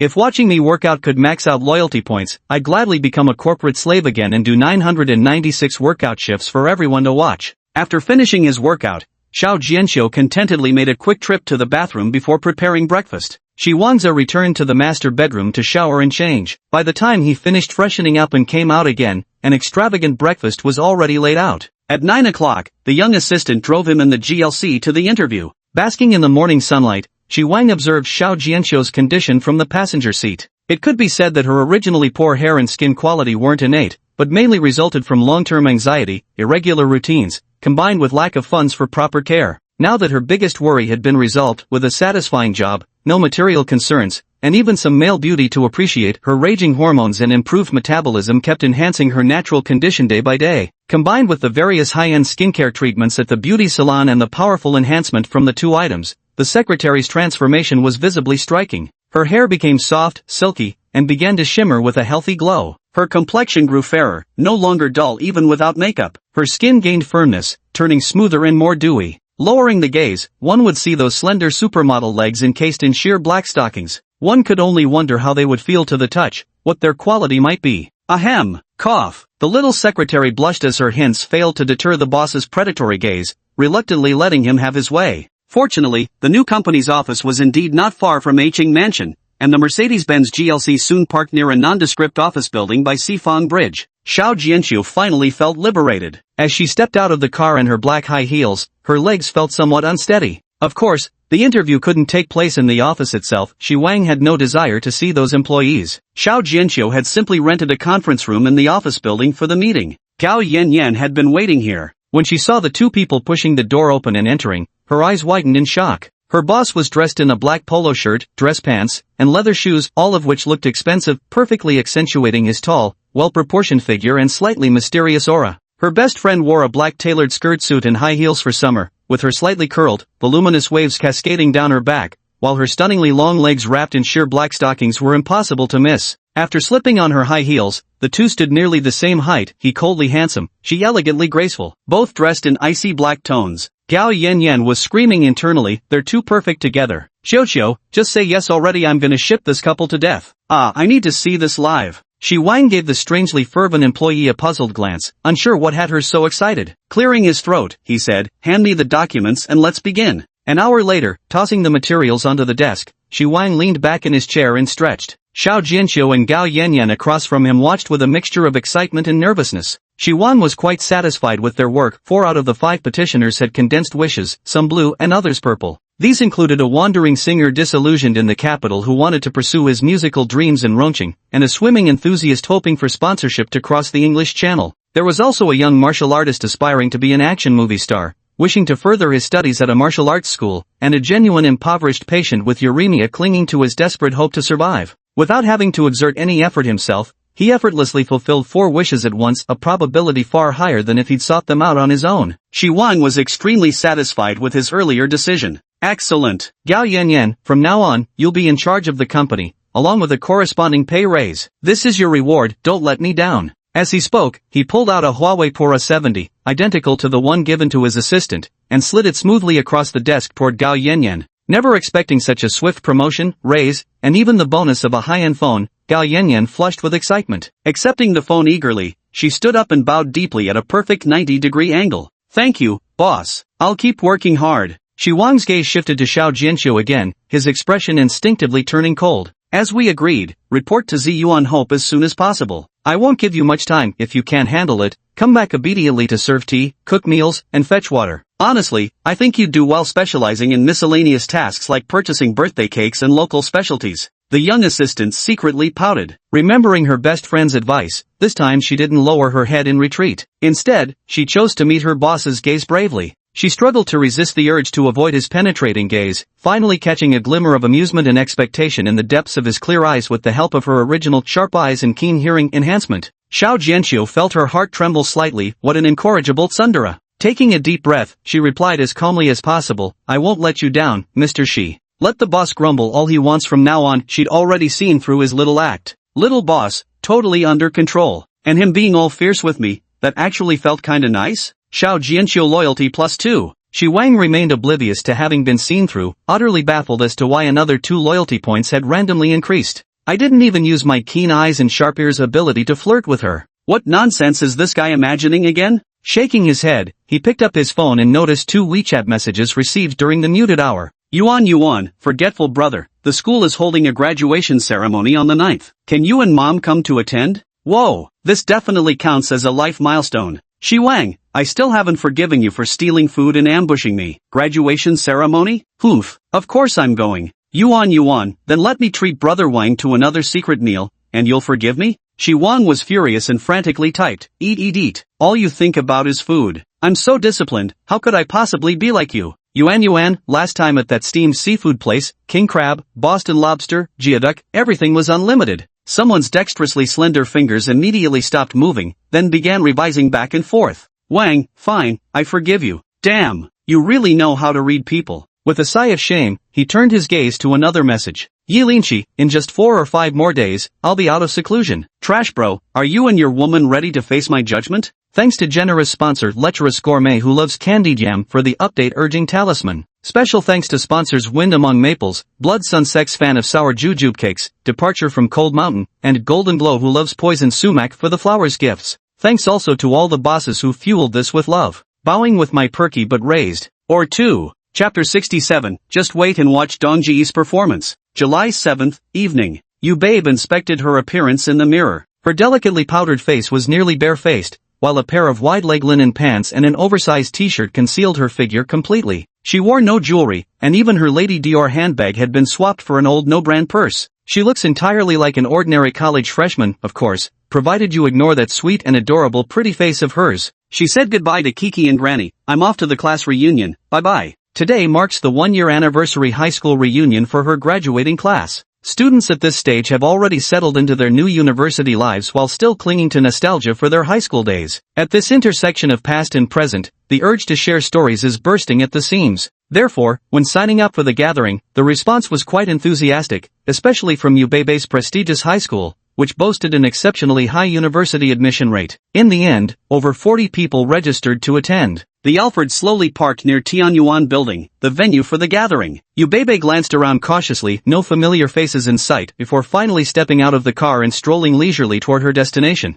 She wasn't the type who enjoyed showing off. Her previous glamorous appearances had all been carefully curated for her brother's sake. The only thing she ever genuinely wanted to flaunt was her brother himself. For a high school reunion like this, she had no intention of stirring up trouble. She simply wanted to catch up with old friends, which was why she deliberately kept a low profile and dressed modestly. The second-floor banquet hall of Tianyuan building was hosting 4 large roundtables reserved by Class 8 of Senior Year 3. The place was already bustling with attendees. 28 or 29 boys occupied 3 tables, while a dozen girls crammed together at a table by the floor-to-ceiling windows. At this moment, classmates who hadn't seen each other for a year were chatting animatedly. The boys' tables were dominated by either boastful bravado or lewd discussions about risque campus gossip, while the girls debated cosmetics, fashion, and their own popularity at school, subtly lacing their conversations with backhanded jabs at one another. At the girls' table, the topic unexpectedly shifted to Ubeibe, who hadn't arrived yet. The change was sparked by Xiao Jialing sharing a piece of juicy gossip she'd just heard.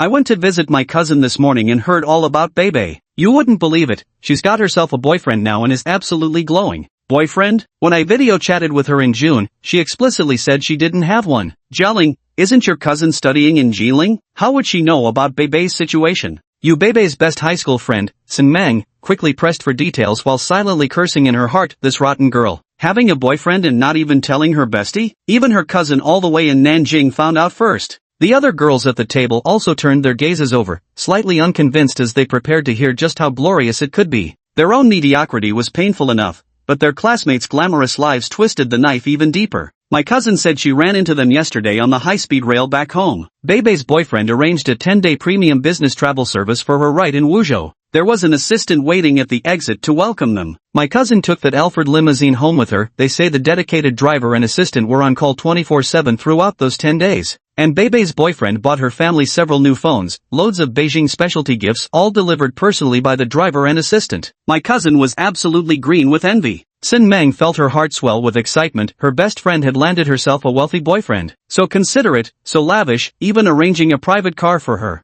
Silence fell over the round table as the girls exchanged glances. A pretty girl with heavy makeup visibly twitched upon hearing Alfred. Du Manjun had always believed she was no less than Ubeibe, whether in looks or academics, so throughout high school, she'd subtly targeted her. Yet here they were, barely in their first year of college, while she was still fishing for a rich catch. Ubeibe had already hooked one. At this moment, a girl at the table timidly asked, what kind of car is an Alpha? Immediately, a knowledgeable girl chimed in to explain, I heard it's a luxury van or business car that costs over $1 million. Yes.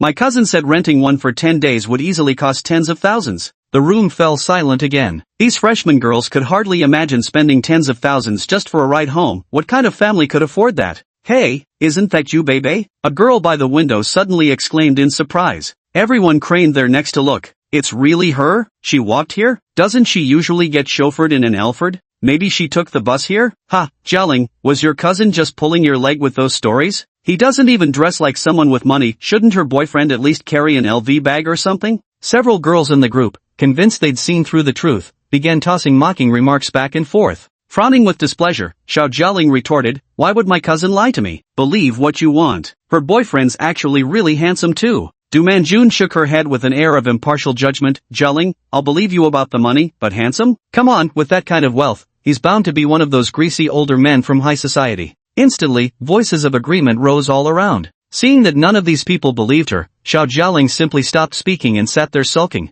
Sin Meng did argue back with a few sharp remarks, but she was outnumbered and eventually had to concede. Ubeibe walked up the stairs just then, and the boys at those tables immediately erupted. She was the unattainable white moonlight in many hearts during high school. Though dressed plainly today in clothes that didn't accentuate her figure, Ubeibe was clearly more beautiful than she had been in high school, now skilled in skincare and makeup. Combined with her recent training in posture and etiquette, she carried herself with an upright grace and elegant stride, her demeanor entirely different from before. Many of the boys couldn't help but feel their hearts race. Some who had been particularly forward back in high school even stood up to greet her directly, practically itching to pull her over to their table. A rebellious-looking guy with a few streaked yellow locks hanging over his forehead stared slack-jawed. Damn, she's even hotter than in high school. The sleazy bespectacled guy next to him chuckled under his breath. Dong Ge, you really think you've got what it takes to land her? Easy. Back in high school, my family didn't give me any money, so I had to rely on my looks to pick up girls. But now, your bro Dong here has both looks and cash. I've changed girlfriends 4 or 5 times this year alone. You Bebe's family is poor. Once I flex my wealth later, I might just take her home tonight. Let's watch Dong go steal the show later. You Bebe smiled politely at the guys at table 3 before heading straight to the girls' table. Settling into the seat Sin Meng had saved for her, she chatted animatedly with Du Manjun and the other girls at the table. Nobody dared ask about her wealthy boyfriend or the Alfred. Some feared it might be fake, which would embarrass her, while others worried it might be true, which would embarrass themselves. Only Sin Meng quietly whispered the question, and only then did Ju Bebe realize yesterday's incident had become table-wide knowledge. Sighing, she glanced at Xiao Jialing before nodding to confirm with her best friend. Chapter 68, Big Brother is dining with 2 stunning beauties. Before long, everyone had arrived. Class monitor Ding Jingdong said a few casual words, and the gathering officially began. The scene instantly became lively. Diners, table hoppers, toast makers, and chatterers. Everyone cherished their high school camaraderie after a year apart, and the atmosphere was exceptionally harmonious. At the girls' table, they were relatively more restrained. Apart from occasionally handling toasts from the boys, most of the time it was peaceful and amicable. Yu Bebe put down her chopsticks and asked her best friend beside her, "Didn't we originally plan the gathering for after the 10th? Why was it suddenly moved up yesterday? Good thing I could make it back in time." Sin Meng sighed helplessly as she explained, "At first, everyone thought resting at home for a few days before meeting up would be nice. But once we got home, minds changed. Some wanted to travel on their own, others had family trips already scheduled. Anyway, everyone's suddenly itching for vacation, so we just moved it up. Oh yeah, I'm heading to the beach in a few days to escape the heat. Bebe, are you coming?" Yu Bebe shook her head enviously. "I've got things to do, can't go." She really wanted to travel with her brother, but with only 10 days off, she still had to spend time with Grandma and Kiki. After returning, there'd be daily training sessions too. Considering how her brother had pulled strings and invested heavily in her development, how could she just ask for leave on a whim? Though longing for the trip, she couldn't bear to disappoint her brother more. "Bebe, your boyfriend's so rich, why doesn't he take you traveling during summer break?" Du Manjun beside her seized the chance to interject abruptly. "Yeah, he's pretty busy, doesn't have much time." Yu Bebe didn't want to mention her training to become a singer, so she brushed it off with a vague reply. Du Manjun felt a twinge of suspicion. Had she gotten involved with a married man? Narrowing her eyes slightly, she chuckled lightly. "No one's so busy they can't spare a weekend. Bebe, you really need to pay more attention to this. My college senior has a boyfriend from Changzhou, and she took her parents to the beach for winter vacation. The boyfriend hosted them the whole time and was incredibly warm." Yu Bebe grew a little dazed at her words, inexplicably thinking of Annie, who was planning to take her mom sightseeing in Beijing. Maybe she should take Grandma and Kiki on a trip sometime too? Yes, in the next few days, I could take them on a trip to Shanghai, so close by, yet these 3 generations struggling to survive had never set foot in that bustling metropolis. I'll ask my brother later, what's he doing right now? Remembering Du Manjuan's earlier remark, you should pay more attention, and how her brother had never mentioned their cousin's birthday before, the beauty suddenly felt inexplicably restless. Biting her plump lower lip with pearly teeth, she picked up her phone and sent a WeChat message. "Bebe, big bro, what are you up to when your little sister isn't around?" Du Manjun had been carefully observing Yu Bebe's expression. Seeing her apparent fluster, she grew even more convinced that her suspicions were correct. "Since the advantage is with me, why not press on while victory is within grasp?" She asked nonchalantly, "Bebe, your boyfriend is so busy, he's not a student, is he?" "No, he already has a job." Another onlooker girl asked pointedly, "Then how old is he anyway?" Sin Meng nearby could tell these people had ill intentions and snapped back, "Why do you care how old he is? It's not like he's your boyfriend anyway." Yu Bebe patted her best friend's hand to calm her down. She honestly didn't mind. It wasn't like her brother was that old to begin with. 26 years old. Du Manjun curled her lips slightly. "That's 7 years older than you. By the time you graduate, he'll be almost 30. Sigh. I still prefer university romance, more pure and innocent. After graduation, 2 people can struggle together for a better future." Totally. These older guys just know how to trick young girls. Almost 30? That's way too greasy. I could never accept that. Seconded. I still prefer younger guys, just waiting for the next batch of freshmen to enroll. The 4 or 5 girls who had long envied Yu Bebe immediately launched into a group mocking frenzy. Unable to bear the sight, Sin Meng and Xiao Jialing fired back with a few retorts, sparking a friendly debate between both sides. Yu Bebe paid no mind to them. In her eyes, they were nothing but clowns jumping about. Right now, she was much more concerned about why her brother still hadn't replied. Just as he was agonizing over whether to make the call, the WeChat notification chimed. Bro, having dinner with two gorgeous girls. Yu Bebe's face turned pale, and her hands began to tremble slightly. Just as he was drifting with indecision, a video call request suddenly popped up on the screen. She took several deep breaths and finally calmed down. If they dared to post the video, she must have been overthinking it. Both Sin Mang and Du Manjun on either side noticed the video call on her phone simultaneously. Du Manjun playfully jabbed at her. Oh dear, your dear brother is video calling. Hurry up and answer so we can take a look. Sin Mang threw her a worried glance. Yu Bebe ignored Du Manjun, took a deep breath, and answered the video call. The setting seemed to be a private room in a restaurant. That hauntingly handsome face appeared on the phone screen even in a video with unflattering effects comparable to Apple's unretouched camera. His striking good look still shone through. Bebe, getting around to checking up on me now, came the warm, teasing voice with a magnetic lilt. There's nothing going on. The pretty girl flushed scarlet like the morning clouds. Watching from the sidelines, Sin Mang and Du Manjun both parted their lips slightly, faces frozen in shock and disbelief. Du Manjun's eyes in particular burned with jealousy. Why her? I'm no worse than she is, so why can't I meet such an amazing guy? Life is so unfair. Here, let me show you the stunning beauty I'm having dinner with. She whined across the table, handed his phone to the person beside him. After a brief shaky movement, the screen stabilized. Bebe, don't listen to President Xi's nonsense. I'm just an old woman, far from being any stunning beauty. You, sister you? Yu Bebe gasped in surprise, covering her mouth. The dignified and elegant face on the screen was none other than Yu Chiojuan, her training institution's boss, and the owner of Chiming Star. Haha, Bebe, hello. I'm just taking my niece out today to treat President Xi to a meal. There are some work matters I'd like to ask for his help with. No need to worry, dear. Hello sister Yu, please don't tease me. I wasn't checking up on you. Yu Chiojuan was far too perceptive not to understand the young girl's thoughts. She smoothly changed the subject. Perfect timing, let me introduce my niece. You two should get to know each other better. With that, the screen turned to reveal an elegant, serene young woman as fresh and lovely as Jasmine, waving with a smile. Hello Bebe. Yu Bebe stared at the familiar face, momentarily stunned. A sudden scream from Sin Meng pierced her ears. Umo, it's Umo. Almost instantly, two eager faces crowded onto her screen, Sin Meng and Du Manjun practically pressing their eyes against the display to get a closer look. Then, other girls who heard the commotion came running around the circular table. Yu Bebe found herself surrounded on all sides by curious heads, with Xiao Jialing even propping herself on Bebe's lap to peer at the screen. Wow, it's really Umo. How could she appear in the video? Am I dreaming? Too beautiful, just as stunning as on screen. The scene instantly descended into chaos. Chapter 69 Umo's Charm. Umo is among the top tier of second-line singers in the current Mandarin pop music scene. With her striking looks and highly recognizable voice, she has amassed a huge teenage fanbase, appealing equally to both genders.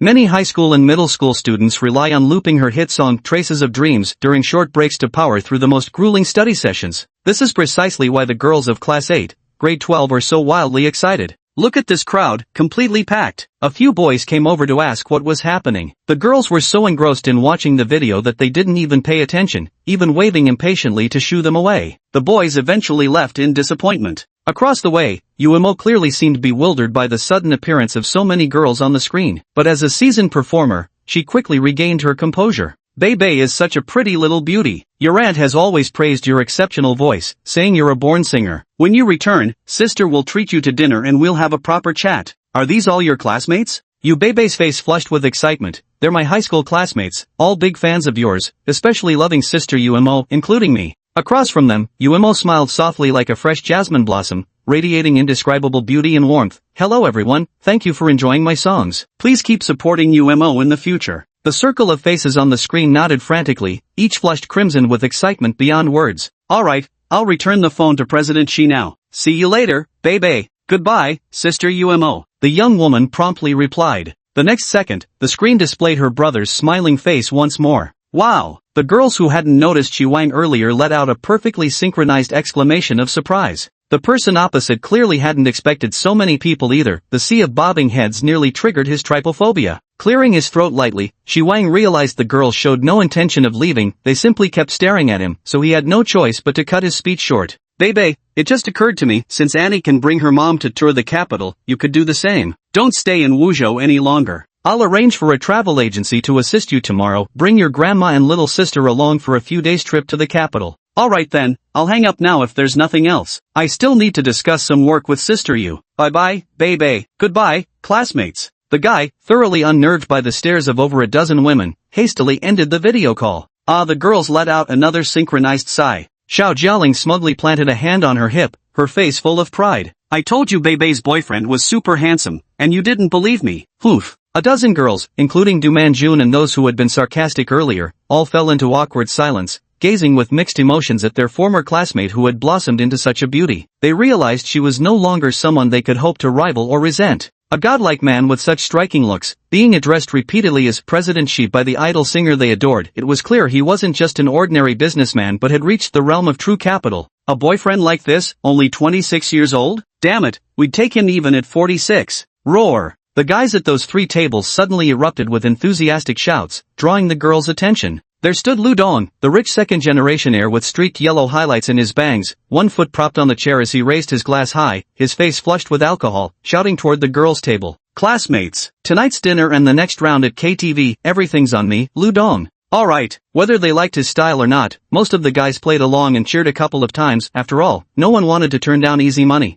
A few of his loyal lackeys even pounded the table in unison, chanting, Young Master Lu, Young Master Lu. Slightly tipsy, Lu Dong fancied himself the epitome of coolness and charm. Through his bleary, alcohol-glazed eyes, he cast a glance this way, eagerly anticipating the girls' awestruck reactions. A dozen girls stared at Lu Dong as if he were an idiot. Having just endured the grooming standards set by their male idol, these girls at the table had their thresholds significantly raised. Faced with such clownish posturing, they couldn't help but feel disgusted. Let's eat, just ignore him. Yeah, who does he think he is, acting all high and mighty with that face? Seeing the girls' cold indifference, Lu Dong was completely bewildered, sobering up considerably in an instant. No, sis, where are the cheers? The applause? The screams? The women completely ignored him and simply continued eating around the table by themselves. This time, the atmosphere was harmonious and amicable, completely devoid of hidden agendas or veiled hostility. Yu Beibei had clearly become the protagonist. Everyone kept pleading with her, help us get Yu Mo's autograph. Even Du Manjun was no exception. She agreed to each request, laughing and chatting along with the crowd. But all the while, her mind kept circling back to her brother's words, take Grandma and Kiki to North Capital together?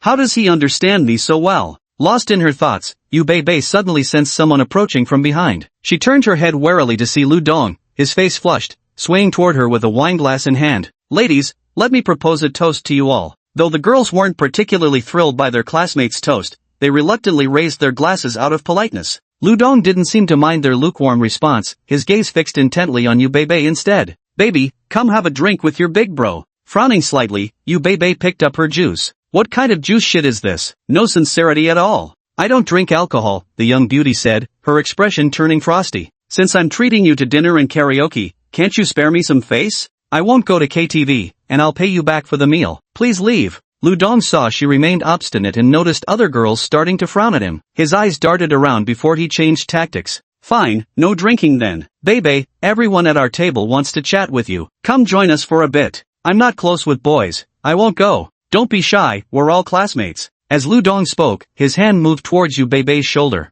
The next second, his wrist was clamped tight as if by iron tongs, then sharply twisted and forced behind his own back. The distorted pain wrenched a scream from Lu Dong, instantly drawing everyone's attention. It hurts, hurts, hurts, hurts. He kept wailing, then was abruptly released by the person behind him and shoved forward, stumbling several steps. Enraged, Lu Dong whirled around to see a striking woman in black standing beside Yu Beibei, glaring coldly at him. The crowd was stunned, unsure where she'd appeared from and more importantly, why she was dressed like some kind of movie spy. You fucking crazy or what? Lu Dong couldn't help but curse out loud. If you dare lay hands on Miss Yu again, you won't get off so easy next time. The black-clad woman with short hair spoke coldly. The students finally realized this wasn't a secret agent, but a bodyguard. But, why does Yu Beibei need bodyguards just to eat a meal? The boys were puzzled, but the girls at that table exchanged glances and immediately understood. These must be underlings sent by that powerful boyfriend of hers. Thinking of that handsome face and this domineering CEO-like display of power, they were practically drooling with envy.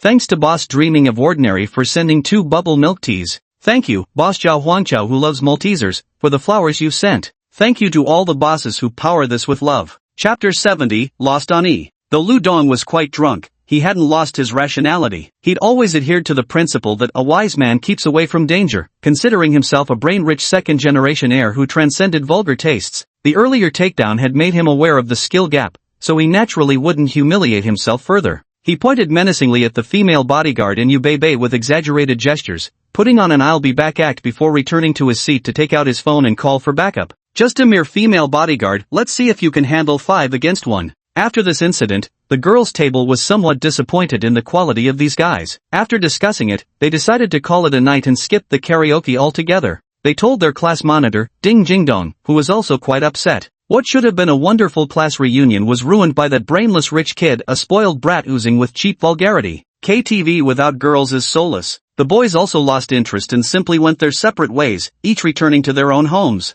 Yubebe led the way upstairs with the girls, with Ajin closely following behind her. Suddenly, everyone's vision blurred in surprise as 2 more figures appeared behind Yubebe, wearing the same black uniforms with earpieces, except these were 2 male bodyguards, one tall and imposing, the other lean and robust. Staring at the 2 dark-suited figures who appeared out of nowhere, everyone fell momentarily speechless. The male students gazed at Yubebe with fear, their earlier bravado completely dissipating. Ludong was also dumbfounded. Wait, are all of you assassins or something? Luckily, I brought 5 people, the advantage is still mine. He hurriedly quickened his pace and caught up with the group. Just stepping out of Tianyuan Tower's main entrance, the group suddenly halted, staring blankly ahead. An Alfred with hazard lights flashing was parked roadside, its electric door wide open to reveal luxurious beige leather airline seats inside, while a female assistant stood respectfully by the door with hands clasped. Compared to the Alfred's ostentation, the Tank 400 following behind appeared rather inconspicuous, its phantom night black body blending into the darkness like a stealthy predator lying low. The male bodyguards behind Yubebe abruptly turned their gazes toward a certain parked vehicle in unison.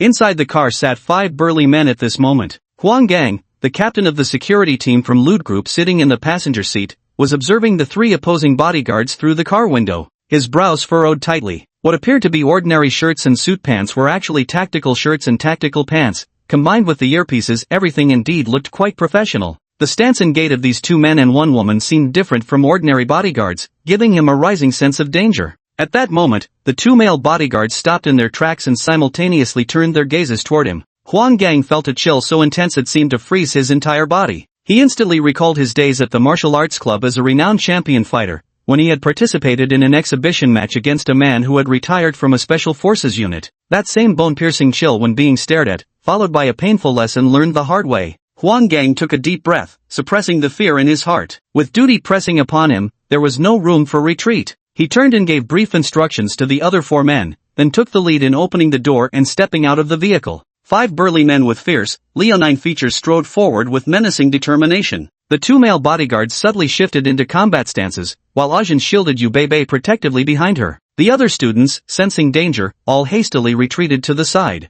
Only Ludong stood at the door, a smug smile spreading across his face. As the security team from his family's conglomerate arrived before him, he triumphantly pointed at the 4 individuals. It's him, MMMPH. Huang Gang acted swiftly. Before the man could finish speaking, he lunged forward with a strongman subduesman hold. One hand covered the mouth while his thick other arm wrapped around his young master's neck from behind. My apologies, but our young master must return home to finish his homework. The remaining 4 burly men surged forward, each grabbing one of Ludong's limbs, lifting him up in perfect coordination before turning sharply and marching away. At first glance, it's clear that their usual training has been rigorous and diligent. The scene fell into complete silence. Xiao Jialing softly asked the squad leader, is this a kidnapping? Should we call the police? Ding Jingdong hesitated for a moment. I think they know each other. Probably not necessary. I never imagined the Lu Dong family's discipline would be this strict. Yubebe had no idea what they were up to and secretly breathed a sigh of relief after the false alarm. After saying goodbye to her classmates with a wave, she got into the Alfred with Asian.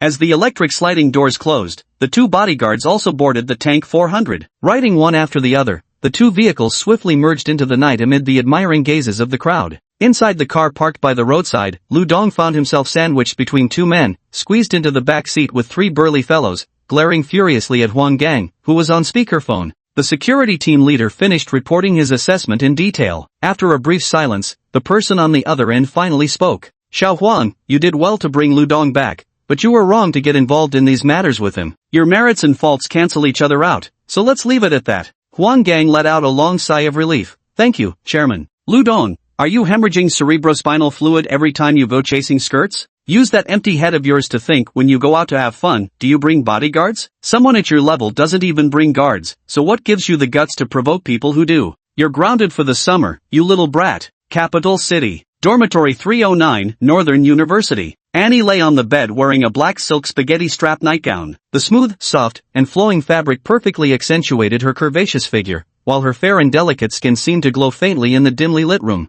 What a pity such beautiful scenery goes unappreciated, with only the dim glow of a nightlight keeping her company in the dorm room. On WeChat, Bebe sent long voice messages one after another, sharing her excitement about bringing her grandmother and sister to Beijing for a trip. She listed all the tourist attractions she wanted to visit. Someone would help fulfill every single wish of hers. But what about me? Looking at the sparse entries in her notebook, the Great Wall, the Forbidden City, Beitou Park, the Bird's Nest, the remaining free museums had several crossed out because she couldn't get reservations. The money she earned from her part-time job, after setting aside tuition for the next academic year, was only enough for a 3-day stay in Northern Capital and to show her mother around these few places. Feeling the air conditioning was a bit too cold, and curled up into herself, she really wanted to show her mother a good time in Northern Capital. Although her mother had always strictly controlled her since childhood, and knew she loved her, and she loved her mother in return. After starting university, a mother in Shanghai could no longer control her, yet Annie continued to willingly obey her orders aside from hiding Shi Wang's later affairs, not wanting to break her mother's heart. The future is so bewildering. Could someone, like how he helped Bebe, offer me a glimmer of hope too? Once again, Annie's mind conjured up that face with features perfectly aligned by her aesthetic taste, struggling to imagine how he might look after losing weight. Slowly, those tempting peach blossom eyes began to narrow, as if veiled in a mist of tears. Then he turned off the desk lamp. Chapter 71. What did you do to me last night? Early morning of July 8th. Shi Wang sat on the soft, comfortable bed, feeling like he must have been muddled by sleep. I really want to take my mom on a proper tour of Baidu. This golden wish floated up from Annie's thoughts, nothing surprising there. It was quite similar to Bebe's travel wish during last night's dinner, so he could arrange them together. He had basically been leaving Annie to her own devices before fulfilling wishes when they appeared without actively seeking her out, as he couldn't quite grasp the pattern behind her loyalty growth. But now Shi Wangke found himself grinding his teeth at another notification. Annie's loyalty +5. I haven't even seen you. Last time I touched those delicate little hands and got 5 points, so what about this time? Probably dreamed about herself. What exactly did this little minx do with me in her dreams last night? Somewhat speechless, Shi Wang followed his usual routine of getting up to exercise. While working out, he pondered over last night's dinner meeting. Yu Qiujuan clearly believed he had immense connections, hence hoping he could give UMO a push. UMO had been stuck as a second-tier singer domestically for quite some time. The reason she hadn't broken into the first tier wasn't due to lack of talent, but rather a shortage of quality works. If he could secure outstanding pieces through his channels, that would be ideal. Even if only mediocre works were available, with some strategic promotion and networking, there was still hope. Of course, the Yu family wouldn't skimp on necessary expenses or appropriate incentives. Shi Wang knew his own limitations, he was no invisible tycoon. Even if the Miria platform might help him find connections, the cost remained uncertain. When it came to musical works, the exchange shop did have options. The system's products were undoubtedly trustworthy in quality. The problem was, UMO seemed to lack confidence in him, failing to crystallize a wish. Fortunately, while the East was lost, the West was won. By sheer luck, Yu Qiujuan noticed his lack of enthusiasm and, in her urgency, herself formed a purple wish. This satisfied him greatly. The cheapest works in the store cost 8 to 900,000 exchange points, so a purple wish could easily earn it all back. Shi Wang didn't agree immediately, he only said he'd consider it, planning to drag it out and choose the right exchange later. Once his workout ended, Shi Wang followed his usual routine, showering, freshening up, and having breakfast. He found himself missing his secretary's breakfast service a little. Sitting in the study, after a moment of contemplation, Shi Wang began to make a video call to Yu Beibei. The sweet smile of the young beauty soon appeared on the screen, and her crisp brother made him feel happy. Brother, the lawyer you mentioned to me about handling the property inheritance dispute just flew over from Shanghai and made me sign so many authorization letters. Just sign them, and you can rest easy while waiting for the news. Thank you, Gij moi. I called because something just occurred to me. Isn't Annie and her mom also touring Beijing? To avoid affecting your friendship with your bestie, why don't we invite them along too? You girls can keep each other company. Yu Beibei's expression froze momentarily before quickly returning to normal. That sounds great, Annie would be so happy. Brother, will we get to see you during our time in Beijing? You guys definitely don't have time to come today, let's talk about it later. Shi Wang actually felt somewhat intimidated about meeting their family members. After all, their relationship wasn't officially confirmed yet, and he felt awkward about facing all those probing questions. Big brother must be really busy. Actually, you don't need to worry about us, we can entertain ourselves. The little beauty seemed particularly understanding today, which left Shi Wang rather puzzled. I'll reward Big Brother when they get home. Someone instantly felt a surge of warmth in their heart, yet also an overwhelming rage. Then go notify Annie. I'll have the travel agency contact her directly. After hanging up the video call and arranging matters with the travel agency, Shi Wang, who was just about to settle down to study, suddenly saw 4 consecutive notifications flash before his eyes. Yesterday, the 4 wishes handled by the little secretary and her team didn't require any waiting, they were completed as soon as the money arrived. Gao Yanyan's work efficiency was quite impressive. The 4 wishes together earned 4.37 million interaction points, plus there was a limited time discount redemption. Beginner combat equipped him with basic knowledge and elementary techniques in freestyle combat. As for the swimming skill, there was nothing much to say, just learn it and be done with it. Kidney function +1 was a contribution exchanged by a uremia patient, essential for family happiness and harmony, those who know understand. The last item was one song, silver level composition, provided by a wandering musician. Shi Wang raised an eyebrow, this would actually save him some fusion points. He chose to exchange for it. After briefly checking the digital copyright information and the song's origin, he couldn't help showing an intrigued expression. The background of this song was far more significant than what its price tag suggested. To be honest, Shi Wang didn't even want to sell it to UMO anymore, keeping it for Bebe to sing would be just as delightful. Setting this matter aside for the moment, he began today's reading. At a McDonald's near Beijing Institute of Fashion Technology, Annie and her mother ordered a burger combo for 2. In the morning, after picking her mother up at the train station, they transferred subway lines and didn't get off near the school until nearly noon. The crowded subway commute made the 2 travelers exhausted as they lugged their suitcases. After returning to ground level, the suffocating heat wrapped around them, amplifying their discomfort to the breaking point. Annie decided to have a meal nearby first and rest a bit before returning to school to arrange a hostel stay for her mother. Try to eat less of this junk food, her mother spoke up. Erohua and Annie bore a 50% resemblance to each other, their brows both carrying traces of lingering sorrow. Though still beautiful at just over 40, her face now bore signs of weathering. Understood, Annie replied obediently. Seeing her mother's gaunt figure after recovering from serious illness filled her with heartache. Having recently suffered a severe illness in Shanghai, her mother had not only lost her job but also nearly depleted their savings. Their current circumstances weren't much different from Bebe's family situation before. To avoid burdening herself, Mom kept it secret and specially asked her cousin to take care of her. This trip to the capital was actually a detour after visiting her aunt at her cousin's house to express gratitude. Gazing at the sweat-drenched pedestrians outside and imagining the sticky, oppressive weather, Annie suddenly whispered to her mother, "Mom, maybe we should just go straight back to Shanghai. I'm worried your current condition can't handle it." "It's alright, I can manage. You've been doing part-time jobs whenever you had time this past year and never got a chance to travel." Annie lowered her head and took a sip of the ice-cold cola, still feeling conflicted in her heart. In such stiflingly hot weather, getting around solely by subway and bus would be daunting even for young people. What if her mother got heatstroke? The ringtone interrupted Annie's thoughts as Bebe's video call popped up on the screen. She hesitated for a moment, afraid her mother might overhear Bebe's travel plans, and considered hanging up. "Isn't Bebe your best friend? Why won't you answer?" AI Ruohua looked at her with confusion. AI and I sighed inwardly and had no choice but to answer the call. A sweet, crisp voice came through the screen. "AI, I've got great news for you. Big brother says you and Auntie can come on the trip too. We'll have each other for company." With a clatter, the hamburger in AI's hand fell onto the tray. Chapter 72 Everything's Ruined. Annie's face twisted with unusual distress as she whispered, "Bebe, it wouldn't be appropriate for me and Mom to join your family trip. Let's just forget it." "It's no problem at all. My brother doesn't mind, and I really miss you. Let's go together." I just checked the full itinerary, 7 whole days. A deep dive into the capital's sights, way better than anything you could plan yourselves. Annie was about to refuse again when she noticed her mother studying her intently, those questioning eyes now sharp with suspicion.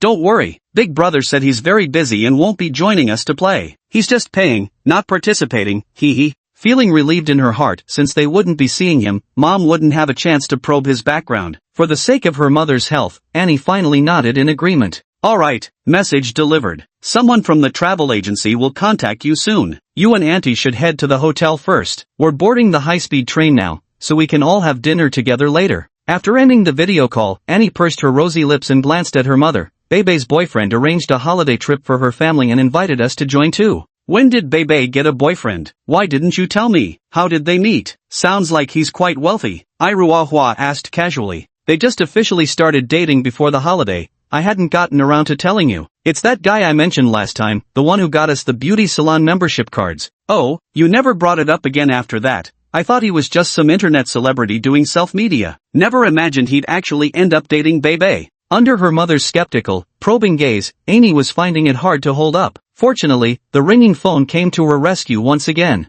Hello Ms. AI, I'm Assistant Manager Wang from Cosmo Journey International Travel Agency, here to pick you up by car. May I confirm you're currently at Baidu Fashion Institute? We're nearby at Lakayaju Metro Station, right next to the McDonald's there. Understood. I'm in the vicinity and will call you when I arrive. After hanging up, neither spoke further as they quickly finished their lunch, each lost in their own thoughts. Just finished eating, when Xiaowang called saying he was already waiting by the roadside. Annie slung her backpack over her shoulders, pulled her suitcase, and walked out of my G with her mother. The two immediately spotted the black Mercedes-Benz parked by the roadside, its noticeably elongated S-Class body, the classic Mercedes front grille, and the eye-catching three-pointed star emblem on the hood. A male assistant in his 20s, dressed in business attire, was standing respectfully by the car. Are you Miss AI? He quickly stepped forward, took the luggage and placed it in the trunk after receiving confirmation, then opened the rear door. Only after the two had entered did he return to the driver's seat. With a gentle hum of the engine, the Mercedes slowly merged into the traffic.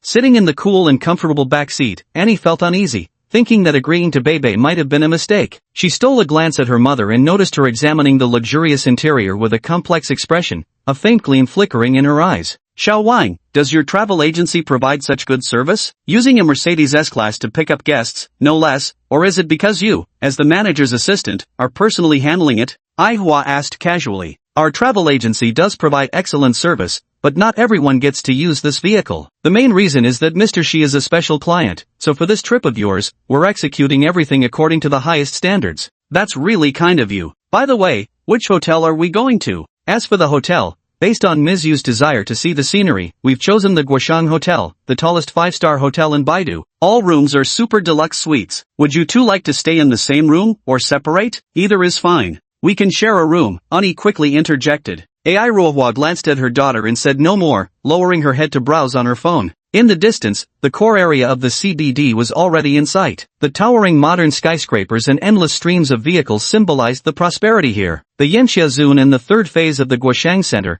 two buildings soaring into the clouds, were particularly eye-catching. Moments later, the Mercedes-Benz S-Class parked at the third phase. After retrieving their luggage, the three took the high-speed elevator directly to the 64th floor. Xiaowang helped them complete the check-in and particularly reminded them, the 78th floor houses the fitness club and infinity heated pool, which are free for all guests to use. If you'd like to dine, you may visit Guoshang 79 restaurant on the 79th floor, which is also listed on Baidu's Michelin restaurant guide. For afternoon tea, I recommend Cool Cloud Bar on the 80th floor, or you can enjoy soft drinks and light snacks available all day at the Executive Lounge on the 64th floor. You can charge all these services directly to your room using your key card, or contact the front desk for room service. Additionally, Mr. Shi has specially arranged shopping services for you. My colleague will contact you shortly if you need any clothing or personal items. She will accompany you for purchases. The mall beneath Guoshang has comprehensive selections, and you two can browse around. With that, she took her leave, leaving only the mother and daughter standing silently with their room cards in hand. The two rode the elevator up to the 77th floor and found the east-facing Sunrise View Super Deluxe Suite. Facing west, the two Sunset View Super Deluxe Suites with views of the glazed tile rooftops of the Imperial Palace and the stunning twilight scenery of the capital were reserved for Yubebe and her grandparents. Opening the door revealed a spacious and bright living room, sofa, work desk, crystal chandelier, plush carpet, none of which could compare to the breathtaking 330-meter high view beyond the floor-to-ceiling windows.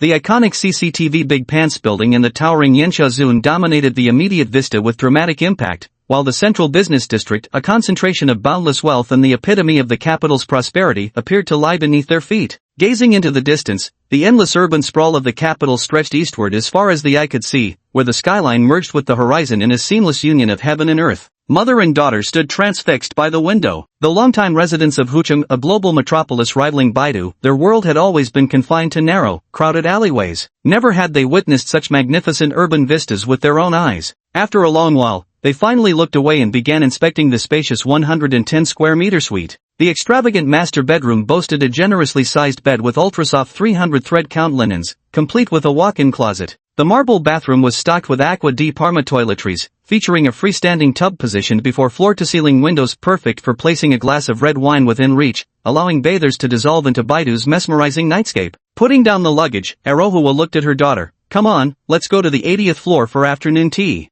I need to talk to you. Her tone brooked no argument. Annie bit her lower lip until it turned pale. She truly regretted her decision, having assumed Yu Beibei's travel plan would merely involve staying at a 3 or 4-star hotel with chartered transportation to various attractions. Who knew things would escalate to this scale? It's all over. Special thanks to Boss Dreaming of Ordinary for another update urging Talisman. Special thanks to bosses Leo as Kim Taehyun, Kozerda, and some nickname for the likes. Special thanks to bosses Susha River who loves gold and silver rice balls, Guanin who loves Xiao Boss, and Mortal 968 for the flowers. And thanks to all the love-powered bosses. Chapter 73 He is your most suitable target. 80th floor of Guoshang Phase 3. In the gorgeously decorated and elegantly serene Koyan lounge, Iruahua and AI sat facing each other with exquisitely prepared refreshments before them, surrounded by the bustling panoramic skyline of the CBD. The atmosphere was so oppressive it made breathing difficult. Gazing at her mother's gaunt cheeks and the sorrow etched between her brows, Annie was filled with guilt. When she was just a child, her mother had been abandoned by her father, the devastating first love. Yet the young and beautiful mother never sought another man,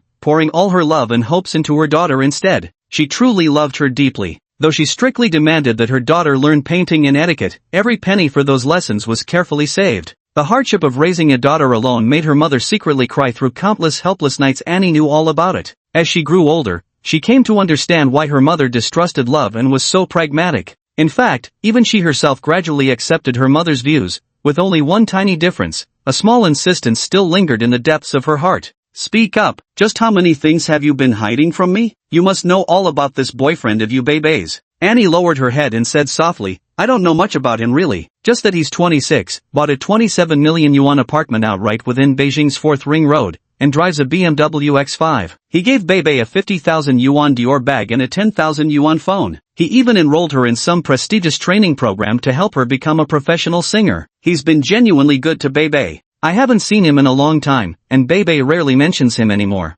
Airuahua raised an elegant eyebrow and sneered, Yu Beibei's just afraid you'll steal her boyfriend. And there you are, acting like a complete fool. Watching her daughter lower her head in silence across from her, Airuahua mused, so you were just pretending to be oblivious. Is it because you didn't want to steal your best friend's boyfriend, or because he's ugly? Aini shivered slightly and stammered, he's not ugly, just a bit too plump to be handsome. In the end, it's just your shallow fixation on looks that's the problem. With a bitter chuckle, Airuahua continued, I can't blame you, really. After all, I was the same back then. That's how your penniless father managed to fool me. That's why I've always tried to steer you right, afraid you'd repeat my mistakes. Silence flowed and lingered between the two. Moments later, Airuahua picked up a delicate, art-like pastry and placed it in her mouth. After chewing a few times and swallowing gently, she let out a sigh of contentment. Ani, just 2 hours ago, we were at Mai's place, drenched in sweat, exhausted, debating whether to end our trip. And now, we're sitting at the top floor of the tallest hotel in Baidu, savoring exquisite cuisine while overlooking the most vibrant scenery. This is the charm of wealth, can you feel it? Annie didn't speak and couldn't deny it, nodding slightly in acknowledgement. The 3 suites we're staying in cost 70,000 just for these few days, not counting other expenses, plus all the additional travel expenditures. These are just trivial amounts. Think about that specially arranged shopping service. We're standing in the Guoshang Center where luxury brands gather. While it's possible he's observing our character, the mere fact he dared to make such offers proves his capability. Either he's prepaid several million in funds, or he has sufficient credit for the travel agency to cover the payments on his behalf. I also looked up this Voyage Universe company. It's considered a premium domestic brand, where Black Diamond membership requires annual spending of 500,000 yuan. But this so-called special client I'd never heard of. What does that indicate? Connections. After calming my emotions a bit, Airuahua continued, what I value most is how young this Mr. Shi is. Not only does it hint at his background and indicate future potential, but, as I've told you before, 15 years older than you is my acceptable limit. After all, I just want you to live comfortably, not become a grass widow. Clearly, he's the most suitable target for you. Don't blame your mother for being pragmatic, let go of your fixation on looks and take the initiative to contact him after the trip ends. I'm certain that with your charm, no man could possibly ignore you. But he's Beibei's boyfriend. Seeing her mother make the exact decision she had anticipated, Aini grew increasingly regretful. So what? You're not married anyway. Besides, Mom always hoped you'd marry into wealth, but she never expected him to have only you as his woman. All men are the same. Even your father, who had no money, still cheated, let alone rich men. The important thing is not to lose both the man and the money. Airuahua stared intently at her daughter. Don't tell me you weren't prepared for this. Annie's lips turned pale. They trembled slightly, but no words came out. She had indeed considered these possibilities, yet hearing her mother state them so bluntly still left her deeply shaken. Mom only has one demand: before you give yourself to him, make sure you secure enough safeguards for yourself. Annie lowered her head in silence, as if tacitly agreeing to her mother's suggestion. Manhua picked up another piece of pastry with satisfaction, then suddenly thought of something and sneered, "You bebe doesn't even want you to see him. Seems she's been spoiled too much and gotten carried away." Starting to fantasize about monopolizing such a man. What a naive little girl. If I were her, I'd have long since formed an alliance with you girls to deal with those swarming admirers. Hearing her mother's astounding remarks, Annie looked up with wide peach blossom eyes, feeling as if her entire worldview had suffered a tremendous shock. July 9th. Shi Wang wore a formal outfit today, preparing to attend Yuan's graduation ceremony. On his phone, Yu Bebe kept sending him messages one after another, sharing her delightful surprises. From gazing at the Forbidden City bathed in sunset hues yesterday to overlooking the flowing river of lights along Yong'an Street at night. From the exquisite breakfast at Guoshang 79 restaurant to the motorhome we're traveling in today. Yes, Huan Yuisheng specially arranged for a blue plate motorhome as their main mode of transportation considering the elderly's limited energy. With the smart electric composting toilet, Mom no longer worries about me urgently needing the bathroom on Beijing's congested roads. Putting down her phone and seeing it was about time, Xu Wang went downstairs to depart. Beijing University of Technology, this 211 engineering institution with over 60 years of history, is about to bid farewell to another cohort of her children today. In front of the school's Olympic gymnasium, this year's graduates gathered in groups by their majors, donning their academic robes while waiting to enter. The 70-some students from the mechanical engineering department were also chatting while they waited. Some had already left campus to work and hadn't seen each other for a while, knowing they might soon be scattered far and wide, making these moments especially precious. The class monitor was running around counting heads, shouting, Wang Xianwen, Zhang Guokuan, Xiao Chuanlan, and how Lily 5 people still haven't arrived. Someone from their dorms should go hurry them up. People from the other dorms quickly responded, but Yuan's 3 roommates remained unmoved. Chapter 74, I'll beat you up. An unfamiliar guy casually asked, Chao Lisha, why didn't you 3 contact Yuan? The obviously well-dressed Chao Lisha snorted lightly. She's a proper Baidu native, maybe even a banner noble. She doesn't mix with us ordinary folks, can't reach her. The person asking was gently tugged by the girl beside her, who whispered, don't you remember? Their dorm relationships are terrible, they all exclude Yuan. Ah, is it that bad? I always thought Yuan was just introverted and didn't like talking. Why hasn't this been reported to the school? Well, maybe it's not severe enough for that? Anyway, those 3 barely speak to Yuan and never include her in activities. But it's not like there's any bullying or outright hostility. Hey, with Yuan's personality, she hardly talks to anyone. Isn't that just normal for her? You don't get it. Do you remember what those 3 were like when they first enrolled? The type who buried themselves in books, couldn't dress properly, and actually got along well in their dorm back then. But once they learned how to put on makeup and dress up, they started looking down on Yuan for being chubby and shy, thinking she'd embarrass them if they took her out. Add to that their disdain for locals from the northern capital, and things ended up like this. Why bother? I think Yuan is quite nice. Such a kind girl, not at all domineering, and from Baidu too. We girls also think she's a nice person, but the issue is you guys don't like her type. Take you for example, would you actually pursue her if given the chance? I think I'll pass. Holy shit. The boy's exclamation immediately drew the attention of several people nearby. Their gazes then fell upon the approaching figure, triggering even more startled shouts that soon alerted the entire department, even disturbing several neighboring teams. Yuan, is that really you? Impossible. Absolutely impossible. Holy shit, that's definitely Yuan. Damn, she's gotten so thin. Someone pinch me, am I hallucinating? Bathed in the morning light, Yuan walked over without deliberate grooming, unskilled at makeup. She even came barefaced. Ordinary black 7/8 shark pants paired with a plain black t-shirt, white sneakers on her feet, and her hair tied in a high ponytail. Having successfully lost weight and toned up for a while, Yuan's body fat percentage continued to drop, making her appear leaner and more sculpted than before. Yet the one constant remained her front and back. Even the most ordinary clothes became strikingly beautiful when accentuated by these assets and her slender waist. After her face slimmed down, this delicate rose finally bloomed in full splendor. Her striking, 3-dimensional features could effortlessly outshine everyone even without makeup. One could easily imagine the tremendous impact current Yuan had on classmates who hadn't seen her in a while and still retained their original impression of her. Whoosh! A crowd of girls encircled her tightly, chirping away with endless questions. Encircling them stood a group of hopeful boys who fancied their chances and thought themselves worthy. Chao Lisha and her 2 roommates stood aside, pretending not to see, their eyes filled with inexplicable jealousy. Although still slightly shy, Yuan could now naturally and calmly interact with her classmates, and her eyes began to shine with something called confidence. Since she lost weight, the way people treated her became completely different from before, just like the enthusiastic classmates around her now. As Brother Wang had said, everything changed after she slimmed down, and she never experienced depression again. All the girls around were eagerly asking for weight loss tips, especially the secret to slimming down without losing curves, something even the clueless Yuan couldn't explain, let alone milk. She could only blink her big eyes and say, the coach said it might just be natural talent. A faint aura of pressure rippled slightly. After the girls helped her put on the graduation gown, Yuan's figure was finally somewhat concealed, reducing her allure and steering the conversation back to normal topics. By the way, Yuan, didn't you say you haven't signed the tripartite agreement yet? My family has some connections at Dingming Heavy Industry, I could introduce you there if you'd like to give it a try. A somewhat handsome young man seized the opportunity during the employment discussion to extend this invitation to Yuan, though he maintained an air of effortless nonchalance throughout. He made it seem like getting into Dingming Heavy Industry, this nationally renowned enterprise, was just a matter of him saying the word. No need.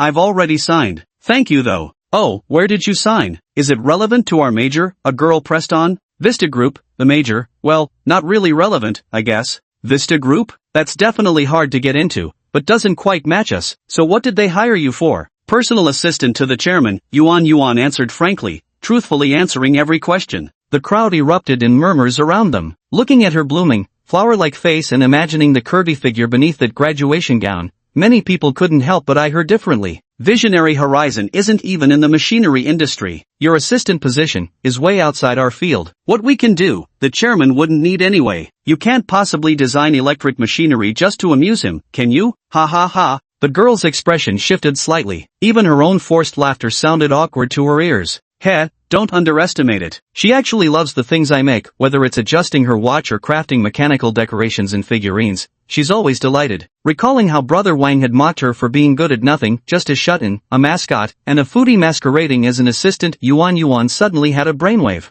Wow, you actually gave me an idea. There's plenty this assistant can do. I'll modify a massage chair for her, it'll definitely be better than anything on the market. Maybe make a few mechanical pixius and cabbages for the office too, and I could also. Can she sleep with you? A voice suddenly chimed in from the side. Still caught up in her excitement, the clueless Yuan blurted out, of course, we often sleep together. The surroundings instantly fell silent. Yuan furrowed her striking eyebrows and turned to look at Chao Lisha, who was gazing back at her with a smug smile. Moments ago, Chao Lisha could no longer suppress the flames of jealousy in her heart and couldn't resist sneering a remark. To her surprise, she got the answer she wanted, sending her into ecstatic delight. Yuan wasn't stupid, she understood exactly what Chao Lisha meant by her question. Her expression turned icy, and she truly carried herself with a commanding presence. She glanced around at the expressions of those present, realizing everyone had misunderstood. With a tremble in her delicate frame, Yuan's domineering aura erupted around her. She shot Chao Lisha a sidelong glance and spoke with icy arrogance. What's wrong with me sleeping with my mom? Chao Lisha chuckled mockingly. What does your mom have to do with this? We're talking about you sleeping with the chairman. The chairman isn't, huh?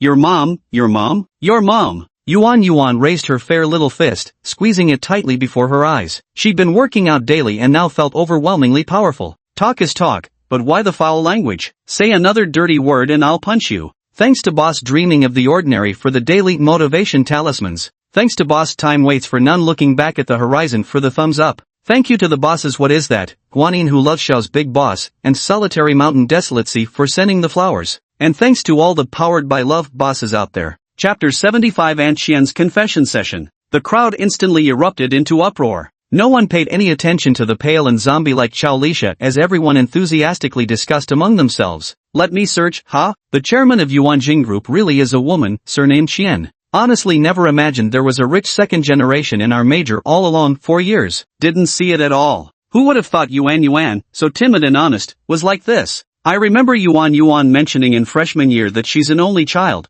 so that means she'll inherit Vista Group eventually? The moment these words were spoken, the eyes of many guys around grew noticeably more intense. Within moments, Yuan found herself surrounded by male classmates deliberately striking up conversations, while her phone buzzed with numerous friend requests from the class group chat. Socially anxious Yuan immediately felt overwhelmed. Gritting her teeth, she decided to nip their hopes in the bud. I actually have a boyfriend. Most of the boys around wore disappointed expressions, regretting not discovering such a treasure earlier. However, quite a few remained restless. Some were naturally inclined to chase after others' partners, while others believed girls with boyfriends are easier to pursue, since there's only one rival. Yuan frowned and thought before pulling out her phone and sending a WeChat message. Yuan has hope. Forget me not bro, I need a favor. Pretend to be my boyfriend after the event wraps up to make them back off. I'll treat you to a big meal afterward. Brother Wang, sure, I can help out, but dinner's off the table. Don't even think about using this as an excuse to splurge. Yuan Lai is hope. Oh.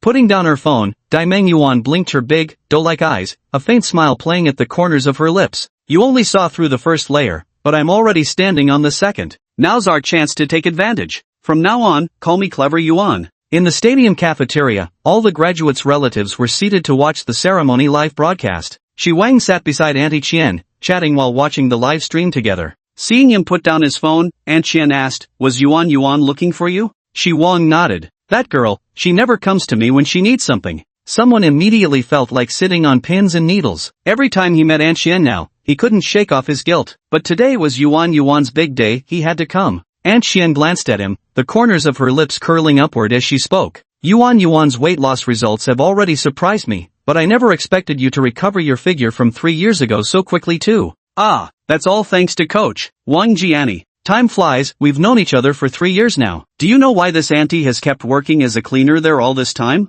I'm curious about that too, please tell me quickly. Shi Wang did his best to play the role of the straight man. Floor 15 of Vision Tower was where I first met Yuan's father. Back then, Star Truth Media didn't exist there, it was just a small company under the Yuan family's name. He was assigned there for training, while I was an uneducated janitor from a small town. I still don't know what he saw in me, but somehow we ended up together in the end. What followed was the typical soap opera drama of a wealthy family. After Yuan was born, his family refused to accept our union. After much back and forth, the outcome was that he entered into an arranged marriage with someone else, while I became the mistress, though Yuan's status as his child was at least recognized. More than a decade later, when he fell ill and knew his time was limited, he hid it from everyone and worked relentlessly to ensure that the Yuan Jing group was left to me and Yuan before his passing, as a safeguard for our lives. I wasn't capable of managing such a large company, so I simply hired professional managers to run it. I returned to the 15th floor to take up my old job again. After all, a person has to keep busy to find some solace. Looking at Aunt Qian, lost in her memories and visibly heartbroken, Shi Wang hadn't expected that she worked as a cleaner just to remember her beloved. For a moment, he was at a loss for words, silently keeping her company. After taking a few deep breaths to calm herself, Aunt Qian raised her eyes to him. In her gaze dwelled a whirlwind of entangled emotions, nostalgia, happiness, pain, so intertwined that even Shi Wang's sharp ears and keen eyes couldn't distinguish between them. When you first came to the company, I immediately saw in you the same radiant brilliance and spirited demeanor he had in his youth. I once told Yuan that if I had given him another son back then, the boy would surely have grown up to be as handsome and sensible as you. To my surprise, when my daughter first met you 3 years ago, she fell for you at first sight, just like how I felt when I first met her father. A bolt of lightning seemed to strike Shi Wang's mind. Now he finally understood why Yuan's initial loyalty had been as high as 60. This silly Yuan. He looked at Aunt Qian. Since things had come to this point, he felt he should at least make his stance clear. But then he saw Aunt Qian wave her hand and continue. That day after you came to Xingqing Media, I arranged for someone to look into your situation. After all, it was all too sudden. Hearing this, Shi Wang felt both hopeful and worried. His worry stemmed from the fact that he couldn't possibly explain the matter of the wish game system, while his hope was to hear what unknown information she might have uncovered. What I could find out was your series of assets, company shares, properties, vehicles, all acquired through complicated yet legitimate channels. The funding parties varied, but most likely were controlled by Shi Ziyuanwang's previously managed trust funds. Beyond that point, the trail ran cold. I don't know whether you're some family's heir or a newly selected trustee proxy, and I've no intention to dig deeper as long as it's legal. The information you found wasn't much more than what I had, Shi Wang thought with mixed feelings of regret and relief, but his heart leaped into his throat the next moment. But while investigating a newly purchased Mercedes-Benz under Shi Ziyuan's name, my people unexpectedly saw a beautiful woman helping you into the car and taking you home. Oh, that car is for the chairman's secretary. I was drunk that day, and she went to pick me up. Alright, no need to explain. Aunt Qian waved her hand with a knowing smile. As someone who was once the other woman myself, I understand men's ways. I believe you're not the kind to mess around. As long as you can get Yuan's voluntary consent without tricks, coercion, or forcing the issue, I won't object. Shi Wang felt both pleasantly surprised and somewhat puzzled. The joy came from avoiding a potential mob of angry relatives, while the confusion stemmed from Aunt Qian's unexpectedly easygoing attitude. Aunt Qian noticed his confusion and sighed softly. On one hand, Yuan genuinely likes you, that stubborn girl's mind is basically set once she chooses someone. And I admire you too, especially since you've saved her before. On the other hand, you need to consider carefully, if you accept Yuan, you'll have to face the storms of the Yuan family. The relationship between Vision Group and them isn't as harmonious as it appears on the surface. We're just a pair of widowed mother and daughter, neither of us suited for business battles. We're counting on you to be our shelter from the storm. At this point, Shi Wang clearly caught a flicker of cunning in her eyes. All doubts dispelled, An Qian had taken a fancy to the power behind that mysterious trust associated with him, wanting to secure some leverage for herself and Yuan. The adult world indeed couldn't escape the entanglements of interests. Chapter 76, Yi Linshi. Had he remained that ordinary man from before, even if An Qian liked him, she probably wouldn't have compromised her daughter's future for his sake. Either stay far away and stop ruining that girl's life, or cut off all ambiguous relationships and commit to her faithfully. Understanding Chairman Qian's intentions, Shi Wang breathed a sigh of relief. Some matters are most troubling when left unclear. Bringing them into the open makes everything simpler. Auntie Qian, I know what to do now. We'll first see what Yuan wants when the time comes. Once I boost dumb cute Yuan's loyalty level beyond 90%, there's no way she'll refuse. Auntie Qian, unaware of the young man's ill intentions, nodded in satisfaction. The graduation ceremony of Beijing University of Technology concluded perfectly with the ceremonial entrance of the school flag, various speeches and addresses, and the conferment of degrees to graduates. As the event dispersed, Yuan walked out with her classmates from the same major, occasionally approached by male students trying to strike up conversations. The overly sincere Yuan found these social niceties unbearably annoying, her mood growing increasingly gloomy until she spotted a young man and woman smiling up at her from the foot of the steps. With a cheer, Yuan shook off the annoying flies and spread her arms to run downhill. Auntie Qian had originally intended to sandwich her between herself and Shi Wang from both sides, but upon seeing the sprinting speed of this 178 centimeters tall, 130-pound college girl, she wisely dodged to spare her aging back. The simple-minded Yuan saw her mother hiding behind brother Wang and became overjoyed. Now she didn't have to hesitate anymore, she'd just pounce. Like a young swallow, no, a large swallow returning to its nest, she dove headfirst into that warm embrace, her graduation cap flung to the ground,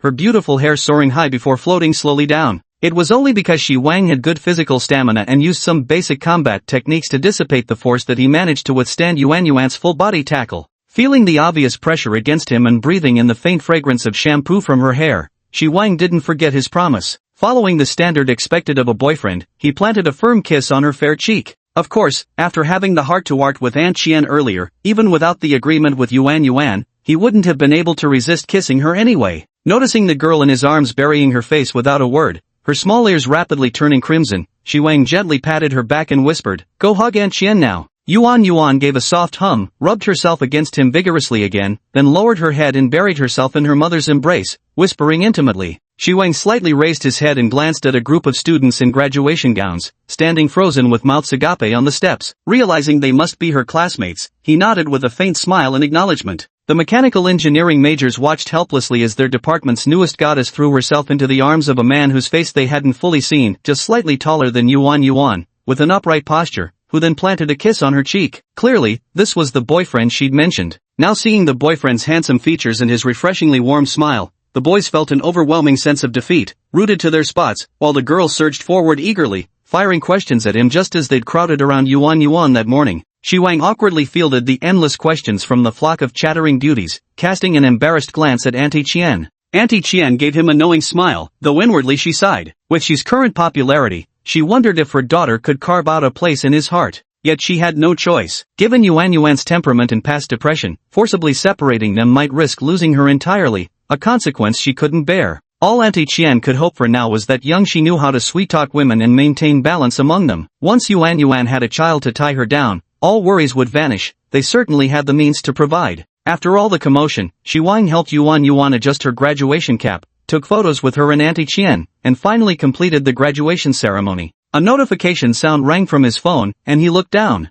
Yi Linshi, see you tomorrow. Looking at these three words that completely didn't match her usual style, Shi Wang could almost feel that if she had written even one more word, she wouldn't have been able to suppress the overflowing longing. July 10th, early morning. Shi Wang got up on time, exercised, had breakfast, then meticulously cleaned the entire room and checked that all ingredients in the fridge were well stocked. After soaking in a comfortable hot bath and finishing his grooming, he stood in the walk-in closet selecting his outfit. Normally this wouldn't require much thought, but for some reason he found himself unusually hesitant this time. After a moment, even though there was no need to go out, he still chose a set of casual clothes. quietly sitting on the sofa, he first checked his profile. The system had alerted him this morning that the 180 standard 3-piece set of a male god had been completely upgraded. Player, Shi Wang. Age, 26. Height, 183 centimeters, weight, 80 kilograms. Physique, 13, Spirit, 11. Fusion value, 49.07 million. Skills, fitness, swimming, basic combat. Birthday blessing from Mr. Perfect, special. Items, Constitution Potion *2, Imperial Crafted Pill *1, 70 million Startup Fund, balance, 69 million, property value increase card. Assets, 99% shares of Shiji Yuan Wang, 10% shares of Starry Media, 67% shares of Ijia Security, 10% shares of Jiding Investment, 2% shares of Yuanjin Precision. Real estate, 196 4-bedroom apartment at Ying Mansion. Vehicles, 80M9, Mercedes-Benz GLC. Shi Wang took a deep breath. Here we go, you little brat. The access control buzzer downstairs rang. He stood up to unlock it, then waited by the armored door. After a moment, the crisp chime of the doorbell sounded. He pulled open the heavy door. An all too familiar petite figure stood gracefully outside. The two stared at each other across the threshold, silently taking in how each had changed. Standing at barely 1.6 meters tall, she wore an elaborate Lolita-style dress, with white stockings clinging to her straight calves and petite feet snug in Mary Jane shoes adorned with bows, a stark contrast to her usual lab-coat attire in the laboratory. Her face was a textbook manga loli's, delicate brows arched over large, anime-style eyes, a slightly upturned button nose, and a cherry-red mouth parted in surprise. Coupled with her long hair tied into twin tails, it was as if a premium manga loli had stepped right out of the pages and into reality. After swiftly taking in Yilinchi's appearance unchanged by time, as if frozen for years, Shi Wang focused on those large eyes. With his heightened vision and keen eyes and ears ability, he seemed to detect subtle, previously overlooked emotions hidden within them, emotions he might have never noticed before. From childhood to adulthood, Shi Wang had always believed that Yilinchi's gaze was mostly characterized by cold, ice-like rationality and detachment. Only when she was with him and her family would a sly smile appear in her eyes, which was also why he had dared to confess his feelings to her in the first place. But today, upon seeing him, her icy rational gaze melted as usual, revealing emotions like joy, mischief, and surprise. However, at that very moment, Shi Wang noticed something else deep within her eyes. A new emotion was quietly brewing. "You've changed, my trashy brother." A soft, artificially cute voice rang out,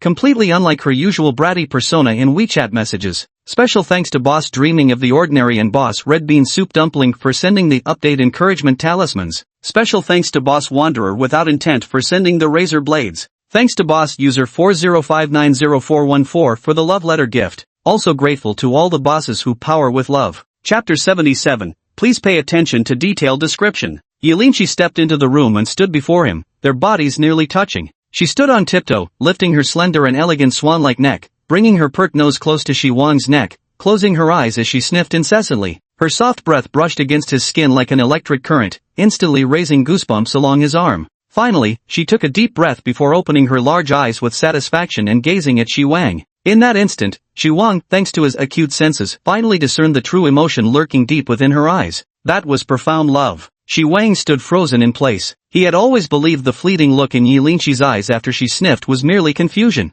It never occurred to him that this childhood friend, a genius with an IQ over 180 who always presented herself with rationality and composure, could harbor such intense emotions. For years, all he'd ever dared hope for was her ordinary liking. "Then why did you reject me back then?" Shi Wang's face cycled through astonishment, wild joy, confusion, and dissatisfaction, a jumbled mess of emotions. Yilinchi's eyes flickered with surprise as she stretched out a delicate finger to poke his cheek. "Trash bro actually noticed? You've really changed, looks like our childhood friendship needs a proper talk now. It's you, little brat, who owes me an explanation." "Huh? What do you mean I've changed? I just lost weight and turned back into the handsome guy I always was." Knowing he couldn't fool the sharp-witted imp, Shi Wang immediately resorted to playful evasion, trying to dig himself deeper into denial. "Tisk, I don't care about changes in your appearance at all. Whether you're fat or ugly, what matters to me is your scent." A flash of infatuation passed through Yilinchi's eyes again. "Your scent has gotten even better, my sweet and delicious big brother." "Little sister, you're not planning to eat me, are you?" Shi Wang pretended to shudder with disgust. "Ugh, you know that's not what I meant." The overly sweet baby voice was almost unbearable, making someone involuntarily shrink back. "I can't explain it to you clearly, you'd understand if you could smell it yourself." Lily, she pouted her lips slightly. "But before we have this heart-to-heart, you'll need to tell me about these 3 women first, my playboy brother." What 3 women? A decade-long longing suddenly felt within reach, yet Shi Wang couldn't discern her attitude. How could he dare to wantonly talk about other women as freely as before? Haha, I smelled it all earlier, don't even try to deny it. You know I can detect the scent of any intimate partners someone had within the past 2 or 3 years, right? Don't look at me like that, this world holds wonders beyond your imagination. Some people can see tetrachromatic colors with their naked eyes, others can smell Parkinson's disease. Super smellers have always existed. I'm just one of them. And besides Wan Yunfei's scent on you, there are 3 other distinct women's scents. Shi Wang was utterly exasperated by this bloodhound nose of hers. I'm innocent. I've never been intimate with anyone, keeping myself pure as jade all this time. I never said it had to be that specific thing. Based on my lab research, as long as the other person gets emotionally aroused during kissing or touching, their body secretes those love hormones or male/female hormones. These mix into a certain substance that attaches to the body, can spread to subordinates, and that's what I can smell. Yelinchi stood with one hand on her hip, sporting the arrogant expression of a spoiled brat. Out with it. Since you both have clean sense, I'll let it slide. Who are they? How far did you go with them? And I want details. Shi Wang closed the door properly, turned around, and walked back to the living room, ignoring her completely. Yelinxi changed her shoes herself, her delicate feet wrapped in white silk socks pattering in slippers as she followed inside. Looking at Shi Wang sprawled on the sofa pretending to be dead with closed eyes, Yelinxi puffed up her pink cheeks in both irritation and amusement. Apart from family, only this guy could make her act like a normal girl. Hey, I even specially dressed the way you like. Won't you at least grant me this little request? We've known each other since childhood, there's nothing we can't talk about. Shi Wang pretended not to hear, he genuinely couldn't fulfill her request. Because I fucking don't even know who this third woman is.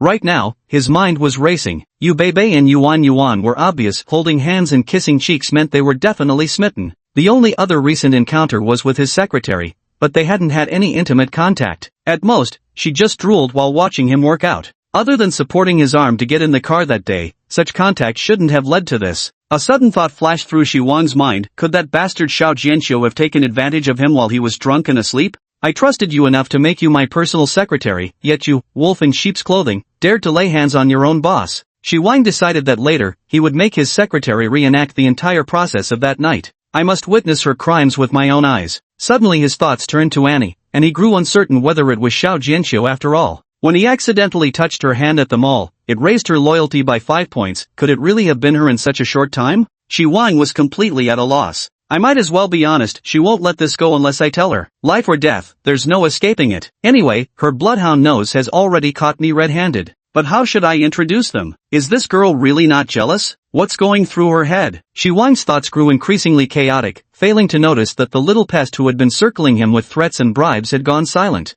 Only after a long moment did he sense something amiss. Startled, he quickly opened his eyes and froze in shock. Yelinchi stood right in front of him, her bright, doll-like eyes brimming with pitiful hurt. Trashy brother, you used to tell me everything. Why won't you say it now? Her delicate little face finally revealed the emotions she had been hiding all along. But what shocked him wasn't this, it was the dazzling golden light radiating from Yelinchi's body. Shi Wang took a deep breath and opened his arms. Only then did the little girl give a sly smile before throwing herself into his embrace, burying her face against his neck and sniffing him, as if only this could bring her a sense of security. Shi Wang felt that today was one of the happiest days of his life, no less joyous than the day he gained the system. To realize her affection for him and have it confirmed by the system as a team member qualification, I can really make my dream come true and have her. He turned Yelinchi's little face toward him, the barely contained emotion in his eyes making her understand instantly. A battle of wits. And so, the two began pouring out their hearts to each other. Shi Wang spoke softly of his feelings for her over these years,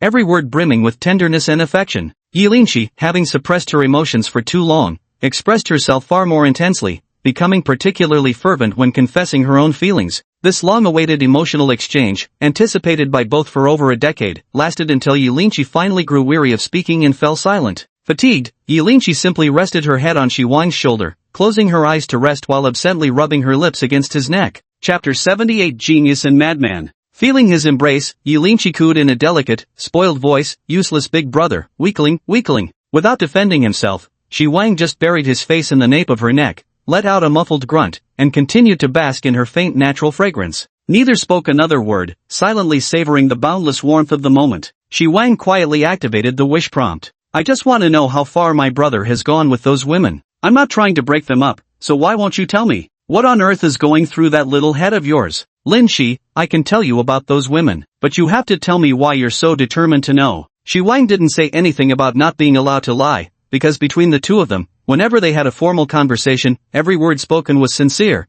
and what was left unspoken was never pressed. After a moment of silence, Yilinchi responded with a soft murmur like a little kitten, the drawn-out tone feeling like a tickle to the heart. Then get down first, come sit beside me. The response he received was only being hugged tighter, so Shi Wang had no choice but to start explaining while holding a koala. He began introducing Yuan, but had barely finished giving some background when he was interrupted. I don't care about their backgrounds or how you met. Just give me a rough description of their appearances, focus on the key points. All that thinking for nothing, trying to figure out how to avoid mentioning the wish fulfillment missions while still explaining how they met. All you care about is how far things have progressed? Sure enough, Yilinchi only briefly asked about the other person's looks, figure, and skin condition before pressing relentlessly for details about how things were progressing, state of mind. She made Shi Wang feel utterly embarrassed, yet she listened with rapt attention. The third woman remained a mystery to him, so he could only share his guesses. Yet Yilinchi threw in a casual line, "You should make a move on both of them too," which stunned him speechless, leaving him utterly dumbfounded.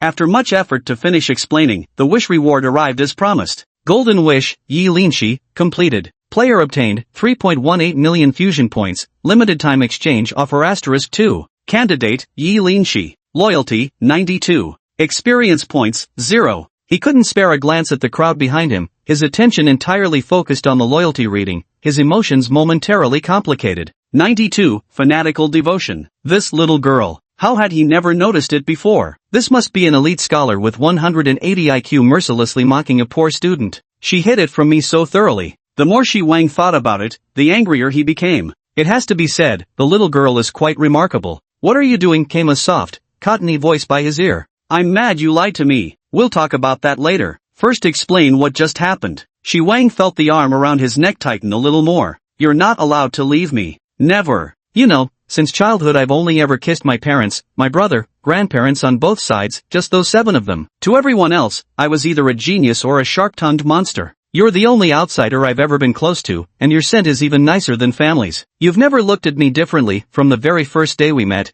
Your gaze has held nothing but fondness and tenderness." Shi Wangye tightened his arms, holding her even more firmly. Yilinchi had been intellectually gifted since childhood, with an icy temperament. She grasped problems more clearly than some adults, yet being young, she lacked social graces, always saying whatever came to mind. Naturally, no one took kindly to her. "It's like I've gotten my favorite rag doll, or the cake I love most. I can't bear to put it down, I must hold it in my arms. My mouth waters, and I always want to take a few bites." At some point, I began developing a strange thought: why didn't others love my dolls and cakes as much as I did? Clearly, they were the best in the world. I showed them off, but no one believed me. Maybe if I let them hold the dolls or taste the cakes, they'd finally envy me for having such wonderful things. Deep down, I knew this wasn't right, and I wondered if I'd gone mad. Why should I share what's mine? These conflicting thoughts kept warring in my mind. Those years were agony. Compounded by my promise to my parents not to date, my behavior became utterly contradictory. Part of me longed for someone to share in my joy, while another part kept pushing them away, as if I'd split into 2 different people. After enduring for years, waiting for you to graduate, I knew I couldn't go on like this. So I chose to reconcile with myself, and together we decided to set up a beautiful house with an exquisite dining table. We allowed a few girls who caught our eye to enter, to share in the most delicious and sweet cake in this world. This way, it satisfied our desire to share joy while preventing too many people from disturbing our private time together. Of course, they had to be clean and outstanding, making our sharing more fulfilling. Dirty and ugly creatures would only stain our table and taint the delicious cake. So we became me again. Trash brother, do you understand now why I care about those women? Also, I'm not objectifying you. It was just a metaphor. You will always be the one I'm willing to give everything for. I love you, Wang. Shi Wang's emotions surged, leaving him momentarily speechless. Madman. Geniuses truly are all mad. What sane person would play at splitting and merging personalities? No wonder her behavior was always so strange during middle school and college, then suddenly improved after graduation. I even praised her for finally maturing. He sighed inwardly, though her words still carried traces of that crazed edge. So what? Who doesn't harbor a bit of darkness in their heart? After all these years never being apart, their future paths would naturally remain entwined. Had he never met Yilinchi back then, he probably wouldn't even be alive now. No matter how she changed, she'd always been his salvation. Then Wan Yunfei. Shi Wang suddenly remembered something. Could it be that's also why she didn't object? Yilinchi didn't answer. Though puzzled, he stopped pressing further. Will you leave me because I'm so strange? Yilinchi suddenly asked in a muffled voice. Never. Shi Wang felt a sharp pain in his shoulder as the little girl bit him hard. Just as he was about to smack her in punishment, he noticed the delicate body in his arms trembling slightly, followed by the dampness spreading across his shoulder and back where her tears soaked through his clothes. He stopped mid-motion and quietly tightened his embrace. It was the first time in all their years of knowing each other that he had seen her cry. It seemed no more words were needed. The two of them lapsed into silence once more. While savoring the warmth of having a beauty in his arms, Shi Wang took the opportunity to check the 2 limited-time offers he had just received. Mental Enhancer. Increases 1 mental attribute point. Limited-time offer, 100,000 fusion points. Nose Purifier and Odor Discerner. Single-use item. Greatly enhances olfactory sensitivity and discernment. Clears and provides immunity to nasal diseases, improves nasal structure for unobstructed breathing. Limited time offer, 100,000 fusion points. Seeing the golden wish above Yi Linqi's head, Shi Wang had guessed he might obtain her dog-like sense of smell as a reward. Now this prediction had come true.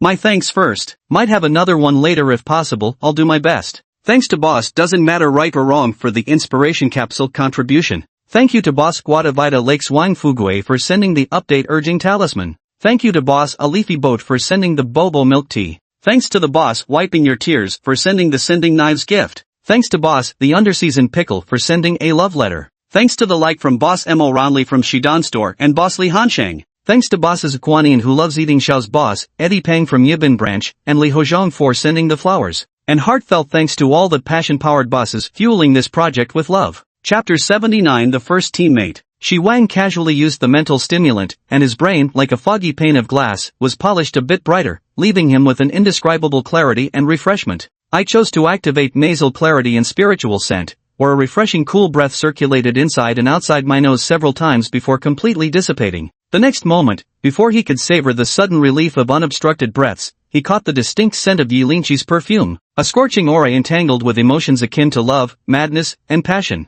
Like the bittersweet pleasure of eating spicy peppers. This unique scent made him unable to resist taking another deep breath. Shi Wang finally understood the little girl's feeling when encountering such a unique scent. One truly longs to draw nearer to the person. He lifted his hand to his nose and sniffed just regular body odor. Too bad he couldn't smell himself. He leaned close to the drowsy Yi Linqi again, sniffing intently, which ended up waking her. What are you doing? Let me see if I can smell those scents you mentioned. Ha, you thought it was me? This is my natural talent. I can tell the components of most concoctions in the lab just by sniffing them. Only a genius could make such a mess of himself, nearly landing in a mental hospital. That was an accident, and in the end, I still managed to fix it. Humph, stupid brother, doubting a genius like me. Let me tell you, I couldn't care less about whatever you're up to, but mark my words, I see everything. What is it? The man grew uneasy, unnerved by how well the others seemed to know him. Not only has your nearsightedness disappeared, your vision has surpassed that of a normal person, and your observational skills have improved dramatically. You actually saw through the emotions I've deliberately hidden all these years. My foolish brother from before couldn't have done that. Oof, otherwise, you'd have had to wait another year or two before getting a kiss from me. Also, my breath is incredibly fresh. Even though I've never tasted it before, I could already tell the difference. My height has increased, my hand shape has slightly changed, and from the way I walk, my bunions are completely gone.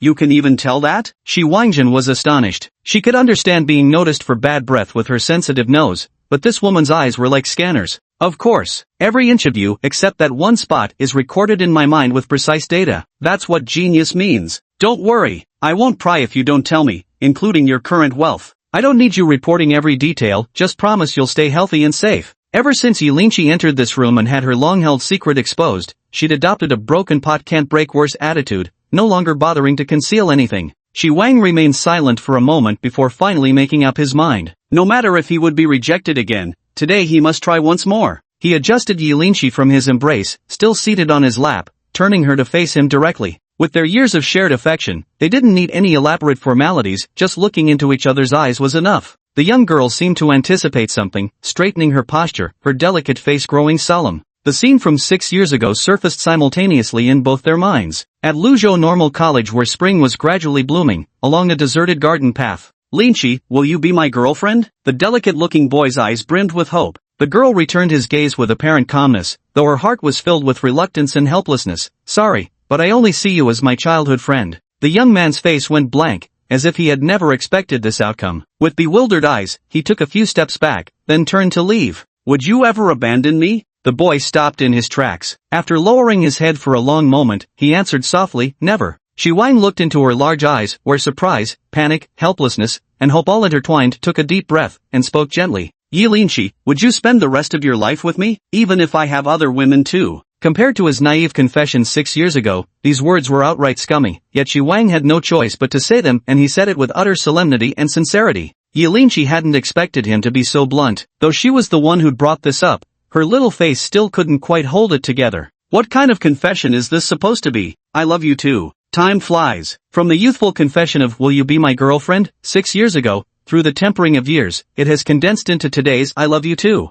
The naive boy and girl have matured into steady young adults, yet their bond seems even more unshakable. Yilinchi's eyes instantly reddened, and silent tears welled up without sorrow. They were brimming with her long-held hopes and joy. "I do," the delicate voice rang out. Xi Wang embraced her tightly in his arms once more. Then, "Welcome to my team. You won't regret it," he whispered. Teammate Yilinchi has been recruited. First teammate recruitment reward offshore family trust unlocked. Please check the team tab for details. Subordinates tab unlocked. Teammate Yilinchi, team aura granted, type, healing. Teammate Yilinchi, welcome package distributed. Player Xi Wang, teammate recruitment reward package distributed. He had no interest in the barrage of messages flooding the screen and simply held her close. "You still owe me an explanation." Yilinchi knew what he was asking and hesitated before speaking. "Promise me first that you won't blame them." Xi Wang had already heard her mention the agreement with her parents about not dating and nodded. "Okay. I made it quite obvious at home that I liked you since early on. They're not stupid, of course they'd worry about their young daughter being taken advantage of by someone 4 years older, so they planned to take me abroad for school.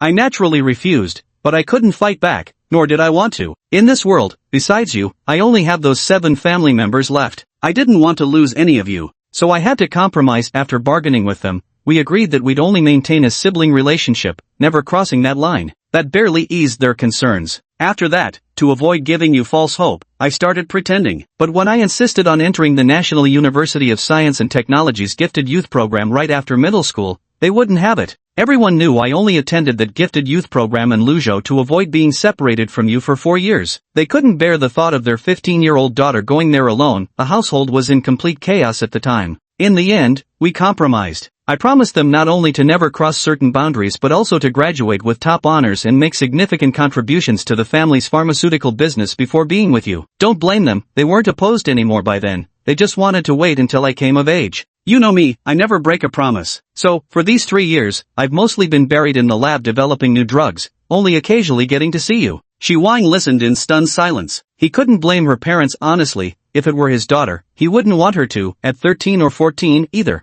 To keep him by her side, this precocious young girl had quietly paid such a heavy price behind the scenes, yet he had taken her presence for granted. Chapter 80. I'm hungry. Yilinchi immediately sensed Xi Wang's emotional state. Pressing their foreheads together, she comforted him softly. Don't feel guilty. These years have been hard on you too. We've both known the bitterness of unrequited love. Xi Wang looked at this girl who always masked her true feelings with a bratty tone, now showing such tenderness. Outwardly, he smiled, but inwardly, his heart felt even more stifled. "Ah, I forgot to make 2 requests earlier, it's all your fault." Yilinchi began changing the subject. "You can make them any time. When have I ever refused you?" "Good. First, anyone who wants to join the team from now on must be brought to meet me first. I'll need to sniff them to make sure they're okay." "Certainly," Xi Wang agreed readily. Anything he could bring, he would have surely smelled it first. Yilinchi just wanted to assert her position in the team, and of course, she entirely deserved that status. As for them, if they agreed to join the team, they were surely mentally prepared.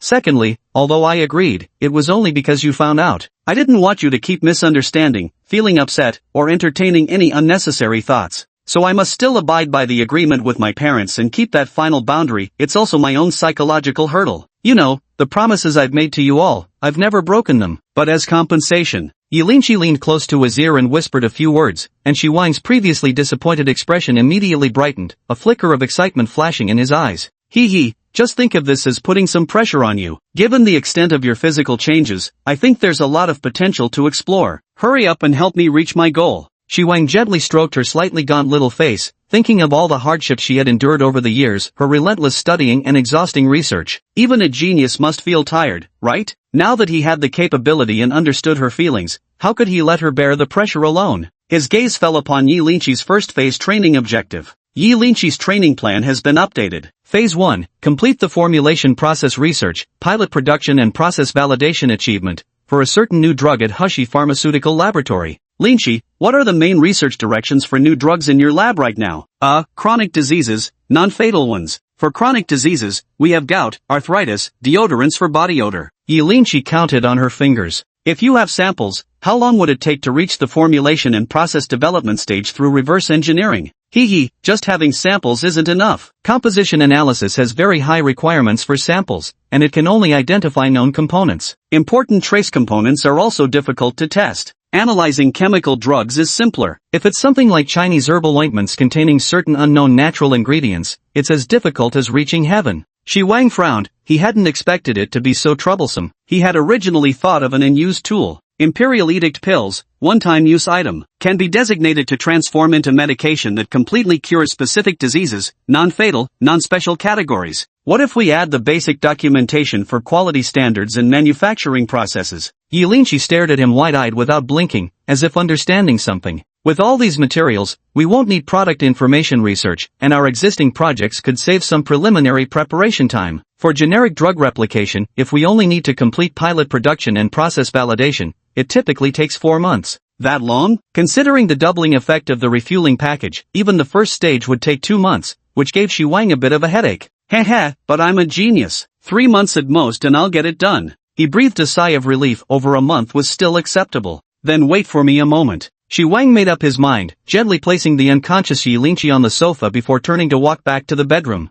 Inside the exchange store, he found a product called Fox Odor Elimination Cream. After reviewing its specifications, quality standards, and formula details in the description, he selected it for exchange. 16 million fusion points vanished instantly. This was already the cheapest option available. Shi Wang felt no regret. Firstly, he believed he owed Yilinchi this much. Secondly, he considered the potential rewards that might more than compensate for the cost. Domestic new drug R&D costs often start at hundreds of millions, while just over 10 million? This system is too generous. In fact, there were also complete prescription process materials available, the kind you could use to manufacture the product immediately, and he could afford those too. He only settled for the second best option because he was worried the system might not recognize it as being developed by Hushi Medical Laboratory. After some thought, he decided to convert the Divine Edict pill into samples of underarm odor removal cream. Perhaps this would speed things up a bit? A moment later, he returned with a sealed transparent medicine box and handed it to Yilinchi. Yilinchi looked at the unmarked medicine box in her hand,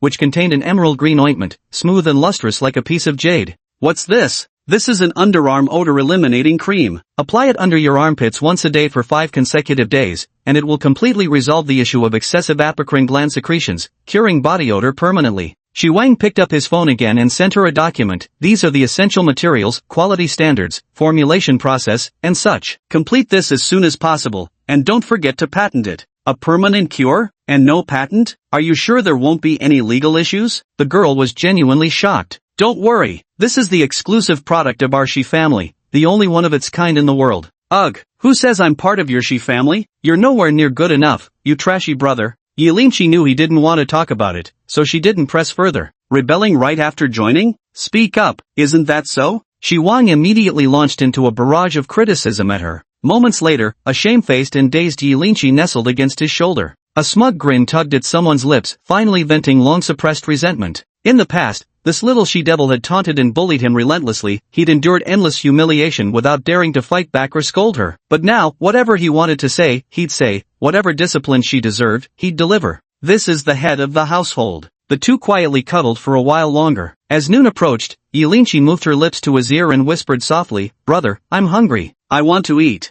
Then should I make you a bowl of rice porridge with the food processor to snack on first? Fine. Whatever this trash brother makes is fine. Go ahead." After a short while, Shi Wang carried the bowl over to her. She sipped happily for a while. Yilinchi set down the bowl, squinting her large eyes contentedly. "Brother's cooking really is delicious, it's just too much. I almost couldn't finish it." Shi Wang rubbed her head and sat down beside her with a calm expression. Yilinchi glanced at him and said, "Trash, useless trash. I'm warning you, don't cause trouble, or you'll be the one who ends up suffering." Thinking about how the tables had turned, Yilinchi didn't dare to speak up again. Instead, she just stretched out her slender, fair index finger and poked his cheek. "Big brother, I'm hungry, go make lunch."